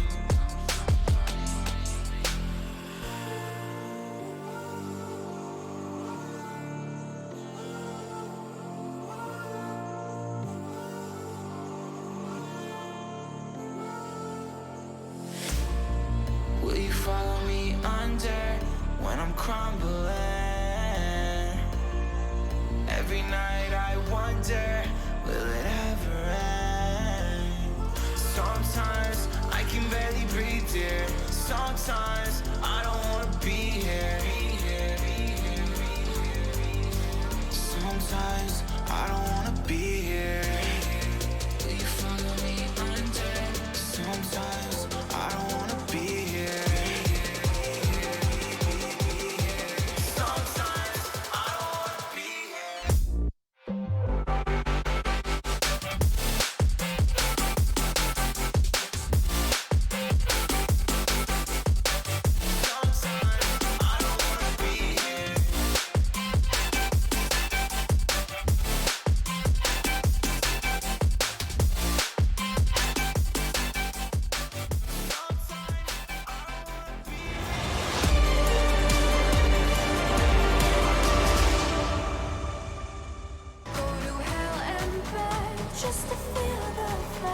Our second semi-final of the European side of things in the IEM New York 2020 online battle between FaZe and Vitality has continued and has brought us double digits on the first half. FaZe, not too shabby. Considering this is Vitality's map pick as well, we're still trying to find some stuff for Masuta's shelves. We will get him this monkey Lego once Lawrence finished it off. Close. Sure, if they finished and won a trophy as opposed to all these second places, maybe you could put it up there, but it's not looking likely now as FaZe, well, they're in consistent form. 2 days on the trot of looking good. Can they convert here? They have a fantastic lead. They have a lot of utility. Gosh, check this one out. This is like, I imagine actually pressure rises for FaZe Clan now when they're given a chance for the grand final with a considered lead. I wonder if this is going to affect them mentally, whether this will be a boon or bust. I have 2 Molotovs here, and it looks like it's probably going to be an A finish because they took 4 players through alt middle. They're silently jumping up towards the boiler room. You can see that now as they mount on their teammate's head just to make sure there's no sound cues given over towards the Vitality side of things. But 2 Molotovs, 1 towards Pit, sure, I can understand that. Where's the second? Proper little Janko Paunovic special. Oh, there's a triple smoke coming in here, so this is going to be quite deadly. And off we go. Okay. Oh. Well, Zywo's made light work of the first challenge, but the rest now comes in towards the site. Masuta's there. Even sometimes the best made plans go awry. And Brokey, nothing to do. He was meant to be the final punch there, meant to be the final piece with that Molotov, and it never came to fruition. Yeah. Clean as you like for Vitality to kick things off, and they're going to need to make sure they convert here. Now, we saw them have some woes over there on Mirage with converting against the Force Buys. Let's see if they're able to do a little bit different here. We actually have Nico leading the charge right now for FaZe, 19 kills for him. And this was how Zawu got this round started. Nice little one tap right there. Just put your head in my crosshair so I don't have to move it. Easier that way. Yeah. He's going to even find himself the final frag of the round there in. So I don't feel like we've really said Zawu's name other than the 2 pistol rounds. Yeah, what was that? 8 kills now, and he had 5 in the first half. So a quiet half from him has flashed on in towards mid. Shox will go for a little peekaroo. Not going to be greeted with too much, and they don't have banana control either. So Vitality posturing forward on both fronts. We have RPK jump spotting towards banana. We have Apex over that side as well. He must be the only pro player that still uses those knives. After you don't see them often, do you? I mean, after everyone outlined that it wiggles your crosshair when you switch to your knife. Like maybe he likes it. Maybe, but he keeps doing it. And now RPK is going to get a lot of info. If he jumps again, he's going to spot some. There we go. Oh my God. Excuse me, Nico? Are you all right? Because I'm not. Going in. Yep, Apex tucked in on Nubox. This shouldn't be FaZe winning another second round after losing the pistol. Kirby didn't check Nubox at all. I'm not sure what's going on there. It's falling apart here, falling at the seams. Brokey recovers. With the bomb plant. Oh, how does he assume that corner? Cerebral gaming. Bomb loose. There's 3 of them there. Hold up, it's the 2 danger men from FaZe right here. They can still do this. 30 seconds left. They have to find a kill, and if they find one, well, more can follow. Searching with the Deagle, Nico now. And Cold have to force forward. 25 seconds. They're all here. That's the big benefit. All the CTs are here. There's no having to chase around the map. So Nico getting a little closer now. They're trying to stay as a mobile pack. 15 seconds. The time begins to tick. No clean shot on the first. Second, yes. That's 1 down, but there's 2 more to go. 9 seconds now. Bomb plant. There's nowhere safe. You got to hit headies and you're not going to get them. Nicely handled in the end by Vitality, even after that shocker of a start. Yeah, RPK is going to be wondering what hit him in the head right there. And Nico with a fantastic shot. We might get that view. Here we go. Over the wall, he pops. Hello! And goodbye as Nico puts him to bed. But the survival of Apex... This spray on the plan, by the way, very different round if ZywOo didn't assume the oddest of... I don't think I've seen that plant very often at all. Why are you pulling the face? I think it's the sound cue as to why he's gone for that, when he hears the bomb getting planted in that direction. And obviously with communication with the smokes, nades, and all the footsteps, a little bit hard to identify, but this is ZywOo. So sound cue of the bomb probably being enough for him to hedge his bets right there and take down that bomb. ZywOo just different, apparently. Plays the game like not many others. But now we have to see them try and keep this together. I don't want to see any, mess here, no drops of a kill or two, but we know the danger men. We've outlined them. One being coldzera, of course, and the other being Nico, especially on these sort of rounds when there's a deagle in play. So you have to still give it the amount of attention it deserves. Now, Rain's going to lead the way. P250, so still a little viable, but bear in mind there's no flashes. There's no easy way to catch someone out or isolate someone, and you've got a double stack towards CT Arch. So this looks like it should be a comfortable hold if everything goes to plan. Yeah, and that's the big important part here is Shox and ZywOo being in tandem. They can peek off of each other just like this and slow down on the corner. They are. Apex goes down to Nico, but it doesn't, hold up a second, look like it was the end of the world. 40 seconds, they're in the pit. If Kirby, oh my God, if he made that with the Glock. This is what we mean by danger men, right? This sort of nonsense. That would have been nuts if he made that kill. Would have been game-changing. It isn't, though. It is 3 alive for the CT side, keeping the guns up. So going forward, they should at least be able to kind of come into this with a decent purchase. Yeah, and good damage from FaZe in those rounds, even though they were just, obviously the force buy, they could have had more done, and then into that partial investment, they're able to find a couple of kills. So keeping these rounds costly here for Vitality, but need to be a little bit more than costly, as that lead, which was a 10-5 at one point, is now a 10-8. The AK-47s will come back out. M4's up for Vitality. No AWP within the early stages for ZywOo just here. And they only have 2 kits in play. So keep your eyes on ZywOo and Masuda and where those kits fall if they do go down. And we do find ourselves in a post plant, but that is a great chunk of utility damage done towards Banana. 3 players immediately being pushed on down to roughly that 70 HP mark, and more Molotovs to follow with that. So FaZe will have to wait this out. Then nades back in exchange to hardly anything. RPK taking, what, 6 points of damage?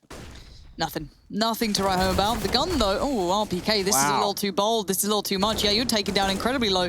You've got to respect that now, because it looks like FaZe are just chomping at the bit. Any advantage they see, any fine margin they feel they could exploit, they are straight to business. Well, business resumes towards A.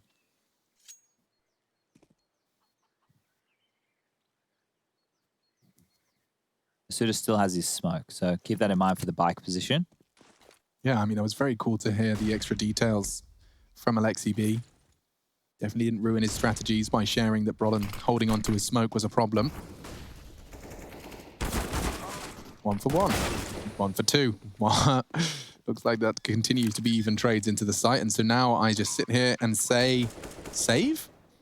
Looks like it. I think Vitality, they won't make the mistake that FaZe did on a couple of rounds there within their first half. They're going to hold on to these rifles, and this is where the costly nature of the 2 previous rounds comes into play, because Vitality, instead of being able to have clean rounds against the pistols, have had some dirty ones. They may have to do some laundry, because going forward, the loss bonus for them will only be 1,400. Now take a look. ZywOo, he has 3,200. You guys can do the maths here.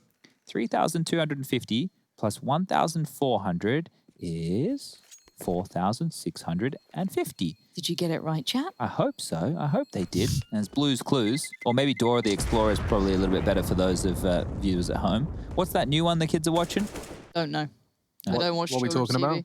about? There's like a new kid show. It's like, Matt would know. Oh, I know what you mean. Do you mean Steven Universe? Steven I love Universe. Steven Universe. Who's though. Steven Universe? I'm going to Google that. Brilliant. It's a really nice I've heard it's like a very well-developed and incredibly well-structured Oh, it's a cartoon. Kids show, yeah, but it's like with very Very good adult lessons. themes and lessons to learn. Okay. It's very nice if you need something to watch. I like his jacket. I'm going to try it on. Is that the one with the gem, the crystal Yeah. ladies? Garnet and all that lot, yeah. It's So very I'll cool. I'll have to pop that on as my new marathon show. I've got The Boys to watch, and I've Very got good. Steven Universe to watch. Those are my Excellent choices. Those are on my list.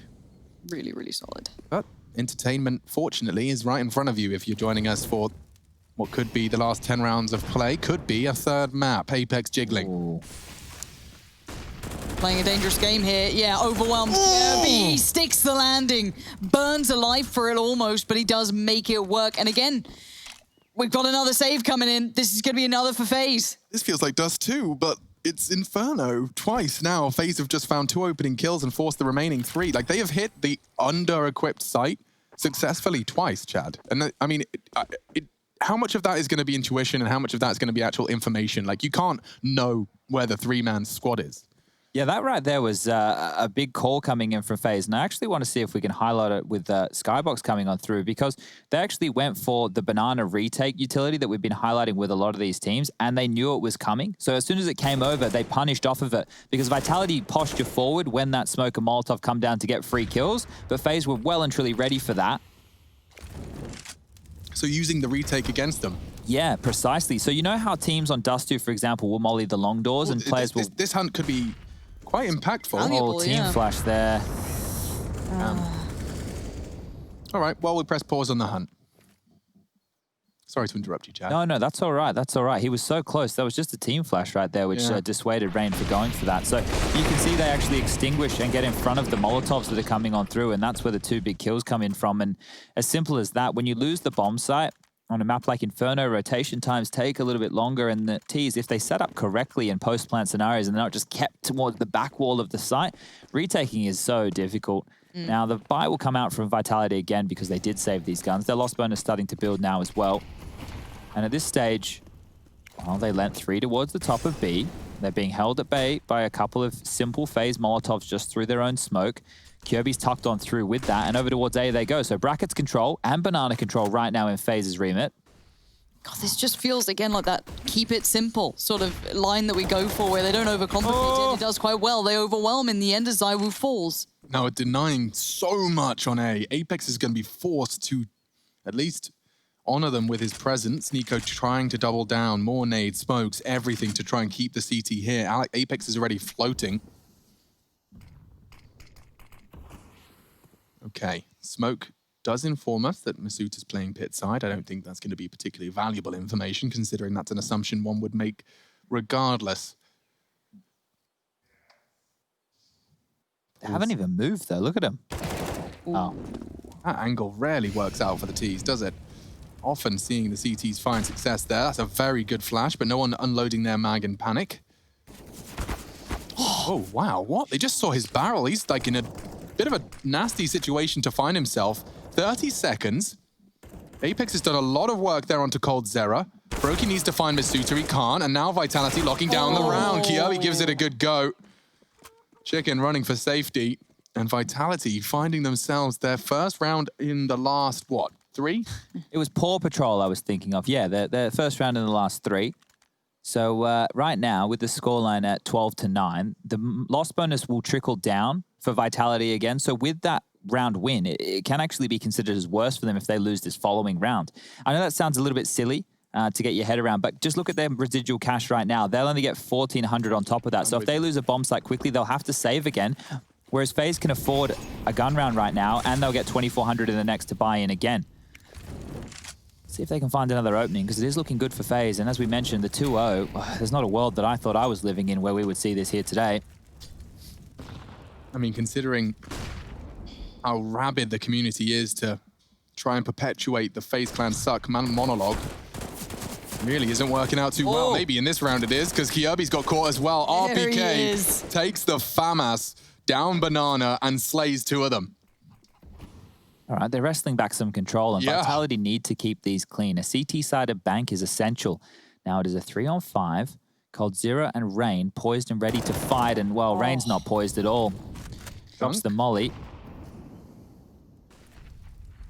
Yeah, this is hard now. If they made that kill onto Masuta, there probably would have been a chance, but at this stage, not so likely. Cold did swing, didn't see anything. Molotov now have to make this kill, really.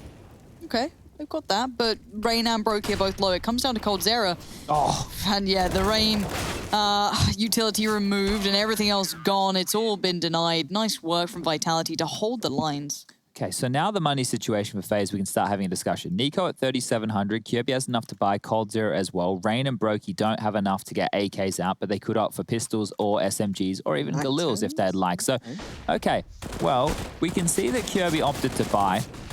And you might be wondering, why has he done that? His rest of his teammates, they can't do the same. Well, he can buy an AK and armor and still rock that in this round, affording to be able to buy in the next, because they will get a $2,900 loss bonus going forward. And Kirby, if he could be a hero with this AK, finding one opening, that could be huge. But fast up Banana they go. Lots of pressure applied, lots of damage to Nico.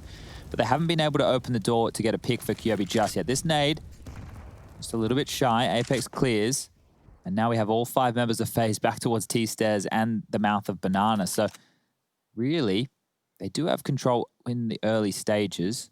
And the B players are kept on notice. One towards Coffin, one towards CT. Basic setup coming on through. And the rotation, the first man over there will be Zywoo with a full truckload of utility and a Famis in play. One smoke. And the CTs provide one of their own. Very passive line. Doesn't want to get caught by any close deagles in the smoke. Look at the lineup. What's he doing? Different take. Maybe a deeper CT smoke. Or off into the site. Trying to get Rain set up. He confirms Apex is playing at a long range. And now should just be a formality. No, B players have gone down. They find them both. This gets awkward now. Weapons have been retrieved. Armor is present. Kirby with that hero AK still... Are they backing away? I'm second guessing myself. There should be no way Vitality let this one go. But just to bend the knee, to accept your fate, it can't be. They have to go for it, dunked. Come on now, you've got to push this. Oh gosh, they're going to be anticipating Kirby. He's in a bit of a nasty situation here. The spray connected, he drops off. That's important. Molotov on Zywoo, he is going to force the fight. Cold's only got a deagle. He needs one. Standing and fighting down to turn 22. Needs the deagle bullets now. They're both going to swing. Gets the first, needs the second, it looking good, but not enough. Cold Zero, no kit for shocks. He does have one now. And he's got the defuse as well. 11 Vitality, down to the wire. Cold choosing to stand and fight, overwhelmed.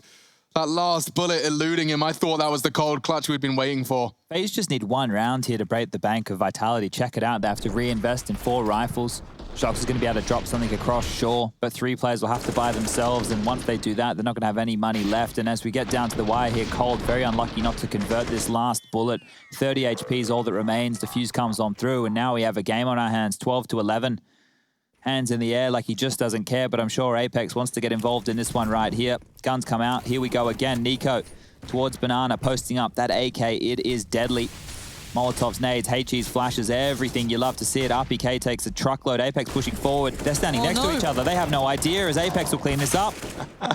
No, it's a funny turn of events. It doesn't look like it's going to cost anyone too much as it's equally traded. RPK admittedly now defending B with just 26 points of health. That's far from ideal. If I'm Nico at this point, I know he's dead, but he can still calm. Just go to B and execute. You've taken Apex out. You know that you've probably got them in a 2-2 hold, and that's exactly what's happening as Zywoo now plays in transition, doesn't know if he's needed towards A, doesn't know if he's needed towards B. If you head over towards A, you have to clear graveyard, site, pit, balcony, playing over towards the moto position, aggressive, boiler room, everything. Banana, you have it. All you have to do is get to the top and clear out sandbag. You have smokes, you have Molotovs, you have flashes and rain. Well, if you go any further, my friend, you're going to lose the number advantage. Oh, but he can maybe cost them a fair amount here. Yes, Zywoo may slip the net, but I don't think Masuta saw him. So Rain is now behind enemy lines. They've got 45 seconds, and if they just take a second to allow Rain to work, he can basically destroy Zywoo, and he should with the opportunity, but good damage done. Now they know it's just RPK here, and he already took damage. He's already in trouble, and the B site is already theirs. You said it takes 1 round, Chad. 1 round to break Vitality. I assume that means these weapons that they're holding on to are going to be vital to preserve. And if I'm FaZe right now, I'd even be considering a little bit of a hunt. You know these 2 players normally play over towards the A side of things, normally over towards that quad side. They don't have a lot of money to work with themselves, but they will get the 3,500 coming through as the round win bonus. If they take these guns away, Vitality literally have nothing to work with. 1,400 is all the loss bonus they'll get. That's enough for Apex to buy. That's enough for Shox to drop over something. But you take away these rifles, and they are working with absolute peanuts here as the bomb now... Roughly 10 seconds to go before we see this one detonate. They will be holding on with this. Yeah, you can't really be too surprised that they aren't opting for the hunt when this is their 3rd T round of the map. Every single one of them has been a product of a bomb plant and a successful explosion. This was Apex playing some 4D chess. passing through Nico, and yeah, Brokey just, I think he went for just a wallbang, or has he just got amazing eyes? Maybe just those young eyes that can see like a pixel. I don't know, I was 16, I still couldn't see these shots. But round 25, and it is at 13-11 if you're listening on the wireless. So checking this out here, we see the FAMAS coming through in the MP9, the AK dropped across, the M4 being able to be purchased on through. So the gun run for Vitality, it's on. There's no Molotovs. There's no HEs. They can't soften up the Ts in that fashion. They just have to win heads-up duels, and because of that, they're playing more forward in apartments. Zywoo in tandem with It often Masuta. works, dude. I swear, the apps hold from CTs have seen it pay off. There's 3 Ts coming, 3 phase members on the prowl. Rain's playing a very precarious game, and he loses it. Oh my God. Doesn't get better than that. Doesn't. Shox backing away. Brokey caught as well with a nade in his hand, and he can't hit the shots. This one is flawless. Masuta low, sends Kierby lower, and an aggressive app setup not only nets them an AWP, an AK, they recover the round, they recover their economy, and that's going to send them to pits of squalor. Let's see this again. Oof, you really feel they should have been able to trade off of this. At least 1 kill from FaZe, but that wall put up in the apartment's position way too strong. The buy will come back out again for FaZe. The AKs are in, the utility's good, but Vitality just got some free upgrades. RPK still rocking that MP9 and Shox with the FAMAS, but the AWP's nice, the utility's better. And away they go, round 26 of play, 13-12. Nail-biting stuff here. Yeah, quite the semi-final. I'm almost remiss we can't share it with New York ourselves. Oh, ooh. Saved by the flash. Not the bell, stay away from the bell rush. I would like to do a little wall bang. 1 bullet to the half wall before he backs up. I wonder if Kierby's going to get caught by that.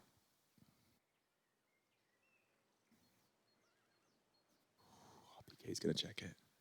Shadow. Trade. Oh. That's the trade he was hoping for. Small price to pay. MP9 gone. Rain. Oh my God. Okay, so pulls the utility out of them. He's trying to get them all jittery. What's he up to? They're going in. What's he up to? He's just charging in. Shox, he doesn't even know. He was looking into the anti-flash. Rain finds him. No, Brokey. Now it's all looking good. Blue on brown. A double from Apex. Weird. And a very kooky round there. There was so much time on the clock. He just held W. All right, now there's problems for FaZe. They are struggling on this T side. They've only have 3 rounds, and those have come through like big openings and then being able to snowball onto the side. But when they're getting picked off and whittled and forced around, great stuff from Apex here. Impact frags and a half right there, making sure the bomb didn't go down. And that's important because you can see if the bomb went down, there would be enough money for everybody on FaZe to probably buy. We do see a pause coming through, assumably a technical one. And Rush, are there any problems? It's looking pretty good. Let me just read what's going on. I see Mistake wrote in chat, and then Apex saying go. And so I think it should be, well, yeah, here we go then. All right, well, it will just be the tactical timeout from FaZe here. Need to discuss their options. Okay. Now, they have the $3,400 loss bonus coming through into the next. Now, if I'm Yanko, and I've been working on any strategies whatsoever, any pocket rounds, anything that I've been saving for a rainy day, now would be the time. Get your Tech 9s, get your armor, get your smokes, get your mollies, get everything that you want, and give us a set piece. Give us something to sink our teeth into here.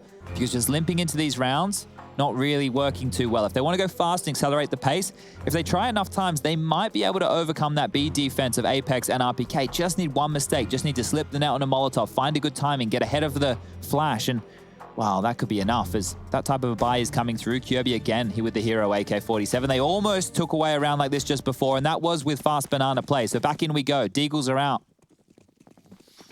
Okay. Danger man as ever. Cold Zera, Nico, but then you add the rifle with Kierby. Deep Molotov's going to hinder any early, quick, pacey pieces up towards the top of middle. Even a fast... Wow, that's a lot of utility put down very early from the CT side. Yeah, got plenty of smokes remaining, though, and that, of course, will buy time.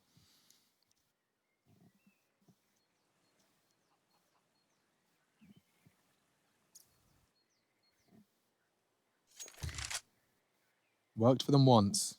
This has got a little extra smattering of util.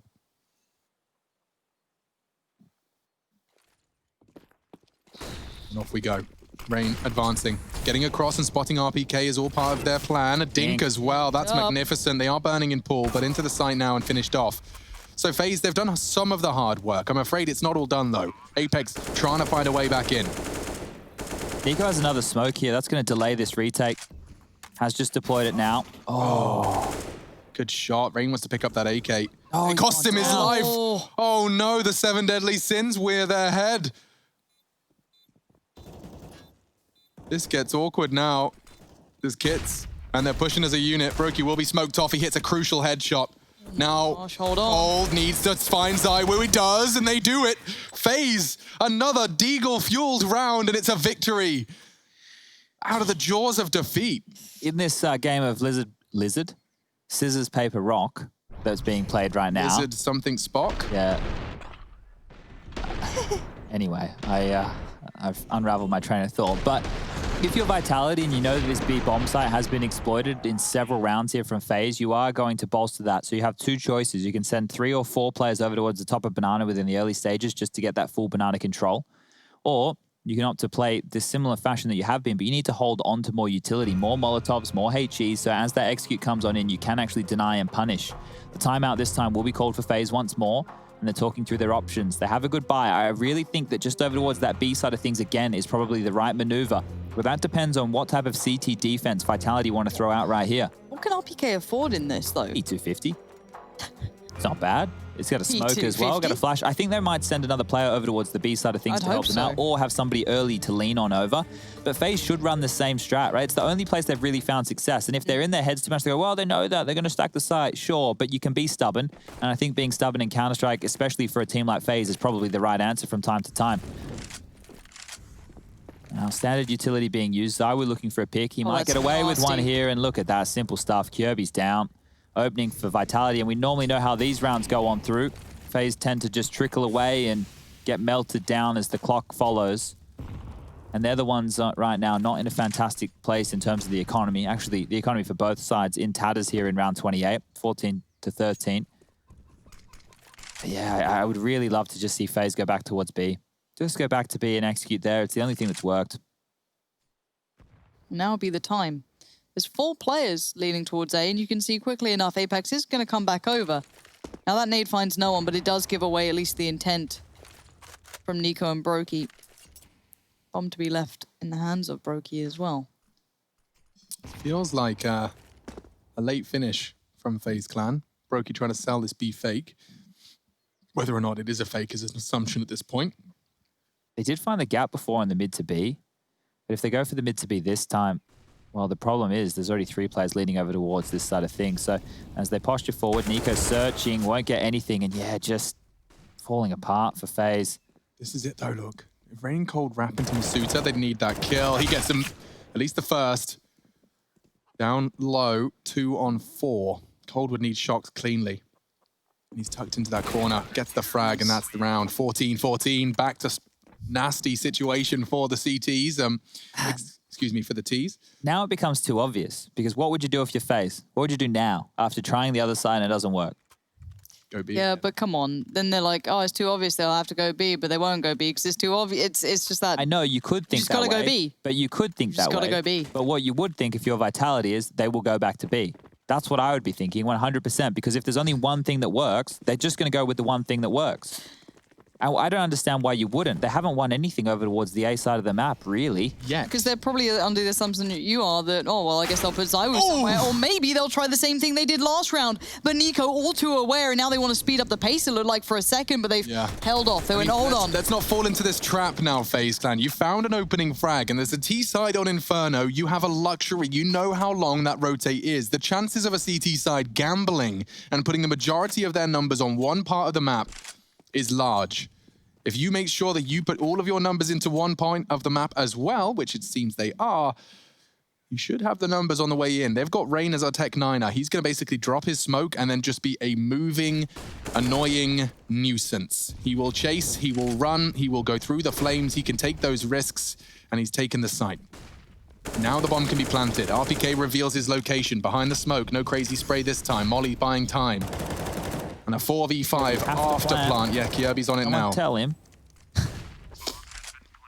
Okay, Kirby needs to keep this calm. Apex is already looking. He's trying to get involved early on, see if he can catch someone in a poor post plant, but no, Nico and Kirby hold it. Brokey swings on it. Shocks denies, and now suddenly it's a 2v4, but maybe there's a little bit more fight left in the Frenchman. Or maybe not. Nico takes it away. It's FaZe getting to 15. They have pushed. They have broken B once again. Vitality, last round of play here in regulation. 2,500 Masuta, 4,950 for Shocks. They're not working with too much money across the board here. Peaks, bro. Oh dear. That is a very important round to win right there. Timeout will be called again from FaZe. And I'm loving how liberal they are with these. It's allowing them to talk through their options, make sure they get the right decisions coming on through, and they even have one left for overtime if we do get there. ZywOo has been dropped across the AWP from Shocks. Shocks only had 4,950, and he's actually invested for ZywOo to go for the big green in this round. If that's not faith in your superstar, I don't know what is, because Shocks is now operating with only a deagle. You're right. That's it. He has completely given the game to ZywOo. All right, ladies and gentlemen, boys and girls, the world's best player of 2019, coming in on his rookie year to take the #1 spot, ZywOo. 23 frags and a lot of faith from one of the most iconic players of his region. He's put 4,750 of his dollars into ZywOo's hands. He's got a lot of responsibility in this round to take it to overtime, to deny the grand finals for FaZe Clan. 3 lean B. Typical utility exchange. A lot riding on this round. Every player aware of the circumstances and the stakes. And now you flip it away. You've hit B. You found success there. They've now accounted for it. But Masuta, they're all looking towards the other player. And then Nico just does that to him. Yeah. And if ZywOo's AWP falls this flat, okay, a smoke. He might reveal his location. Kirby onto Apex, still ZywOo alive, but this is getting dangerous. That Eagle costs him his life, and ZywOo and RPK faced with a near impossible task. Kirby's got a chance, and it's a freebie. Well, we talked about his prowess. Now he's got to demonstrate it. It's only 1-16. FaZe have done it. The unbelievable 2-0 against one of the hottest prospects in Counter-Strike at the moment. Oh, that's huge. Absolutely massive for FaZe Clan. And we're going to be talking all about it here at the desk. IEM New York. We've got a final. It's locked in. FaZe OG.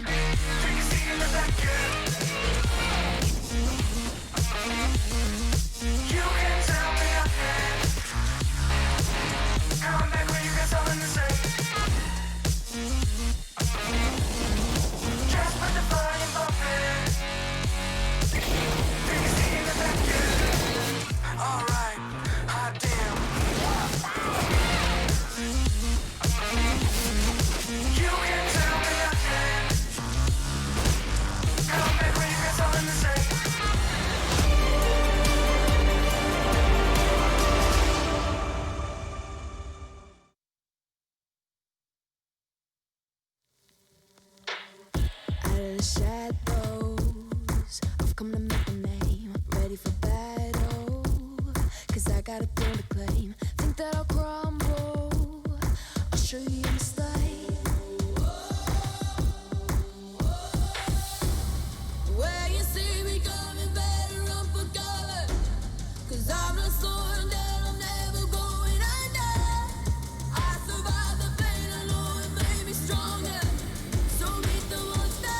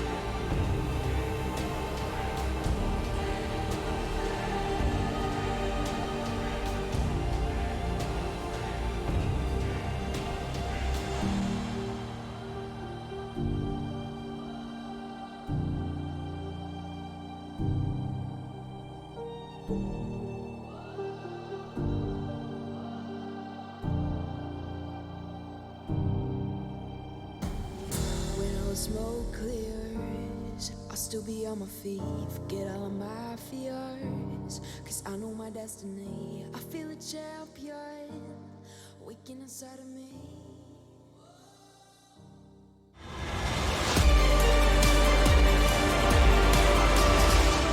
Go to hell and back just to feel the fire. We gon' turn up in IEM New York 2020 online. It is the Game Fuel post-match in our machine. We've got Pansy, Sponge, and a win for FaZe Clan, a 2-0 win as well. This is unprecedented, unforeseen, and one that we can explain. That's why you're here. Yeah, I didn't think that was going to happen coming into today, right? Vitality are a team who, at least in the online era, have been getting into finals, not necessarily being able to convert those, but they've been looking good. And then coming in today against, I would say, a FaZe Clan who's been struggling, right? They have been struggling, if we're going to be honest with everybody. And in this tournament here, they've had up and down results. Against Heroic, great. Against some other teams, not so great. But the last 2 days back-to-back have looked pretty decent out of them. Yeah. And a 2-0 of a Vitality, that's great stuff. We even spoke to Yanko yesterday. I was like, we're in a bit of a revenge tour here. And as long as we keep predicting against them, at least with the majority, Lauren, that FaZe still in trouble when I'm right.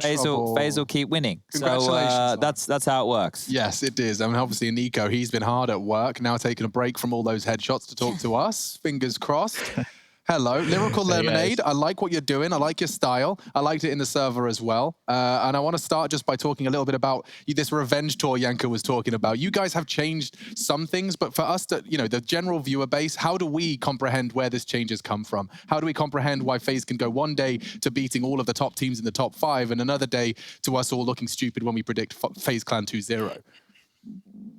I just think like the biggest change that we had, like compared to other events, is just that we are playing with a lot more balls than what we did before. Like now you don't see us anymore like hesitating. You don't see us sitting and just holding in all the like clutch situations.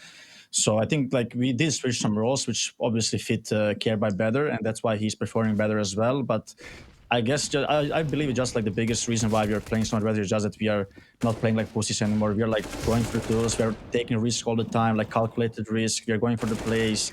Like every clutch station, you don't see us anymore just like sitting and waiting. Like every advantage station we have, like we are not just like waiting the round to close out by itself. So I think that's the reason why we started playing better. And obviously against the OG, we went back to the old style that we played, like bad communication, bad habits. And we just talked it through after the game. And that's also the reason why we stepped up in the last 2 games. Yeah, fantastic. And I think the result itself speaks volumes for the bounce back. Chad, you got some questions for him. Yeah, so Nico, and I mean no disrespect with this question whatsoever, but does being the underdog, or at least being seen as the underdog in a lot of the matches you've played here in this tournament help? Like there's not as much pressure on the team? Honestly, like I don't feel like we are an underdog. Like I still feel like the pressure when we are playing events because we know that like we have to perform good, like we have to perform better. So we don't really feel like an underdogs. At least I don't feel that way. So yeah, like being underdog, it doesn't really help us. You certainly didn't play like an underdog today. And of course, a grand final tomorrow. Now it is that rematch. I'm sure that's where you were going with this, Chad. Yeah. Last time it was 16-12, 16-11. You said the communication was off and Brokey had a bit more of a quiet one in that game there. Was that just because of the communication, or was he having an off day for other reasons? Is there something you can put the finger on with Brokey from that matchup? I'm not putting fingers on anyone. It's just like the team play was just not there, and that's why maybe he underperformed as well.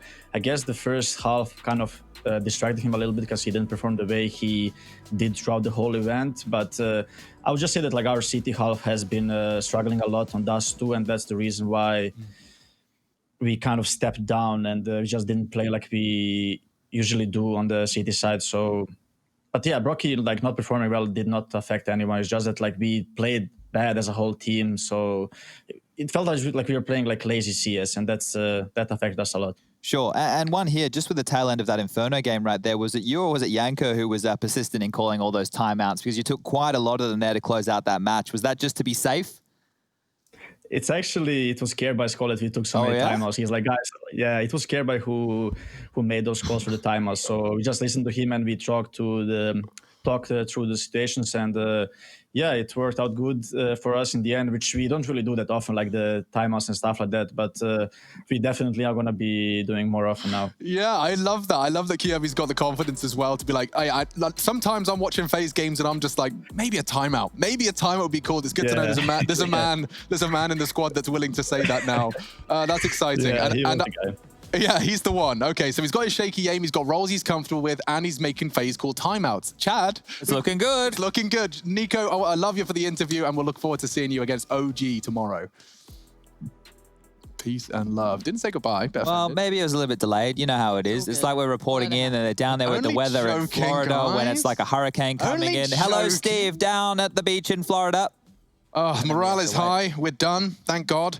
What else we got around the corner, though? Because, of course, the Goonies are coming in. American Counter-Strike? Yeah, I'm having a look. So, Phase OG, that's happening. Yep. That's locked and loaded. That's fine. That's tomorrow. That's a best-of-5 final to find out your champions of IEM New York 2020. But we do have to go ahead and remind you of 100 Thieves Team 1, e.g. Rebirth. Neither of them sound like a particularly difficult affair. What are you pointing at? Just with this here, it's 4 p.m., not 2 p.m. So the graphic's wrong. I want to tell everybody at home, the time tomorrow for the final will be 4 p.m. So ignore that number there, adjust it accordingly. Look at a lion. Make sure that it's 4 p.m. that you're working with right there. All right, well, that's enough from myself, Chad, Pansy, and all of the good stuff. We did it. Yes, you did. my Frankenstein's still in the box. I'll be working on him tonight. But much love from all of us. I hope you're having a great day, all things considered. More Counter-Strike coming up in a mo. It's got a cape. It's cool, isn't it? Yeah. I like him. I do like it. Yeah, you end up liking it.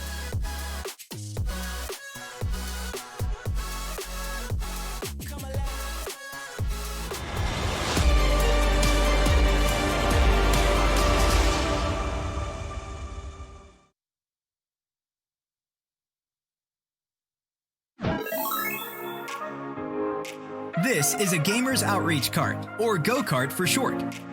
It's a portable video game kiosk built specifically for hospitals. Created and assembled by Gamers Outreach, each unit helps provide recreation to kids and young adults unable to leave their bedsides. The carts can be disinfected easily and have 360 degrees of movement, making them ideal for transport in hospitals. Go-karts can accommodate a variety of gaming consoles. They also come with wired controllers, a gaming monitor, and are equipped with a lift mechanism that allows the height to be adjusted. Go-karts provide a safe, flexible, and efficient way to ensure patients have access to entertainment during long-term hospitalization.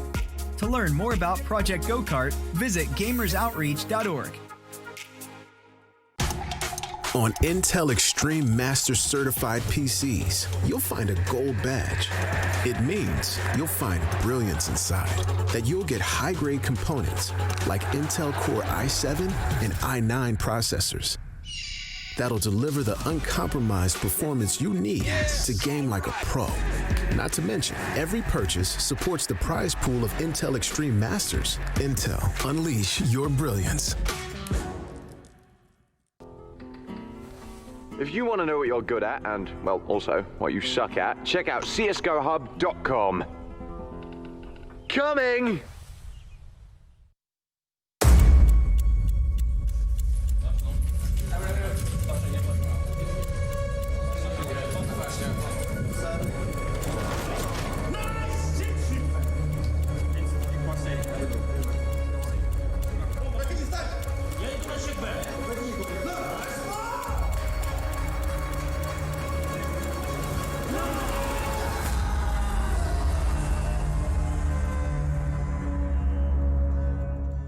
My name is Jordan Gilbert, aka Nothing. Hi, my name is Sue Lee. My handle is Smix. I think it's important for these initiatives to happen. Empathy really, really goes a long way, and it always means so much to us, and I think that's where initiatives like this really help. I encourage everyone in the community, anytime they see bullying, anytime they see someone getting called names, I encourage you to step up and say something. Good luck, have fun. Good luck, have fun.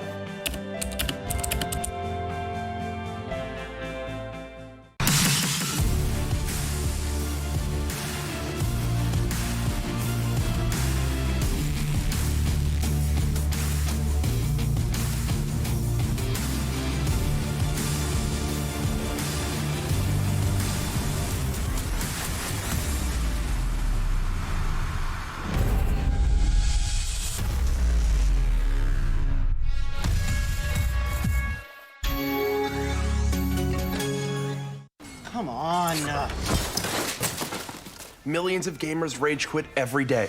Mountain Dew Game Fuel's got you covered. Game Fuel is specially crafted with ingredients shown to improve accuracy and alertness. Another one saved by Mountain Dew Game Fuel.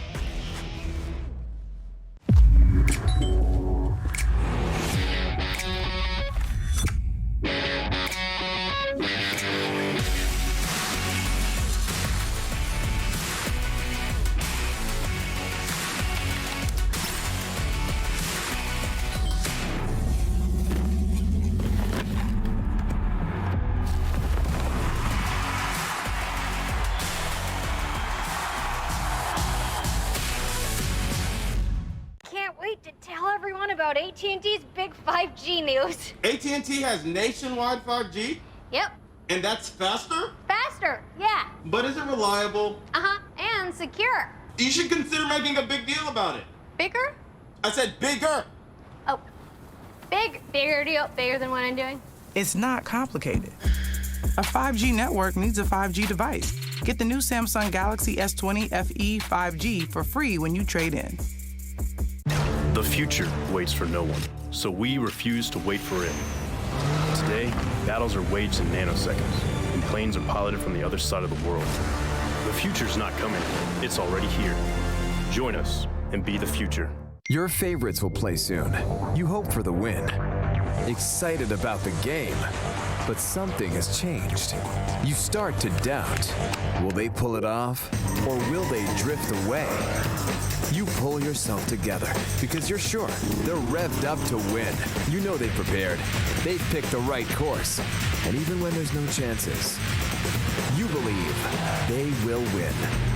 GG Bet. Be excited.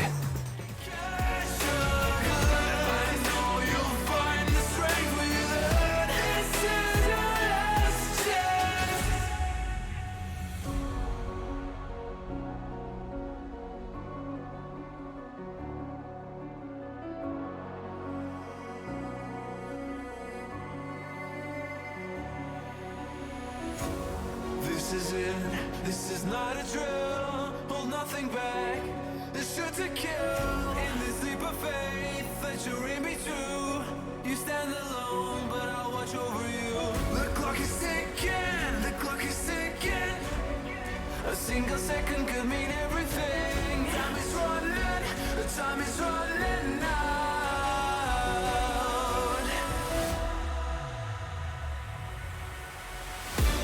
Don't give up, don't give in. Don't let me down. Be the one to wipe their grin when they hear this sound. Don't give up, don't give in before they catch a glimpse. I know you'll find the strength within. This is your last chance. Now's your time to shine. Make it count. Honor our sacrifice. And now this is your last chance.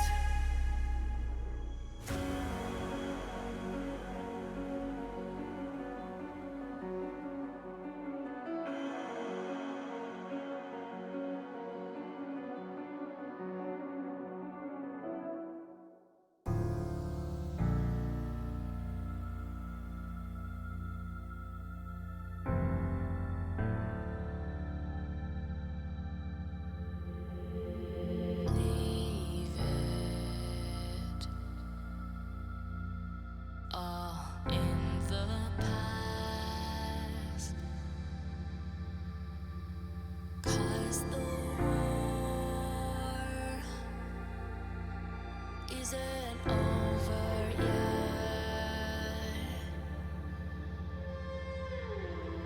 You lost one fight,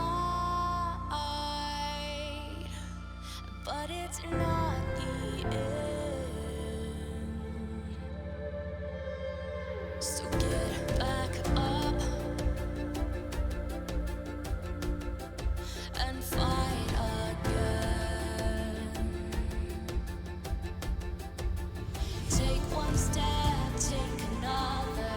Find the strength for your brothers. Erase the doubt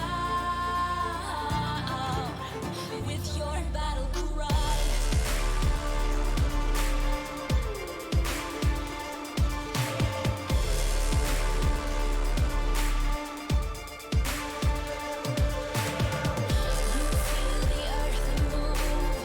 To the drum of steel boots, banish the fear.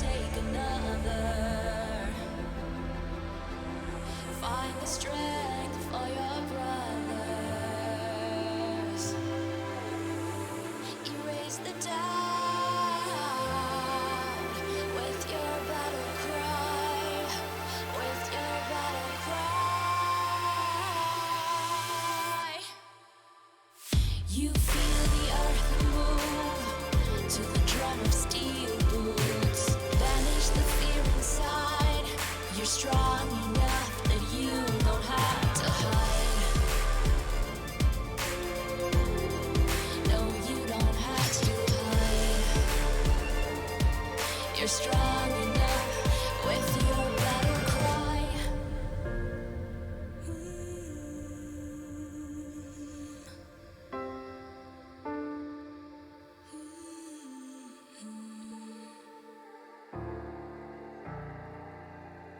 Brings you to your knees.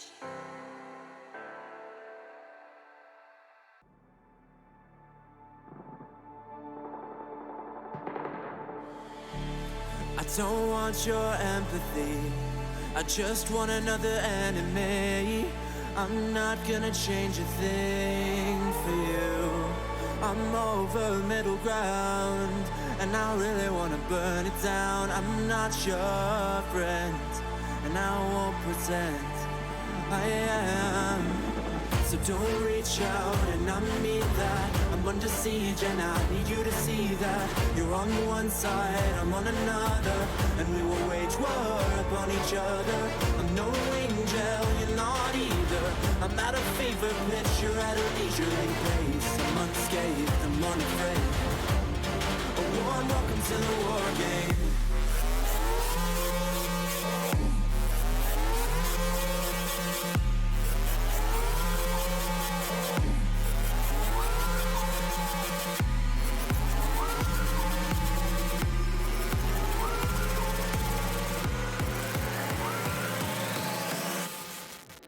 Welcome to the war game.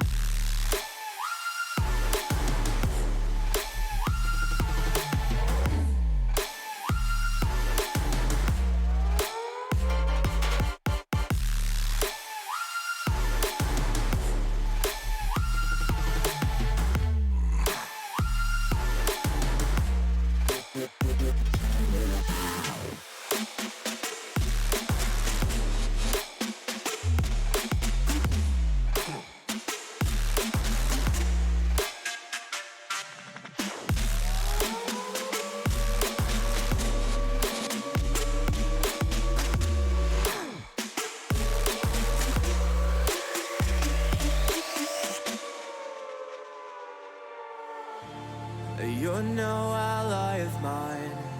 Your life is a kind of lie, and I know that I won't change your mind. We have no common ground, and we're never gonna figure it out. So don't get friendly, get angry. I'll bury you down by the bar. So don't reach out, and I mean that. I'm under siege, and I need you to see that. You're on one side, I'm on another, and we will wage war upon each other. I'm no angel, you're not either. I'm at a fever pitch, you're at a leisurely pace. Unscathed, I'm unafraid. A warm welcome to the war game.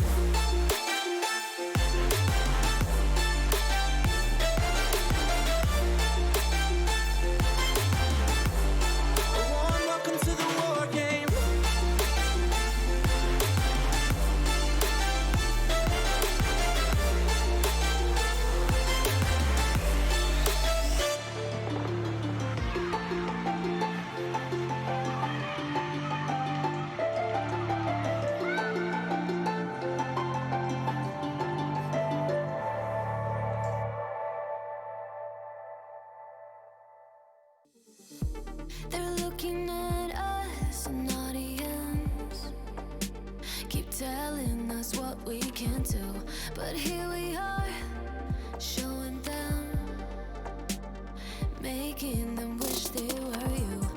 We've heard the most when it comes to this, yeah, every shade of blue, but don't even care what they all say. They think we're out of control. Yeah, truth be told, we know it. It's just the way we live. We own it. Can't stop, we love the thrill. We know it. It's just the way we live. We're grown-up kids.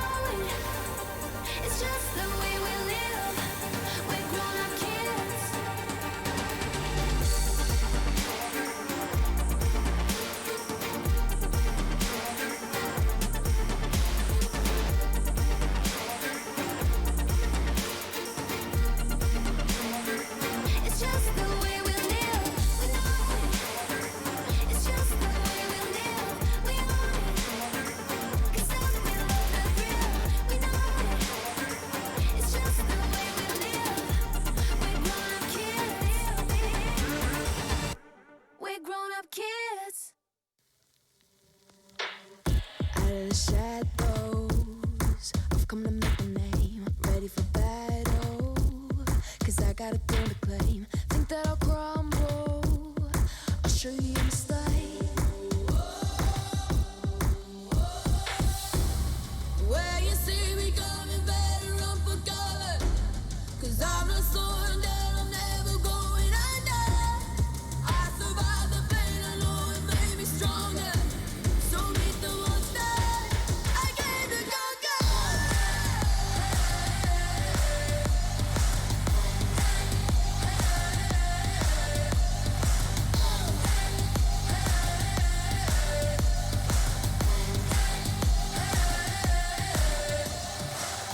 When all the smoke clears, I'll still be on my feet. Forget all of my fears, cause I know my destiny. I feel a champion waking inside of me.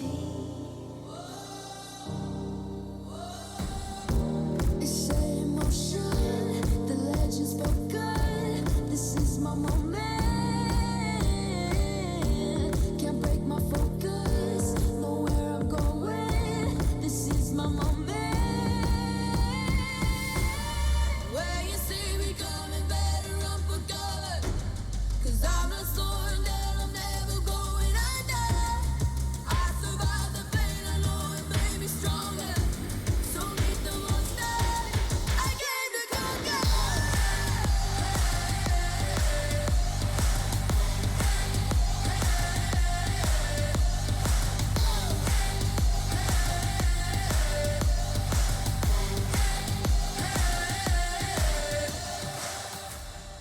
When you see me coming, better run for cover.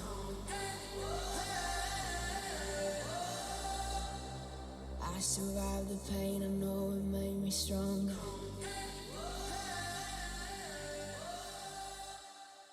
Show me an opening in the clouds, and I'll take it. Yeah. Reminding myself to just let go. Don't wonder how far I can fall. Don't look down, never fade out. And I just wanna be someone and never fall behind again. Just keep on moving on. Never look down, never fade out. Never fade out. Oh, oh, oh,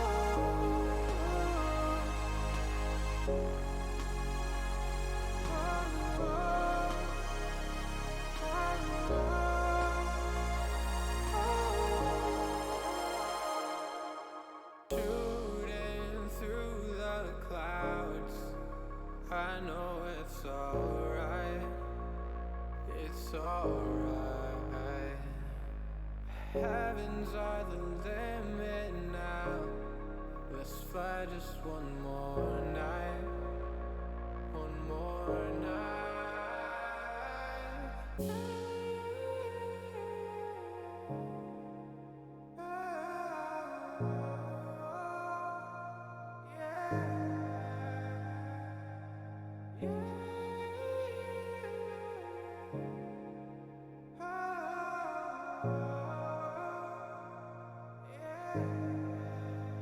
Don't look down, never fade out.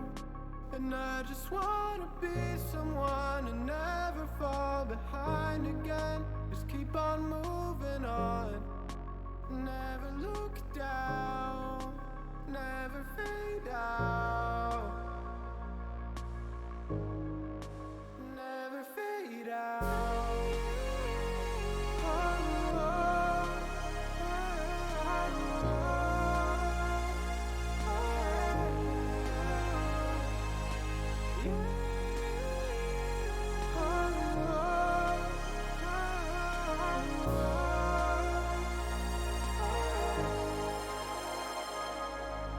oh.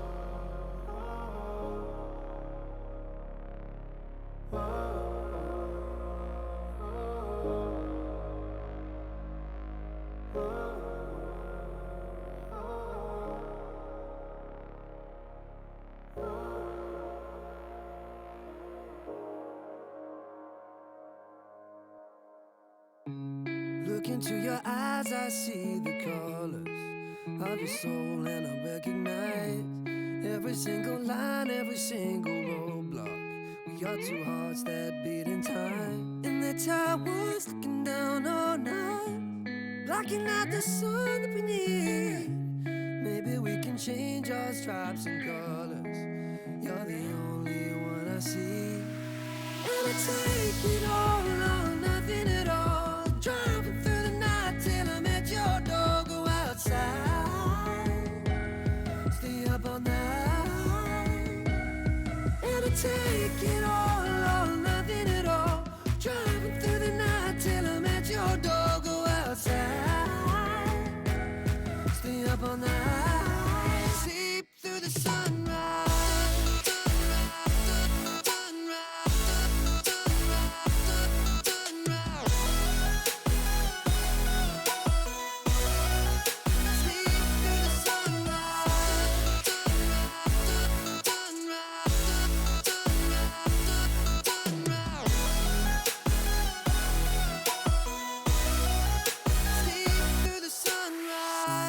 Look into my past and I count the numbers of the dreams that I left behind.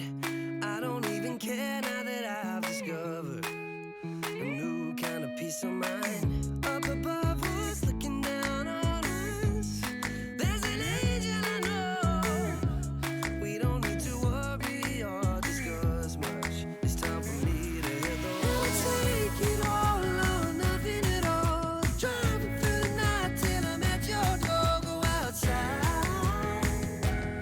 stay up all night. Sleep through the sunrise.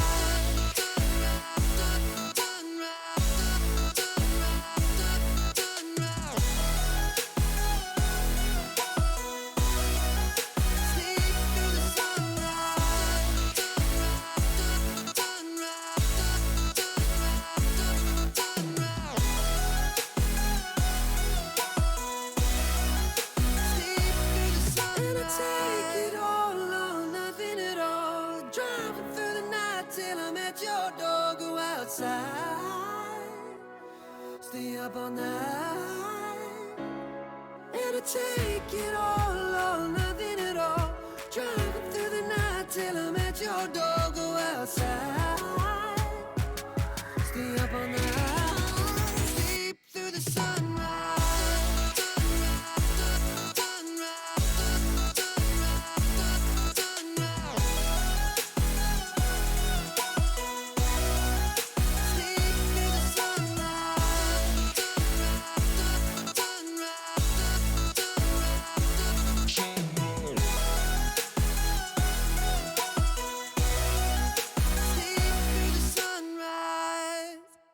In paradise, the sun never goes, it's a feeling. We watch the waves wash over the shore, the horizon was blinding. This could be the end of the world as we know it. Or this could be the end of the world as we know it. And we never thought we'd get this far. I'm gonna stay true. These songs I wrote for you, oh, they make me blue. They make me blue. What did you say to me? You wanted to be free. Do you believe? I want you to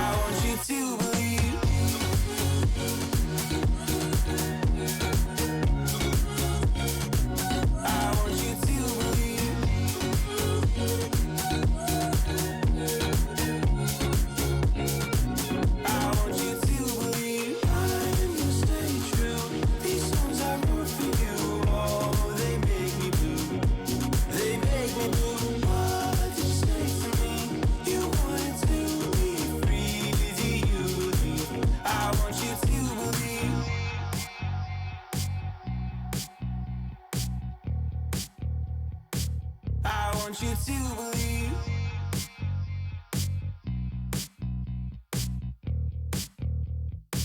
I want you to believe. Seeing the stars reminds me of you. You left me with scars, but I know that one day you'll see it through. You give me air to breathe, you give me light to see. When things are out of reach, you bring them back to me, back to me. You see it through, you see it through, you see it through, you see it through.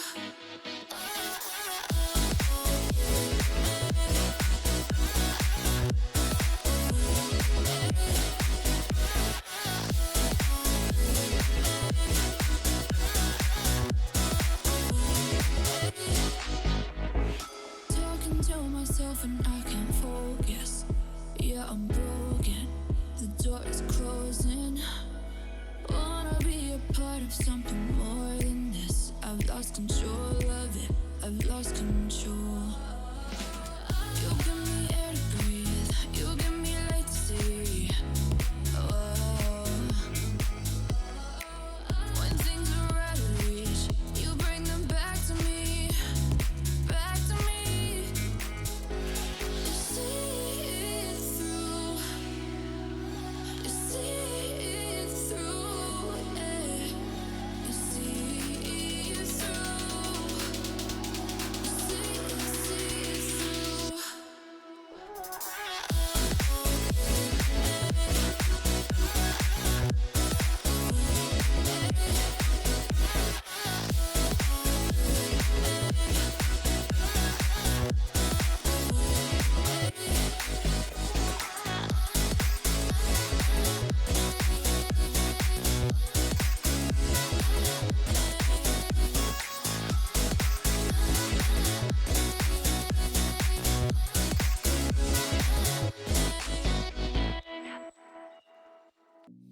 I've been working part-time jobs, chasing all my dreams now lately. No matter if I try too hard, nothing's ever enough, baby. No, I don't care too much. I don't care too much. As long as I can keep you by my side, I don't care too much. We got time, no rush. In your eyes, I always see there is something meant for me. In your eyes, I always feel different.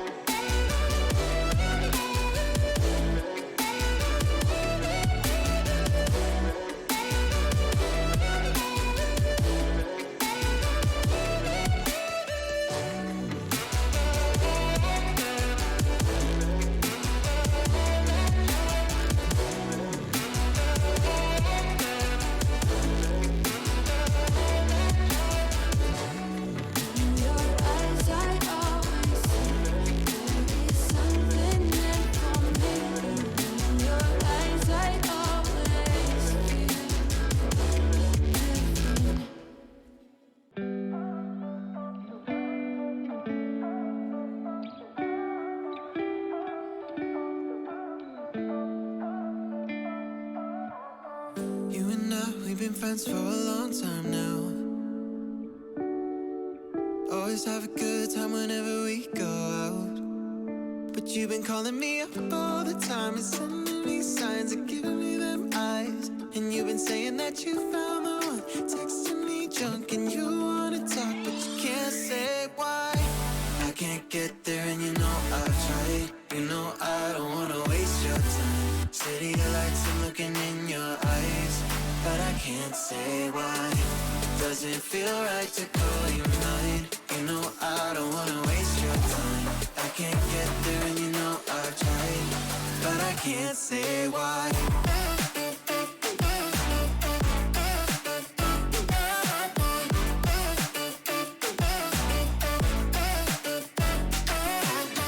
Feeling lost like I just wanna time back time. I'm choked up, tell me how do I say this right? Cause you've been calling me up all the time and sending me signs and giving me them eyes. And you've been saying that you found the one, texting me drunk and you wanna talk, but you can't say why. I can't get there and you know I've tried. You know I don't wanna waste your time. City lights, I'm looking in your eyes, but I can't say why. Doesn't feel right to call you mine. You know I don't wanna waste your time. I can't get there and you know I've tried, but I can't say why.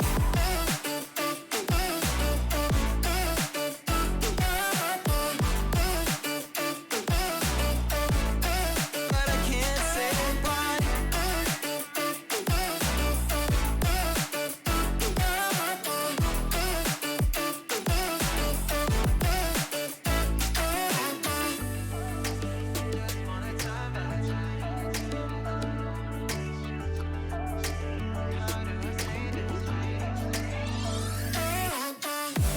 I can't get there and you know I've tried. You know I don't wanna waste your time. City lights, I'm looking in your eyes, but I can't say why.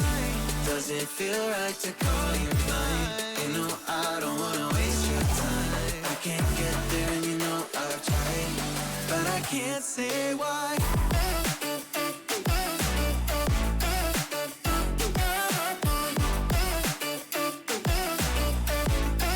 But I can't say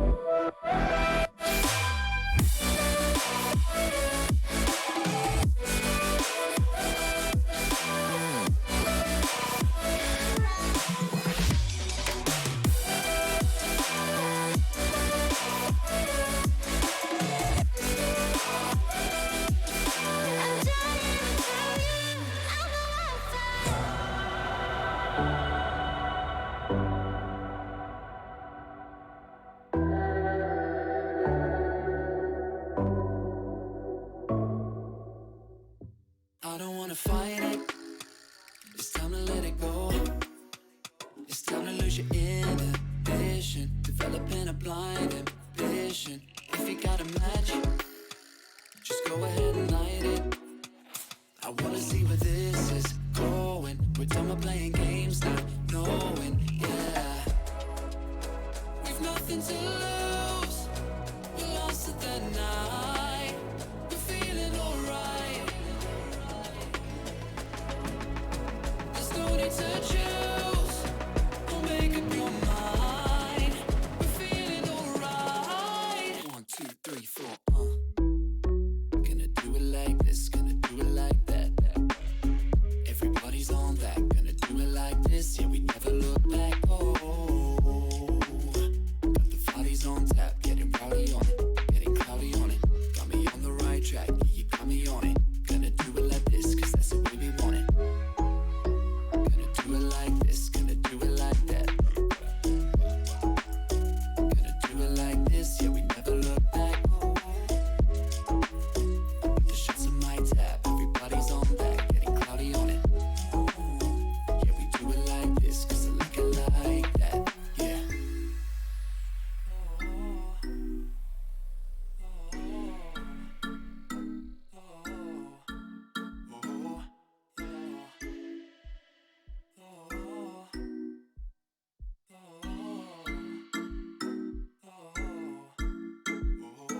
We're going through the motions, in super slow motion.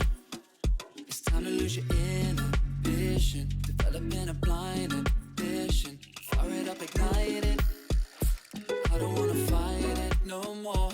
I wanna see where this can go. I'm done with playing around now, knowing, yeah. We've nothing to lose. We're lost at the night. We're feeling alright. My eyes are on you, and yours are on mine. We're feeling just fine. Just let it go. Gonna do it like this, gonna do it like that. Everybody's on that, gonna do it like this. Yeah, we never look back. Oh, got the bodies on tap, getting rowdy on it, getting cloudy on it. Got me on the right track, yeah, you got me on it. Gonna do it like this, cause that's the way we want it. Gonna do it like this, gonna do it like that. Gonna do it like this, yeah, we never look back. Oh, yeah. The shots on my tap, everybody's on that, getting cloudy on it. Yeah, we do it like this, cause I like it like that, with the blind ambition.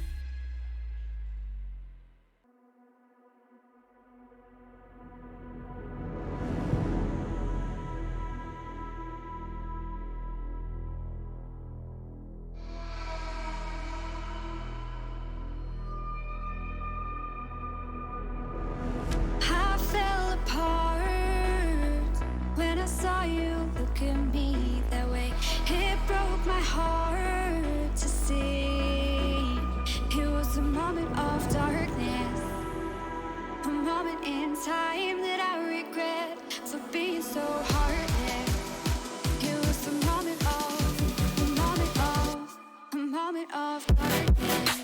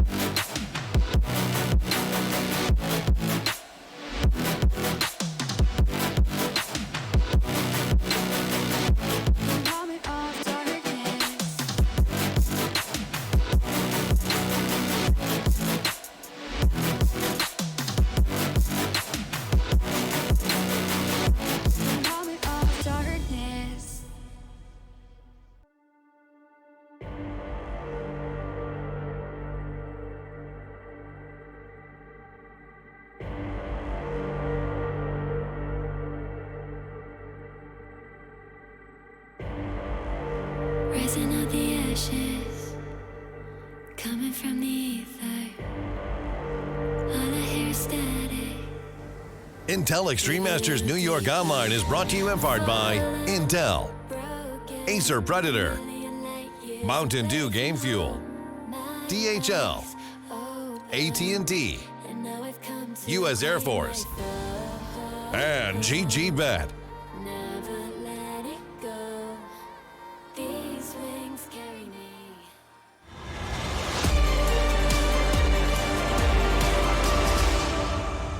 Go to hell and back just to feel the fire. We gon' turn up in this place. Oh, yeah, we've turned up and we're coming alive right here at the Intel Extreme Masters New York 2020 online. Ladies and gentlemen, what's up? How you doing? How your mom and them doing? How your family and them doing? Because we're ready to get this show underway. And that being said, it's going to be 100 Thieves versus Team 1. And then we're going to have Evil Geniuses and Rebirth thereafter. However, of course, this is a more exciting matchup as there's so much to dive into. Team 1, definitely one of the heavy hitters coming out of the MDL. And then we look at the 100 Thieves. And of course, when we look at them, that's where all the talking points come into place. And that's why I'm going to talk to Harry and Hugo. Guys, welcome back. Hey, man. Harry. Like, dude, I'm doing my best, like, Henry G impression, right? I got, like, the shirt unbuttoned, like, an inappropriately long distance down. I got the fake sleeves on, but here's the real, obviously. Oh, that's not real? No, yeah, dude. Well, this is just something me and Hugo put together this morning. So you guys were tattooing each other in each other's prison style. You know, there's a lot of blood, there was a lot of ink, but I think it turned out pretty well, Harry. Got to say so myself. I'm quite the artist. It matched the shirt. A lot of shading in there, and honestly, you should probably think about putting some moisturizer on that because it doesn't look like it's going to be healing anytime soon, especially the heels of the wounds that we need to talk about right here, right now. And that would be, well, first and foremost, catching up with JKS. I'm joined by JKS, who was the 4th highest rated player at EPL NA. Congratulations, but also commiserations on that 2nd place finish. Do you think there's something that stops you guys from going all the way when you do reach those big event finals, Justin? Maybe, but I think for this tournament, it was just, we kind of just ran out of gas, I think, towards the end of the tournament. I think our finals was kind of versus EG because we were so hyped for it and so prepared for it. And then versus Furia, we kind of just took our foot off the gas a little bit and they came up with some new stuff and, outplayed us. So, yeah. What about beating Liquid, though? Because you've never beaten them in a best-of-3 series before. No, that was really good, but I felt like it was kind of eventually going to happen anyway. I feel like we're getting closer and closer and we're more confident against them. And then, obviously, this time we just pushed it over the line and we won. And yeah, I think before when we played them, though, we didn't really have any confidence against them because we never really took a map off them and they were playing like really good. And now recently, obviously, they've dropped off a little bit as well. So that also helps. So what have you been doing to build up that personal confidence? You mean as a team or for myself? Yeah, I mean, I'd be interested to hear both because you're always playing incredibly well, but obviously your last event, you had a phenomenal performance. So tell me about yourself as an individual. Well, for me, it hasn't really changed that much. I've just been doing the same thing I normally do. And the only like weird thing is that you just have to play online every single time and it's just the same teams over and over and over. So that's kind of frustrating, but at the same time, you kind of get used to it. So you don't really need to prepare as much as you need to for LAN events because you're constantly playing the same teams over and over and you also practice them. So it's been like, I don't know, it kind of just feels like normal to me now. So for me, it's kind of more consistent. But as a team, I think we've been slowly getting better. In practice, we're really good, but in official matches, sometimes we're just not on the same page and I think we make silly mistakes. So that's probably why we haven't really been doing that well lately. But can I other than that, I can't really also think of anything.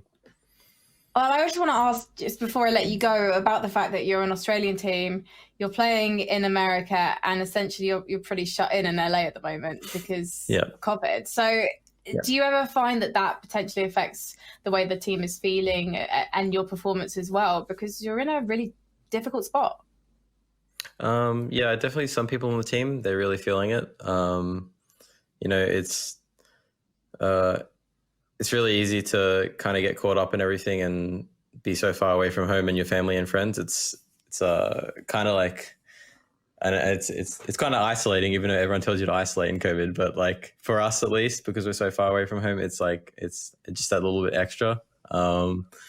So people are definitely feeling it. But it's like something that we kind of just have to put up with, because if we don't do that, then obviously we can't play. So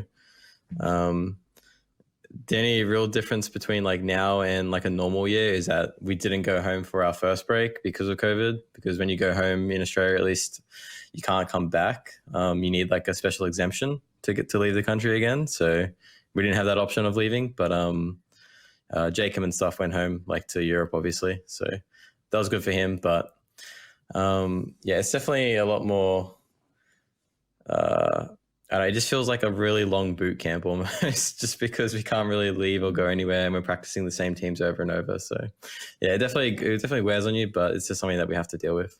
So, well, thank you so much for talking to me, and JKS, best of luck to you and the 100 Thieves guys as you head into Intel Extreme Masters New York. Thanks, appreciate it. Yeah.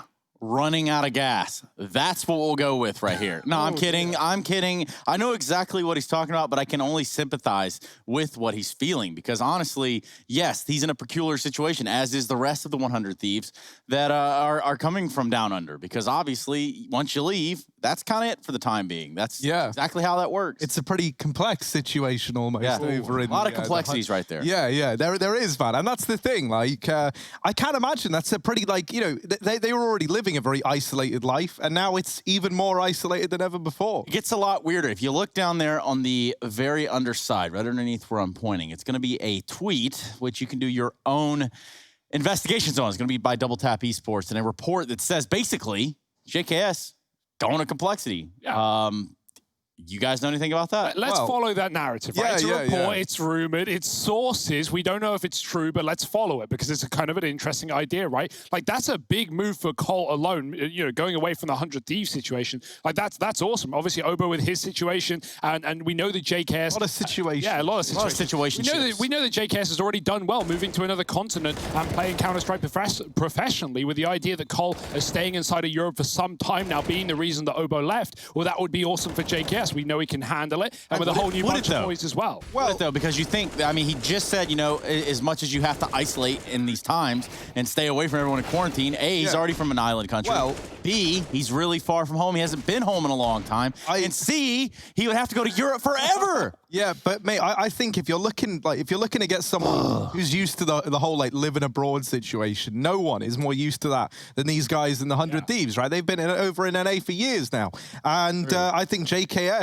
Honestly, it feels like the worry for me was it felt like he was wasting like his best years in a team that they were doing all right, and even when they were at their best, you know, like they could make these deep runs in tournaments, but they were never locked in winners where they could keep going like event to event and keep up that face. And I don't want JKS to be one of these guys that had like all this potential, all this like incredible raw talent and like a clear passion for the game, and it just kind of ends up fizzling out in a squad where maybe they can't make as deep a run as he could in a team like Complexity. Yeah, we know that's not going to be an issue, right? Obviously, you know, different roster, but with Obo and Cole, they made some huge runs, and they have some incredible players, and they've got the backing behind them as an organization. So I think it's an awesome move. If it does go down, I think JKS is going to do really well. But that does leave the question, where does that leave the 100 Thieves? Well, that is a question that is above our pay grade, thank goodness, because our pay grade limits us to what matchup that we have on hand. 100 Thieves and Team 1 now. We've kind of divulged and really let you in on some insight here as to what the 100 Thieves have going on in their camp. But for Team 1, what do we know about them? We got Maluk and company, and these guys showed us that they can hit some shots. Can they stand toe-to-toe with I'll just throw it out there, a deceased 100 Thieves lineup? That's a strong word, Trace. Deceased, already there, already dead. You're calling. Well, we'll see if that's the case. I think, yeah, if there was any time for an MDL team to make a big upset here against a Pro League team, this would be it, right? Not only do we have Team 1, young, hungry upcomers from Brazil, moved to NA a couple of years ago and have been playing in that Mountain Dew League, but they're flawless there right now. They're 11-0. They're beating everyone. So, yeah, this is the time, right? Weakened, running out of gas, these terms, deceased, whatever you want to use. This is the time for a team like Team 1 to take an upset. Not to mention, I already imagined that Team One were fired up, what with like MIBR falling off, like the Brazilian representation kind of tanking a bit, and only Furia being that like glimmer of hope. Well, Team One, they're now trying to do what these squads like MIBR, even like 100 Thieves have done with the NA move, competing there, and now going flawless, like you say, in MDL. Like they are looking really, really good. And even when we've seen them play here, they've looked good, right? Admittedly, maybe not on par with like some of the top tier competition, but I don't think that's what they were expecting from them. And I think a deep run in this tournament would already like solidify them as a real team to be keeping an eye on. Which is exactly, what they're trying to do, which is exactly the situation that North American Counter-Strike finds itself in. I'm sure Australian Counter-Strike about to find itself in the same situation. Just a lot of openings, a lot of job openings coming up, and some of them might just be there to be filled by the entire team. Let's start to talk about the vetoes, though. Let's start to talk about the bread and butter, the jelly and peanut butter, that is, of this matchup. Knowing exactly what maps we're going to be playing across the best of 3 is exactly what we need to know. Harry and Hugo, where do we go? It's a nice throw. I don't really know about this one, right? Like, yeah. Well, no, sorry, Hugo. No. I mean, I was kind of agreeing with you. Point. Okay, yeah. This is kind of a very open field. So something that's interesting to me is 100 Thieves, they kind of play Train every now and again, right? But they also don't play Overpass. Now, Train is a really, really good map here for Team One. And it's like a question of, do you want to get rid of Train, which is like your opponent's strong point, or do you just get rid of Overpass, which is kind of standard for this 100 Thieves squad? We see Mirage taken out right away by Team One. I'm really curious about this first ban for 100 Thieves, and they are going to stick with the usual in getting rid of Overpass. That's going to allow Train to make an appearance here for Team One, should they choose to, and I think they will choose to. You're looking at me, Trace. I mean, you often have the drop on these things. I just thought, you guys, somebody out of the two of you would say Vertigo by Team One. That is a bit of a surprise, because 100 Thieves are going to ban Train out as their second map if they want to, if they haven't got it prepared, right? If they want to get rid of it, and that's not going to leave it in the series, more likely than not. I guess you could go for a Dust 2 here if you're the Thieves, an Inferno maybe, but yeah, Inferno's going to be the pick. I'm just a little worried for the Thieves right now, Trace. Even if we look at like their Pro League run, which was great, obviously they come in second place there, they defy expectations. They actually only just made it out of groups. They almost lost to Chaos. They were 4-3 in the group, and they got through above Chaos via round difference. So that was kind of scary. Obviously they go on to beat Liquid, to beat EG in the playoffs. They look good while doing it, but as JK said in that interview, there are troubles boiling in the 100 Thieves. So Vertigo, Inferno, and Cobblestone. That'll be where we see this one go. Obviously there's no Cobblestone. You guys are pathetic. You know the difference here. Team One, though, is it fair to say they come to this matchup with a heavy advantage? Now, because, and I'll only put this into perspective for you, that being the case that, well, once some sort of news or source breaks, right, things start to move, whether they're actually happening or not.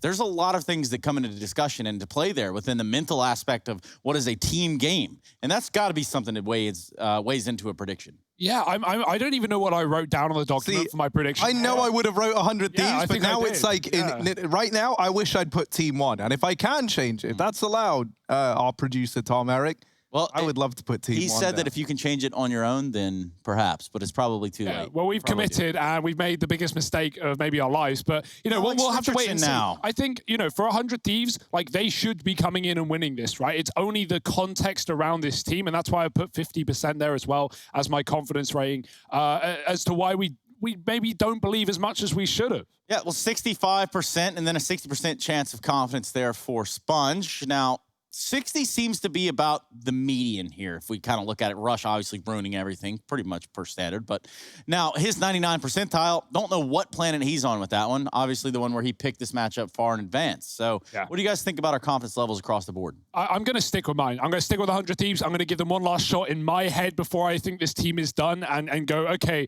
maybe they can pick up a win that they obviously should. But 50%, it could go either way. I'm full of regrets. That's what I'm full of. My confidence, an all-time low. It's not that 67 that was just displayed on that graphic. My confidence is at like a strong 3 to 6% right now. Wow. It's astonishingly low. So, and I mean, on that notion, you're probably a flat earther too, huh? I mean, I haven't seen any evidence for anything else, and we're all stood here. So, riddle me that one, Trace. You see any curves? Nope. Yep. No curves, yeah. It's pretty much settled right there.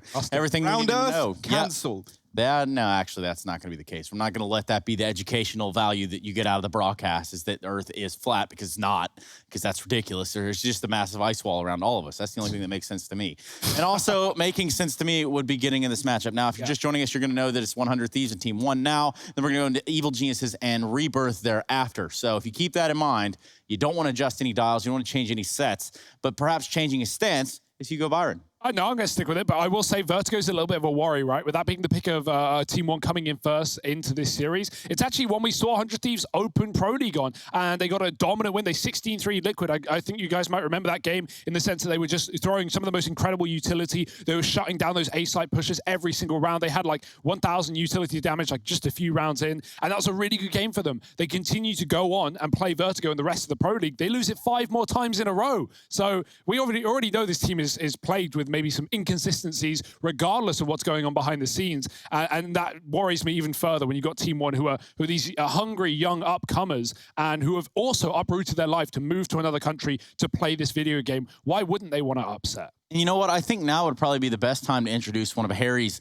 big-brained ideas, because we have just a few seconds here, and I know this is probably scary when I say it like that. Harry had an idea once upon a time to pick a fan of the match. And I think that this could be a really great time to do that. But obviously, in doing so, you're going to have to do something for us. It's kind of like we scratch your back, but then you also scratch our back a couple times here. So I think that's... Wow, good trade. Yeah. Heads I win, tails you lose. So if you head on over to Twitter, you use the hashtag IEM, you tag one of us, then obviously tell us why you expect or want to be that fan of the match. Now, if we look at the AT&T fan cams, that's how you head over there doing IEM.gg/fancam. Just do it. Get it over with. Just join the Discord and watch the matchup. Everybody in the fan cams, I guess the easiest way to explain this would be like sitting in the very tip top of the stands during any sort of sporting event. It gets pretty wild. Yeah, I'll leave it at that. Someone even had their name written on, so they really want to be the fan of the match because tag yourself up. Then we actually can call you and they'll be like, oh, the guy with the hand model in his photo. He had that hand on his desk. Anyone see that? I did see that. Me? Yeah. Okay. Cool. But yeah, we'll keep our eyes on it. We'll pick someone by the end of the series. Well, at least he doesn't have to be a hand model at any point. You considered that as a career. My hands are quite big. Let's take a look at it. Put it like next to your face, and maybe we can get kind of like a close-up shot there. No, I meant like to the side. Yeah, look. There it is. That is a decently sized hand, but an even larger smile. Now, I don't know if this puts a smile on your face, but you'll be happy to know that we'll be jumping into the game here shortly. The news is broke. It's always some source about something, but in this notion, it's going to be JKS potentially leaving the 100 Thieves. And I've got to give a hats off, rather, to the 100 Thieves that have been there in this project since the Renegade days, that have been there since the very beginning. And I'm not talking about the chickens running around on Inferno. I'm talking about the core of that roster that really kind of evolved and pushed Australian Counter-Strike onto the global stage. Absolutely, yeah. That's led the way for teams like Renegades who followed in their path as well. And we have seen so many great teams coming from that region. Looking at Greyhound, right, like back at the Berlin Major, where they qualified and obviously came pretty much out last, but still we have teams coming from smaller regions, lesser known regions, and proving themselves. And yeah, respect to OC Counter-Strike. We all love it. We love all the guys there. And that's the thing. I think that's why it's like the biggest shame for this 100 Thieves squad was that if JKS does end up leaving, is the idea that maybe they weren't able to make it work with like this pretty much all like Aussie/Kiwi team, right? That would have been like such a cool storyline. And while they have had their successes, right? And I hope this isn't like the end for all of these like guys in this squad, right? That's what it sounds like. But I mean, since we're already here, we might as well say thanks to the guys that are also delivering the content down there. There's several of them, but some of them that kind of spring to my mind right off the top would be Peely, it'd be Mac,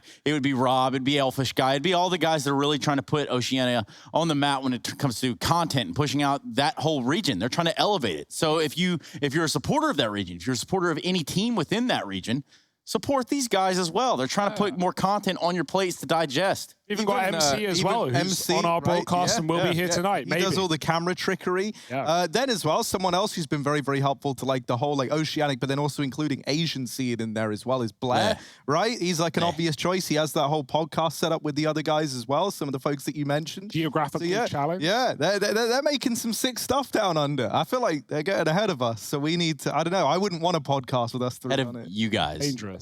I think that would be atrocious. I wouldn't be able to teach anyone anything. Well, this is basically the podcast right here, right now. We're going to see what kind of weird noises we can get Harry's mouth to make. And in the meantime, we're also going to be jumping into a series. Vertigo first on the cars, Team 1 on one side.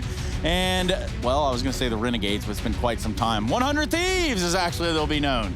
Let's see if they can steal away not only our hearts, but a map or two here off Team 1, given the turmoil and the situation that they find themselves in. This is the Intel Extreme Masters New York 2020. Our fan cams, IEM.gg/fancam. It's that simple. Get in the Discord. Don't be alarmed. And we're off.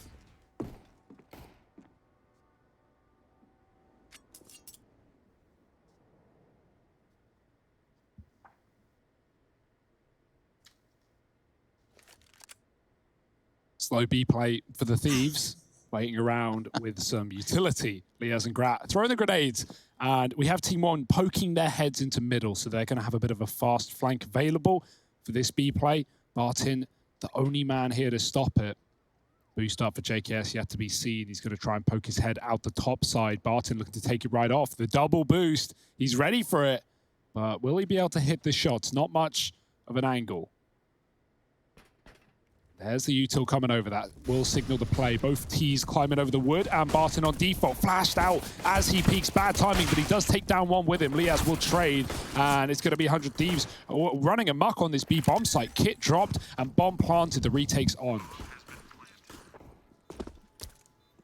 Yeah, Pasadello going to be the first man in. He does have Malbs nearby to help him out, and Grat just walks into the bullets. He's had enough with existence over towards this B site. Jacob wrapping around, should have it all locked in, and indeed he does. So 100 Thieves, they are going to find that pistol. They get off to a good start here on Vertigo, the map pick of Team 1, as they get ready to accelerate themselves into a little lead here.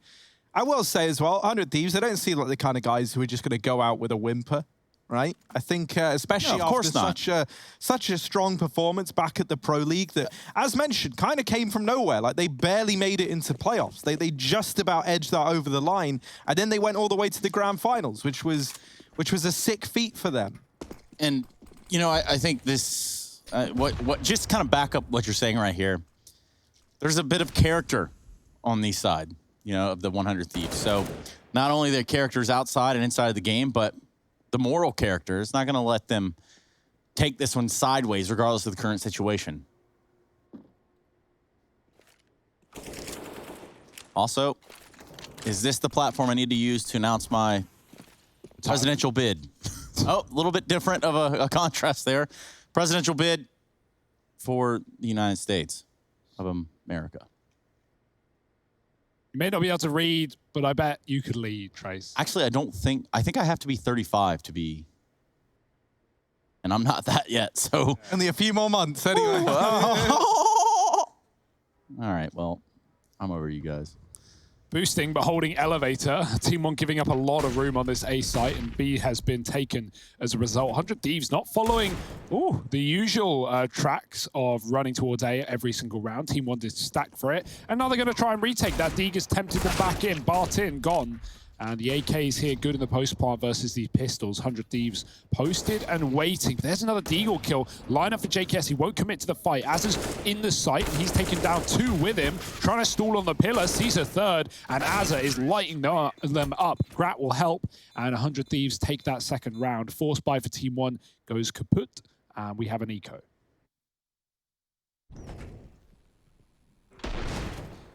Now, I have been informed, you know, if we're wondering about the veto in this series, apparently, according to HLTV Danish, over in the North American side of things, that Team 1 didn't show up for the veto, and therefore it was randomized. I'm pretty sure, I don't know, the reports I got were that the vetoes were done, but they weren't checked in. I'm not really sure how that works. But I've been told randomized.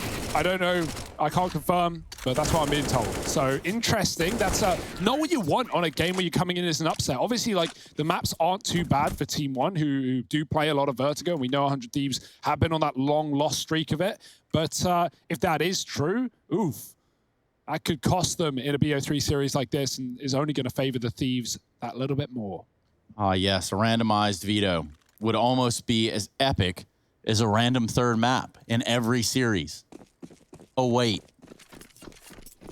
It wasn't even the third map. It was actually just BO1s randomly selected out of 2 maps at the end that happen to always be the same 2 maps. But here we are nonetheless, Harry. That was back when you were just a wee toddler. And now, look at you, almost a full-blown grown man. Yeah, man. I do miss the randomizer, though. Like, even the way it used to look was cool. The in-game HUD? Yeah. As in the major? Yeah. We all remember the majors, man. Why? Maluk. This round, yeah, it's going to be a nice little double for Team 1. This AWP of Maluki lighting up the bottom of ramp and dropping the bomb. That's a bit of a disaster for 100 Thieves. You now have to worry about getting that back.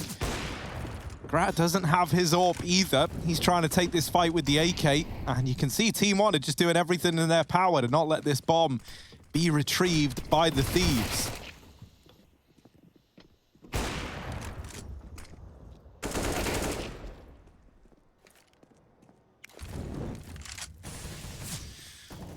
Well, Hugo took off his shirt for this one.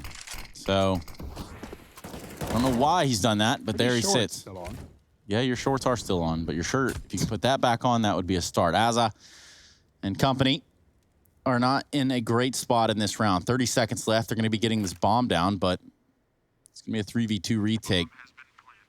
JKS might make all the difference, though. He got to B long before Grat did and pushed aggressively, and I think he saw Bart in there.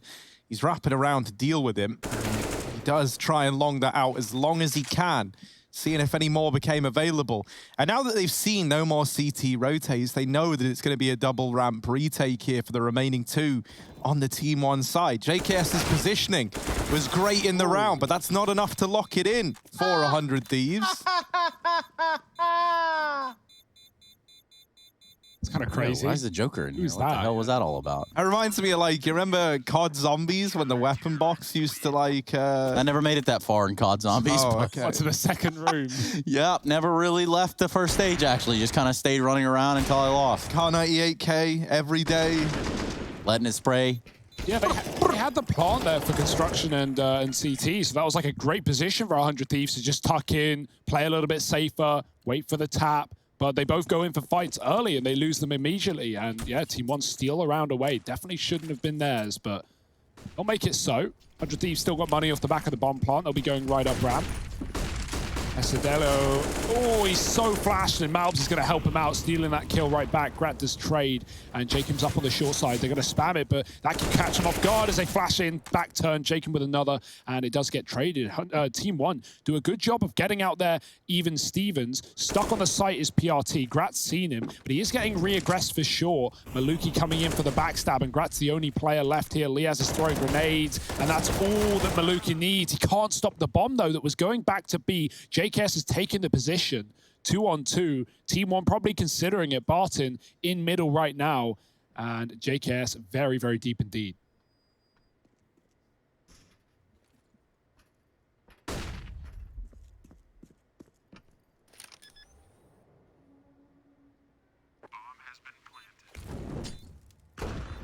Oof. Well, the nade gets rid of Liaz. It's left onto JKS. And PRT gonna deal with him on the first peak. Almost the 1v2, but almost doesn't cut it when you're in a 1v2. You need to nail that. It's gonna be a second on the board for Team 1. Now, with the bomb plant, some lost money as well. 100 Thieves, they're still looking to reinvest here. They're still looking to put a buy together.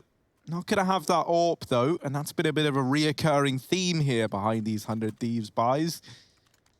Yet to see Grat get to go head-to-head with that versus someone like Maluki. But he doesn't have his in this round either. So, you know, nice and even at least. JKS has been on a lot of these B-lurks in this game. He's going to go back for it early this time, making some noise. Rest of his team grouping late. They throw some util up on A and they come join him for an early B execute. 2 players here, though. Typically only been Barton, this time joined by PRT. And Barton hides at the back of the site. 100 Thieves, another execute perhaps. They have the util for it. Smoke's getting lined up, but JKS gets dropped immediately. And Barton Throwing a smoke down to buy himself some room, knowing those Molotovs will be a bit of a problem towards the back of the site. He's going to line up with his teammate and take down another. Good hold so far for Team 1. Bomb dropped on the ground, and 100 Thieves trying to fight back into what is now a stacked site. Oh, Liaz, good for 2, but they are all around him. He is surrounded. Hamaluki on the stairs, Barton close as well, in a second or third man rather, over on the generators. So that was a little too much to ask of Liaz. And now finally that money is broken again for 100 Thieves. Team 1 get this all tied up.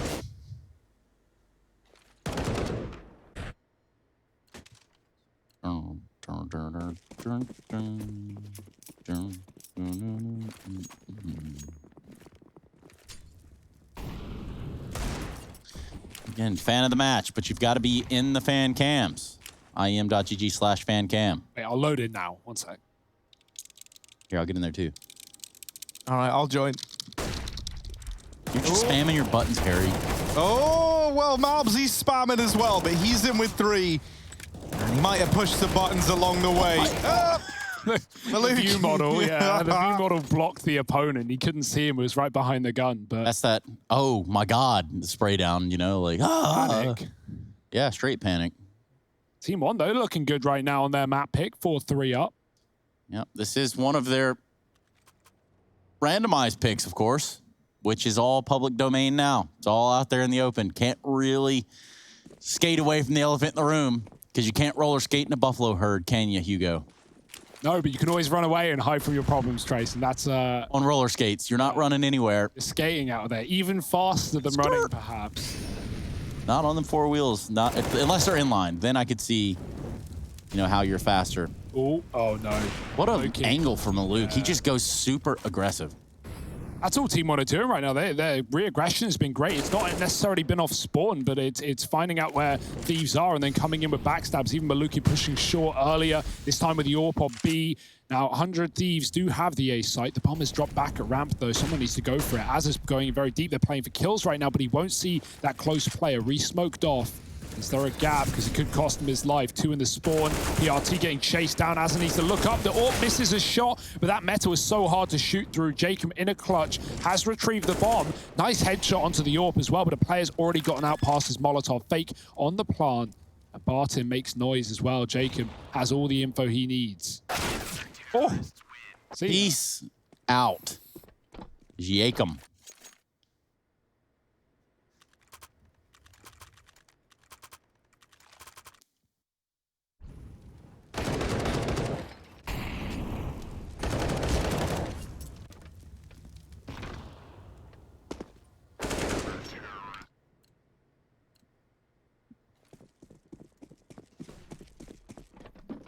Thieves love a Tech 9. Yeah. It is all Tech 9s into mid. Flash thrown by Azza to set up the rest of the guys, and they see there's no one here. They're like, well, that's B in our crosshair. However, Barton actually only good for 1, and JKS was wrapping the ramp as well. So a plant locked in here for 100 Thieves at the very, very least. Azza and JKS naded out of the round, double into the site, and that is going to leave Mr. Savage in the hot seat. Oh, look, he's going to dump his Molotov. That might be the only saving grace. Looks for the kill, lands a ton of damage on the mobs, but they are on top of him, airborne status. And Maluk will have stuck the bomb after smoking out that Molotov. So Team 1 put up a 6, the Thieves on 3. Yeah, we know the Thieves have good utility on the CT side of this map, but Team 1 are absolutely banging them out right now with these nades on the B bomb site. HE's galore, stopping plants, or at least not letting you escape if you do get that bomb on the ground. And I like the pace that Team 1 are showing us as well, right? Not afraid to just run in as a unit and overwhelm the Thieves, getting caught off a lot. I mean, think about it, right? Like, you get a randomized map, Vito, which, you know, whatever, for whatever it's worth. Like, that's out there. And it's nothing that you've done wrong, Hugo. There's nothing wrong there. But think about, you know, if you are Team 1, you come into this situation like that, what are you going to do? You're going to have to try to play hyper-aggressive a little bit. You're going to have to try to take unorthodox and uncomfortable fights. It's not a go-to map for them, but as said, like, it's a good map for them. It's one that they've got results on. So I don't think they're all too worried. knowing that, again, 100 Thieves went on this big loss streak on this map back at Pro League with a lot of close losses.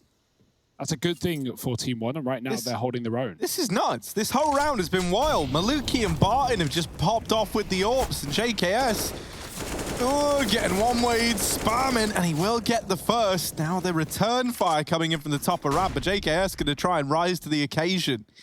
Goes aggressive. Barton is wrapping around through the mid-room. Ooh, they need to check the ramp. JKS is already a lot deeper than they might be ready for. Dillo dropped, but PRT there to keep it in favor of Team 1.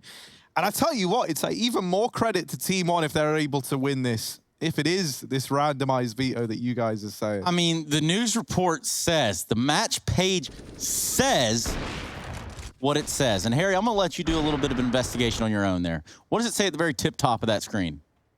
Team 1's map pick and bans were randomized as they did not veto in time. Wow. And yeah, even more credit to them if they are like, you know, it's not that you've had a bad veto happen by mistake, it's that you had a randomized veto happen by mistake. And so if they are able to win this, then that's wild. Yeah. They weren't even playing to their strengths. They didn't even they just showed up and were like, oh, we're on Vertigo. Well, that's kind of interesting. Looking good right now, though. Holding off on the CT side. Thieves going back to A, right? These B plays, they've been getting plants, not much more. JKS has his knife out. And, oh, he's about to crisscross with Pesadeo. He does get the kill. Down to 9. Double AWP on the A side, though, for Team 1. One of them still stuck in middle, but Barton will begin to rotate as this is far from a fake. Full commitment. Malb's going into the smoke. Does he get flashed through or just go on a timing? Jacob through the smoke, shooting down PRT. And if they try and plant here, this is where Malbs can make things interesting. There is cover.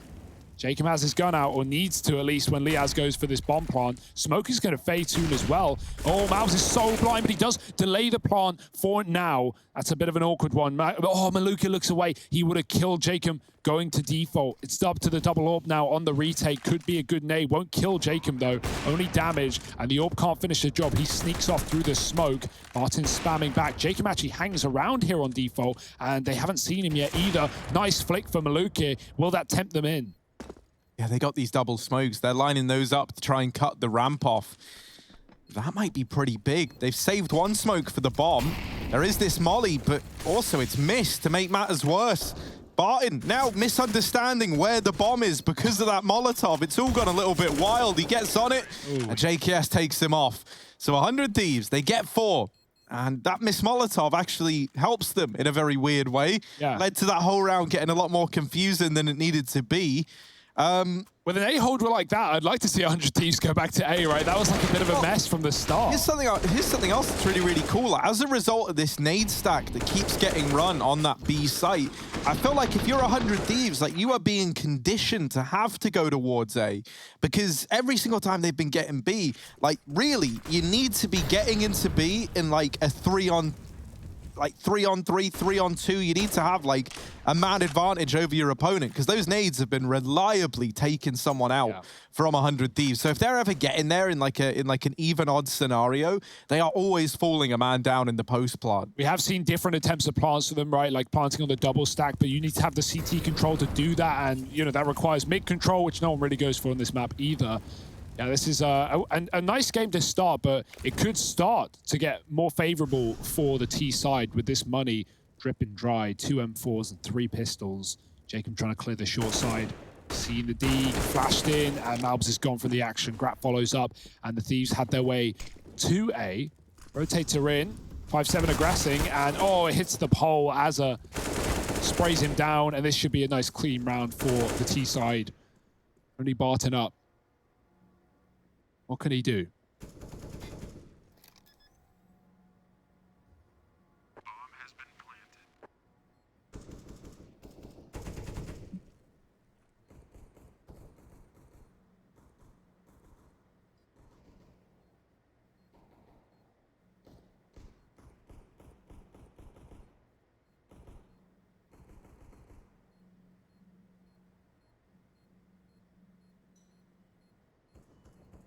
Oh, he is going to get away with the M4, maybe. It all hinges on Gratisfaction finding him or not. And he just shot. Yeah, the answer quickly revealed. Martin. Why'd he shoot? I don't know what he thought was there. He's seeing ghosts. Oh, dear. Ghosts. That's a weird word. Do you remember Ghosts had a CSGO team, or Ghost singular? Yeah, I wish it was ghosts.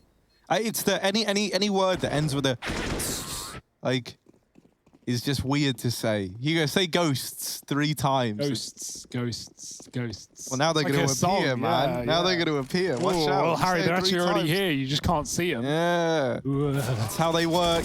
Spooky. And pesky ghosts.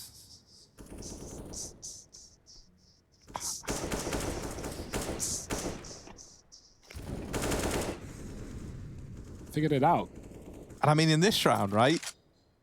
It's just an eco. So that's the whole reason we've gone off on this ghost tangent. Oh, backpack spotted. Liaz out there on them streets, putting a 6th on the board for the Thieves.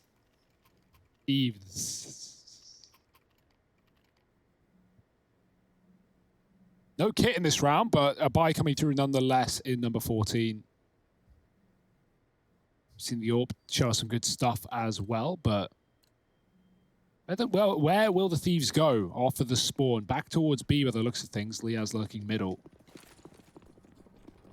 JKS going about his routine. Team 1 looking to take a ramp, and there is a flash to stop the Mal. He's going to peek back in with his utility. Oh, Jacob in the smoke. He's getting spammed. Ah, it's terrifying. Get out of there. You're 10 health. And he will, but his teammates, they want to dig deep. They want to dive right through, and they're going to get punished for it. Jacob on the edge with another coming through towards the smoke, and that's 2 for Jacob. Full send for Team 1. And they're going to pay the price. Oh, oh dear.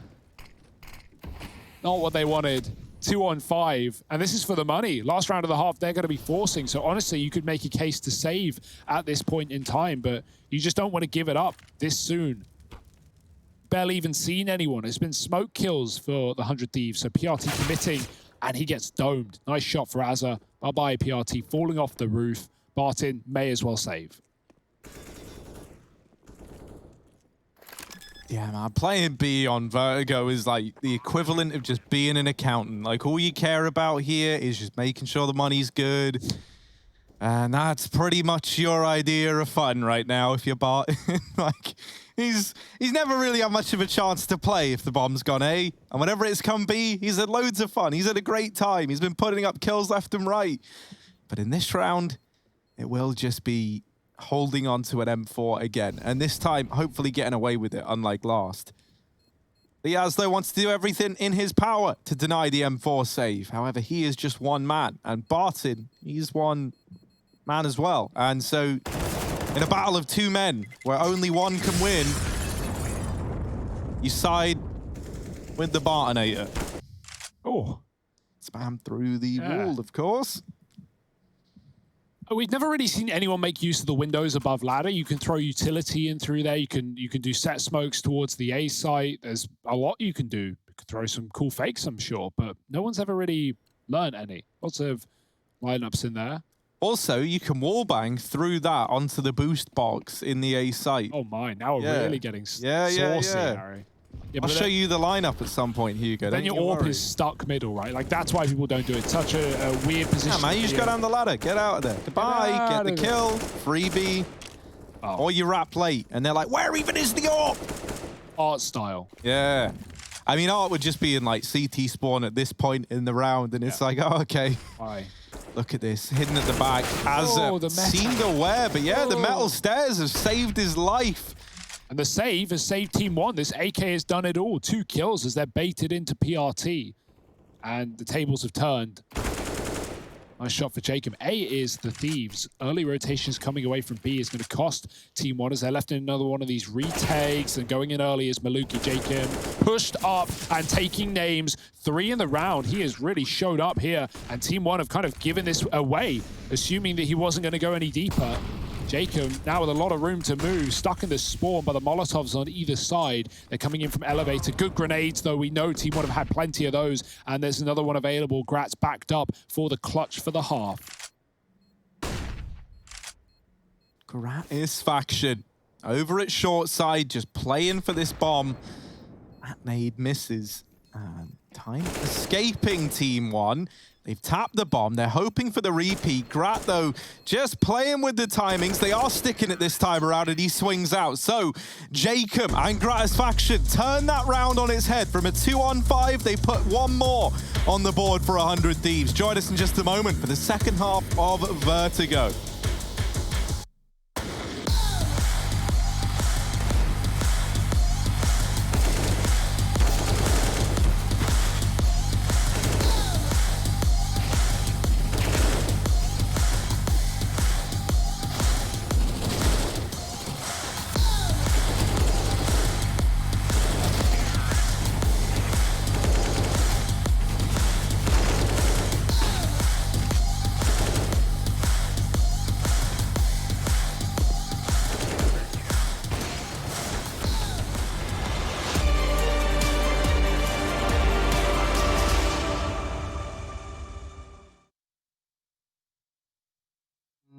Look into your eyes, I see the colors of your soul, and I recognize every single line, every single roadblock. We are two hearts that beat in time. In the towers, looking down all night, blocking out the sun that we need.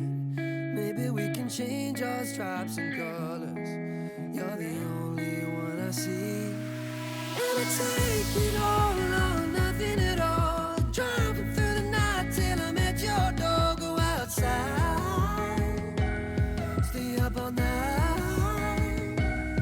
And I take it all or nothing at all.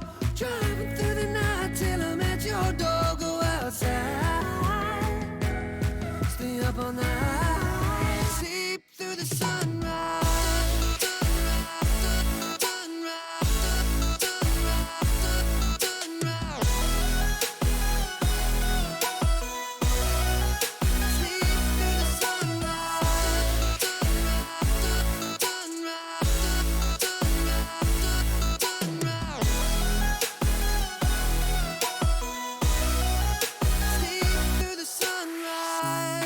Into my past and I count the numbers of the dreams that I left behind. I don't even care now that I've discovered a new kind of peace of mind. Up above us, looking down on us, there's an angel I know. We don't need to worry or discuss much. It's time for me to hit the road. I'll take it all or nothing at all. Driving through the night till I'm at your door. Go outside, stay up all night, sleep through the sunrise.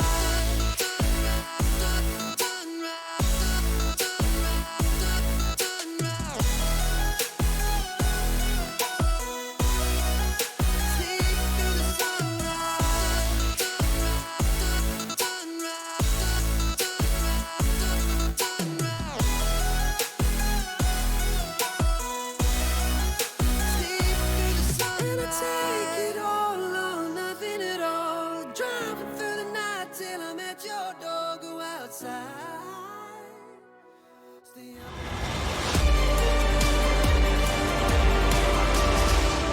Go to hell and back just to feel the fire. We gon' Well, Scoobly-doobly, welcome back to the Intel Extreme Masters. That's right, New York 2020 underway. We are taking a look at a matchup known as the 100 Thieves and Team 1, who have found themselves in 8-7 crossroads. JKS smiling. The biggest of smiles. Liaz, on the other hand, well, we'll get to him. Cool, calm, and collected. I actually like seeing happy faces on the Thieves right now, right? Like, you know, we've seen the opposite of that many a time in this camp, and so with them feeling good, well, the performance is good as well. They put up 8 rounds over in the first half, showing up pretty good on that T side of Vertigo. Up the up. Now, what is your what do you feel about those numbers there, Hugo and Harry? I actually didn't see the numbers. I was too busy looking at Grat's face, if I'm being honest. And all right. The numbers were also only there for like 5 seconds. Then you asked about it as they went off the screen, Trace.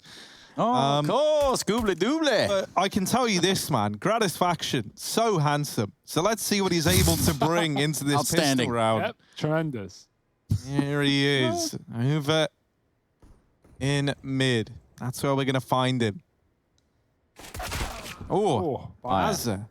Deleted by the boost, and Liaz catches a bullet as well. That's going to prompt the rotate here for 100 Thieves. Team 1 setting up for this B-side play. They've got that one smoke that's going to fall over here to allow the cross by the gens. I'll still leave this back generator angle open, but makes getting into the site that little bit easier. You still have to get past Liaz and the early rotate of Grat, and they've had no problem with that. JKS deleted as well. Malbs pops off here.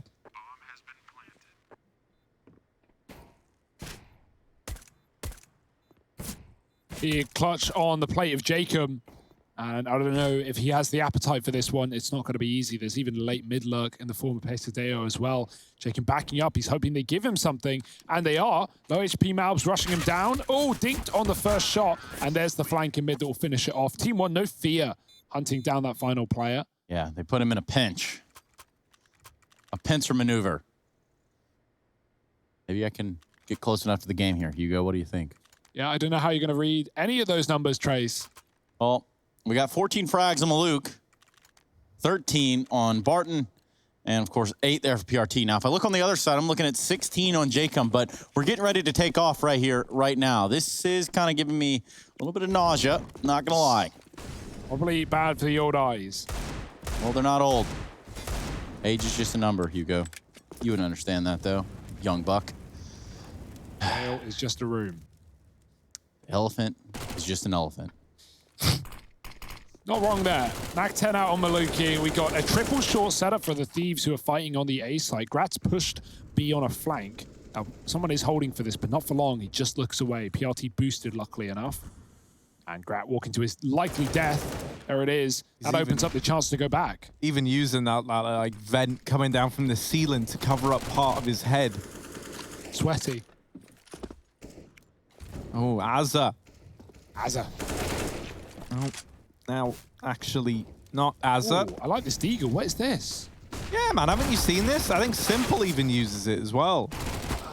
It's that new one that was put in recently with that new case. Oh, nice. I love that one. I don't know names anymore, man. There's like 400 skins. Hugo. You should know at this point. Oh, that's who you are, dude. Yeah, we were wondering. We've been sat here for about 2 months now, wondering who that other guy is that we keep hearing all the time. I tried to be polite about it. I always try to include you, but it's nice that you finally made like a formal introduction. Yeah, we can call you more than just like dude or Beavis or yeah, Butthead. What was it again? Y'all are pathetic. Hugo? Also, the grand finals are set for the IEM New York 2020 European side of things. In case you didn't know, FaZe versus OG. OG with their first grand final appearance. And well, for FaZe, don't even really know how they got there, but they did nonetheless. So hats off to both of them as the scurry goes on over here towards a ramp. Now, 100 Thieves try to get cheeky with it, and they just can't do it Big Willie style. I've enjoyed these GGBet prediction games, but I got to say, I've never been more clueless coming into that final and who's going to win.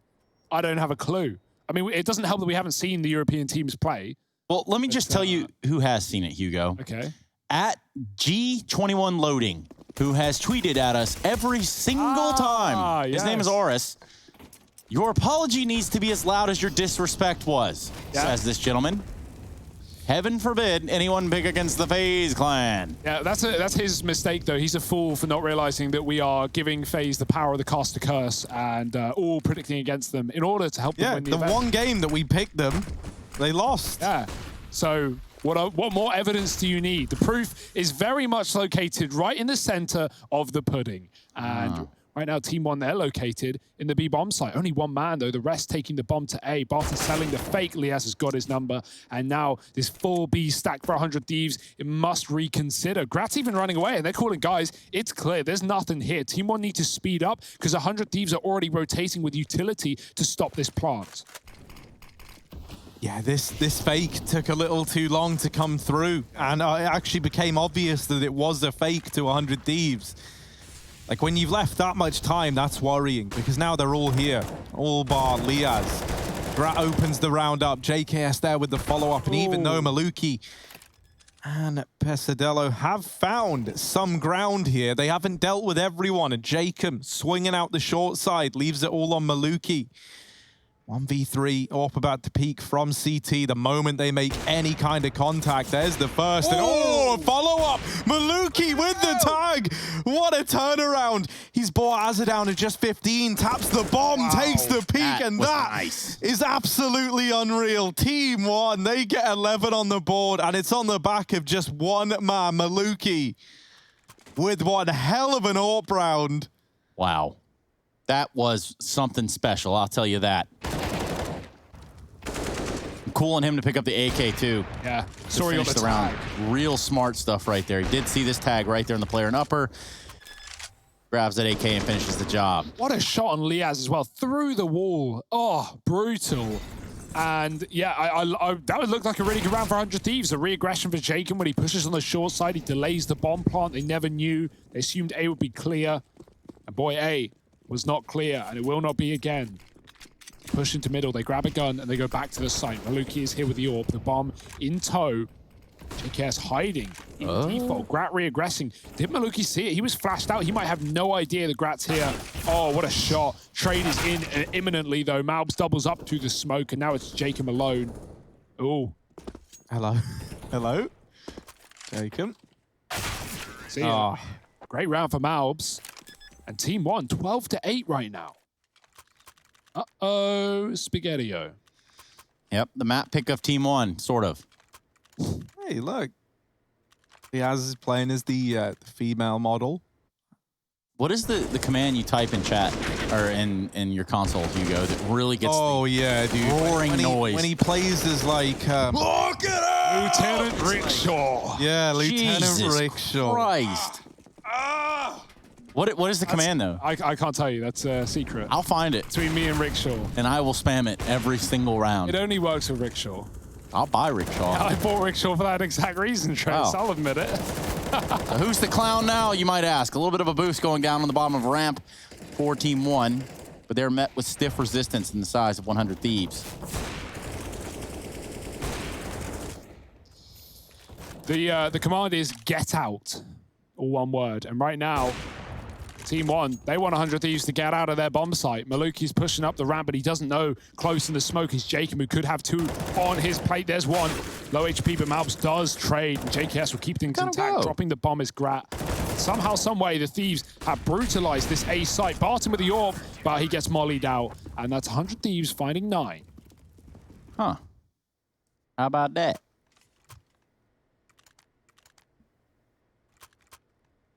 Well, you are probably wondering when those grand finals are, and they're tomorrow. Ooh. For OG and FaZe, that is. Tomorrow being the 11th of October.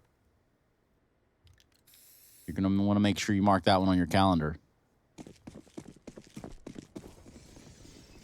And for Harry, what's your calendar looking like for tomorrow, Harry? I got this big FaZe. No, it's actually OG FaZe Grand Final. We're going to watch that. Oh, no. And then we've got even more CS in the NA region. Yes, obviously. 100 Thieves Liquid, Team 1 Mythic. Oh my, what is happening? JKS running the gauntlet. And, yeah, now having to get his fighting gloves back on. Oh, how did he live? Oh, he didn't. That's the secret. Oh, like he got sprayed on every position, then dies to the final bullet by Barton. And that's just a crazy round. But at least the 100 Thieves are having fun, right? Well, they were in the first half, but they've had 1 round in this CT side trace, and so I can't say that's all too fun from the offset. Maybe not for you. Maybe not for them either. Yeah, maybe not. Team 1 running the board, running the game, and stealing Vertigo right away. Offset! Ho!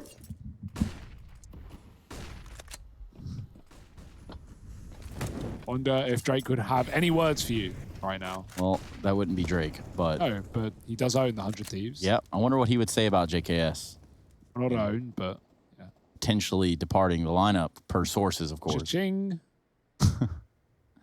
In my bank account. I always thought that Drake and JKS were like... synonymous? Really, like, good friends, but maybe not. Liaz. He's not looking for friends. He's in search of enemies. And boy, oh boy, there are plenty of them here for him to mop up. That Famous. somehow delivering. And even though Malbs is good for 1, it is a 10th on the board for the 100 Thieves. Now, they keep 4 alive as well, and that's going to do wonders for the 100 Thieves squad. Yeah, well, we saw an earlier B play like that where you run A early and you throw grenades and then you go back to B, and that often like keeps enough of a rotate there. But Team 1 just walk B out of spawn, so the Thieves go, well, we don't hear anything A. They're not rushing. If they are A, they're playing slow and passive. And so, yeah, we can just pad that B site. Liaz is there, puts up a nice hole with the FAMAS. And yeah, 100 Thieves back up to 10. It'd be nice to see some more A attacks for Team 1. They have looked the best out of everything they've shown us in the second half. I used the ESCA refrag tool to figure out how to smoke on the A site, or like, well, short specifically, from B ramp. I always wonder, is there some way that you could throw some like really nutty fake in there by having a guy go up ramp, you throw that short smoke from B with 4-weight in B, and then the A dude like throws his smoke into the site, makes some noise, right? You see 2 smokes, you're like, whoa, that's 2 whole smokes. And then maybe you keep more players there, then you hit B. Yeah, I like the idea. I think the worry with fake smokes like that on any map is always like, you see it on Mirage, right? When you throw like A smokes from B apartments, if anyone's paying attention, they see, well, that smoke came from B apartments, you know? So that's always the worry, I think, with a fake like that. But I like the idea, Harry. Changing the meta one day at a time. Yeah, man, it's just like some of the cool things you can do with refrag, though, right? Like, that's... I do feel like, you know, we definitely are going to get some crazy stuff from Jacob over here, running through this top mid smoke. Barton with his Tech 9 and a Negev. All right, into a 2-on-2. It's all gone a bit wacky. It's all gone a bit weird, but the bomb does get in towards B. Yet to go down. 2 nades as well on Jacob and JKS. They could do to Team 1 what Team 1 did to them so often. Oh, but Malbs gets pushed out with a Molotov and he just wins the fight immediately. JKS in a clutch, but this is what this guy was made for. Lower health at the back of the site. Malbs escaping and he crosses successfully. JKS all on the gunfights now. No nades to play. And he doesn't know there's 2 trapped behind Tetris. They have no reason to move until he taps the bomb, closing the distance, but scared of so many other positions. And he has no need to be. Time is ticking against him. Going to clear the angle. There's one, but he's being dodged and JKS chases him down. Beautiful clutch for this man. And he's going to find the defuse as well, up to 11. The knight in shining armor on 100 Thieves. Huge Mungus. What did you just call me? I called you a bit of a mungus. I don't know what a mungus is, but I do know that you're a little sus. I don't know. I don't play video games. He's a Chiefs player. Humongous. Yeah. But also, he's that, like, meme guy who said, yeah, I'm humongous. And then it became a whole thing. Gratisfaction. He's got to go away fast, actually. Real fast. Jacob does double up from the sandbags, and the collateral in for Grat on the repeat. It's a clean round for 100 Thieves. Only losing 1, building up even more money. And getting to a spot now where still recovering this game in a timely fashion is doable. They're no longer at like this point where 1 loss just instantly throws everything down the drain. 100 Thieves. And the pressure building for Team 1. Yeah. I was going to say, I mean, there needs to be some more support in the fan cams. Obviously, you guys aren't really supporting IEM.GG/fancam. Gratisfaction opens the round up with a nice AWP shot. Make it 2. He doubles down. Yeah, 100 Thieves coming alive right at the end and at the perfect time. Grat with some big rounds. JKS in the clutch. Nade going in, but Malbs is ahead of it. JKS spamming, won't find him just yet. Pushing B is Pacer with the bomb as well. This could get dicey. Liaz has been good on these holds. He's got some damage off. Seen everything he needs to. Calling for help, but Pesadeo taking him down from the sidelines. Azza trying to smoke the choke and flash in to get the bomb out. Team 1 going to try and bail. They've actually got the A site. Malbs has walked all the way up here. He was never seen by JKS, and so rotating back into the unknown. And now Malbs stealing it away. Oh dear, oh dear. Looking for the double. Grat caught as well, and it's exactly how Jacob got it done on the T side. Getting aggressive in this spawn is such a problem for the Thieves. They finally deal with him 2-on-2 on the retake. Yeah, but he has bought Jacob low on the back of that aggression, and that nade might get rid of Jacob. Oh, but it misses. He's given a second chance. Well, that nade missing mean victory for the 100 Thieves. They're into this 2-on-2. That smoke has faded. They've pushed through it. They do have a kit on Jacob, but he's very, very low. Has to be the man to get on the bomb. Azza just deleted, and Jacob never even given a chance to tap it. It's the round for Team 1, all on the back of Malbs and his aggression, turning that back in favor of this T-side squad and getting that deep within CT. It's always a problem. The moment he deals with JKS, Grat tries to plug the hole, but he ends up making it worse. Malbs has looked really good in the games we've seen him. Obviously, he's technically a stand-in for Team 1 right now as they lost TRK to MIBR earlier in the year. And, you know, Malbs not officially signed maybe, but I imagine that might be a plan in the future. Team 1 rising through the ranks right now and looking to take an upset victory over 100 Thieves as they're pushing down deep A. There's players on the other side of the smoke. They're going to boost up. Will he see them? Ooh. They don't see him. He don't see them. Oh, dear. Oh, that's what? Not fair. Reported.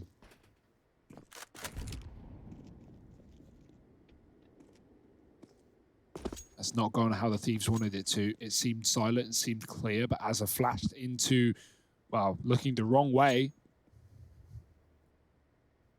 And now down to a FAMAS, a Deagle, and an M4 with no kit available. Not that we're looking at any bomb plants yet. We've got this big mid play coming in for Team 1 in the mid round, walking in to flank the A site.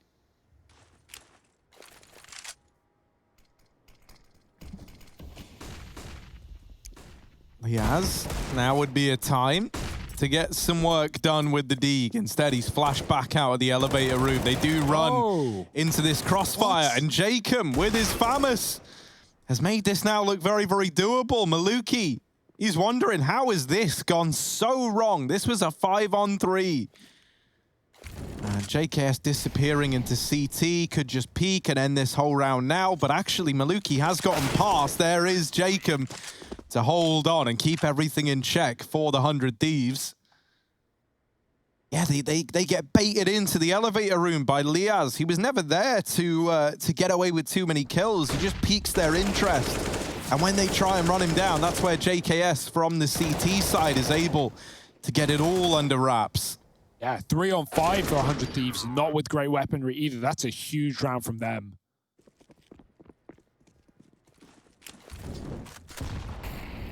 And it's broken the money. This is going to be a 30-round game at a bare minimum, maybe even more. Team 1 on Deagles, back to middle, nice nade. And Azza gets out of there scot-free as well.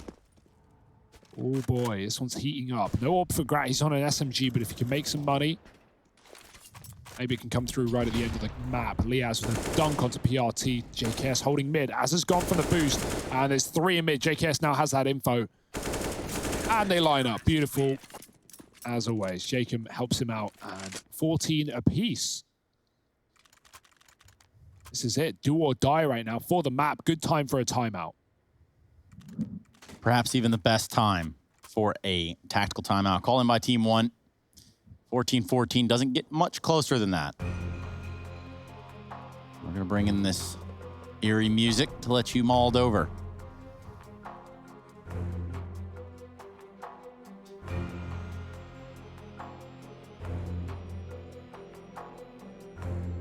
Also, I think that player plays for Avant, not the Chiefs. Wow, wow, wow. But I understand what you meant. It's okay, Harry. Don't cry, man. Please. Who has that? No, I think I was right. Ah. Yeah. Oh, it's Chiefs. Yeah, well, you know, sometimes I'm testing you. It's a pop quiz. Yeah. You know, that's what it is. Pace came in like 6 rounds later and still got it wrong. He had all that time to check. Well, I didn't really check. Check, 1, 2. 14-14. Out mid, deep. Az is going to hear it all. He's been having trouble on the construction, so he plays a little more passive, swings out with a flash as a player to his close left, and Pesadeo does trade, but it comes at a cost of 3-on-2. He is very deep indeed, though. Maluki has a backstab available. Jacob dropping him through the wall. Maluki's stuck on an enemy, and Liaz finally realizes with his back turn, oh my, that was a mess. The middle take goes nowhere, and 100 Thieves find 15. Jacob on 30. Trace, I will give you the benefit of the doubt. It's because he did play for Avant. So that's why. So I'm living in the past. That's what it is. Yeah. Okay. Well, future is now, old man. Okay, Hugh. Jasmine. What? Do you mean Jackman? Nope. Say it out loud. Hugh Jasmine. Hugh Jasmine. What'd you say about me? I've got a what? I don't even know what I'm saying. Oh, boy. You Jasmine. There we go. Wow. All right. Well, we got there in the end. Thank you, Hugo, for playing my little games. Oh, dear. Could be the last round right here. Liaz is going to crank it open. And Azaz going to subsequently get deleted by Barton before the trade comes in. And we're looking at a 4-on-3. Everybody's blind. Liaz in a flurry.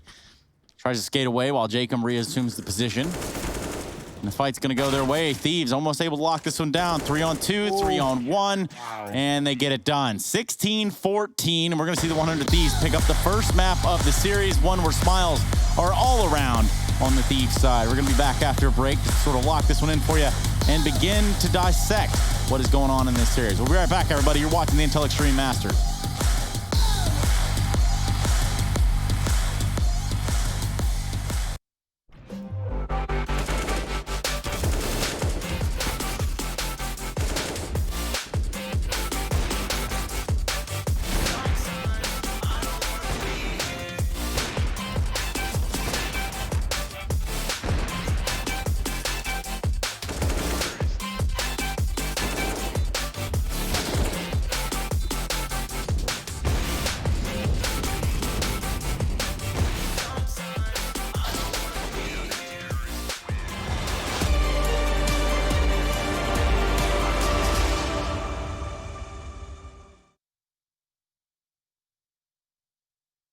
Paradise, the sun never goes, it's a feeling.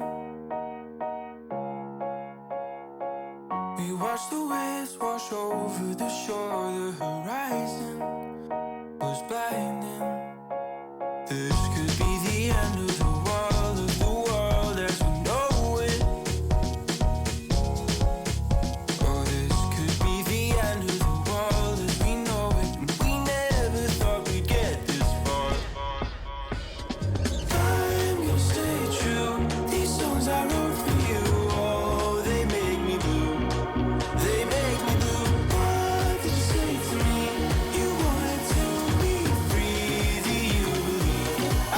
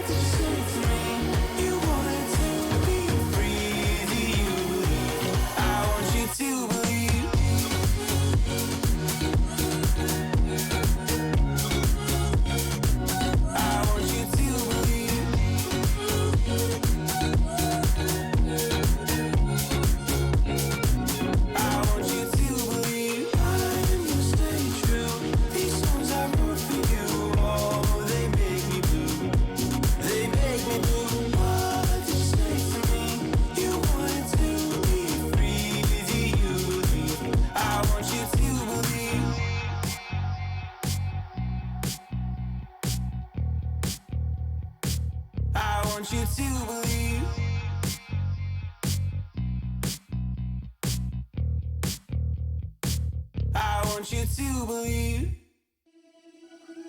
Seeing the stars reminds me of you. Oh, oh, oh. You left me with scars, but I know that one day you'll see it through. You give me air to breathe. You give me light to see.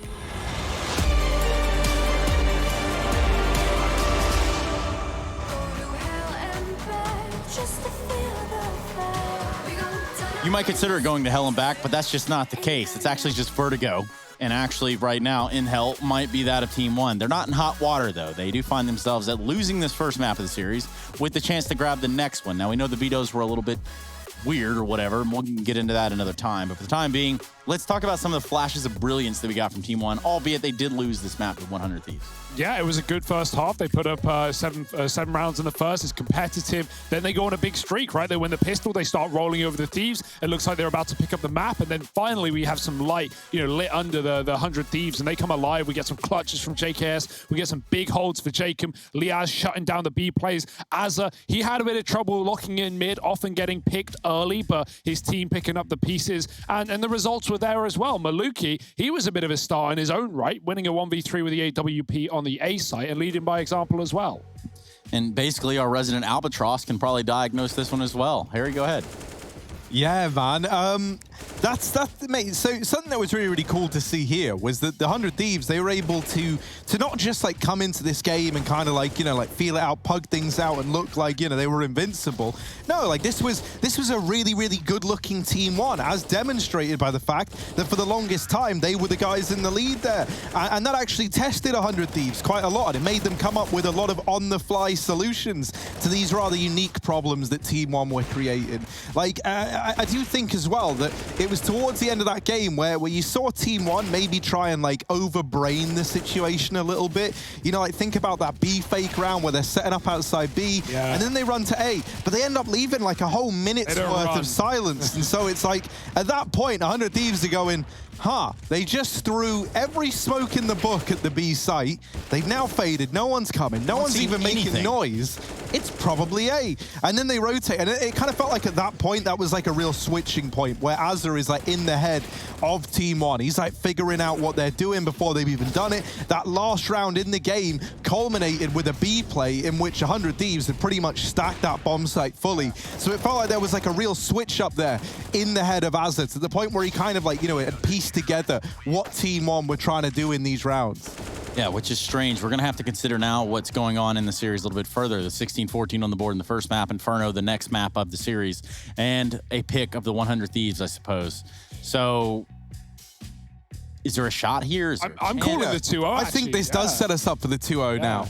This is a great map for 100 Thieves. It's actually one, they've had their troubles in Pro League, not in Pro League, prior to Pro League, but actually in Pro League, this is a go-to map for them in pretty much every series. They beat Cloud9, they beat Triumph, they beat Liquid, they beat EG, and those are big names to beat. Think of EG, right? Think about their streak of Inferno coming into earlier in the year, coming into this season. So, yeah, I think 100 Thieves have some big wins on this map. The only team they couldn't take down was Furia, but why not a lesser Brazilian team while we're at it? Well, Mr. Oxlong, what do you think about that?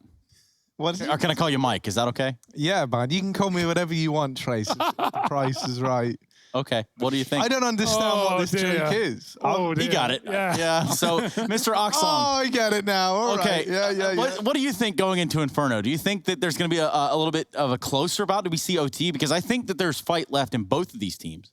Yeah, I think there's fight left in Team One. They're going to be really, really hungry for this, especially after that first map being so damn close. But 100 Thieves, as Hugo was saying, like this has been a really good map for them.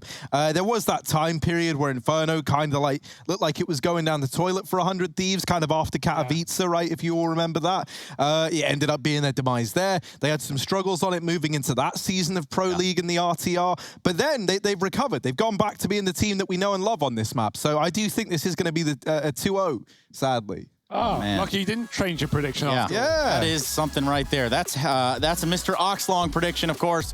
You can call him Mike. We're going to be going to a break, and then we're going to come back. Team One look to bounce back on Inferno with 100 Thieves currently in the driver's seat. Someone cut him off.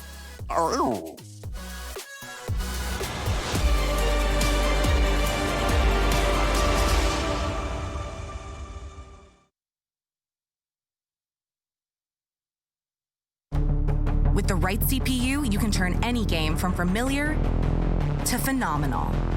Unleash the potential in all your gaming with Intel 10th Gen processors. With its optimal balance of threads, cores, and frequency to deliver elite real-world performance, only Intel can bring Marvel's Avengers to life with in-game PC optimizations. Supercharge your Marvel's Avengers experience with Intel Core i5, i7, and i9 processors.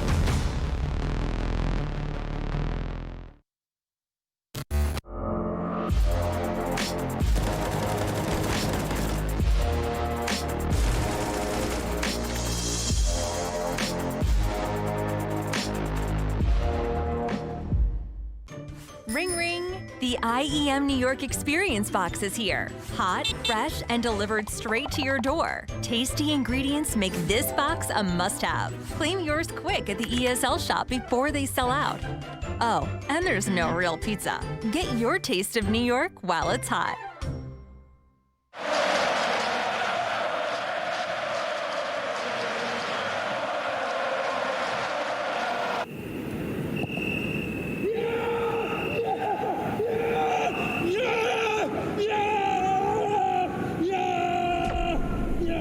Start your esports career now at play.eslgaming.com.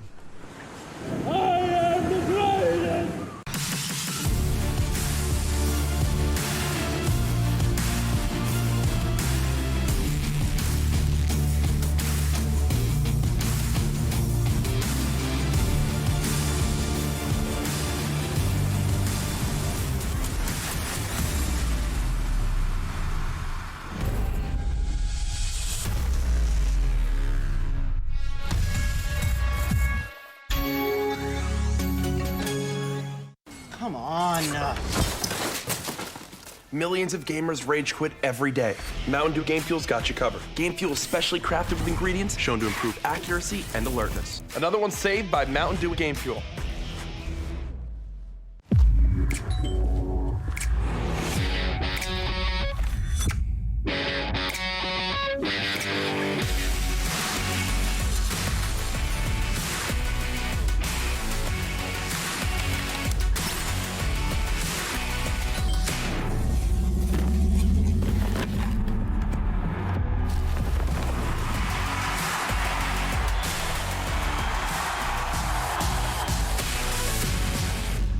Can't wait to tell everyone about AT&T's big 5G news. AT&T has nationwide 5G? Yep. And that's faster? Faster, yeah. But is it reliable? Uh-huh, and secure. You should consider making a big deal about it. Bigger? I said bigger. Oh, bigger deal, bigger than what I'm doing. It's not complicated. A 5G network needs a 5G device. Get the new Samsung Galaxy S20 FE 5G for free when you trade in. The future waits for no one, so we refuse to wait for it. Today, battles are waged in nanoseconds, and planes are piloted from the other side of the world. The future's not coming, it's already here. Join us and be the future. Your favorites will play soon. You hope for the win. Excited about the game, but something has changed. You start to doubt. Will they pull it off, or will they drift away? You pull yourself together because you're sure they're revved up to win. You know they've prepared. They've picked the right course. And even when there's no chances, you believe they will win. GG Bet. Be excited.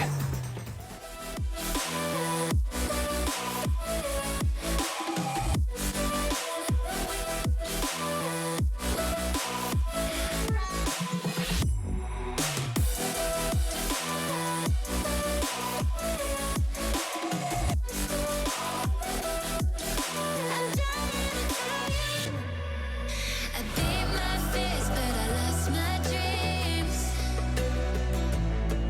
Yeah, they say that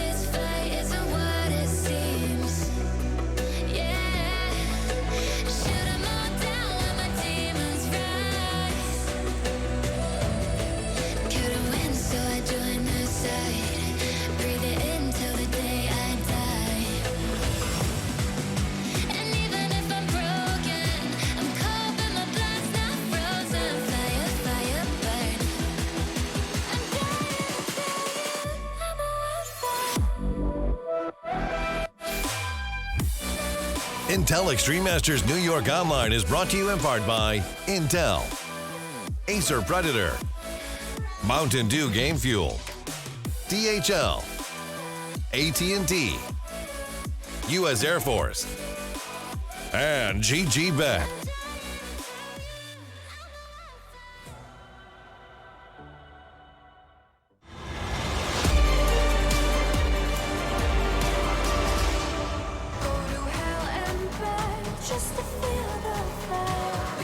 Welcome back, everybody. I'd like to introduce you to my friends, Mr. Oxmall and Oxlong here, both named Mike or Michael, what do you guys prefer to go by?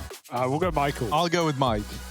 Right. Okay, so we got Inferno coming up here, and obviously not the only fire going on here is we've got one redhead inside of the game, and not inside the game, but inside of the studio itself, and then we go inside of the game where things start to heat up. We start to develop a little bit of a fire here, friction. When you rub two pennies together, you get this heat that is Inferno between Team 1 and 100 Thieves. Now, for us to look at this and say that there's not a chance in hell for Team 1, that'd be a blatant lie. Yeah, they showed up. They look good in the first map, bro. You got to keep in mind, right, like the physical gap between these two teams in that one's a Pro League team who's been playing on the top level at European lands for years now, and one's an MDL team who has moved country, come to the USA to play Counter-Strike full-time, and have looked really, really good in this season. I hope we see them moving up the ranks and continuing, but this could be where their story ends for now. 100 Thieves moving to their map pick, looking for the 2-0. You give us the Oxmall take. How are you handling this one, Mike? Pretty good, Harry. That's not my name. I'm also Mike. Mike. And I'm Oxlong. Yeah, man, you know. Mike Oxlong. Wow. Mike Oxmall. This is dead. This is dead right now. Nope. And you're dead to me. We're going to be jumping into a pistol round. It's already started. Azza taking a few shots there from the very tippity top of middle. And we're on Inferno, ladies and gentlemen. If you're just joining us, this is the Intel Extreme Masters 2020 New York online. And a bounce back for Team 1. Should they pick up this map, they're going to push us into that third. And that is what we all are looking for. Yeah, there's only a certain amount of time that dueling down mid is going to be fun. And if you go past that time, Azza is there, and he will shoot you back. Ooh, but okay. PRT and Malbs do both trade this into a 3-on-3. Suddenly, while 100 Ds are all giddy and like feeling like this round was a lock-in, now it's not. The pressure's back on once again. Team 1 gonna lean towards this B site. And 100 Thieves, they've got the read. They've got two here. It's JKS and Jacob, the double Js. We all love them. We all know them. Can they hold down this site? Oh, well, Jacob certainly seems to think so. Team 1, they are sweating bullets right now. And, well, actually, Marbs, yeah, just wrecks him, doesn't he? On the repeat, JKS now needs to either take these fights and win them or stay alive. And it's going to be the latter here as he sets up for the retake. Grat on a lengthy rotation through CT. This is going to waste a lot of time off the clock here for the Hundo Thieves. Well, Barton's trapped. He's going to try and get aggressive, but they line up for him. JKS can't hit the shots to finish the job, and Barton lives to fight as he backs up into the site. This is getting a little bit scary for JKS, who still has to deal with the banana player as well. Can't even hit the shot. Barton very fast, and Team 1 steal that pistol right away. That was a 5-on-3 for 100 Thieves, and the call to back up, while it is made eventually, that comes after 2 trades, and Grat goes back to the site. He gives up the mid control. They make the right call with the double B play, but Team 1 win the post plant. Full Mac 10s in the second round, and the force in for the Thieves. Can they upset? Big nade investment here for the side of the Thieves. Things are about to get cutesy. And by that, I mean just a little bit of a mid stack with those grenades. So, not quite the damage they were looking for, but they did inflict some. It's all going to be on Malbs' back, too. He's down to 43 HP. Oh, the Deagle. Spammed for Liaz, but it's Grat taking all the glory. Azza in with the 5-7. It's all left onto PRT, and he is all alone. They're wrapping him through mid.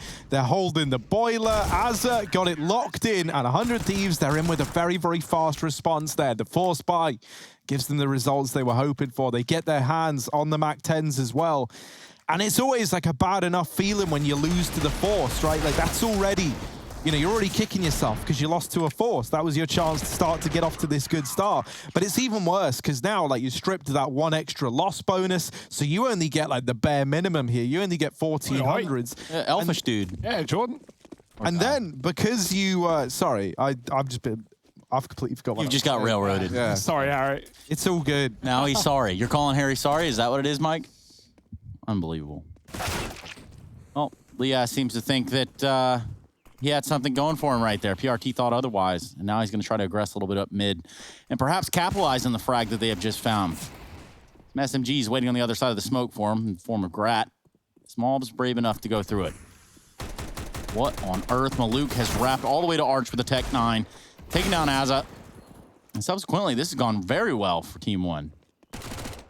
Yeah, retakes on Mac 10s, VMAC 10s, not the most standard protocols, but Pesadeo spots him in mid and backs up alive. JKS and his buddy Jacob. They do trade to the UMP. Not much of a swap round, though, as they try and retake the site. Lots of util from B, and they throw it right in. Oh, dear. Barton in the pit. Overwhelmed. JKS traded, though. Man in the apps with a crossfire to the site. Might have to be a give-up round for Jacob, and that's exactly what he does. Runs away to keep his gun. Ooh, might want to put some distance between him and the bomb as well, but catching PRT, doing a little more damage, and he will survive. Peso will not. That's Team 1 regardless, winning the Force right back. These wars have only just begun. Yeah, and just to remind everyone, exclamation point drop doesn't work. Oh, I've been trying it all night. Yeah, well, you broke it, so...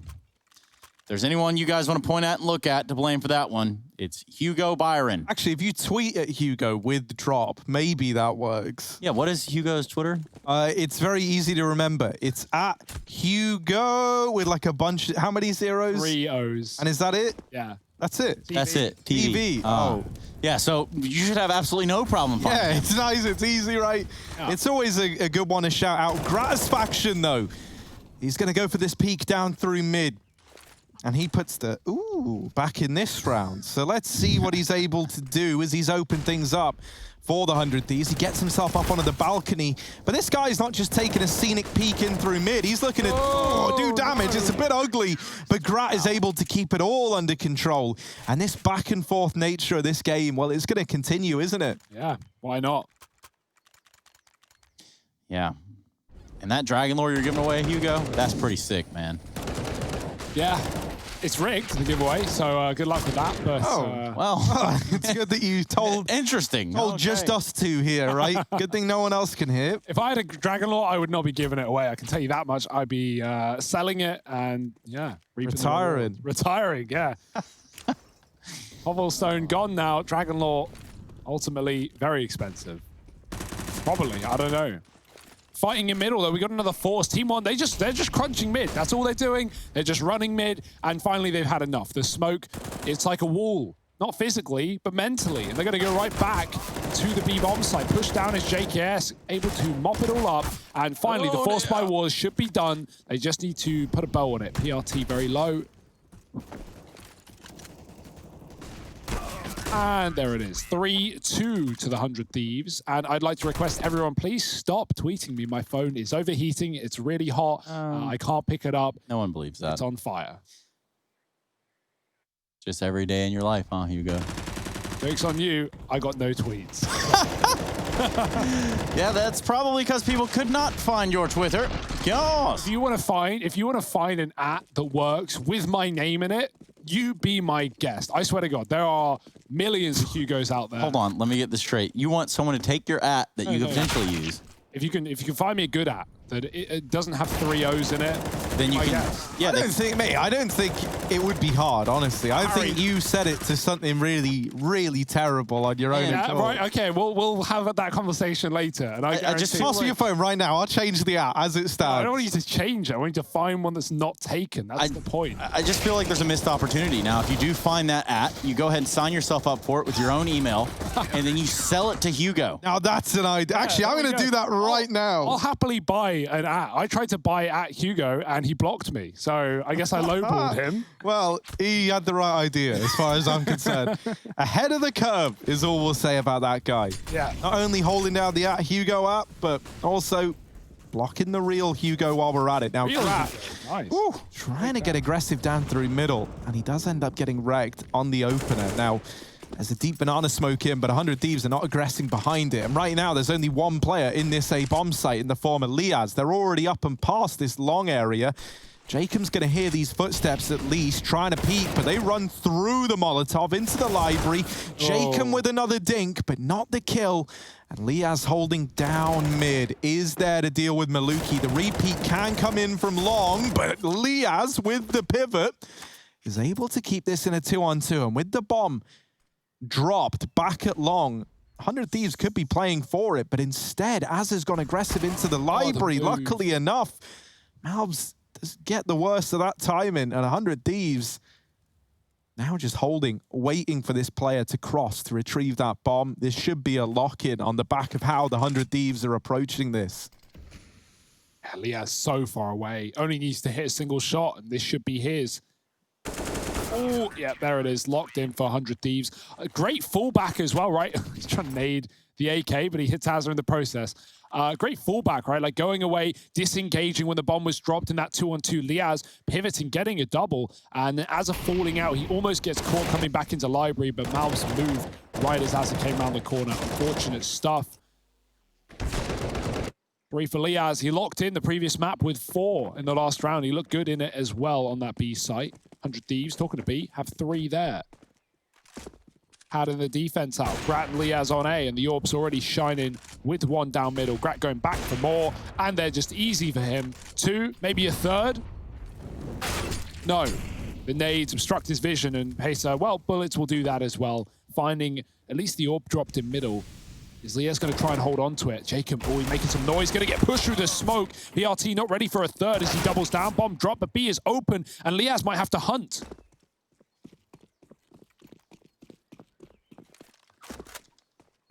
Oh, but he's a little late to the party.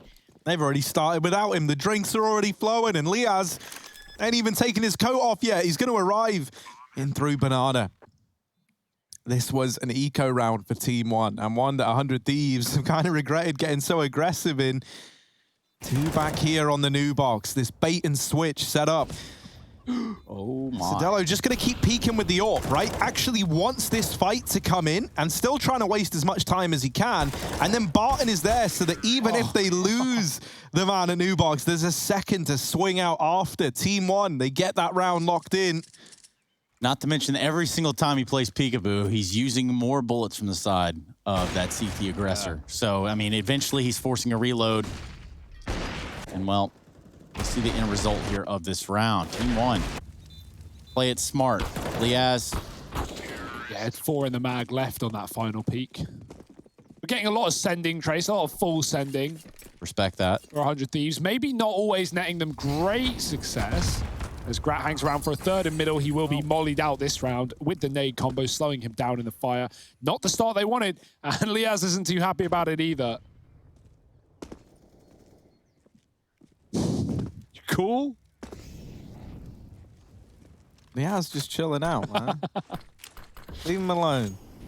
Let him bunny hop if he wants to bunny hop. While Azza tries to manage this mid area. The nade from Jacob is good, and Liaz, he's always there when you need him. Like, yeah, he's just jumping around. He's just kind of screwing about when he's not needed. Who tagged the guy? I'm trying to work out. Was it Jacob? I think it was Jacob. Yeah. Just 1 bullet is all that was needed. JKS, or as his name would lead you to believe.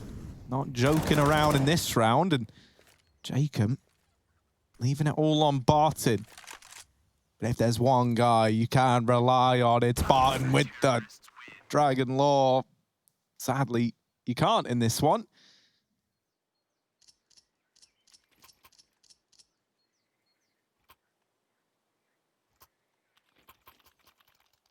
What a game. What a weird game, but it's certainly entertaining. We got the AWP back out. Grat, probably not going to cross apps this time. Doesn't really have a great A spawn either, but nonetheless, 2 on B for a change. Odds looking good for the Thieves.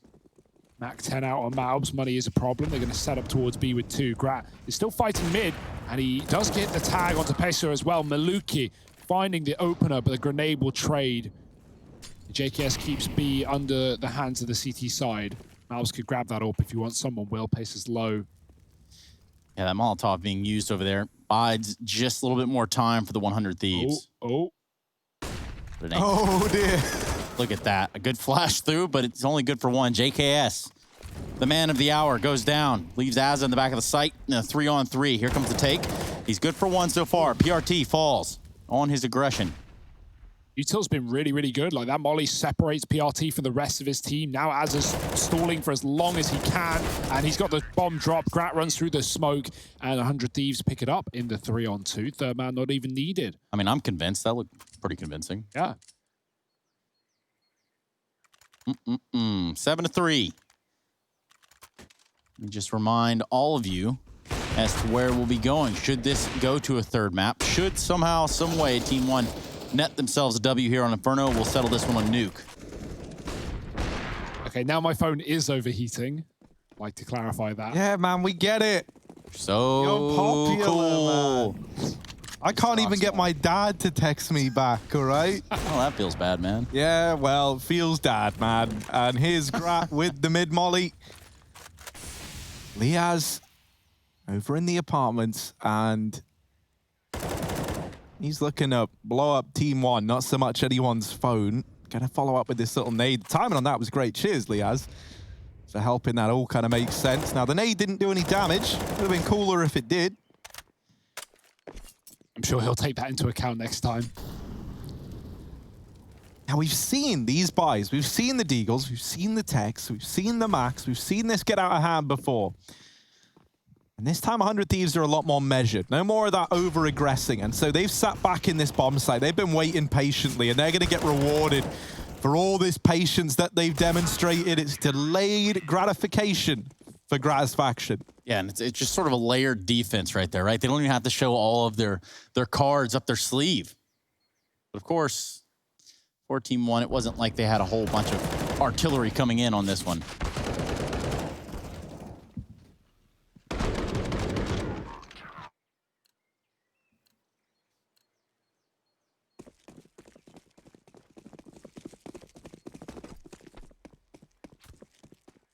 Grat has been very hungry for these mid-fights. Going back for it. Flashed off again, though.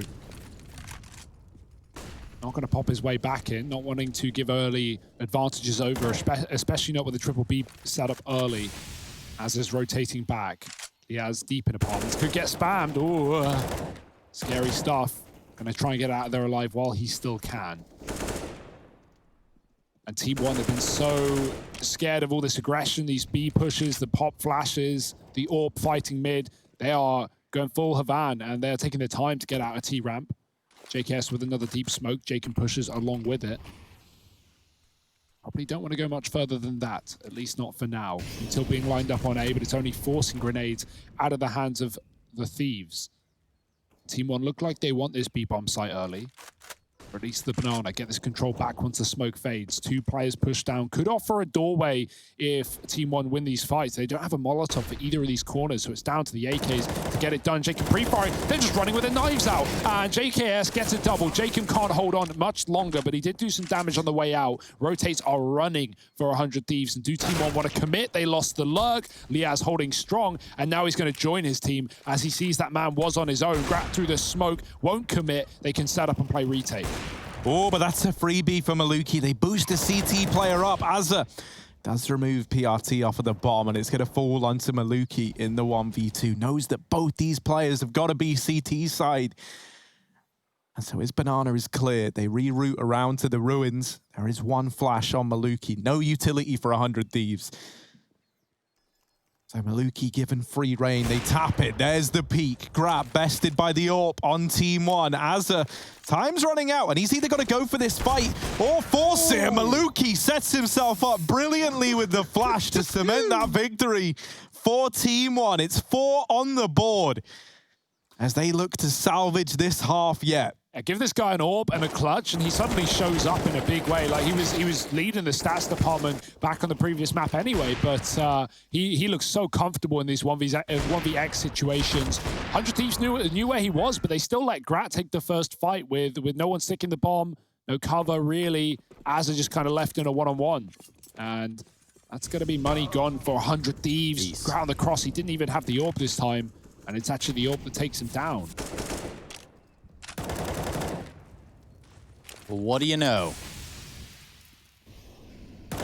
Man down early on. That's definitely not going to help the war effort here for the 100 Thieves. But they do still have plenty of time to work with in this round. Now for Team 1, they're going to force this issue. They're going to be doing it over there on the A site. So it's going to be a two-pronged attack. Here comes a flash towards Pit. Now they start to spill out of the balcony. It's going to be Azza ringing in from the site. Liaz on Pit. So far, this hit has been stopped in its tracks. Molotov landing on Liaz. And after getting sprayed down, he's going to go ahead and fall to that molly itself, leaving just Azza tucked inside of the site. Good luck, my friend. You might need it. 1, 2, maybe buckle his shoe. He's out of bullets, and Maluk is able to get this bomb planted. Not going to go for it, though, it seems. Oh, 5 HP. And yeah, that's going to be his death sentence. Jacob able to hold on. 9 for the 100 Thieves as they get this one back under wraps nice and quickly. Azza does a really good job there inside of the site of getting away with as much as he does, right? 2 kills and then all the damage onto Maluki after getting wallbang through the wall by Maluki just moments earlier, like brought down to 5 HP himself.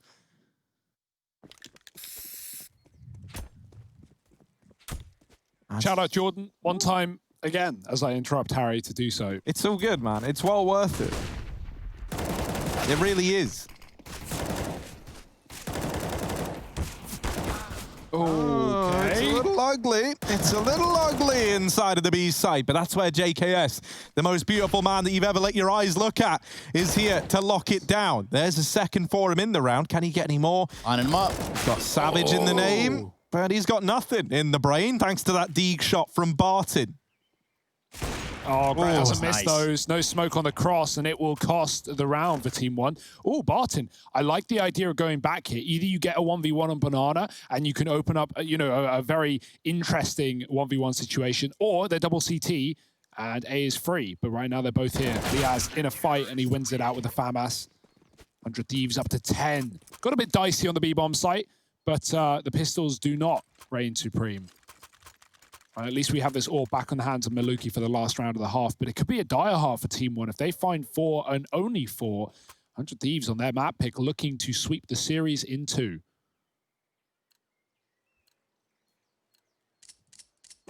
Ten to 4, last round of this non-El Clasico. Oh, never played. But in a way, isn't that what the El Clasico is all about? Satisfaction with the mid kill. Oh, he's waiting for more. Come on, give them the grab, baby. And he's in with a third. Through it. He's feeling it now. Grassfaction's like, I ain't waiting for no man. And he's taking these peaks, and there's the leg. He locks in another 11 on the board for the 100 Thieves. Gratisfaction, the evil villain that we knew him to be, steps up at the end to get them there. Join us in just a moment, because this game still has a whole half yet to be played.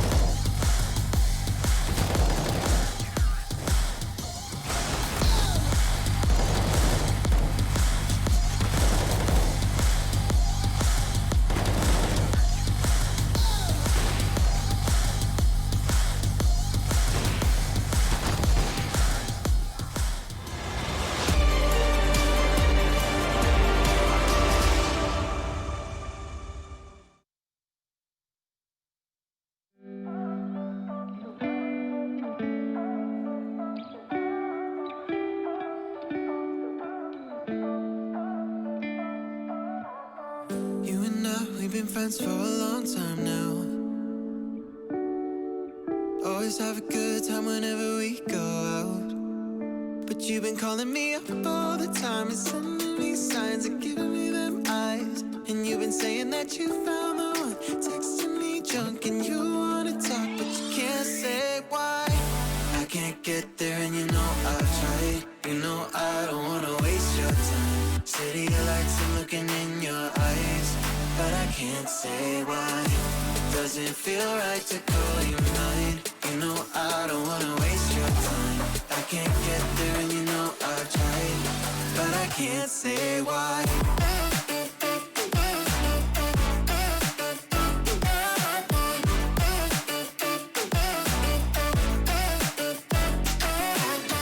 Feeling lost like I just want a time back time. I'm choked up, tell me how do I say this right? Cause you've been calling me up all the time and sending me signs and giving me them eyes. And you've been saying that you found the one, texting me drunk and you wanna talk but you can't say why. I can't get there and you know I've tried. You know I don't wanna waste your time. City lights, I'm looking in your eyes, but I can't say why. Doesn't feel right to call you mine. You know I don't wanna waste your time. I can't get there and you know I've tried, but I can't say why.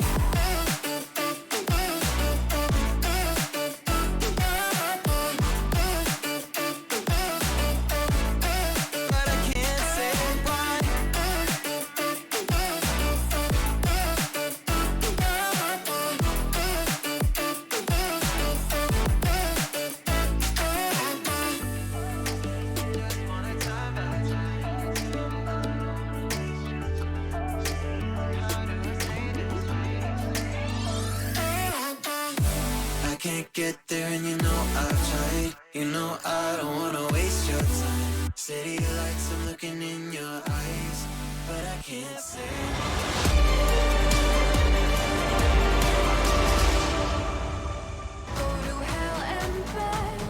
Hey, what's up, y'all? Check it out. It's our fan of the map. We're going to be seeing him on the top left right there. It's below zero. Now, you can take note of what he's doing. We call this ancient technology, but also necessary. And it's going to be cleaning the dishes. Now, his name is Below Zero. Yep. And he's setting up a good example by cleaning up after himself. Respect. Which some people could probably learn a thing or two about. Hey. You got any names you want to throw out there, Hugo? Not Below Zero. He's doing it. He's got it on lock. What about Team One? They got a lot of, a lot of dishes in the sink right now, Trace. It's getting pretty dirty. 100 Thieves. Giving them a beating. Throwing it all over the carpet. Leaving plates out. Oh, that's a big nade. But the Dual Berettas do not go away. Malbs has absolutely railed them. An ace. The big Malbs in the server. And that's MD. Big Malbs. Wow. Where did that come from? Look at this. Look at him. He just demands respect. Like, you don't want to give it to him. You don't. You really don't. But he gets it anyway. And that's what we love about Malbs. I'm glad Team One win the pistol. That's the chance to give a bit of a recovery in the second half. Maluki as well. Look at him. He's got the Bison. Saw Furia do it. Now, Furia do it when they're winning, more often than not. So keep it in mind you are 11-5 down. Look at it. Right. Hugo, I get it, all right? It's a Bison. Yeah. I like the Bison. We're not meant to like this gun. There's a lot of anti-Bison propaganda out there. But if one guy, and I like to think that if one guy could convince me to like this gun, it's Art. But then if I had to pick two guys, Maluki would be maybe on the list, or maybe someone like Binny as well. But then Maluki. So let's see what he's able to do.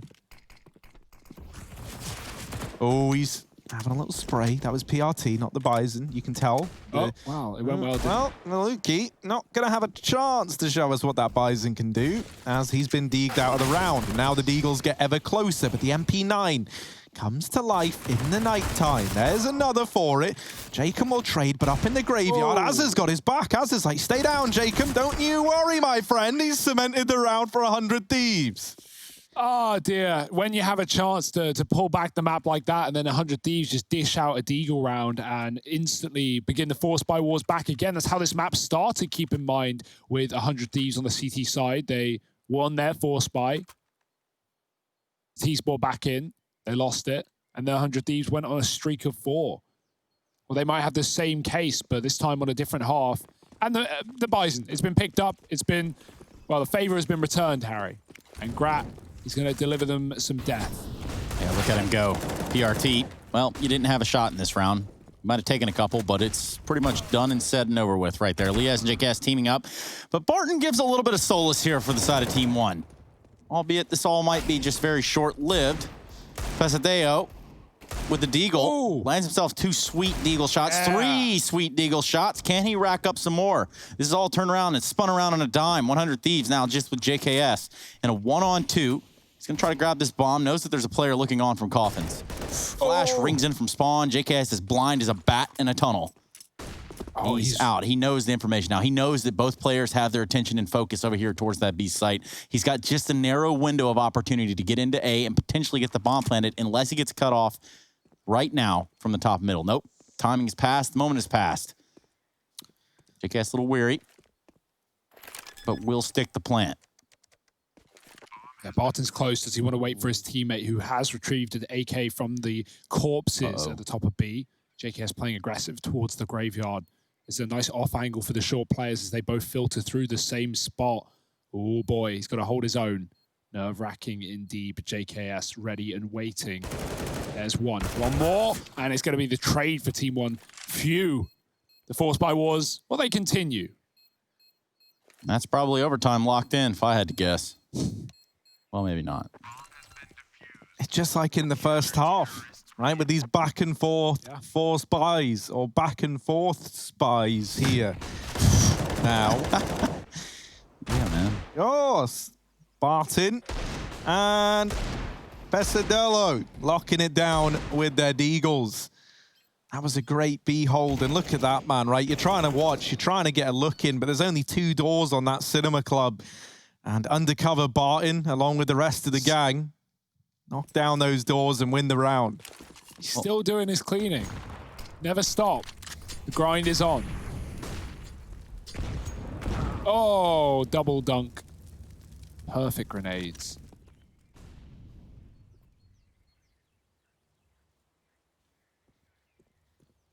Bait and switch at the top of B. Player hiding under the sandbags.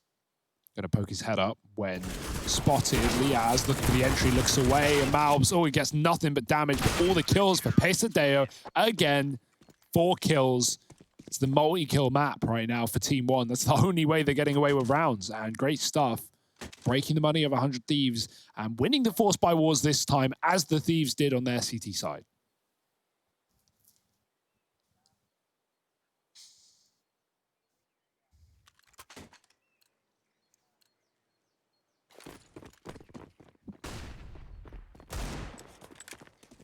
It do be like that sometimes, Hugo.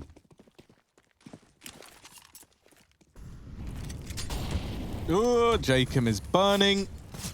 And the nade is there to finish the job.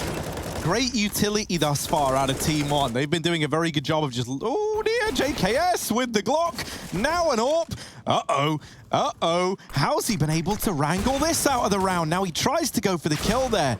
And he is left all alone, but a 1v4 with an AWP in hand for a man like JKS. He says bye-bye to the AWP, throws that out of the map, takes it away from Team 1. He's made this an expensive round at the very, very least. I'm waiting patiently.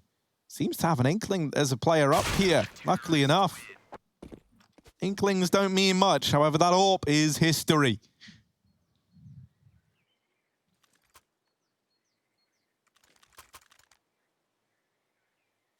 But Maluki throwing one over right away. So, yeah, you get it out the map. You waste a lot of money here for the side of Team 1 as they reinvest into it.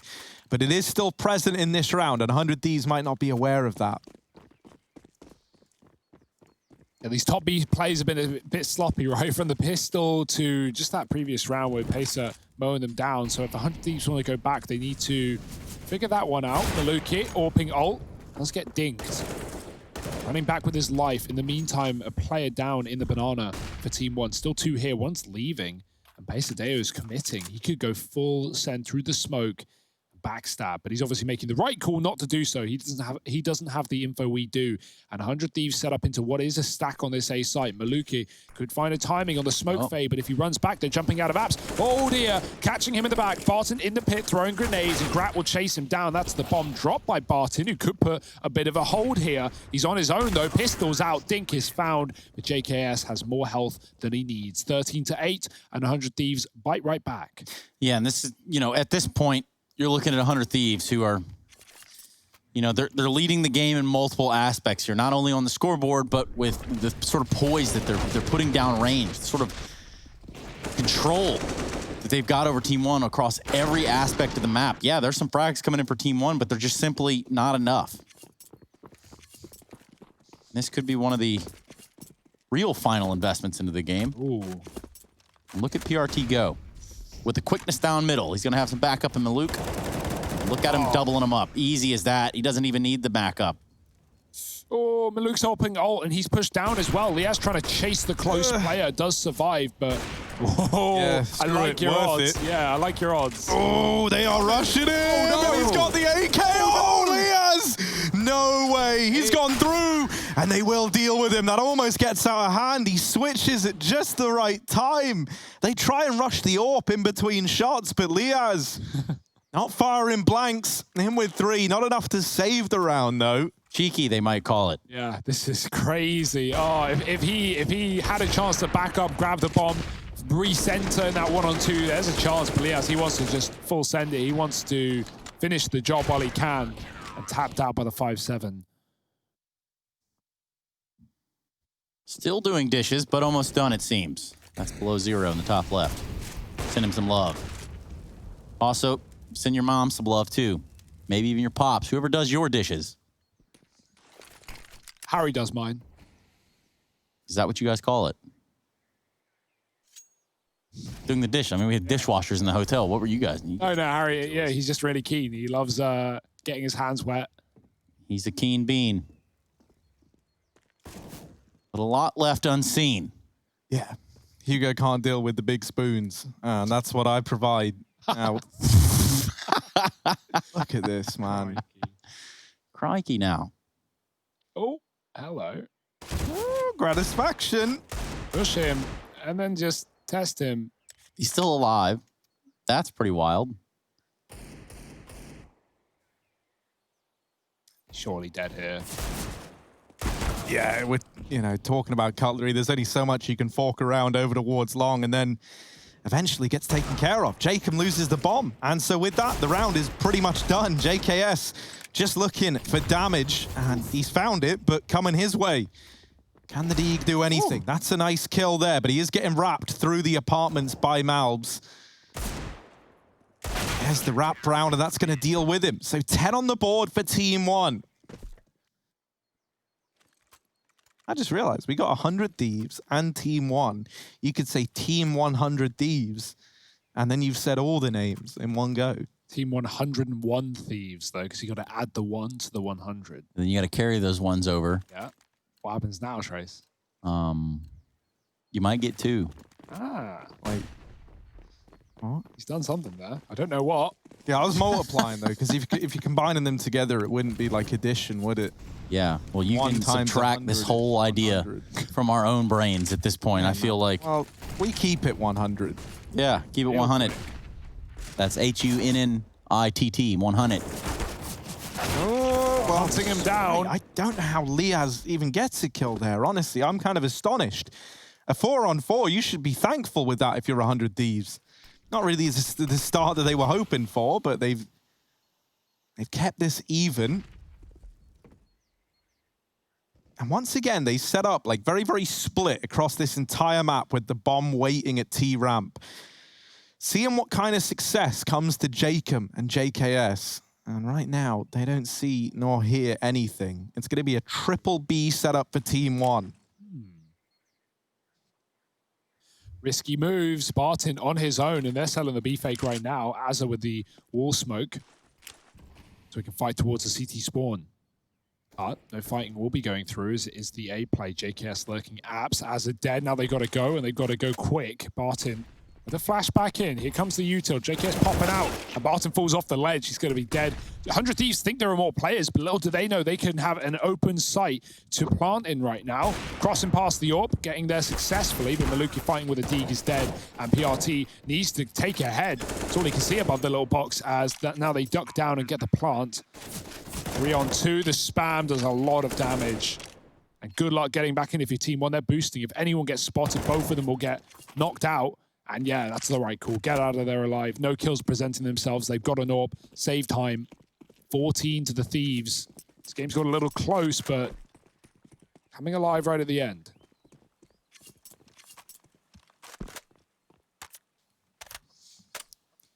And, you know, this save doesn't, like, mean too much of, like, anything sweeping for Team 1. Pasadelo will be able to drop an M4, but outside of these weapons, that should be the only extra weapon that gets fielded for Team 1. What I will say, though, is we've seen them win with this kind of buy before. Like, you know, Maluki going for those aggro mid peaks is something that we definitely need to look out for in this kind of round.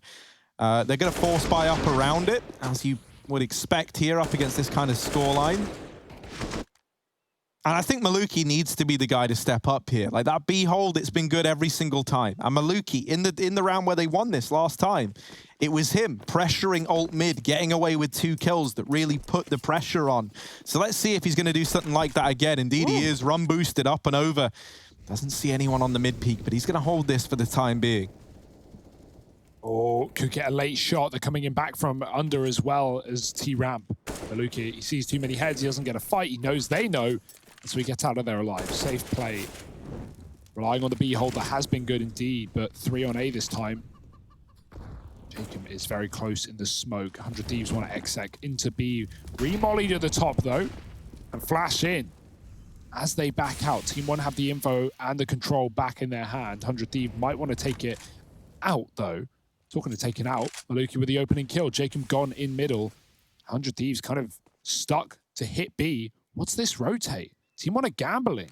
They're fully leaving B for no reason other than they cleared top B a second ago. But A has been quiet and clear other than Jacob there lurking. So now 100 Thieves executing in and no one's actually in the site. Oh dear. They try and boost the man up. Malbs with the deagle. There's one. Oh, a double from that position. No one watching it for 100 Thieves. He flashes himself through. He was looking for even more. And that there is a little overzealous still. A 2-on-4. Azza and JKS, the Aussie dynamic duo, older than the dinosaurs. There's the spray, and that's dropped the bomb. JKS removed, and it falls to Azza.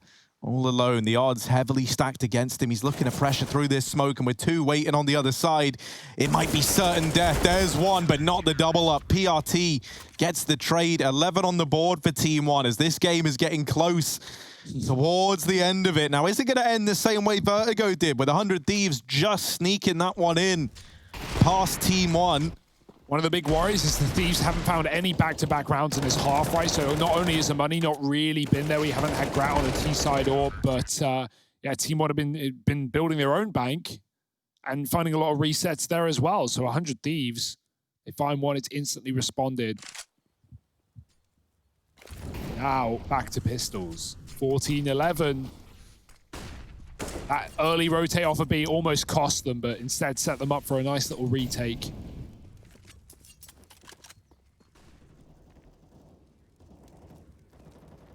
Maluki's back on long with the AWP as well. Team 1 conceding the top of B again.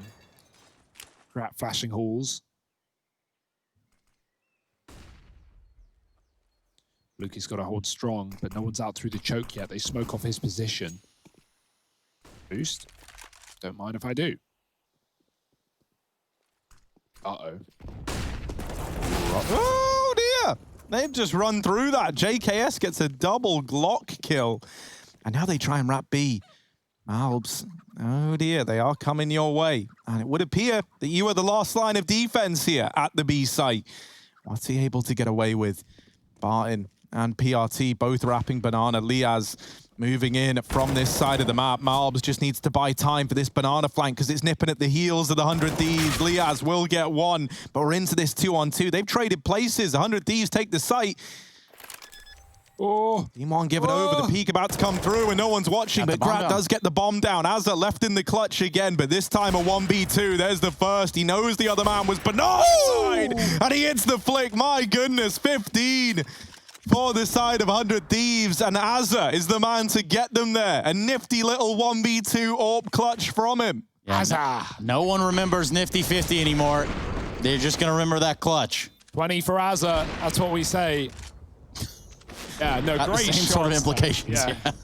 Great shots. Like that was a must, not a must-win round, but such a key round to win for 100 Thieves, who have been struggling on this T side quite a lot. And so winning an eco like that, the double Glock for JKS, it's broken the money right back for Team One, and this could be where it all comes crumbling down. Picking mid, JKS can't follow up. Taken down by the 5-7, who will be going back for more. Good flash, and somehow, some way, the Pistols are doing it again. It's not over yet, though. Not out of the woods. 2-on-3. Barton, he lets them cross. He plays safe, not knowing he doesn't have the gun to fight that kind of range. Molly is not what they wanted, and they're going to smoke it off. Barton is conceded A, and 100 Thieves are wrapping into it. It's a retake setup, and they have the kit.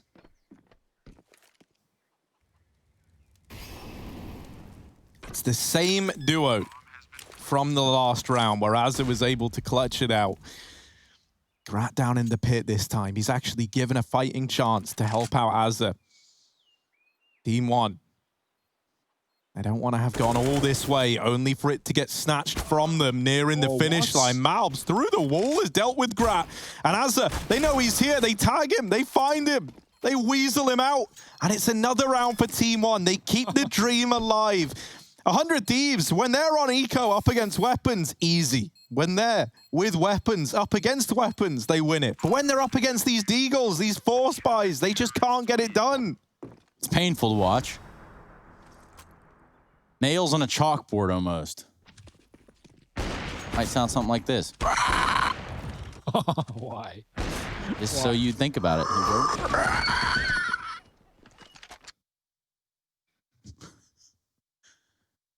Oh. Not sure what that message says, but if someone could decipher it for us.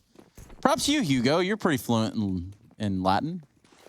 It's backwards, and unfortunately, my eyes aren't inverted, so that makes it very difficult. Why didn't you just say so? We can change that around real quick. Swap them out. It's like that movie Wild Wild West with what was that guy's name? Big Willie style. I don't know. What was that guy's name? Will Smith, man. Yeah, Will Smith, man. Speaking of it, we're talking about getting jiggy with it. We're going to be doing it with the banana. No. Oh, Jacob on the opener. Even trying to go a little bit further. There's another man inside of the site joining this AWP. Liaz blind as ever, but he's completed the run into CT. The marathon man of 100 Thieves gets past the defenses. Malbs mollied out into the open. Jacob deals with him, and it's going to fall to PRT and Barton to try and turn this back in favor of Team One. Now that bomb finally going down. Jacob, 3 in the round already. They've entrusted him with the AWP, but is it going to be the ace to close it out for 100 Thieves? It certainly could be. PRT, will he oblige? Moving in through the ruins, trying to salvage it once again, but this time the odds heavily stacked against him. And he goes through the ruins. Jacob on the angle, and it's the ace to take the 2-0 victory for the 100 Thieves. They keep it real. They keep it 100. And now they take Team One 2 maps to lock in the victory.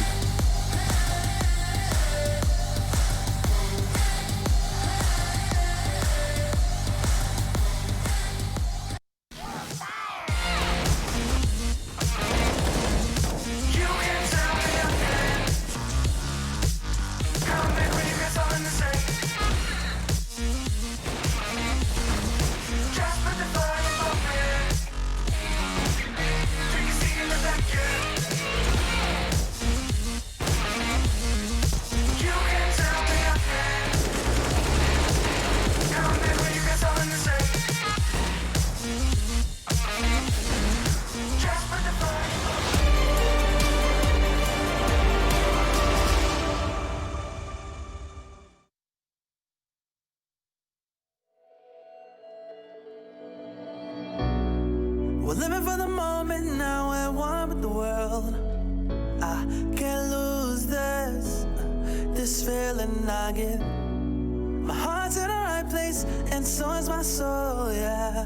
I won't take no excuses for it. Love it, need it, live it. I feel like something's missing when I do not have it. I feel it in my bones, gotta find my space. These emotions on my face, taking a toll, I gotta pay it forward. I'll give it all that I can. No matter what, I won't let up. It's in my soul, it's in my blood, and I won't take no for an answer. If it don't hurt me, it makes me stronger. Yeah. No what, I won't let up. It's in my soul, it's in my blood, and I won't take it no more. I won't be there.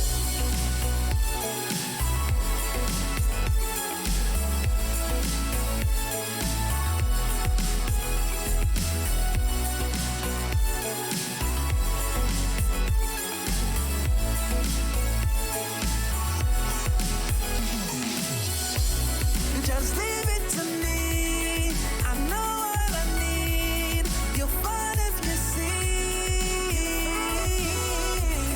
And if you believe, you live and you breathe, you'll find the key. Lifting me, lifting you. Can't go alone, let's do by two. Doing this together, it's me by you. All through the night, all through the night. This is me, this is you. When we get together, we can all pull through. I don't ever wanna stop this groove. Let's get it right. Take it to the Lord, then take it to the grave. Listen to the wise man, tell me what to say. Listen to your heartbeat like it still bleed. A little bit of hope, yeah, it's what we still need. Say a little prayer for the moment. Give what you got, just go in. Can't hold you back if you own it. Live your life like you chose, and no matter what, I won't let up. It's in my soul, it's in my blood, and I won't take no for an answer. If it don't hurt me, it makes me stronger. No what, I won't let up. It's in my soul, it's in my blood, and I won't take it no more. I won't be there. Just leave it to me. I know what I need. You'll find if you see. And if you believe, you live and you breathe, you'll find the keys. Know what I need, I know what I need.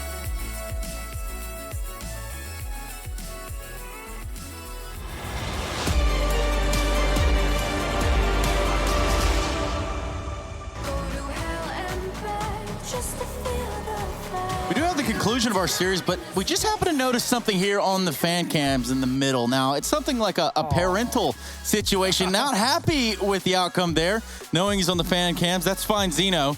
And, of course, you better show some love to your parents, because who else is going to help you with the dishes? Yeah, that's actually really cute, man. I'm glad that we've come back on like a nice wholesome note, you know?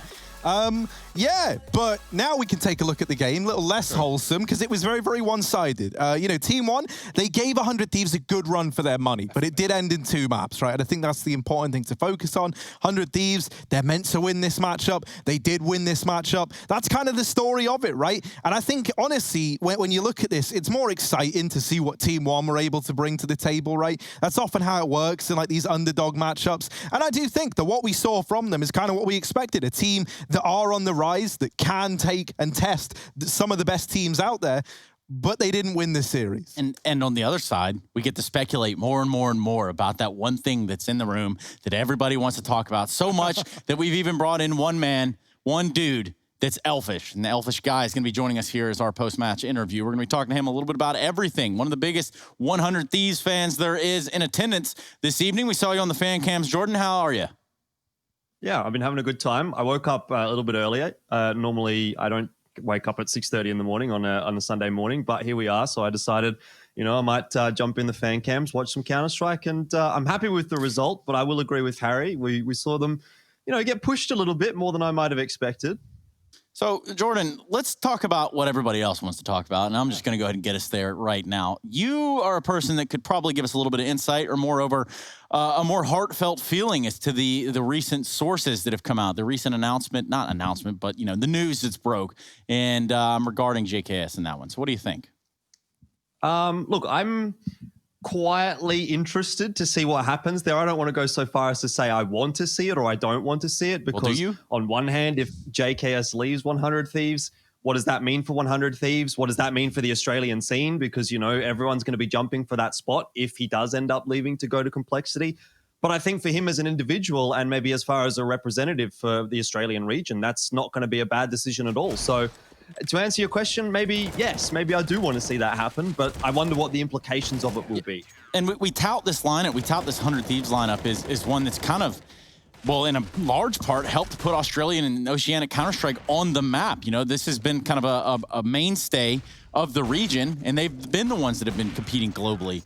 Is it kind of saddening to hear some sort of news or speculation that might be changing up? Yes and no. I mean, I think you still have to look at it from the individual aspect, and you've got to look at these players as still being representatives of the region, regardless of which team they're going to. I mean, you think about, you know, when Ricky was playing on the likes of CLG and Complexity, etc., everyone still sort of supported him. So if JKS were to do the same, there would be that element of not having so much the quote-unquote the boys sort of playing overseas. But I think with the success that Renegades has been having lately, and should, you know, the lands and stuff kick back off again, they'll be able to very much hold that mantle. And obviously the rest of the 100 Thieves roster alongside JKS would still be quite substantially supported regardless of where they ended up. But Jordan, JKS is good. CLG, not so much. No? Too soon? Okay, well, I personally liked CLG when Ricky played for it, so I don't know what kind of shade you're trying to throw here. I'll let you no throw shade, yourself man. under the bus. It's all love. You can throw me right under the bus. Wouldn't be the first time this week. Probably won't be the last. Hugo, what's up? Jordan, let's follow in this narrative then. Okay, yeah, JKS out, someone else in, right? As someone representing the region, say you had to pick a player who's playing in Oceania right now, who would you move into the 100 Thieves as a replacement? Look, I mean, I think Dexter's the obvious answer, isn't he? Like, that's the guy that everyone seems to be really hyped about. I'd probably like to throw Inns in the ring as well. I think he's a really, really solid player at the moment and is being, you know, since moving into this Renegades roster, he's been having a lot of success and everyone's quite excited to see him play. For me personally, like in a little bit of a biased sense, I actually would rather it not be one of the Renegades players. I know they'll probably hate me for saying that, but I don't really want to see that Renegades core getting pulled apart because they are one of the other teams that's really representing the region. And I think you do lose something if it's one of those five. So I would almost like to see it be someone else. But the thing is, I'm not really sure who that would be that is ready to sort of take that next step short of someone from Renegades. I'm curious to know, do you think someone like Azza could almost get like a like an Ocean feel about him, you know, or like a Hunden feel, you know, like being used to like develop and like bring up some some talent that maybe folks aren't as familiar with? Yeah, potentially so. I mean, he's obviously a very experienced player, and there are a lot of individuals within the region that maybe haven't played to that level that if they were brought into that 100 Thieves roster, I think given time, potentially could flourish, but it's a question of whether or not they're going to be able to be put in the correct roles within that roster or not. And if it did shift, I mean, obviously this is all pretty much theory strike around here, right? We're like basically theory crafted this whole, you know, sort of concoction that JKS has left the 100 Thieves in the back of a victory here. But that is the news that broke. And I guess the race now would be what? Either Azza or Sponge to be a coach? Is that what we're looking at? Oh, I don't know. I mean, would Sponge want to move over to a coaching role? I think he's got it pretty good right now, doesn't he? I don't know. You tell us, Jordan. You seem like you know about the man. I personally think that he would probably stay as a caster. Azza to coach, I don't know. I don't think he's really done yet. If you've been looking at his individual performances, he's really been solid lately. So he's kind of balling. Look, Jordan, Mac's been competing with you in the fan cams with some epic moves, some epic displays. Do you have anything to compete, or are you just going to be copying your style in future matches? Okay. I'm glad you asked me, Whoa. Hugo, because I don't actually have any moves per se, but I did print off this lovely picture of you a little bit earlier. I don't know. There we go. It's terrifying. What is happening there? No, let's get that back out. Let's see that again. That is actually, yeah, look at that. That is Harry horrendous. Photoshop that. Isn't that one of your arts? I don't know, dude. I think that looks just like you normally. No.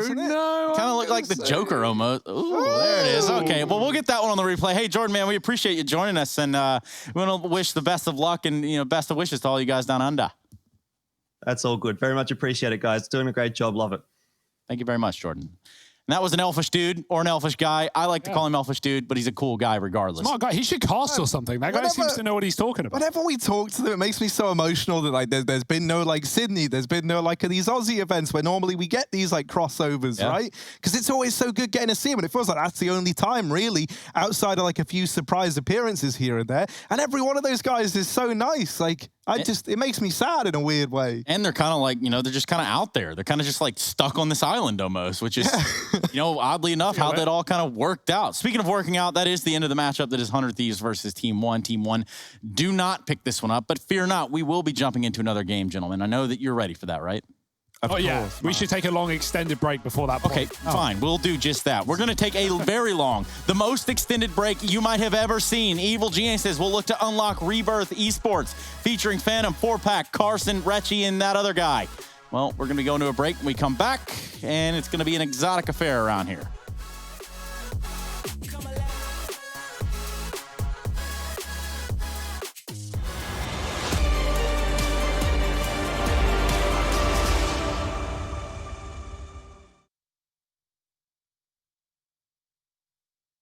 My name is Trace Saranthus. I am building a PC for Jordan Gilbert. My goal was really to get something that was no compromise, super powerful, and ideally not built by Trace.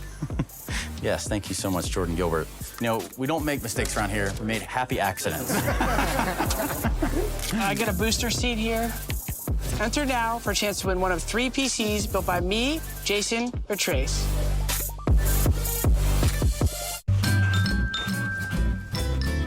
You ready? Huh? Hey, he's a good boy, huh? You ready? Huh?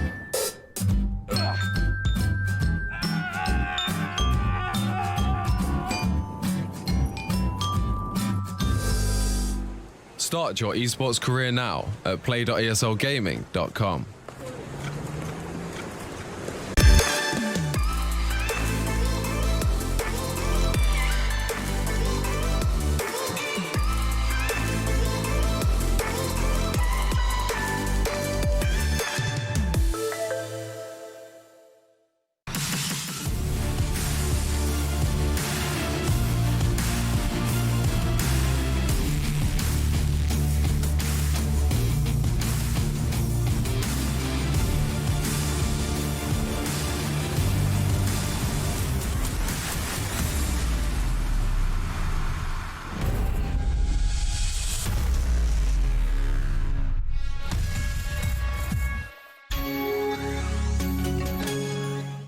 Come on. Millions of gamers rage quit every day. Mountain Dew Game Fuel's got you covered. Game Fuel is specially crafted with ingredients shown to improve accuracy and alertness. Another one saved by Mountain Dew Game Fuel.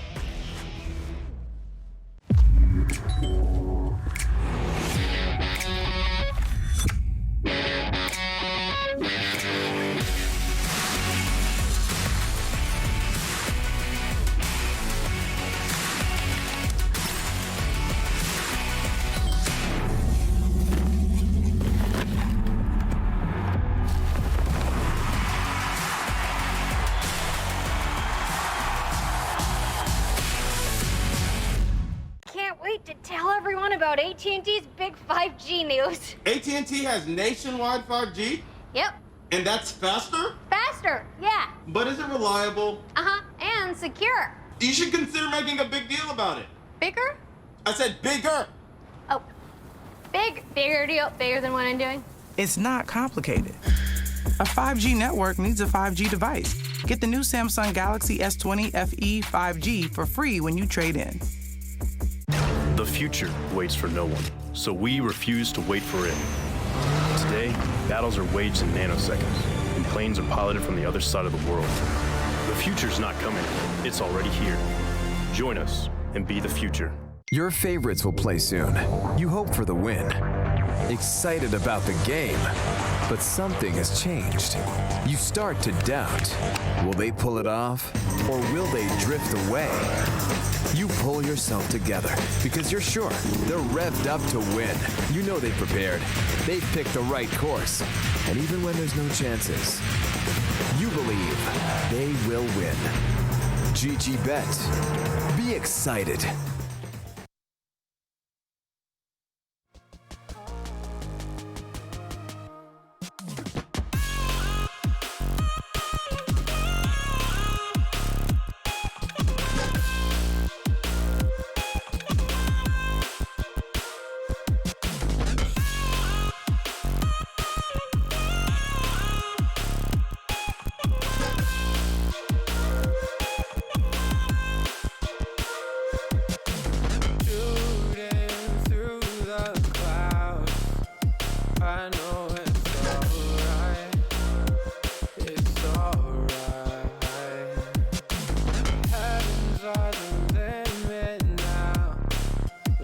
why just one more night? One more night.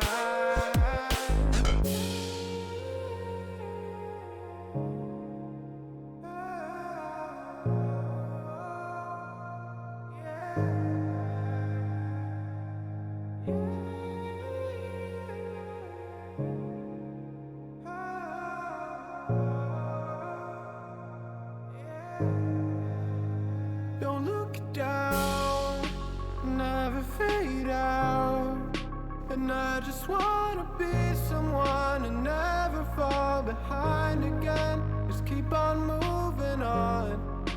Never look down, never fade out. Never fade out.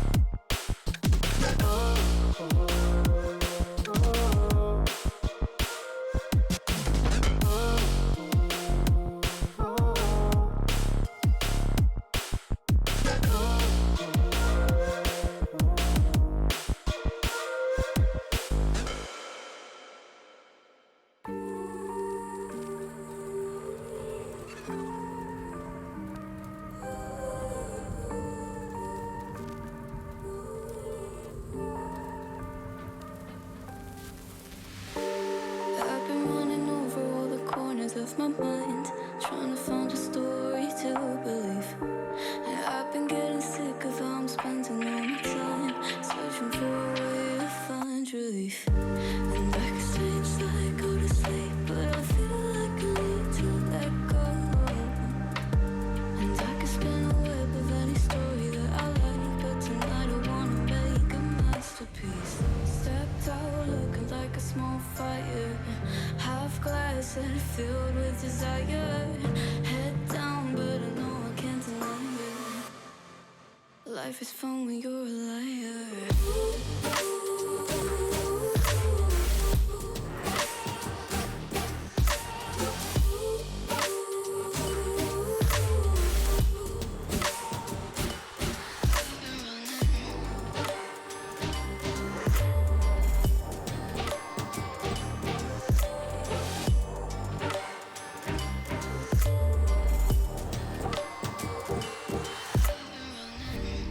I'm just trying to learn from all the things that I've been told. I'm gonna paint a new reality.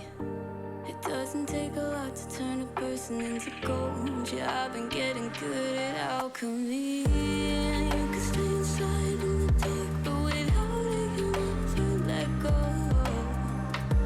And when you're done with hiding and you wanna have control, you and I can find a perfect fantasy. Stepped out looking like a small fire, half glass and filled with desire. Head down, but I know I can't deny it. Life is fun when you're a liar.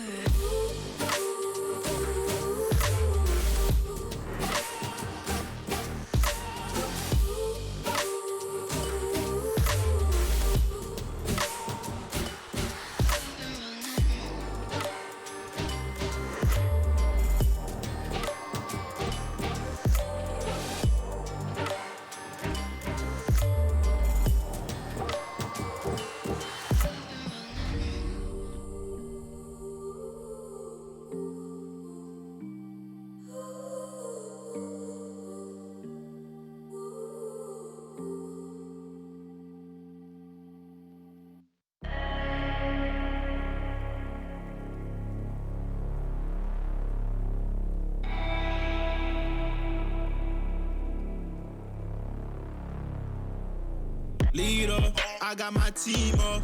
I've been a dreamer. I switched the scene up. I done got that green up. It don't make me fiend up.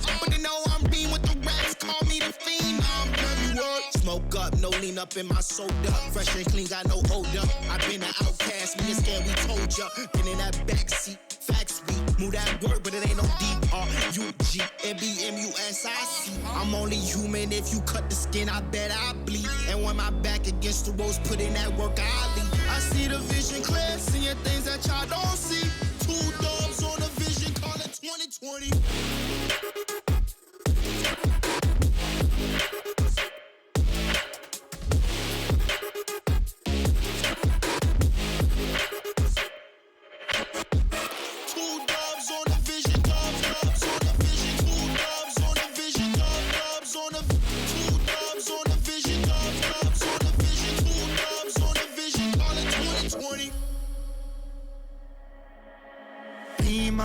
I got my team up, hit it off from rapping, we stacking, getting my green up. We all leaned up, took it a while, trucking a minute a mile, fucking up every style. You in it now, told her my family is proud. Willing to fight and we proud, bitch, I don't wanna talk. I just walk rock, 100 bands cash, trying to get on my stock. Love all my fans, fuck all my ops. We just make jams, all I make pops. Girls gon' dance, homies I'll rock. Came too far and we ain't gon' stop. Gave my life and I took my shot. Yeah, I rose up top and I took my spot. Yeah. If it's a problem, then we really ready. Yeah, hunted with me and we for the war. My heart is formed and my vision deadly. I've been dotted in my sights, see it 2020.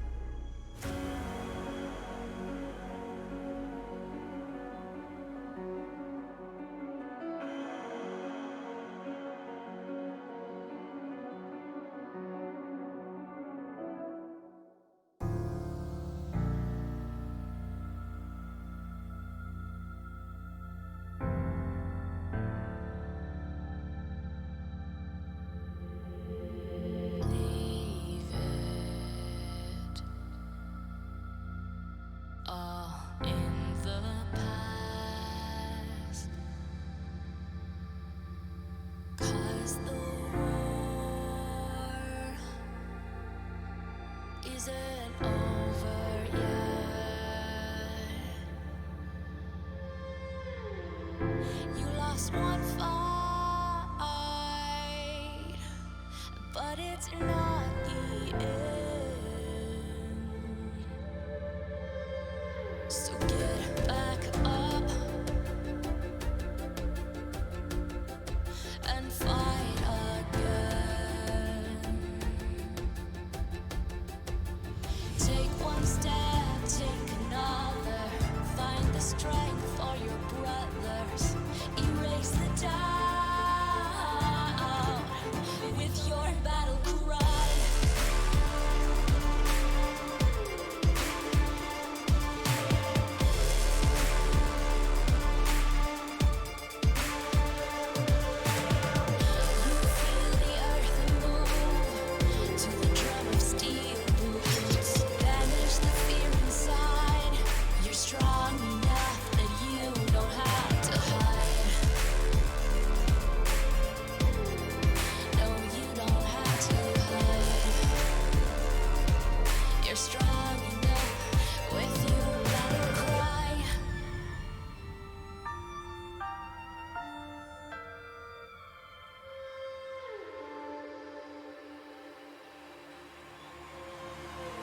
Clash of steel spills your blood. A whisper doubt fills your head, but you have to fight again. So take one step, take another. Find the strength for your brothers. Erase the doubt with your battle cry. With your battle cry.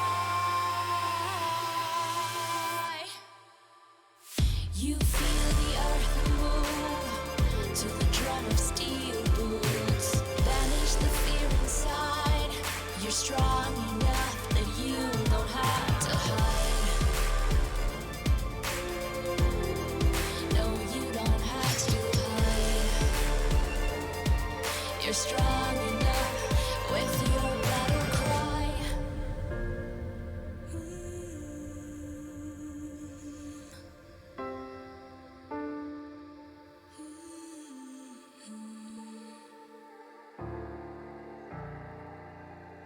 Brings you to your knees.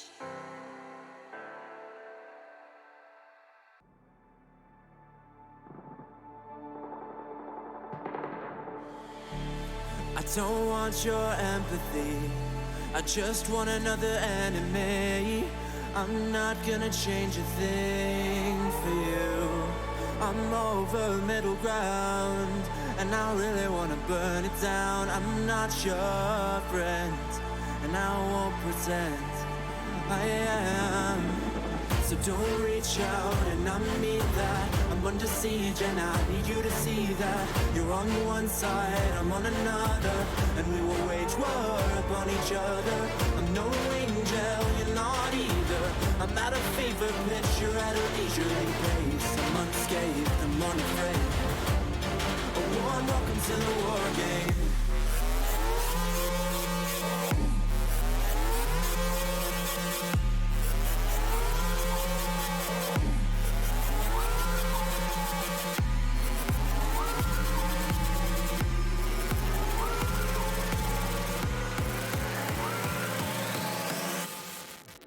Welcome to the war game.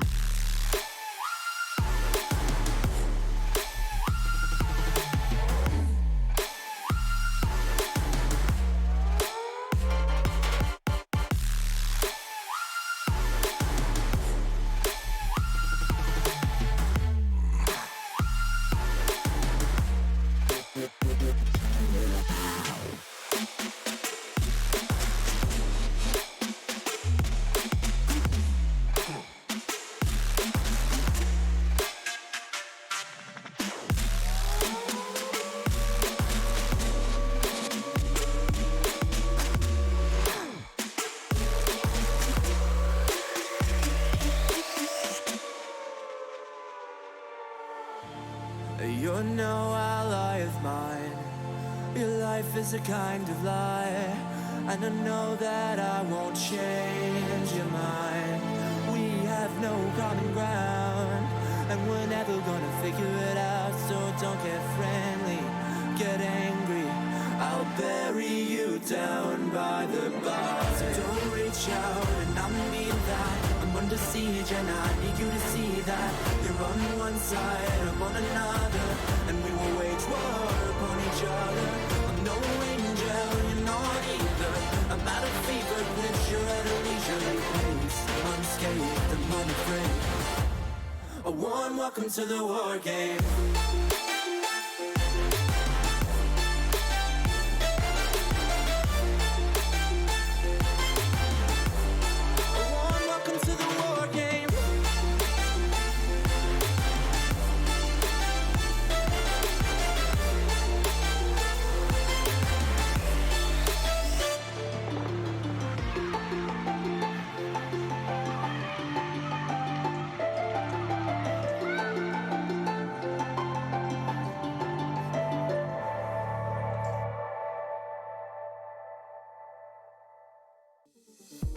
They're looking at us in audience, keep telling us what we can do, but here we are, showing them, making them wish they were you. We've heard the most when it comes to this, yeah, every shade of blue, but don't even care what they'll say. They think we're out of control. Yeah, truth be told, we know it. It's just the way we live. We own it. 'Cause that we love the thrill. We know it. It's just the way we live. We're grown-up kids.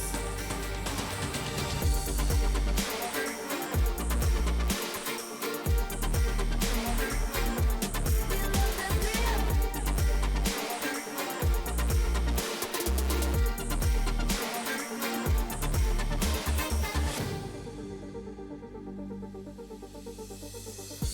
They're looking at us in audience, keep telling us what we can do, but here we are, showing them, making them wish they were you. We've heard the most when it comes to this, yeah, every shade of blue, but don't even care what they'll say. They think we're out of control. Yeah, truth be told, we know it. It's just the way we live. We own it. 'Cause that we love the thrill. We know it. It's just the way we live. We're grown-up kids.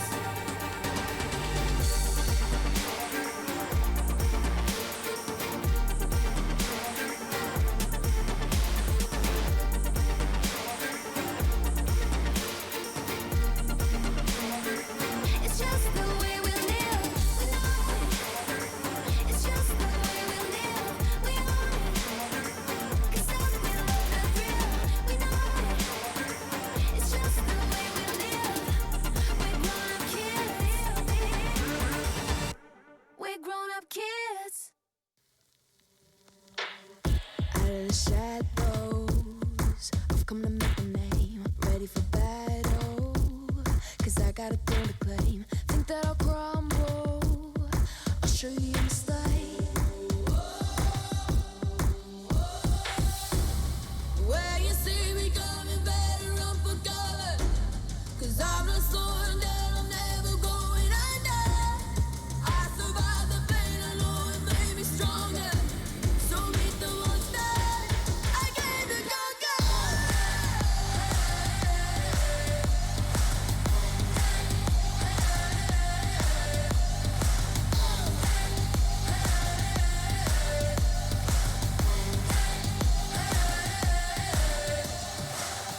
When all the smoke clears, I'll still be on my feet. Forget all of my fears, 'cause I know my destiny. I feel a champion waking inside of me.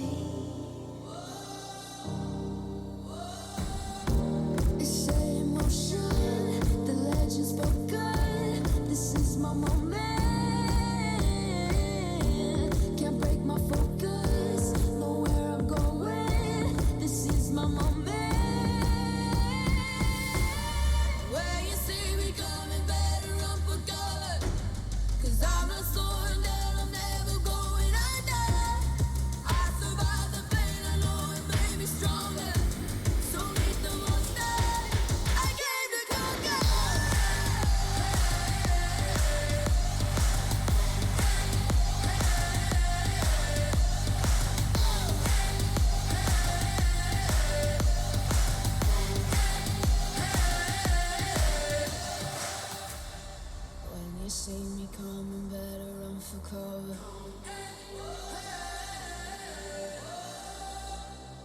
I survived the pain, I know it made me stronger.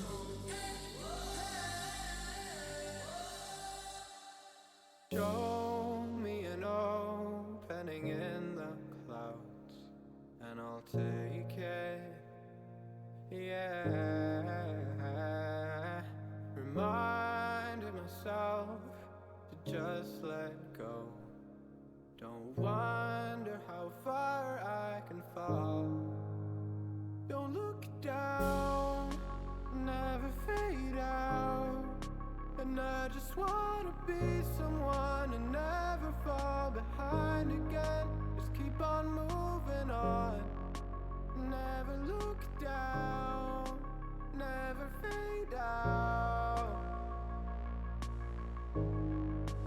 Never fade out. Oh, oh, oh, oh,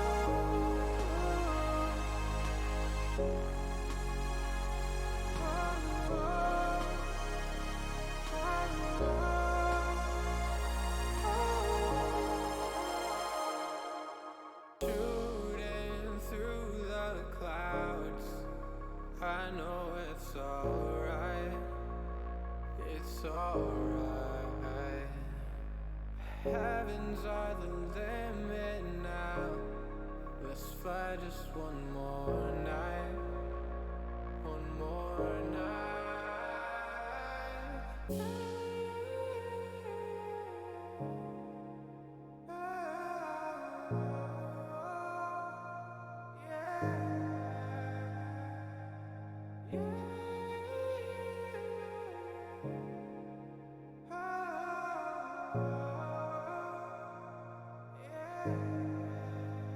Don't look down, never fade out.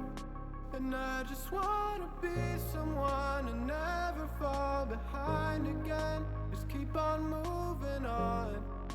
Never look down, never fade out. Never fade out. Oh, oh,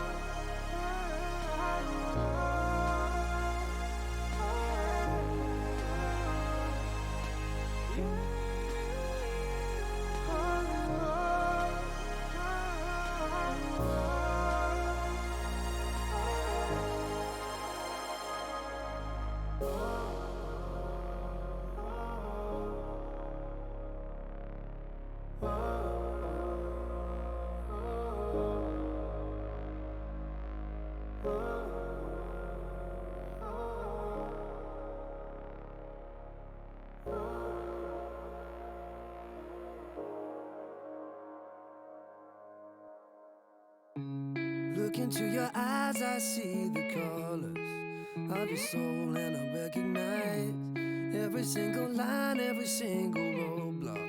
We are two hearts that beat in time. And the time was looking down all night, blocking out the sun that we need. Maybe we can change our stripes and colors. You're the only one I see. And I take it all or nothing at all. Driving through the night till I'm at your door. Go outside, stay up all night. And I take it all or nothing at all. Driving through the night till I'm at your door. Go outside, stay up all night. Sleep through the sunrise.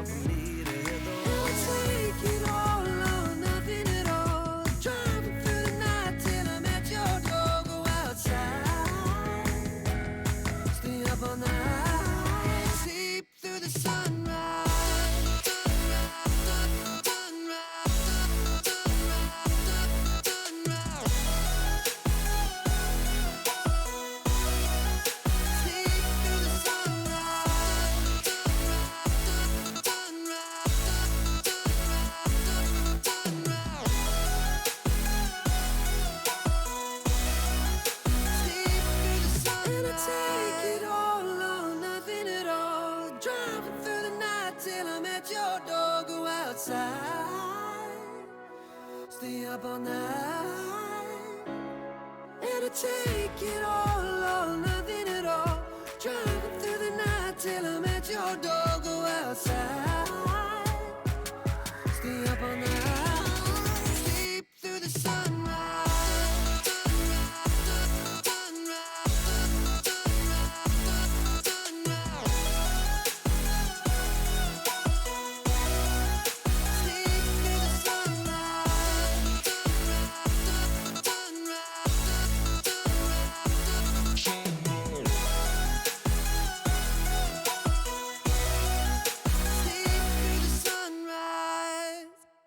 In paradise, the sun never goes, it's a feeling. We watch the waves wash over the shore, the horizon was blinding. This could be the end of the world as we know it. Oh, this could be the end of the world as we know it. And we never thought we'd get this far. I'm gonna stay true. These songs I wrote for you, oh, they make me blue. They make me blue. What did you say to me? You wanted to be free. Do you believe? I want you to believe.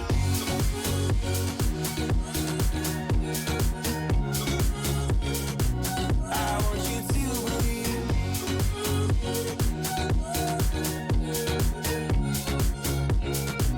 I want you to believe. In paradise we burn through the night, getting brighter. And the sun never goes, and the sun never goes, and the sun never goes, and the sun. This could be the end of the world as we know it. Oh, this could be the end of the world as we know it. And we never thought we'd get this far. I'm gonna stay true. These songs I wrote for you, oh, they make me blue. They make me blue. What did you say to me? You wanted to be free. Do you believe? I want you to believe.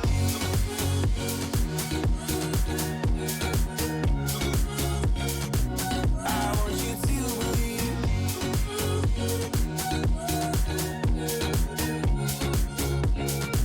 I want you to believe. I'm gonna stay true.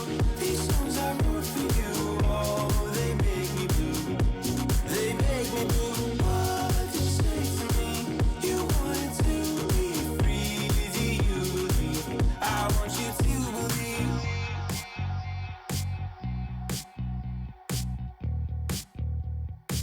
I want you to believe.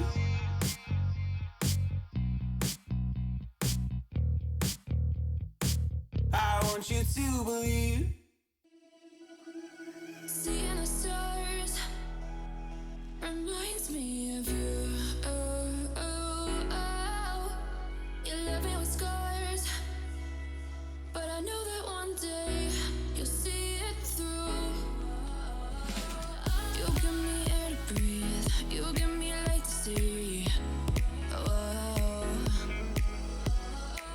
when things are out of reach, you bring them back to me, back to me. You see it through, you see it through, eh. You see it through, you see it through.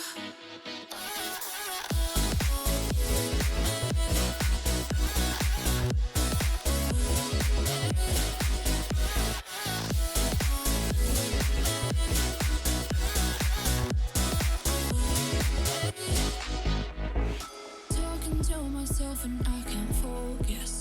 Yeah, I'm broken. The door is closing. Wanna be a part of something more than this. I've lost control of it. I've lost control. You give me air to breathe. You give me light to see. Oh, when things are out of reach, you bring them back to me, back to me.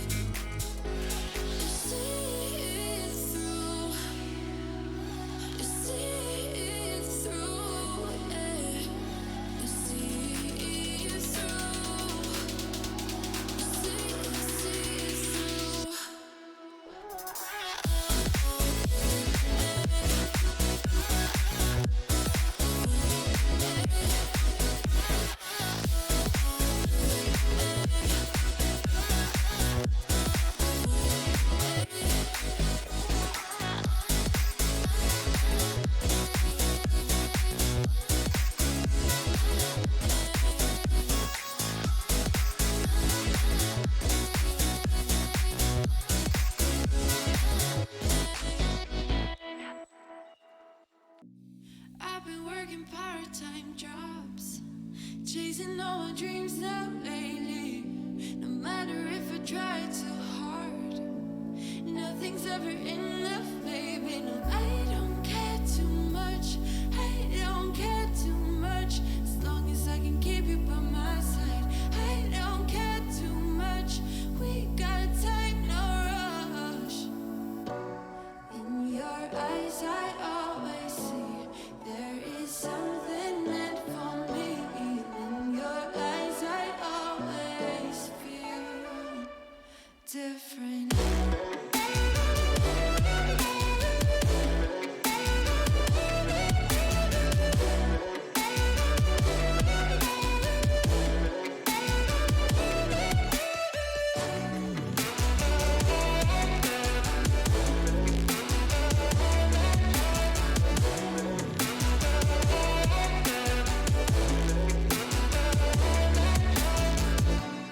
Tell me everything's alright. Life is just a bunch of faces, and if it's not, we'll still be fine. I know we're going places. I don't care too much. I don't care too much. As long as I can keep you by my side. I don't care too much. We got time, no rush. In your eyes I always see there is something meant for me. In your eyes I always feel different.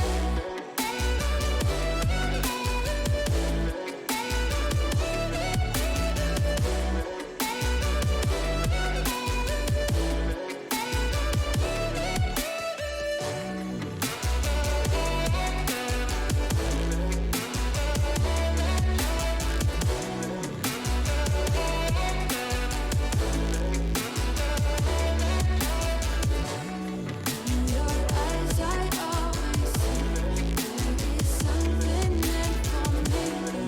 In your eyes I always feel different.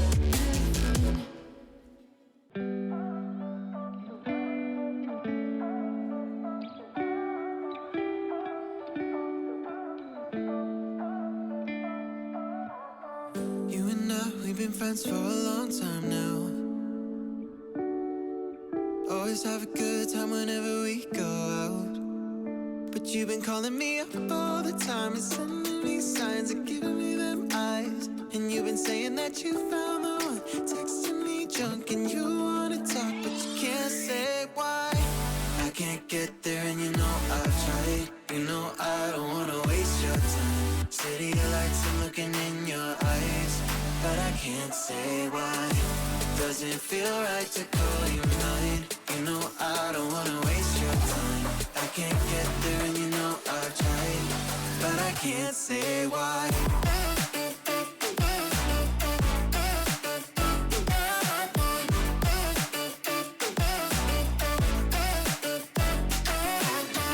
Feeling lost like I just wanna time back time. I'm choked up, tell me how do I say this right? Cause you've been calling me up all the time and sending me signs and giving me them eyes. And you've been saying that you found the one, texting me drunk and you wanna talk, but you can't say why. I can't get there and you know I've tried. You know I don't wanna waste your time. City lights, I'm looking in your eyes, but I can't say why. Doesn't feel right to call you mine. You know I don't wanna waste your time. I can't get there and you know I've tried, but I can't say why.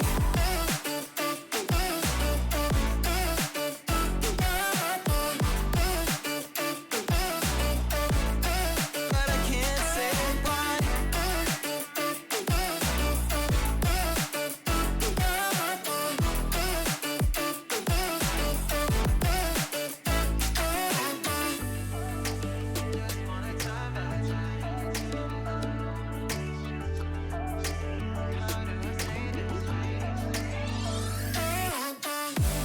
Can't get there and you know I've tried. You know I don't wanna waste your time. City lights, I'm looking in your eyes, but I can't say why. Doesn't feel right to call you mine. You know I don't wanna waste your time.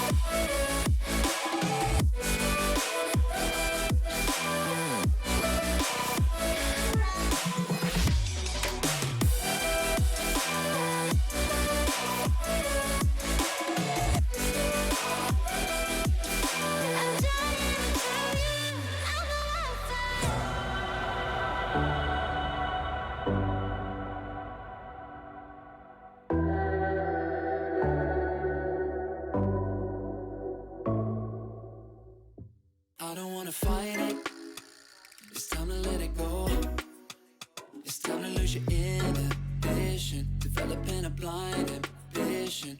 If you got a match, just go ahead and light it. I wanna see where this is going. We're done with playing games, not knowing, yeah. We've nothing to lose, we lost it that night. We're feeling alright. There's no need to choose, don't make up your mind. We're feeling alright. 1, 2, 3, 4, Gonna do it like this, gonna do it like that. Everybody's on that, gonna do it like this. Yeah, we never look back. Oh, got the bodies on tap, getting rowdy on it, getting cloudy on it. Got me on the right track, yeah, you got me on it. Gonna do it like this, cause that's the way we want it. Gonna do it like this, gonna do it like that. Gonna do it like this, yeah, we never look back. The shots on my tap, everybody's on that, getting cloudy on it. Yeah, we do it like this, cause I like it like that, yeah.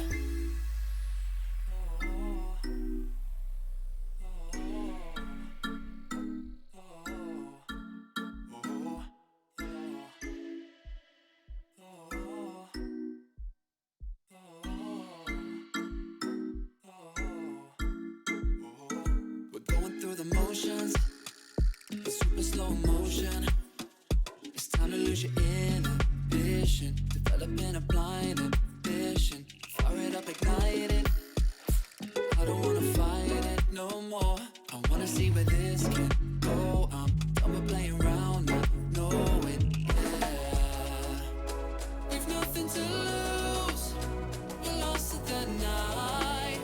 We're feeling alright.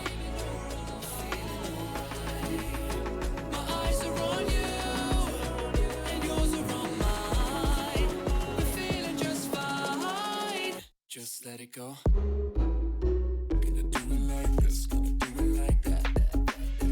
Everybody's on that, gonna do it like this. Yeah, we never look back. Got the bodies on tap, getting rowdy on it, getting cloudy on it. Got me on the right track, yeah, you got me on it. Gonna do it like this, cause that's the way we want it. Gonna do it like this, gonna do it like that. Gonna do it like this, yeah, we never look back. The shots on my tap, everybody's on that, getting cloudy on it. Yeah, we do it like this, cause I like it like that, with the blind ambition.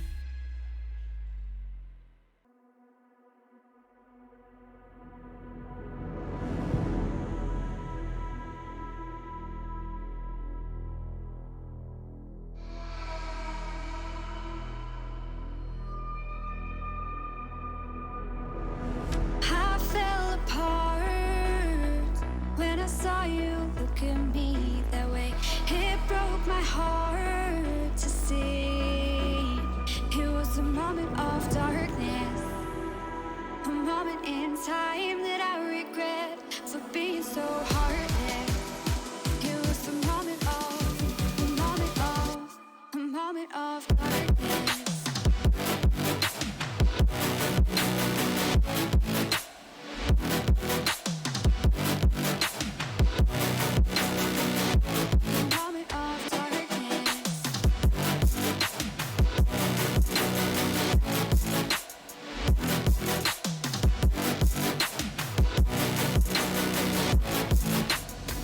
I fell apart when I saw you look at me that way.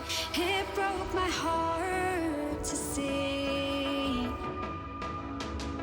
It's too hard, it don't come easy. I went dark, I lost it right away. And when it starts, God knows what I'll say. In my head, I had good reason. I went red so unexpectedly. I should have said that sometimes happens to me. It was a moment of darkness, a moment in time that I regret for being so heartless. It was a moment of darkness.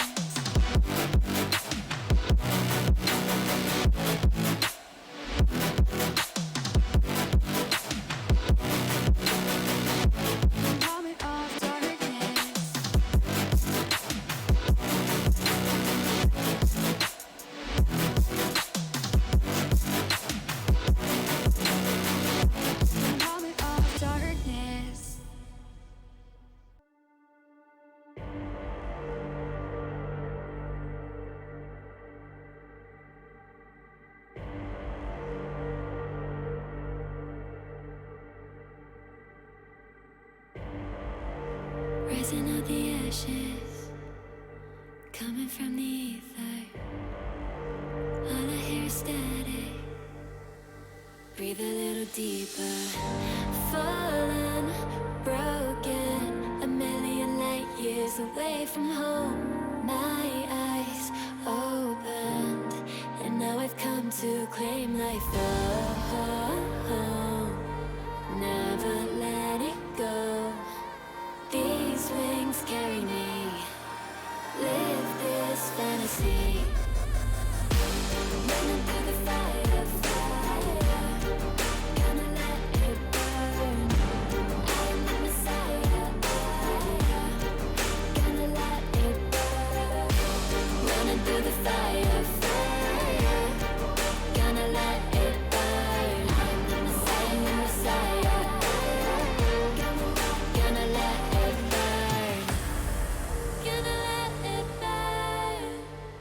Gonna let it burn. Gonna let it burn. Gonna let it burn. Found me in the darkness. Now they see me shining. Calling me a goddess. Thunder and the lightning. I'm falling, I'm faster. Making my way back, I'm close to home. I'm fighting harder because I've come to claim my throne. Never letting go. These wings carry me. Live this fantasy. Running through the fire, fire. Gonna let it burn. I am the Messiah. Gonna let it burn. I'm running through the fire. Gonna let it burn. I am the Messiah. And I love this fantasy. Running through the fire, fire. Gonna let it burn. I am the Messiah. Gonna let it burn. Running through the fire, fire. Gonna let it burn. I am the Messiah. Gonna let it burn.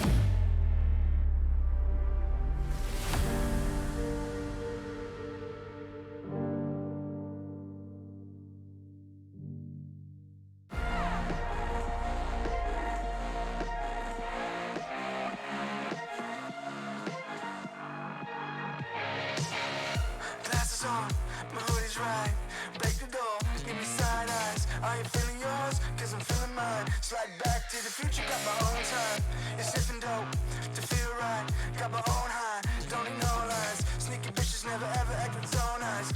Alright. You can tell me nothing. Come back when you get something to say.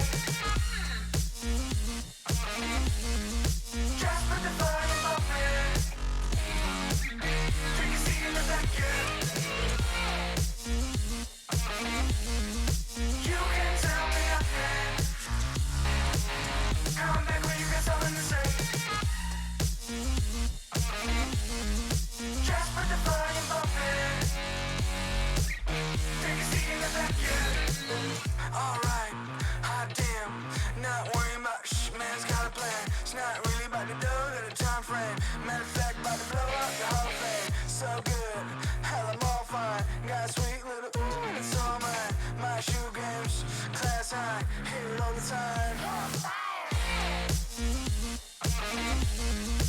You can tell me nothing.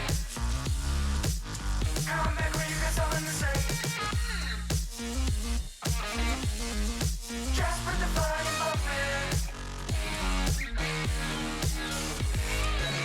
I'ma go get 'em. No time looking back, every day gotta do better. I'ma go get 'em. Blow the roof off for a really want to see, now go tell 'em. About to touch the sky, no helmet. Preparing myself on top, no weapons. On my own, I stop caring. Cause they keep telling me. You can tell me nothing. Come back when you got something to say.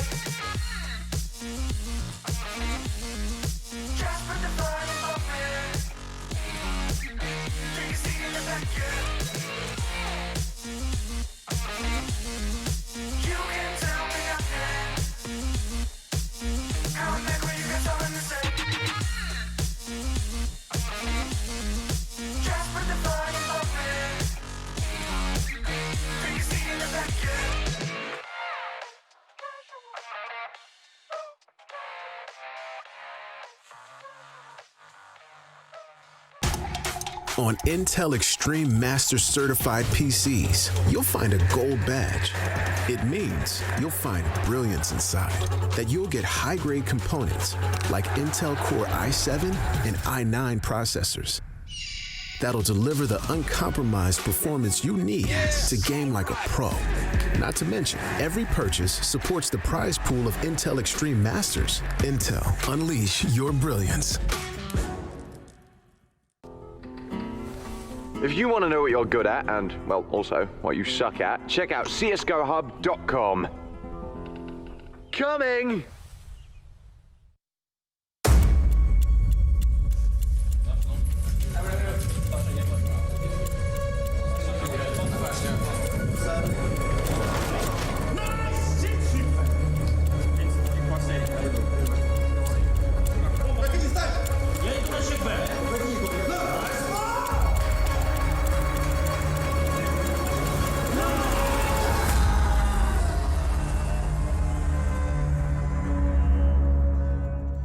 My name is Jordan Gilbert, aka Nothing. Hi, my name is Sue Lee. My handle is Smix. I think it's important for these initiatives to happen. Empathy really, really goes a long way, and it always means so much to us, and I think that's where initiatives like this really help. I encourage everyone in the community, anytime they see bullying, anytime they see someone getting called names, I encourage you to step up and say something. Good luck, have fun. Good luck, have fun.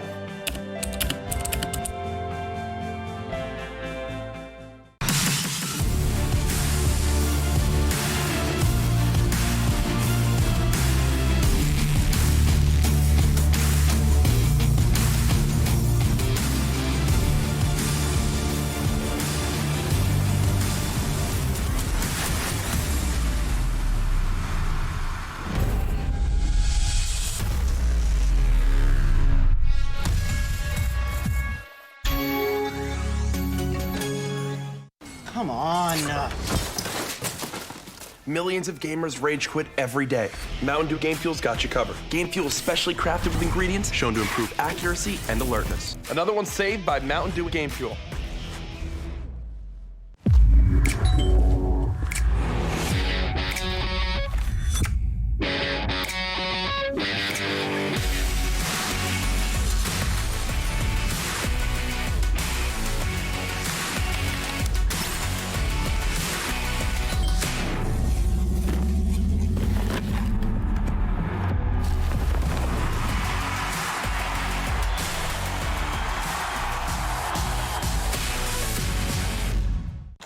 To tell everyone about AT&T's big 5G news. AT&T has nationwide 5G? Yep. And that's faster? Faster, yeah. But is it reliable? Uh-huh, and secure. You should consider making a big deal about it. Bigger? I said bigger. Oh, bigger deal, bigger than what I'm doing? It's not complicated. A 5G network needs a 5G device. Get the new Samsung Galaxy S20 FE 5G for free when you trade in. The future waits for no one, so we refuse to wait for it. Today, battles are waged in nanoseconds, and planes are piloted from the other side of the world. The future's not coming, it's already here. Join us and be the future. Your favorites will play soon. You hope for the win. Excited about the game, but something has changed. You start to doubt. Will they pull it off, or will they drift away? You pull yourself together because you're sure they're revved up to win. You know they've prepared. They've picked the right course. And even when there's no chances, you believe they will win. GG Bet. Be excited. On the shelf. Wish I could stay, but it's bad for my head. Something's coming. I wanna be everything I thought that I can never be. Build me up, piece by piece. Figure out all the parts that made me. Used to feel like I belonged to a certain place or a town. Feeling safe, feeling sound when I'm still around. But there's something in the distance. I wanna know what it's like. time. Explain myself, don't hold it against me if I'm somewhere else. Put all the masks that I had on the shelf. Wish I could stay, but it's bad for my head. Something's coming. I wanna be everything I thought that I could be. Build me up, piece by piece. Figure out about all the parts that made me. Something's coming. I wanna be everything I thought that I could be. Build me up, piece by piece.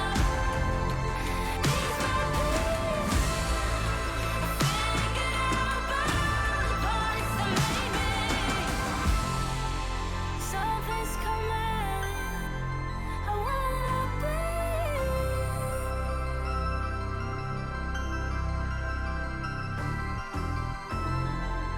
Build me up, piece by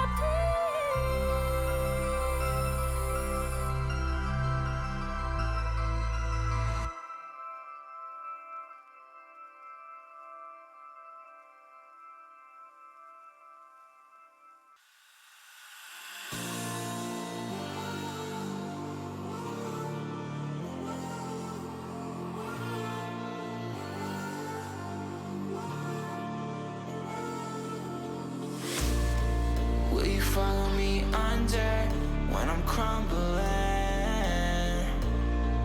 Every night I wonder, will it ever end? Sometimes I can barely breathe, dear. Sometimes I don't wanna be here. Sometimes I don't wanna be here.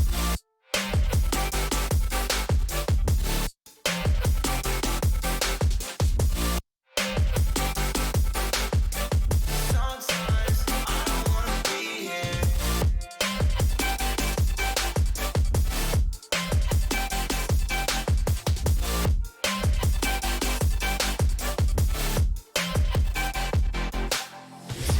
Demons always bother me. I'm leaving, but they follow me.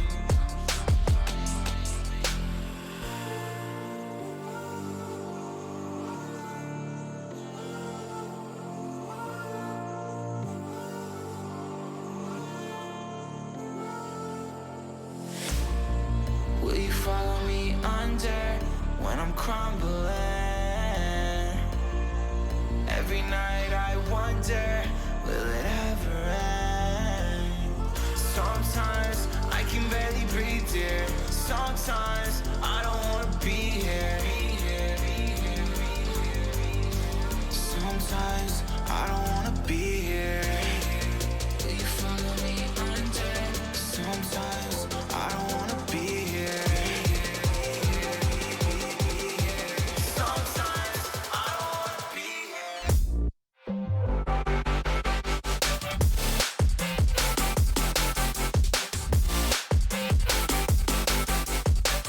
Sometimes I don't wanna be here.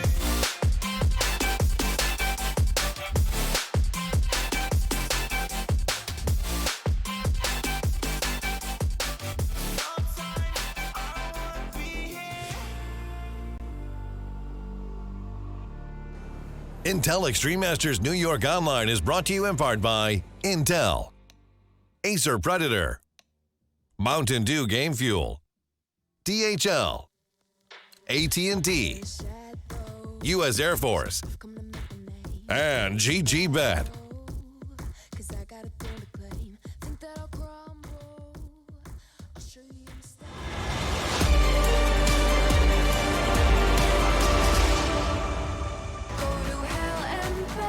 Just to feel the fire. We gon' turn up in this place and come alive. Hey guys, what's up? Zeus here, coach for Team Evil Geniuses, and today I'm here to give you some tips and tricks on how to best utilize your utility here on A-Side Vertigo when the wall of smokes is down and the bomb is being planted, or should you need to retake this site? So I'm going to start off by showing you what the default wall of smokes looks like in today's meta. It's just this 1 and 2 smoke combined that you as a team will throw, trying to plant the bomb and position in the after plant. That way you are locking CTs out of sight and their rotators. So since you as a CT were locked out of sight, you and your rotators are stuck behind this, the first thought process that should come to your head is trying to stop that bomb plant so that these smokes fade and that you can have these fights out in the open. In order to do that, just line yourself into this corner, line up this orange part of the tarp with this vertical line of the tarp as well with this metal rod where they would meet, and you throw this Molotov. It should land on top of the box, spreading into the default position, nullifying that planter. So as soon as you or your teammate hear that click on the C4, just call it out, throw that Molotov. The terrorist will have to get off the plant, and that should give you some time. One thing that you can do to help is spam the right side of the smoke and the left side as well. As I said, the T will have to get off that bomb in order to survive. You can also throw the same Molotov from inside lobby here. All you have to do is get anywhere between this first and second line, vertical line here, and just throw it with a little step. It should land here. It's already getting the bomb planter. As you can see, the guy can't plant, same situation. You can, with a little bit of team play, do this with HEs, making an even stronger results. That way the guy can't step out of the flame. That way he is instantly killed. So if you just throw the HE from here with your teammate at the same time throwing it from here, as you can see, both of these line up very close to each other. They hit, and the person should take 100 damage from this, instantly nullifying that plant. But let's say you didn't have the HEs or the Molotovs to do that, or you didn't get there in time, your teammates were in B with the utility.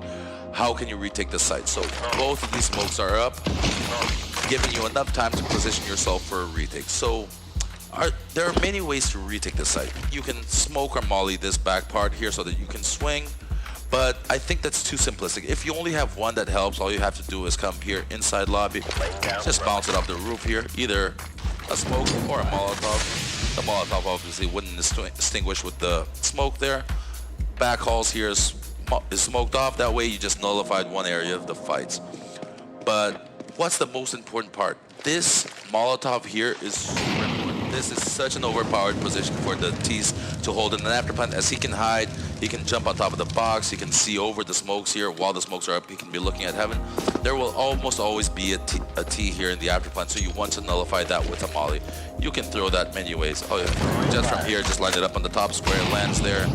From lobby here, all you have to do is aim where these vertical beams are with a little step as well, lands there. Pretty easy Molotov to throw. I'd say that's the priority Molotov in order for a retake. Now smokes. There are a few different ways we can do this.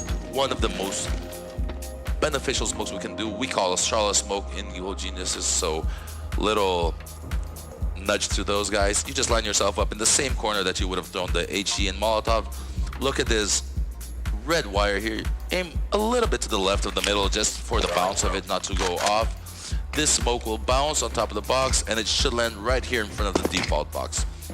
This gives you a really good cover for coming out of lobby and everything like this, giving you space to fight back hauls, even getting into this overpowered position so that you can only have a headshot angle for these fights, while at the same time making these guys into a little bit of chaos, as if you tap the bomb, they won't know if you're on it. If you're not, they're gonna wanna try to take these fights with you.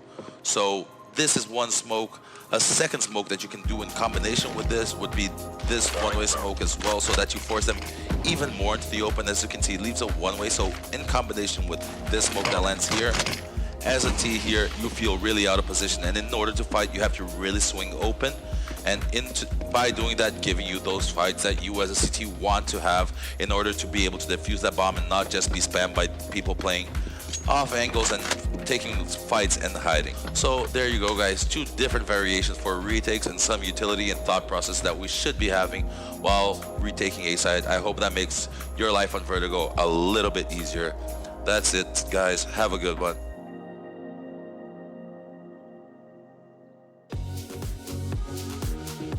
The lovely city of New York. We're roughly 6,051 kilometers away, or, well, 3,760 miles away from there, as we are in Cologne, Germany. doing the Intel Extreme Masters New York 2020 online. Welcome back, everybody. We love having you here because it is time to get into the next matchup of the evening. The Evil Geniuses taking on Rebirth right here. Stan, the man with a plan for the Evil Geniuses, and of course, one of our top 2 teams here in the North American region. Rebirth, on the other hand, well, we've yet to unlock them, as you can tell, but we are ready to jump into the action, it seems. Evil Geniuses, not so sure they're going to have the work cut out for them, but my work's cut out for me here each and every single day that I get to stand next to these 2 gentlemen, Harry and Hugo. Guys, cut yourselves out. Okay, I will do that. You're fired. Thank you very much, man. It's been a good run. Thank you. I'm feeling thank you. No, please put those back on. Let's talk about this series and why there's a chance for Rebirth. Here you go. Is that the narrative you want to follow? Because I'm going to follow the opposite. What's the story? Was that Rebirth or like Reboot? Rebirth versus Asia. I don't even know what accent that was. That wasn't even Scottish. It was thick, just, whatever it was. It was something. It was thick with like 3 C's. Well, for EG, this should be an easy game. I say should. Obviously, they have, had, I don't want to even use the word troubles, right? The only loss they've had in this group is versus Furia. To be expected, that was a dominant win. EG did go 10-5 down against the Whalers the other day, but they recovered really well and brought it back to a win. And frankly, they've not dropped any maps to any MDL team so far in this group. So for EG, they're looking good when they take on these lower tier teams, even like Triumph, who are in Pro League.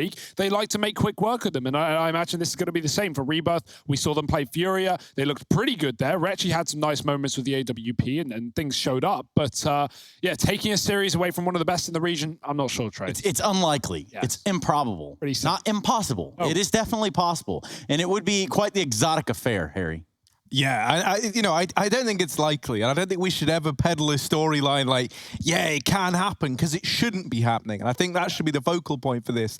EG, heavy favourites, if they want to be the best in NA, if they want to be able to challenge Furia for a title like that, you can't be dropping anything to Rebirth. No, you can't. You can't afford to have that sort of a black eye right there. You can't really take a punch like that. But let's hear what Frankie got out of Breeze prior to this matchup. Breezy, thank you so much for joining me. I want to kick off by talking about your competition in North America, because you're basically considered the best in the region and you're playing the same teams a lot of the time. So how would you rate your opponents? I mean, I'd definitely say that out of like maybe us and Furia and Liquid, I'd say we're probably the most consistent out of the 3.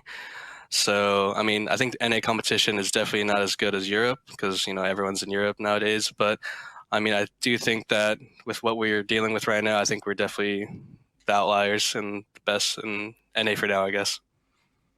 We know you know Liquid like the back of your hand now because you played them so many times, but you're also playing against Fury a lot. And, I mean, they, in Chad's words, they ran at you during that ESL Pro League semi-final.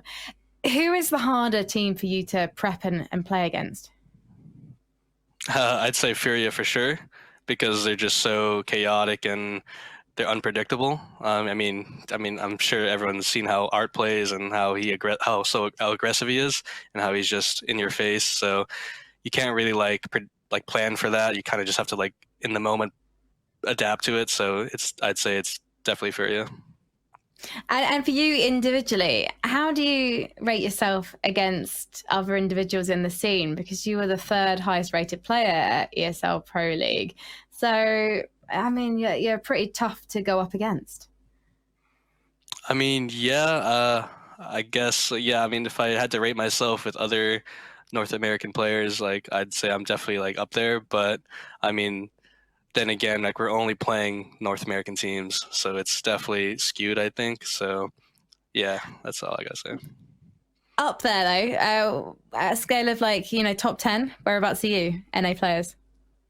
Top 10, I would be top 3, yeah, for sure, top 3. Who else is in that top 3 with you, Breezy? My teammates, do Cirque and Ethan. Okay, cool. Well, I'm not going to ask you about why Tarek and San aren't in there too, because you can only fit 3. They're 4 and 5. Okay, fine. You saved it there. It's fine. E.g., you're going to live on to fight another day together. How do you avoid showing too much at a tournament in terms of your playbook when you've got to go for another one? I'm asking you this really quick because we're about to run out of time, but I want to know how you keep things fresh.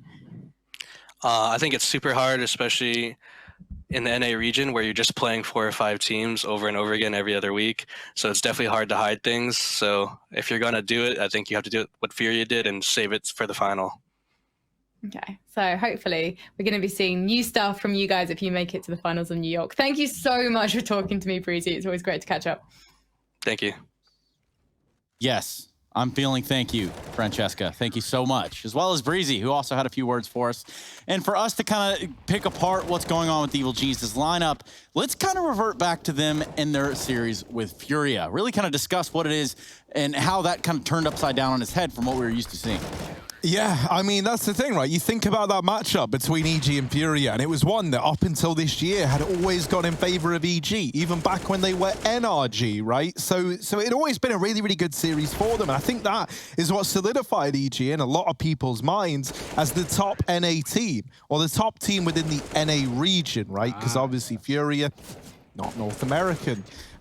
Really? But they are competing there, right? And I think that right now, with Furia constantly finding that success in that head-to-head series between them and EG, it does put them in that #1 spot right now. And I can imagine that doesn't make the folks in EG feel too confident, not confident, feel too happy with how that's panned out, right? So I'm thinking, yeah, I'm thinking they want to change that around.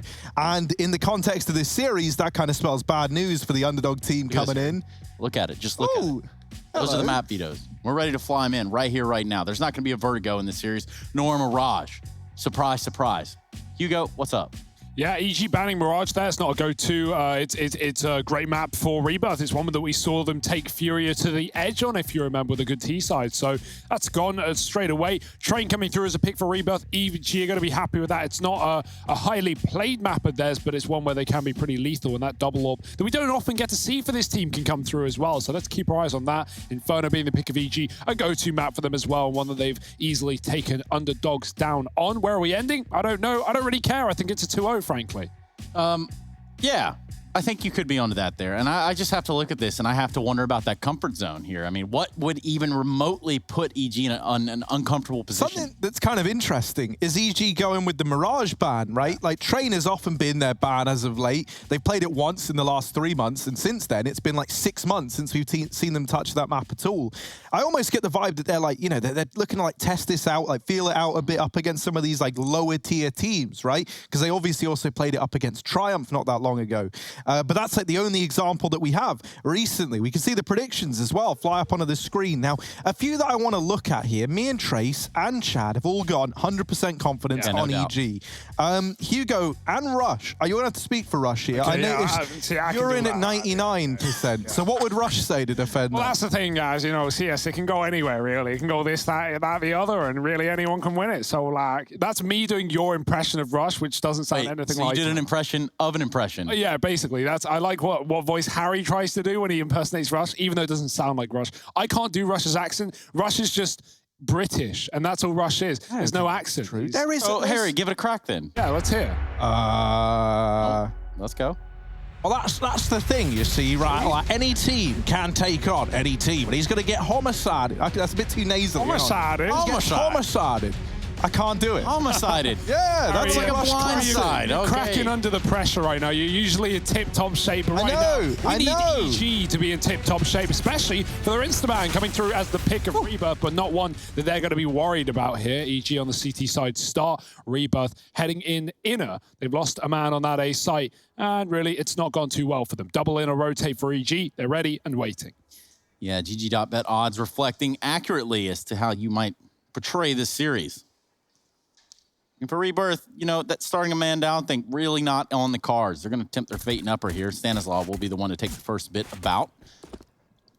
He stays up just long enough to buy into the program. This is a full-on inside commitment now, and these players can rotate from outside from Evil Geniuses. Plum will get planted by Carson. Oh, that's a nice one from 4-pack, but Tarek going to answer back, and these USPs. Ooh, even shot him through the wall lower. Ooh, Carson does get dealt with. An exotic. Yeah, that's one for him, but now down to the 1v2, and they're already on the bomb. Stan just sticking it. And exotic arriving a little late. Surprise, surprise, in through upper. It's going to be EG getting that pistol on the board. Yes. I think what Pansy would say in this moment is like, we cringing, boys. We cringing. Have you got a Pansy impression? Is that what you think Pansy would Well, I mean, say? she wouldn't like sound like that, but like, you know, it's there. It's the content. It's not the delivery. Yes, it's the context. Now I see where you've got that from. Okay.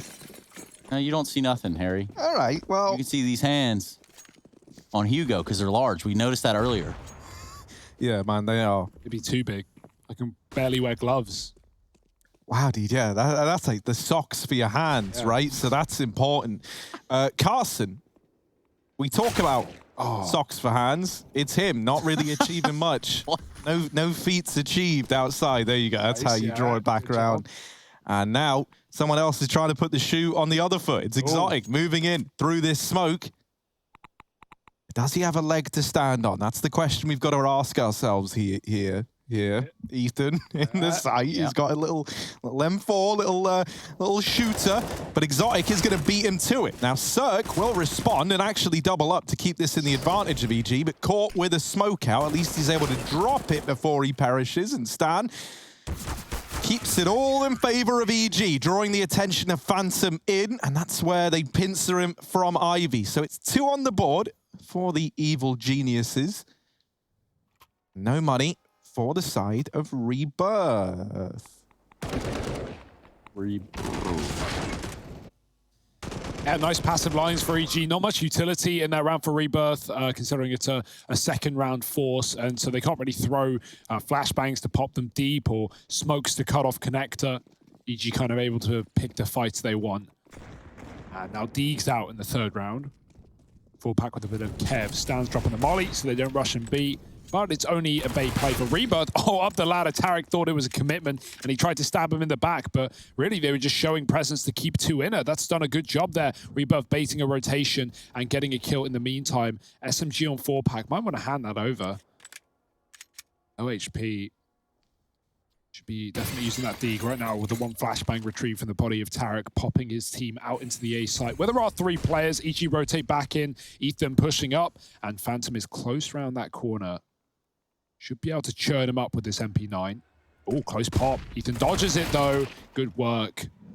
Yeah, for Phantom, I mean, you guys pretty much played that one to about the perfection you could. But as it turns out, EG just 1 step ahead every step of the way. Rick Breezy's not slowing down on that notion either. The bomb gets dropped in TMA, and that leaves old little Carson, Nasrak. And there's going to be none of that. It was a stretch. Yeah, no, I like to try, yeah. Words are just things, okay? Ooh. It's like clay. You can mold it. You can do what you want. We've got a lot of VIPs watching this evening. Well, that's what you think you say, lad. We got Rush. He's actually watching the game right now. Not that guy. And it's like he always says. And it's like I always say. The Bump Mine King himself. Y'all wouldn't understand that, though. Hopefully Valve get that added into the matchmaking soon. While he's in main, Rebirth going out. Not for long. Carson gets dunked in Olaf. And even more Molotovs. There's just no getting out here. Cirque, he's going to take a bit of a beating back at Ivy's side, but he's just fine. He's actually gone inner with the AWP as well. It will be that A play for the time being. Cirque, if he takes upper halls with the AWP, he can easily call for Stan to rotate A as well, go and assist. Ready with utility, as are Rebirth. You see lining up these smokes, 1 Ivy side.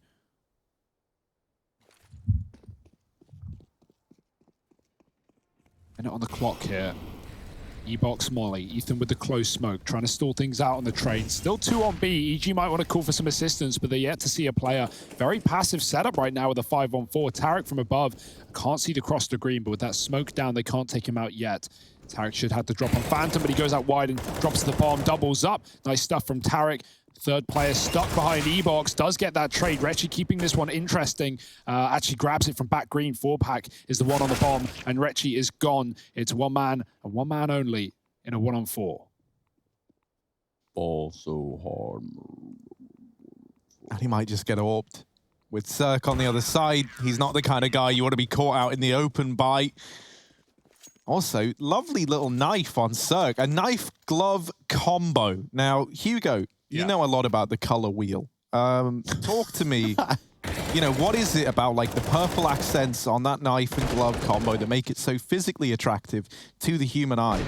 Or just you? I'm actually colorblind, so I really can't comment, Harry, and I'm actually kind of insulted that you would throw Hello, that question. Hugo, more importantly, there's a dog in the fan cams. Oh my, who let him in?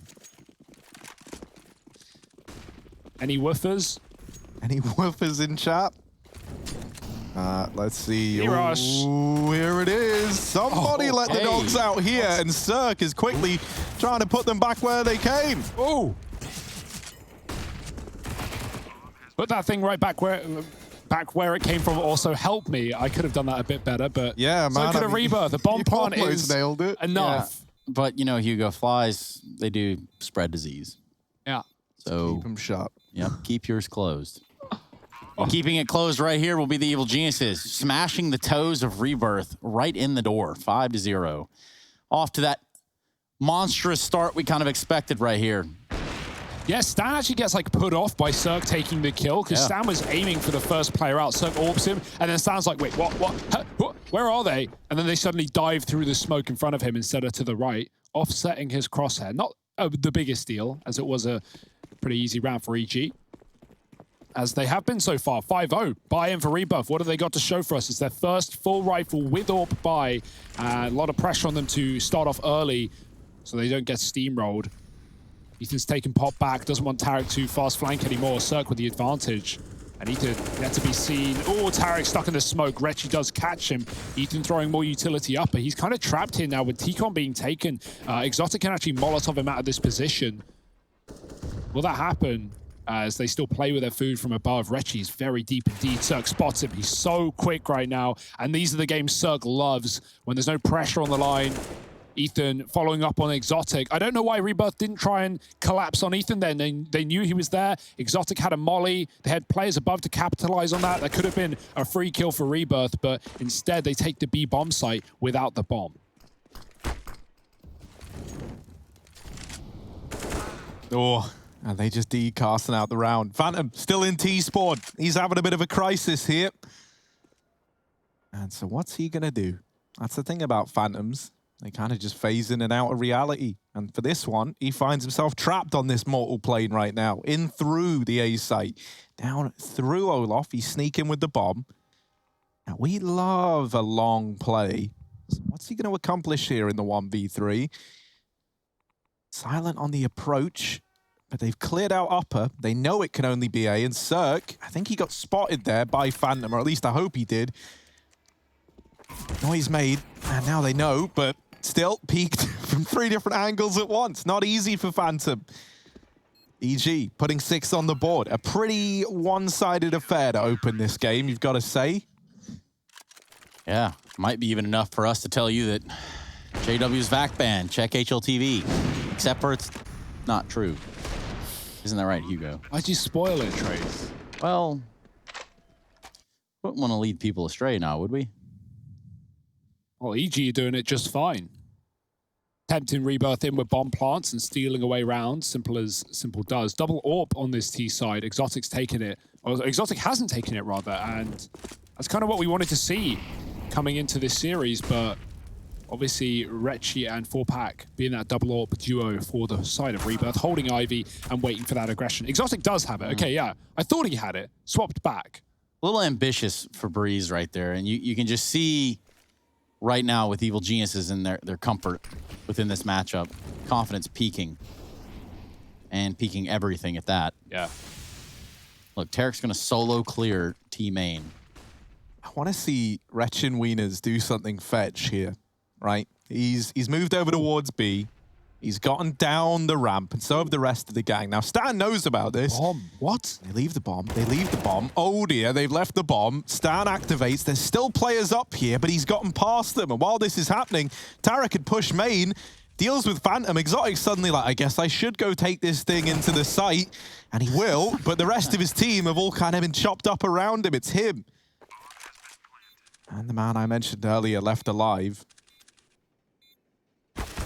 Exotic shot in the back, and it is going to fall to Retchy. There's one, but Cirque trades, and EG going to keep 7 on the board. I saw you both look a little confused at the Wretched Wieners reference. It's a Mean Girls quote. If you've ever, you know, you a big Lindsay Lohan fan. Definitely not going to be my. All I right. mean, I'm a big Lindsay Lohan fan, but more for like Herbie. No, not Herbie. It would have been the was it not Freaky Friday? No. It's one where she's got a twin. It's a Disney movie, and it's basically her just playing two roles in the same movie. Hang on. Oh. Let's see. I don't think she's been in anything for like 100 years. It has been a hot minute. It's going to be a challenge here as we try to discover the film that you're on about. While you do. Parent Trap. That's 1998. Goodness grief. You guys are old. That was Harry's birth year. Keep in mind. Was it? Yes. Yikes. Any Zoomers in chat? You can't just Get out. copy your input. Just asking who's in chat. Breezy. He's not looking to talk. He's looking to be a man of action. Tarek actually bails him out. That looked like it was about to get all kinds of weird. But Ethan just like, how about no? As he puts 8 on the board for EG. And is this going to be... Oh, he's about to say it. I don't want to say it. I don't want to say it, but I might. Eyes, close your ears. No. We don't say it yet. We don't say it till it happens.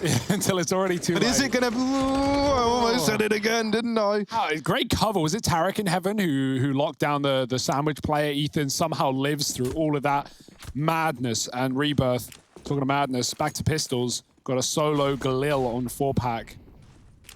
Stan lining up flash for upper. Yeah, but these are the rounds that teams lose. I say that, Cirque absolutely destroys 4-pack. No. I don't think so, Tarek. There was an idea. He's trying to do it. He's poking and prodding. He's just trying to find that right entryway into so many different lines here. Look, if you do it 15 rounds in a row, one of those rounds it will work. That's the logic. That's the idea behind this. And that's pretty sound if you ask me. Oh, and as they drop in, he tried to get back up the ladder. Not an advisable strategy there from Exotic.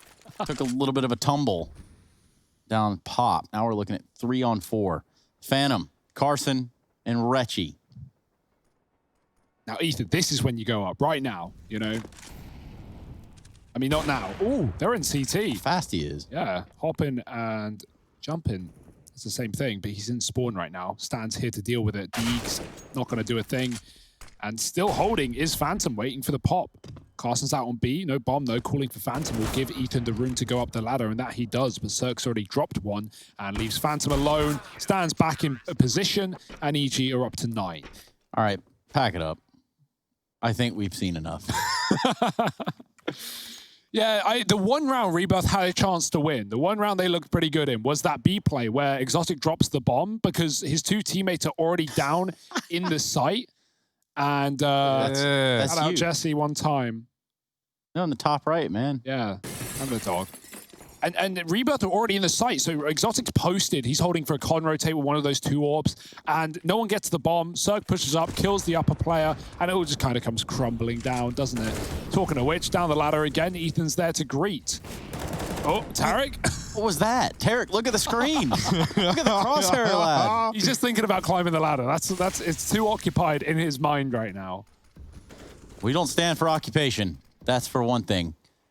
On the other side of it, still, no one in the round taken out from the Evil Genius side. No one even taken out for Rebirth. EG looking for that ever-coveted double digit. Tarek has teammate control completely. He's going to go ahead and smoke him off. Isolate him, ice him out even. Getting a little creepy there. Ooh. Jitters. Oh, Tarek. Content. It's right here. Take it. Oh, he's going to take it, trust me. Dude, he's figuring out, how do I get the most mileage out of this? He's figuring out, like, you know, what kind of prequel am I writing to this entire play? And Phantom's just curious. Wait, what? What's happened here? How's he done that? Who's the real Phantom out of the 2 of them? Where's Tarek now? He's in pop. And he's waiting. Jakey, astute with the observing this evening. And for EG, they're not the type of team that's going to slip up. Yeah, Tarek might push some random places, or, you know, they're just not the type of team to hand it over to him. And perhaps that's what Rebirth is draining the clock for. Ooh. They've made noise at Ivy. Breezy will be here to take out 4-pack. They're just toying with their food at this point. Look at that. There was not a world in which that bomb got planted. Not in this round. Not with Breezy doing what he has to do with a 3K to end it out. This is inhumane. This is disgusting. EG just toying with them. They're living in their heads. And the rent is shockingly low. 3 even. Look at that.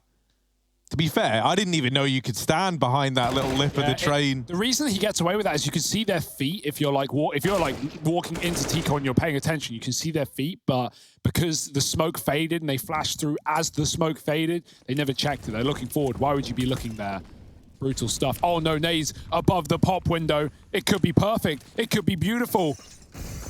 Wow. 2 of them. Yeah, he just looks back at him like, what the heck, man? Can't do anything in this game. He's looking behind him. He's hating it all. And now they do get 1 at B. That's going to spur them on. And Retchie will be there to deal with the first 2. But Ethan trades it back. And now they kind of get stalled back out for Rebirth. Exotic. This man sneaking in through Olaf. EG have cleared the B site. They've dealt with the threat that lurked here. And now they're going to start to aggress into upper, and that at least lets them know that it's A, but still, you're kind of just saying to Breezy, like, yeah, they are coming to you, and he tries to get somewhere a little safer, but that leaves him vulnerable to Exotic, and this might be EG having 1 round slip away from them here. This B aggression has gotta deliver for EG, because they did just kind of sacrifice Breezy to do it. There's 1 for Ethan, brings the other low, and Tarek gets it down to a 1v1. 4-pack takes the peak. Oh, Tarek trying to jump to safety, and all he does is leave himself in their crosshairs. So that's Rebirth, putting their first on the board. Yeah, EG have been fine with giving up this A site in a lot of rounds and, you know, either stacking in or playing backlines and playing retake when they need to. So that's another example of that. They try and make the read B. Tarek comes up the pop as Rebirth get out main. And, like, yeah, you're not surprised why Rebirth are playing so slow at this point because, you know, if they try and go fast, EG just wreck them. And so Rebirth do at least catch some good timings out A there in the mid-round. Can they do it again, though? But you've got to take into consideration here what Evil Geniuses are capable of doing early round. Like, look how close right now Ethan is in playing that sandwich Olaf area. If this was a team that was putting a little bit more pressure on EG, you wouldn't expect that. Yeah, that is true. Money hasn't been great for Rebirth. Utility suffers as a result. We had the double up a couple of times, but none in this round. And Tarek is back to his usual tricks, back in main. Breezy's got Ivy, at least the wrap on lock. We have a couple B as well, but the bomb's still in T spawn. So will Phantom go and join his teammates on B, or are they just trying to split outer? I'm interested to see. A nice entry. Breezy trades, though, doubling down, and that's going to throw a real spanner in the works. The play stripped away for Rebirth. Phantom should probably join his teammates in the site because they've walked down ramp contact. Stan doesn't know just yet, and he hasn't seen a thing. Oh. Have eyes on 1. Almost wins out the duel. Eventually Cirque there to clean up the mess. That was created by Stan. Retchie falls, and we look at Carson and Phantom. Ooh. The bomb was on a path. Like this. Cirque is a dead man. Cirque is a dead man. Ow. Carson's there to get it. Yeah, he really did. He swiped his entire life off the desk, attempting that 180. Now Carson's got the AWP. Tarek wrapped in through pop, and Phantom's heard this. He heard him running towards upper. It's a bit of an audio rumble, and Phantom did not fall for it. Breezy on the wrap round. Rebirth might be about to string 2 together. Breezy caught out in the open. Good spray to find damage to Phantom, and they are still trying to take this fight. They're just looking to shut him down. Breezy, whoa, it's all gotten a little bit weird. They really want the frag. Carson now just toying with him. He's on the clock. Oh, what? Breezy turns away before the job is done. Now with the bomb at his feet, but very little time remaining. He needs the peak from Phantom, and it just doesn't come through. So Rebirth, they do get that second on the board. They do find 2 in a row as they look to salvage something towards the end of this first half of play. Yeah, you see, the only way Rebirth are winning their round is if they're running, right? They're stalling. They're putting distance between them and their opponents in that post plant, trying to bleed the clock. And they do a good job of that. Nice stuff for Phantom not to fall for the fake feet from Tarek. That's such a bad feeling, too. When you turn away, you think, oh, I guess that guy's not, you know, dead after all. This must be cool, though, for especially some of these MDL teams getting to face EG and Furia and Liquid in these actual high-stakes environments where you know your opponents are trying. Like, yeah, EG might have fun with it, but they're not going to be looking to lose a single map in this series in any of these games. And so it's a great test and also a bit of a reality check for, you know, how good some teams, how good some individuals really are at Counter-Strike. Right now, Rebirth are still giving it a go, and they're showing up with a third round, or at least an attempt at it. Ethan dropping Retchi, who was very deep, and out B is Carson dropping into the site. Stan going to try and fall back that smoke. Ooh, not great for him, and Carson's going to find him. B is open for the taking. The bomb isn't here, though, not yet. Really ambitious there of Carson. Fully commits to going on top of the train. That proves to be fatal. 2-on-2. Actually, 3-on-2. Yeah, because Rebirth have just been playing this so slowly. EG don't ever really want to commit to any of these rotations. Because look, we got a totem pole down here in Pop. Get off my head, lad. And they're going to try and get out. Now, you got to get past Ethan. That's already not fun. It's already not exciting, as you've got to try and sprint across this mental case back here, holding on to the Pop. And then there's also this guy called Cirque. You know, he uses this gun. It's pretty big. It's pretty green. The fake. Exotic's going to be. Ooh, like that. Hello. All right. All right. Adding some spice to the mixture now. Exotic's going to get the bomb down, but this kind of hinges on Phantom not just dying, because now that he's given that over, Exotic's left in a 1v3. Does get the bomb plant at least. And they've retrieved kits now as well. What will Exotic do here in a 1-on-3? He's got one flash, 85 HP, and the bomb planted. He's going to tuck up tightly. Keep his eyes here towards that of the connector.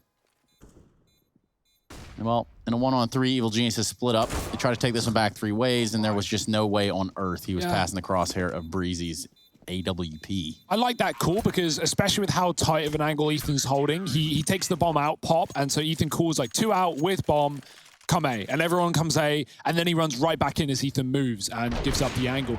Yeah, you're right, Harry. Phantom, he has to stay alive there. He just walks into the AWP. If he hung around on Pop, especially with the fact that his teammate's getting a free bomb plant, he could easily cut off rotations there or be a late backstab and try and play the bomb in through B upper, right, if he could escape. There are lots of ways to do that, but he looked for a kill to sell the fake, and that leaves Exotic in a very difficult clutch. 2 rounds for Rebirth, finally responded by EG,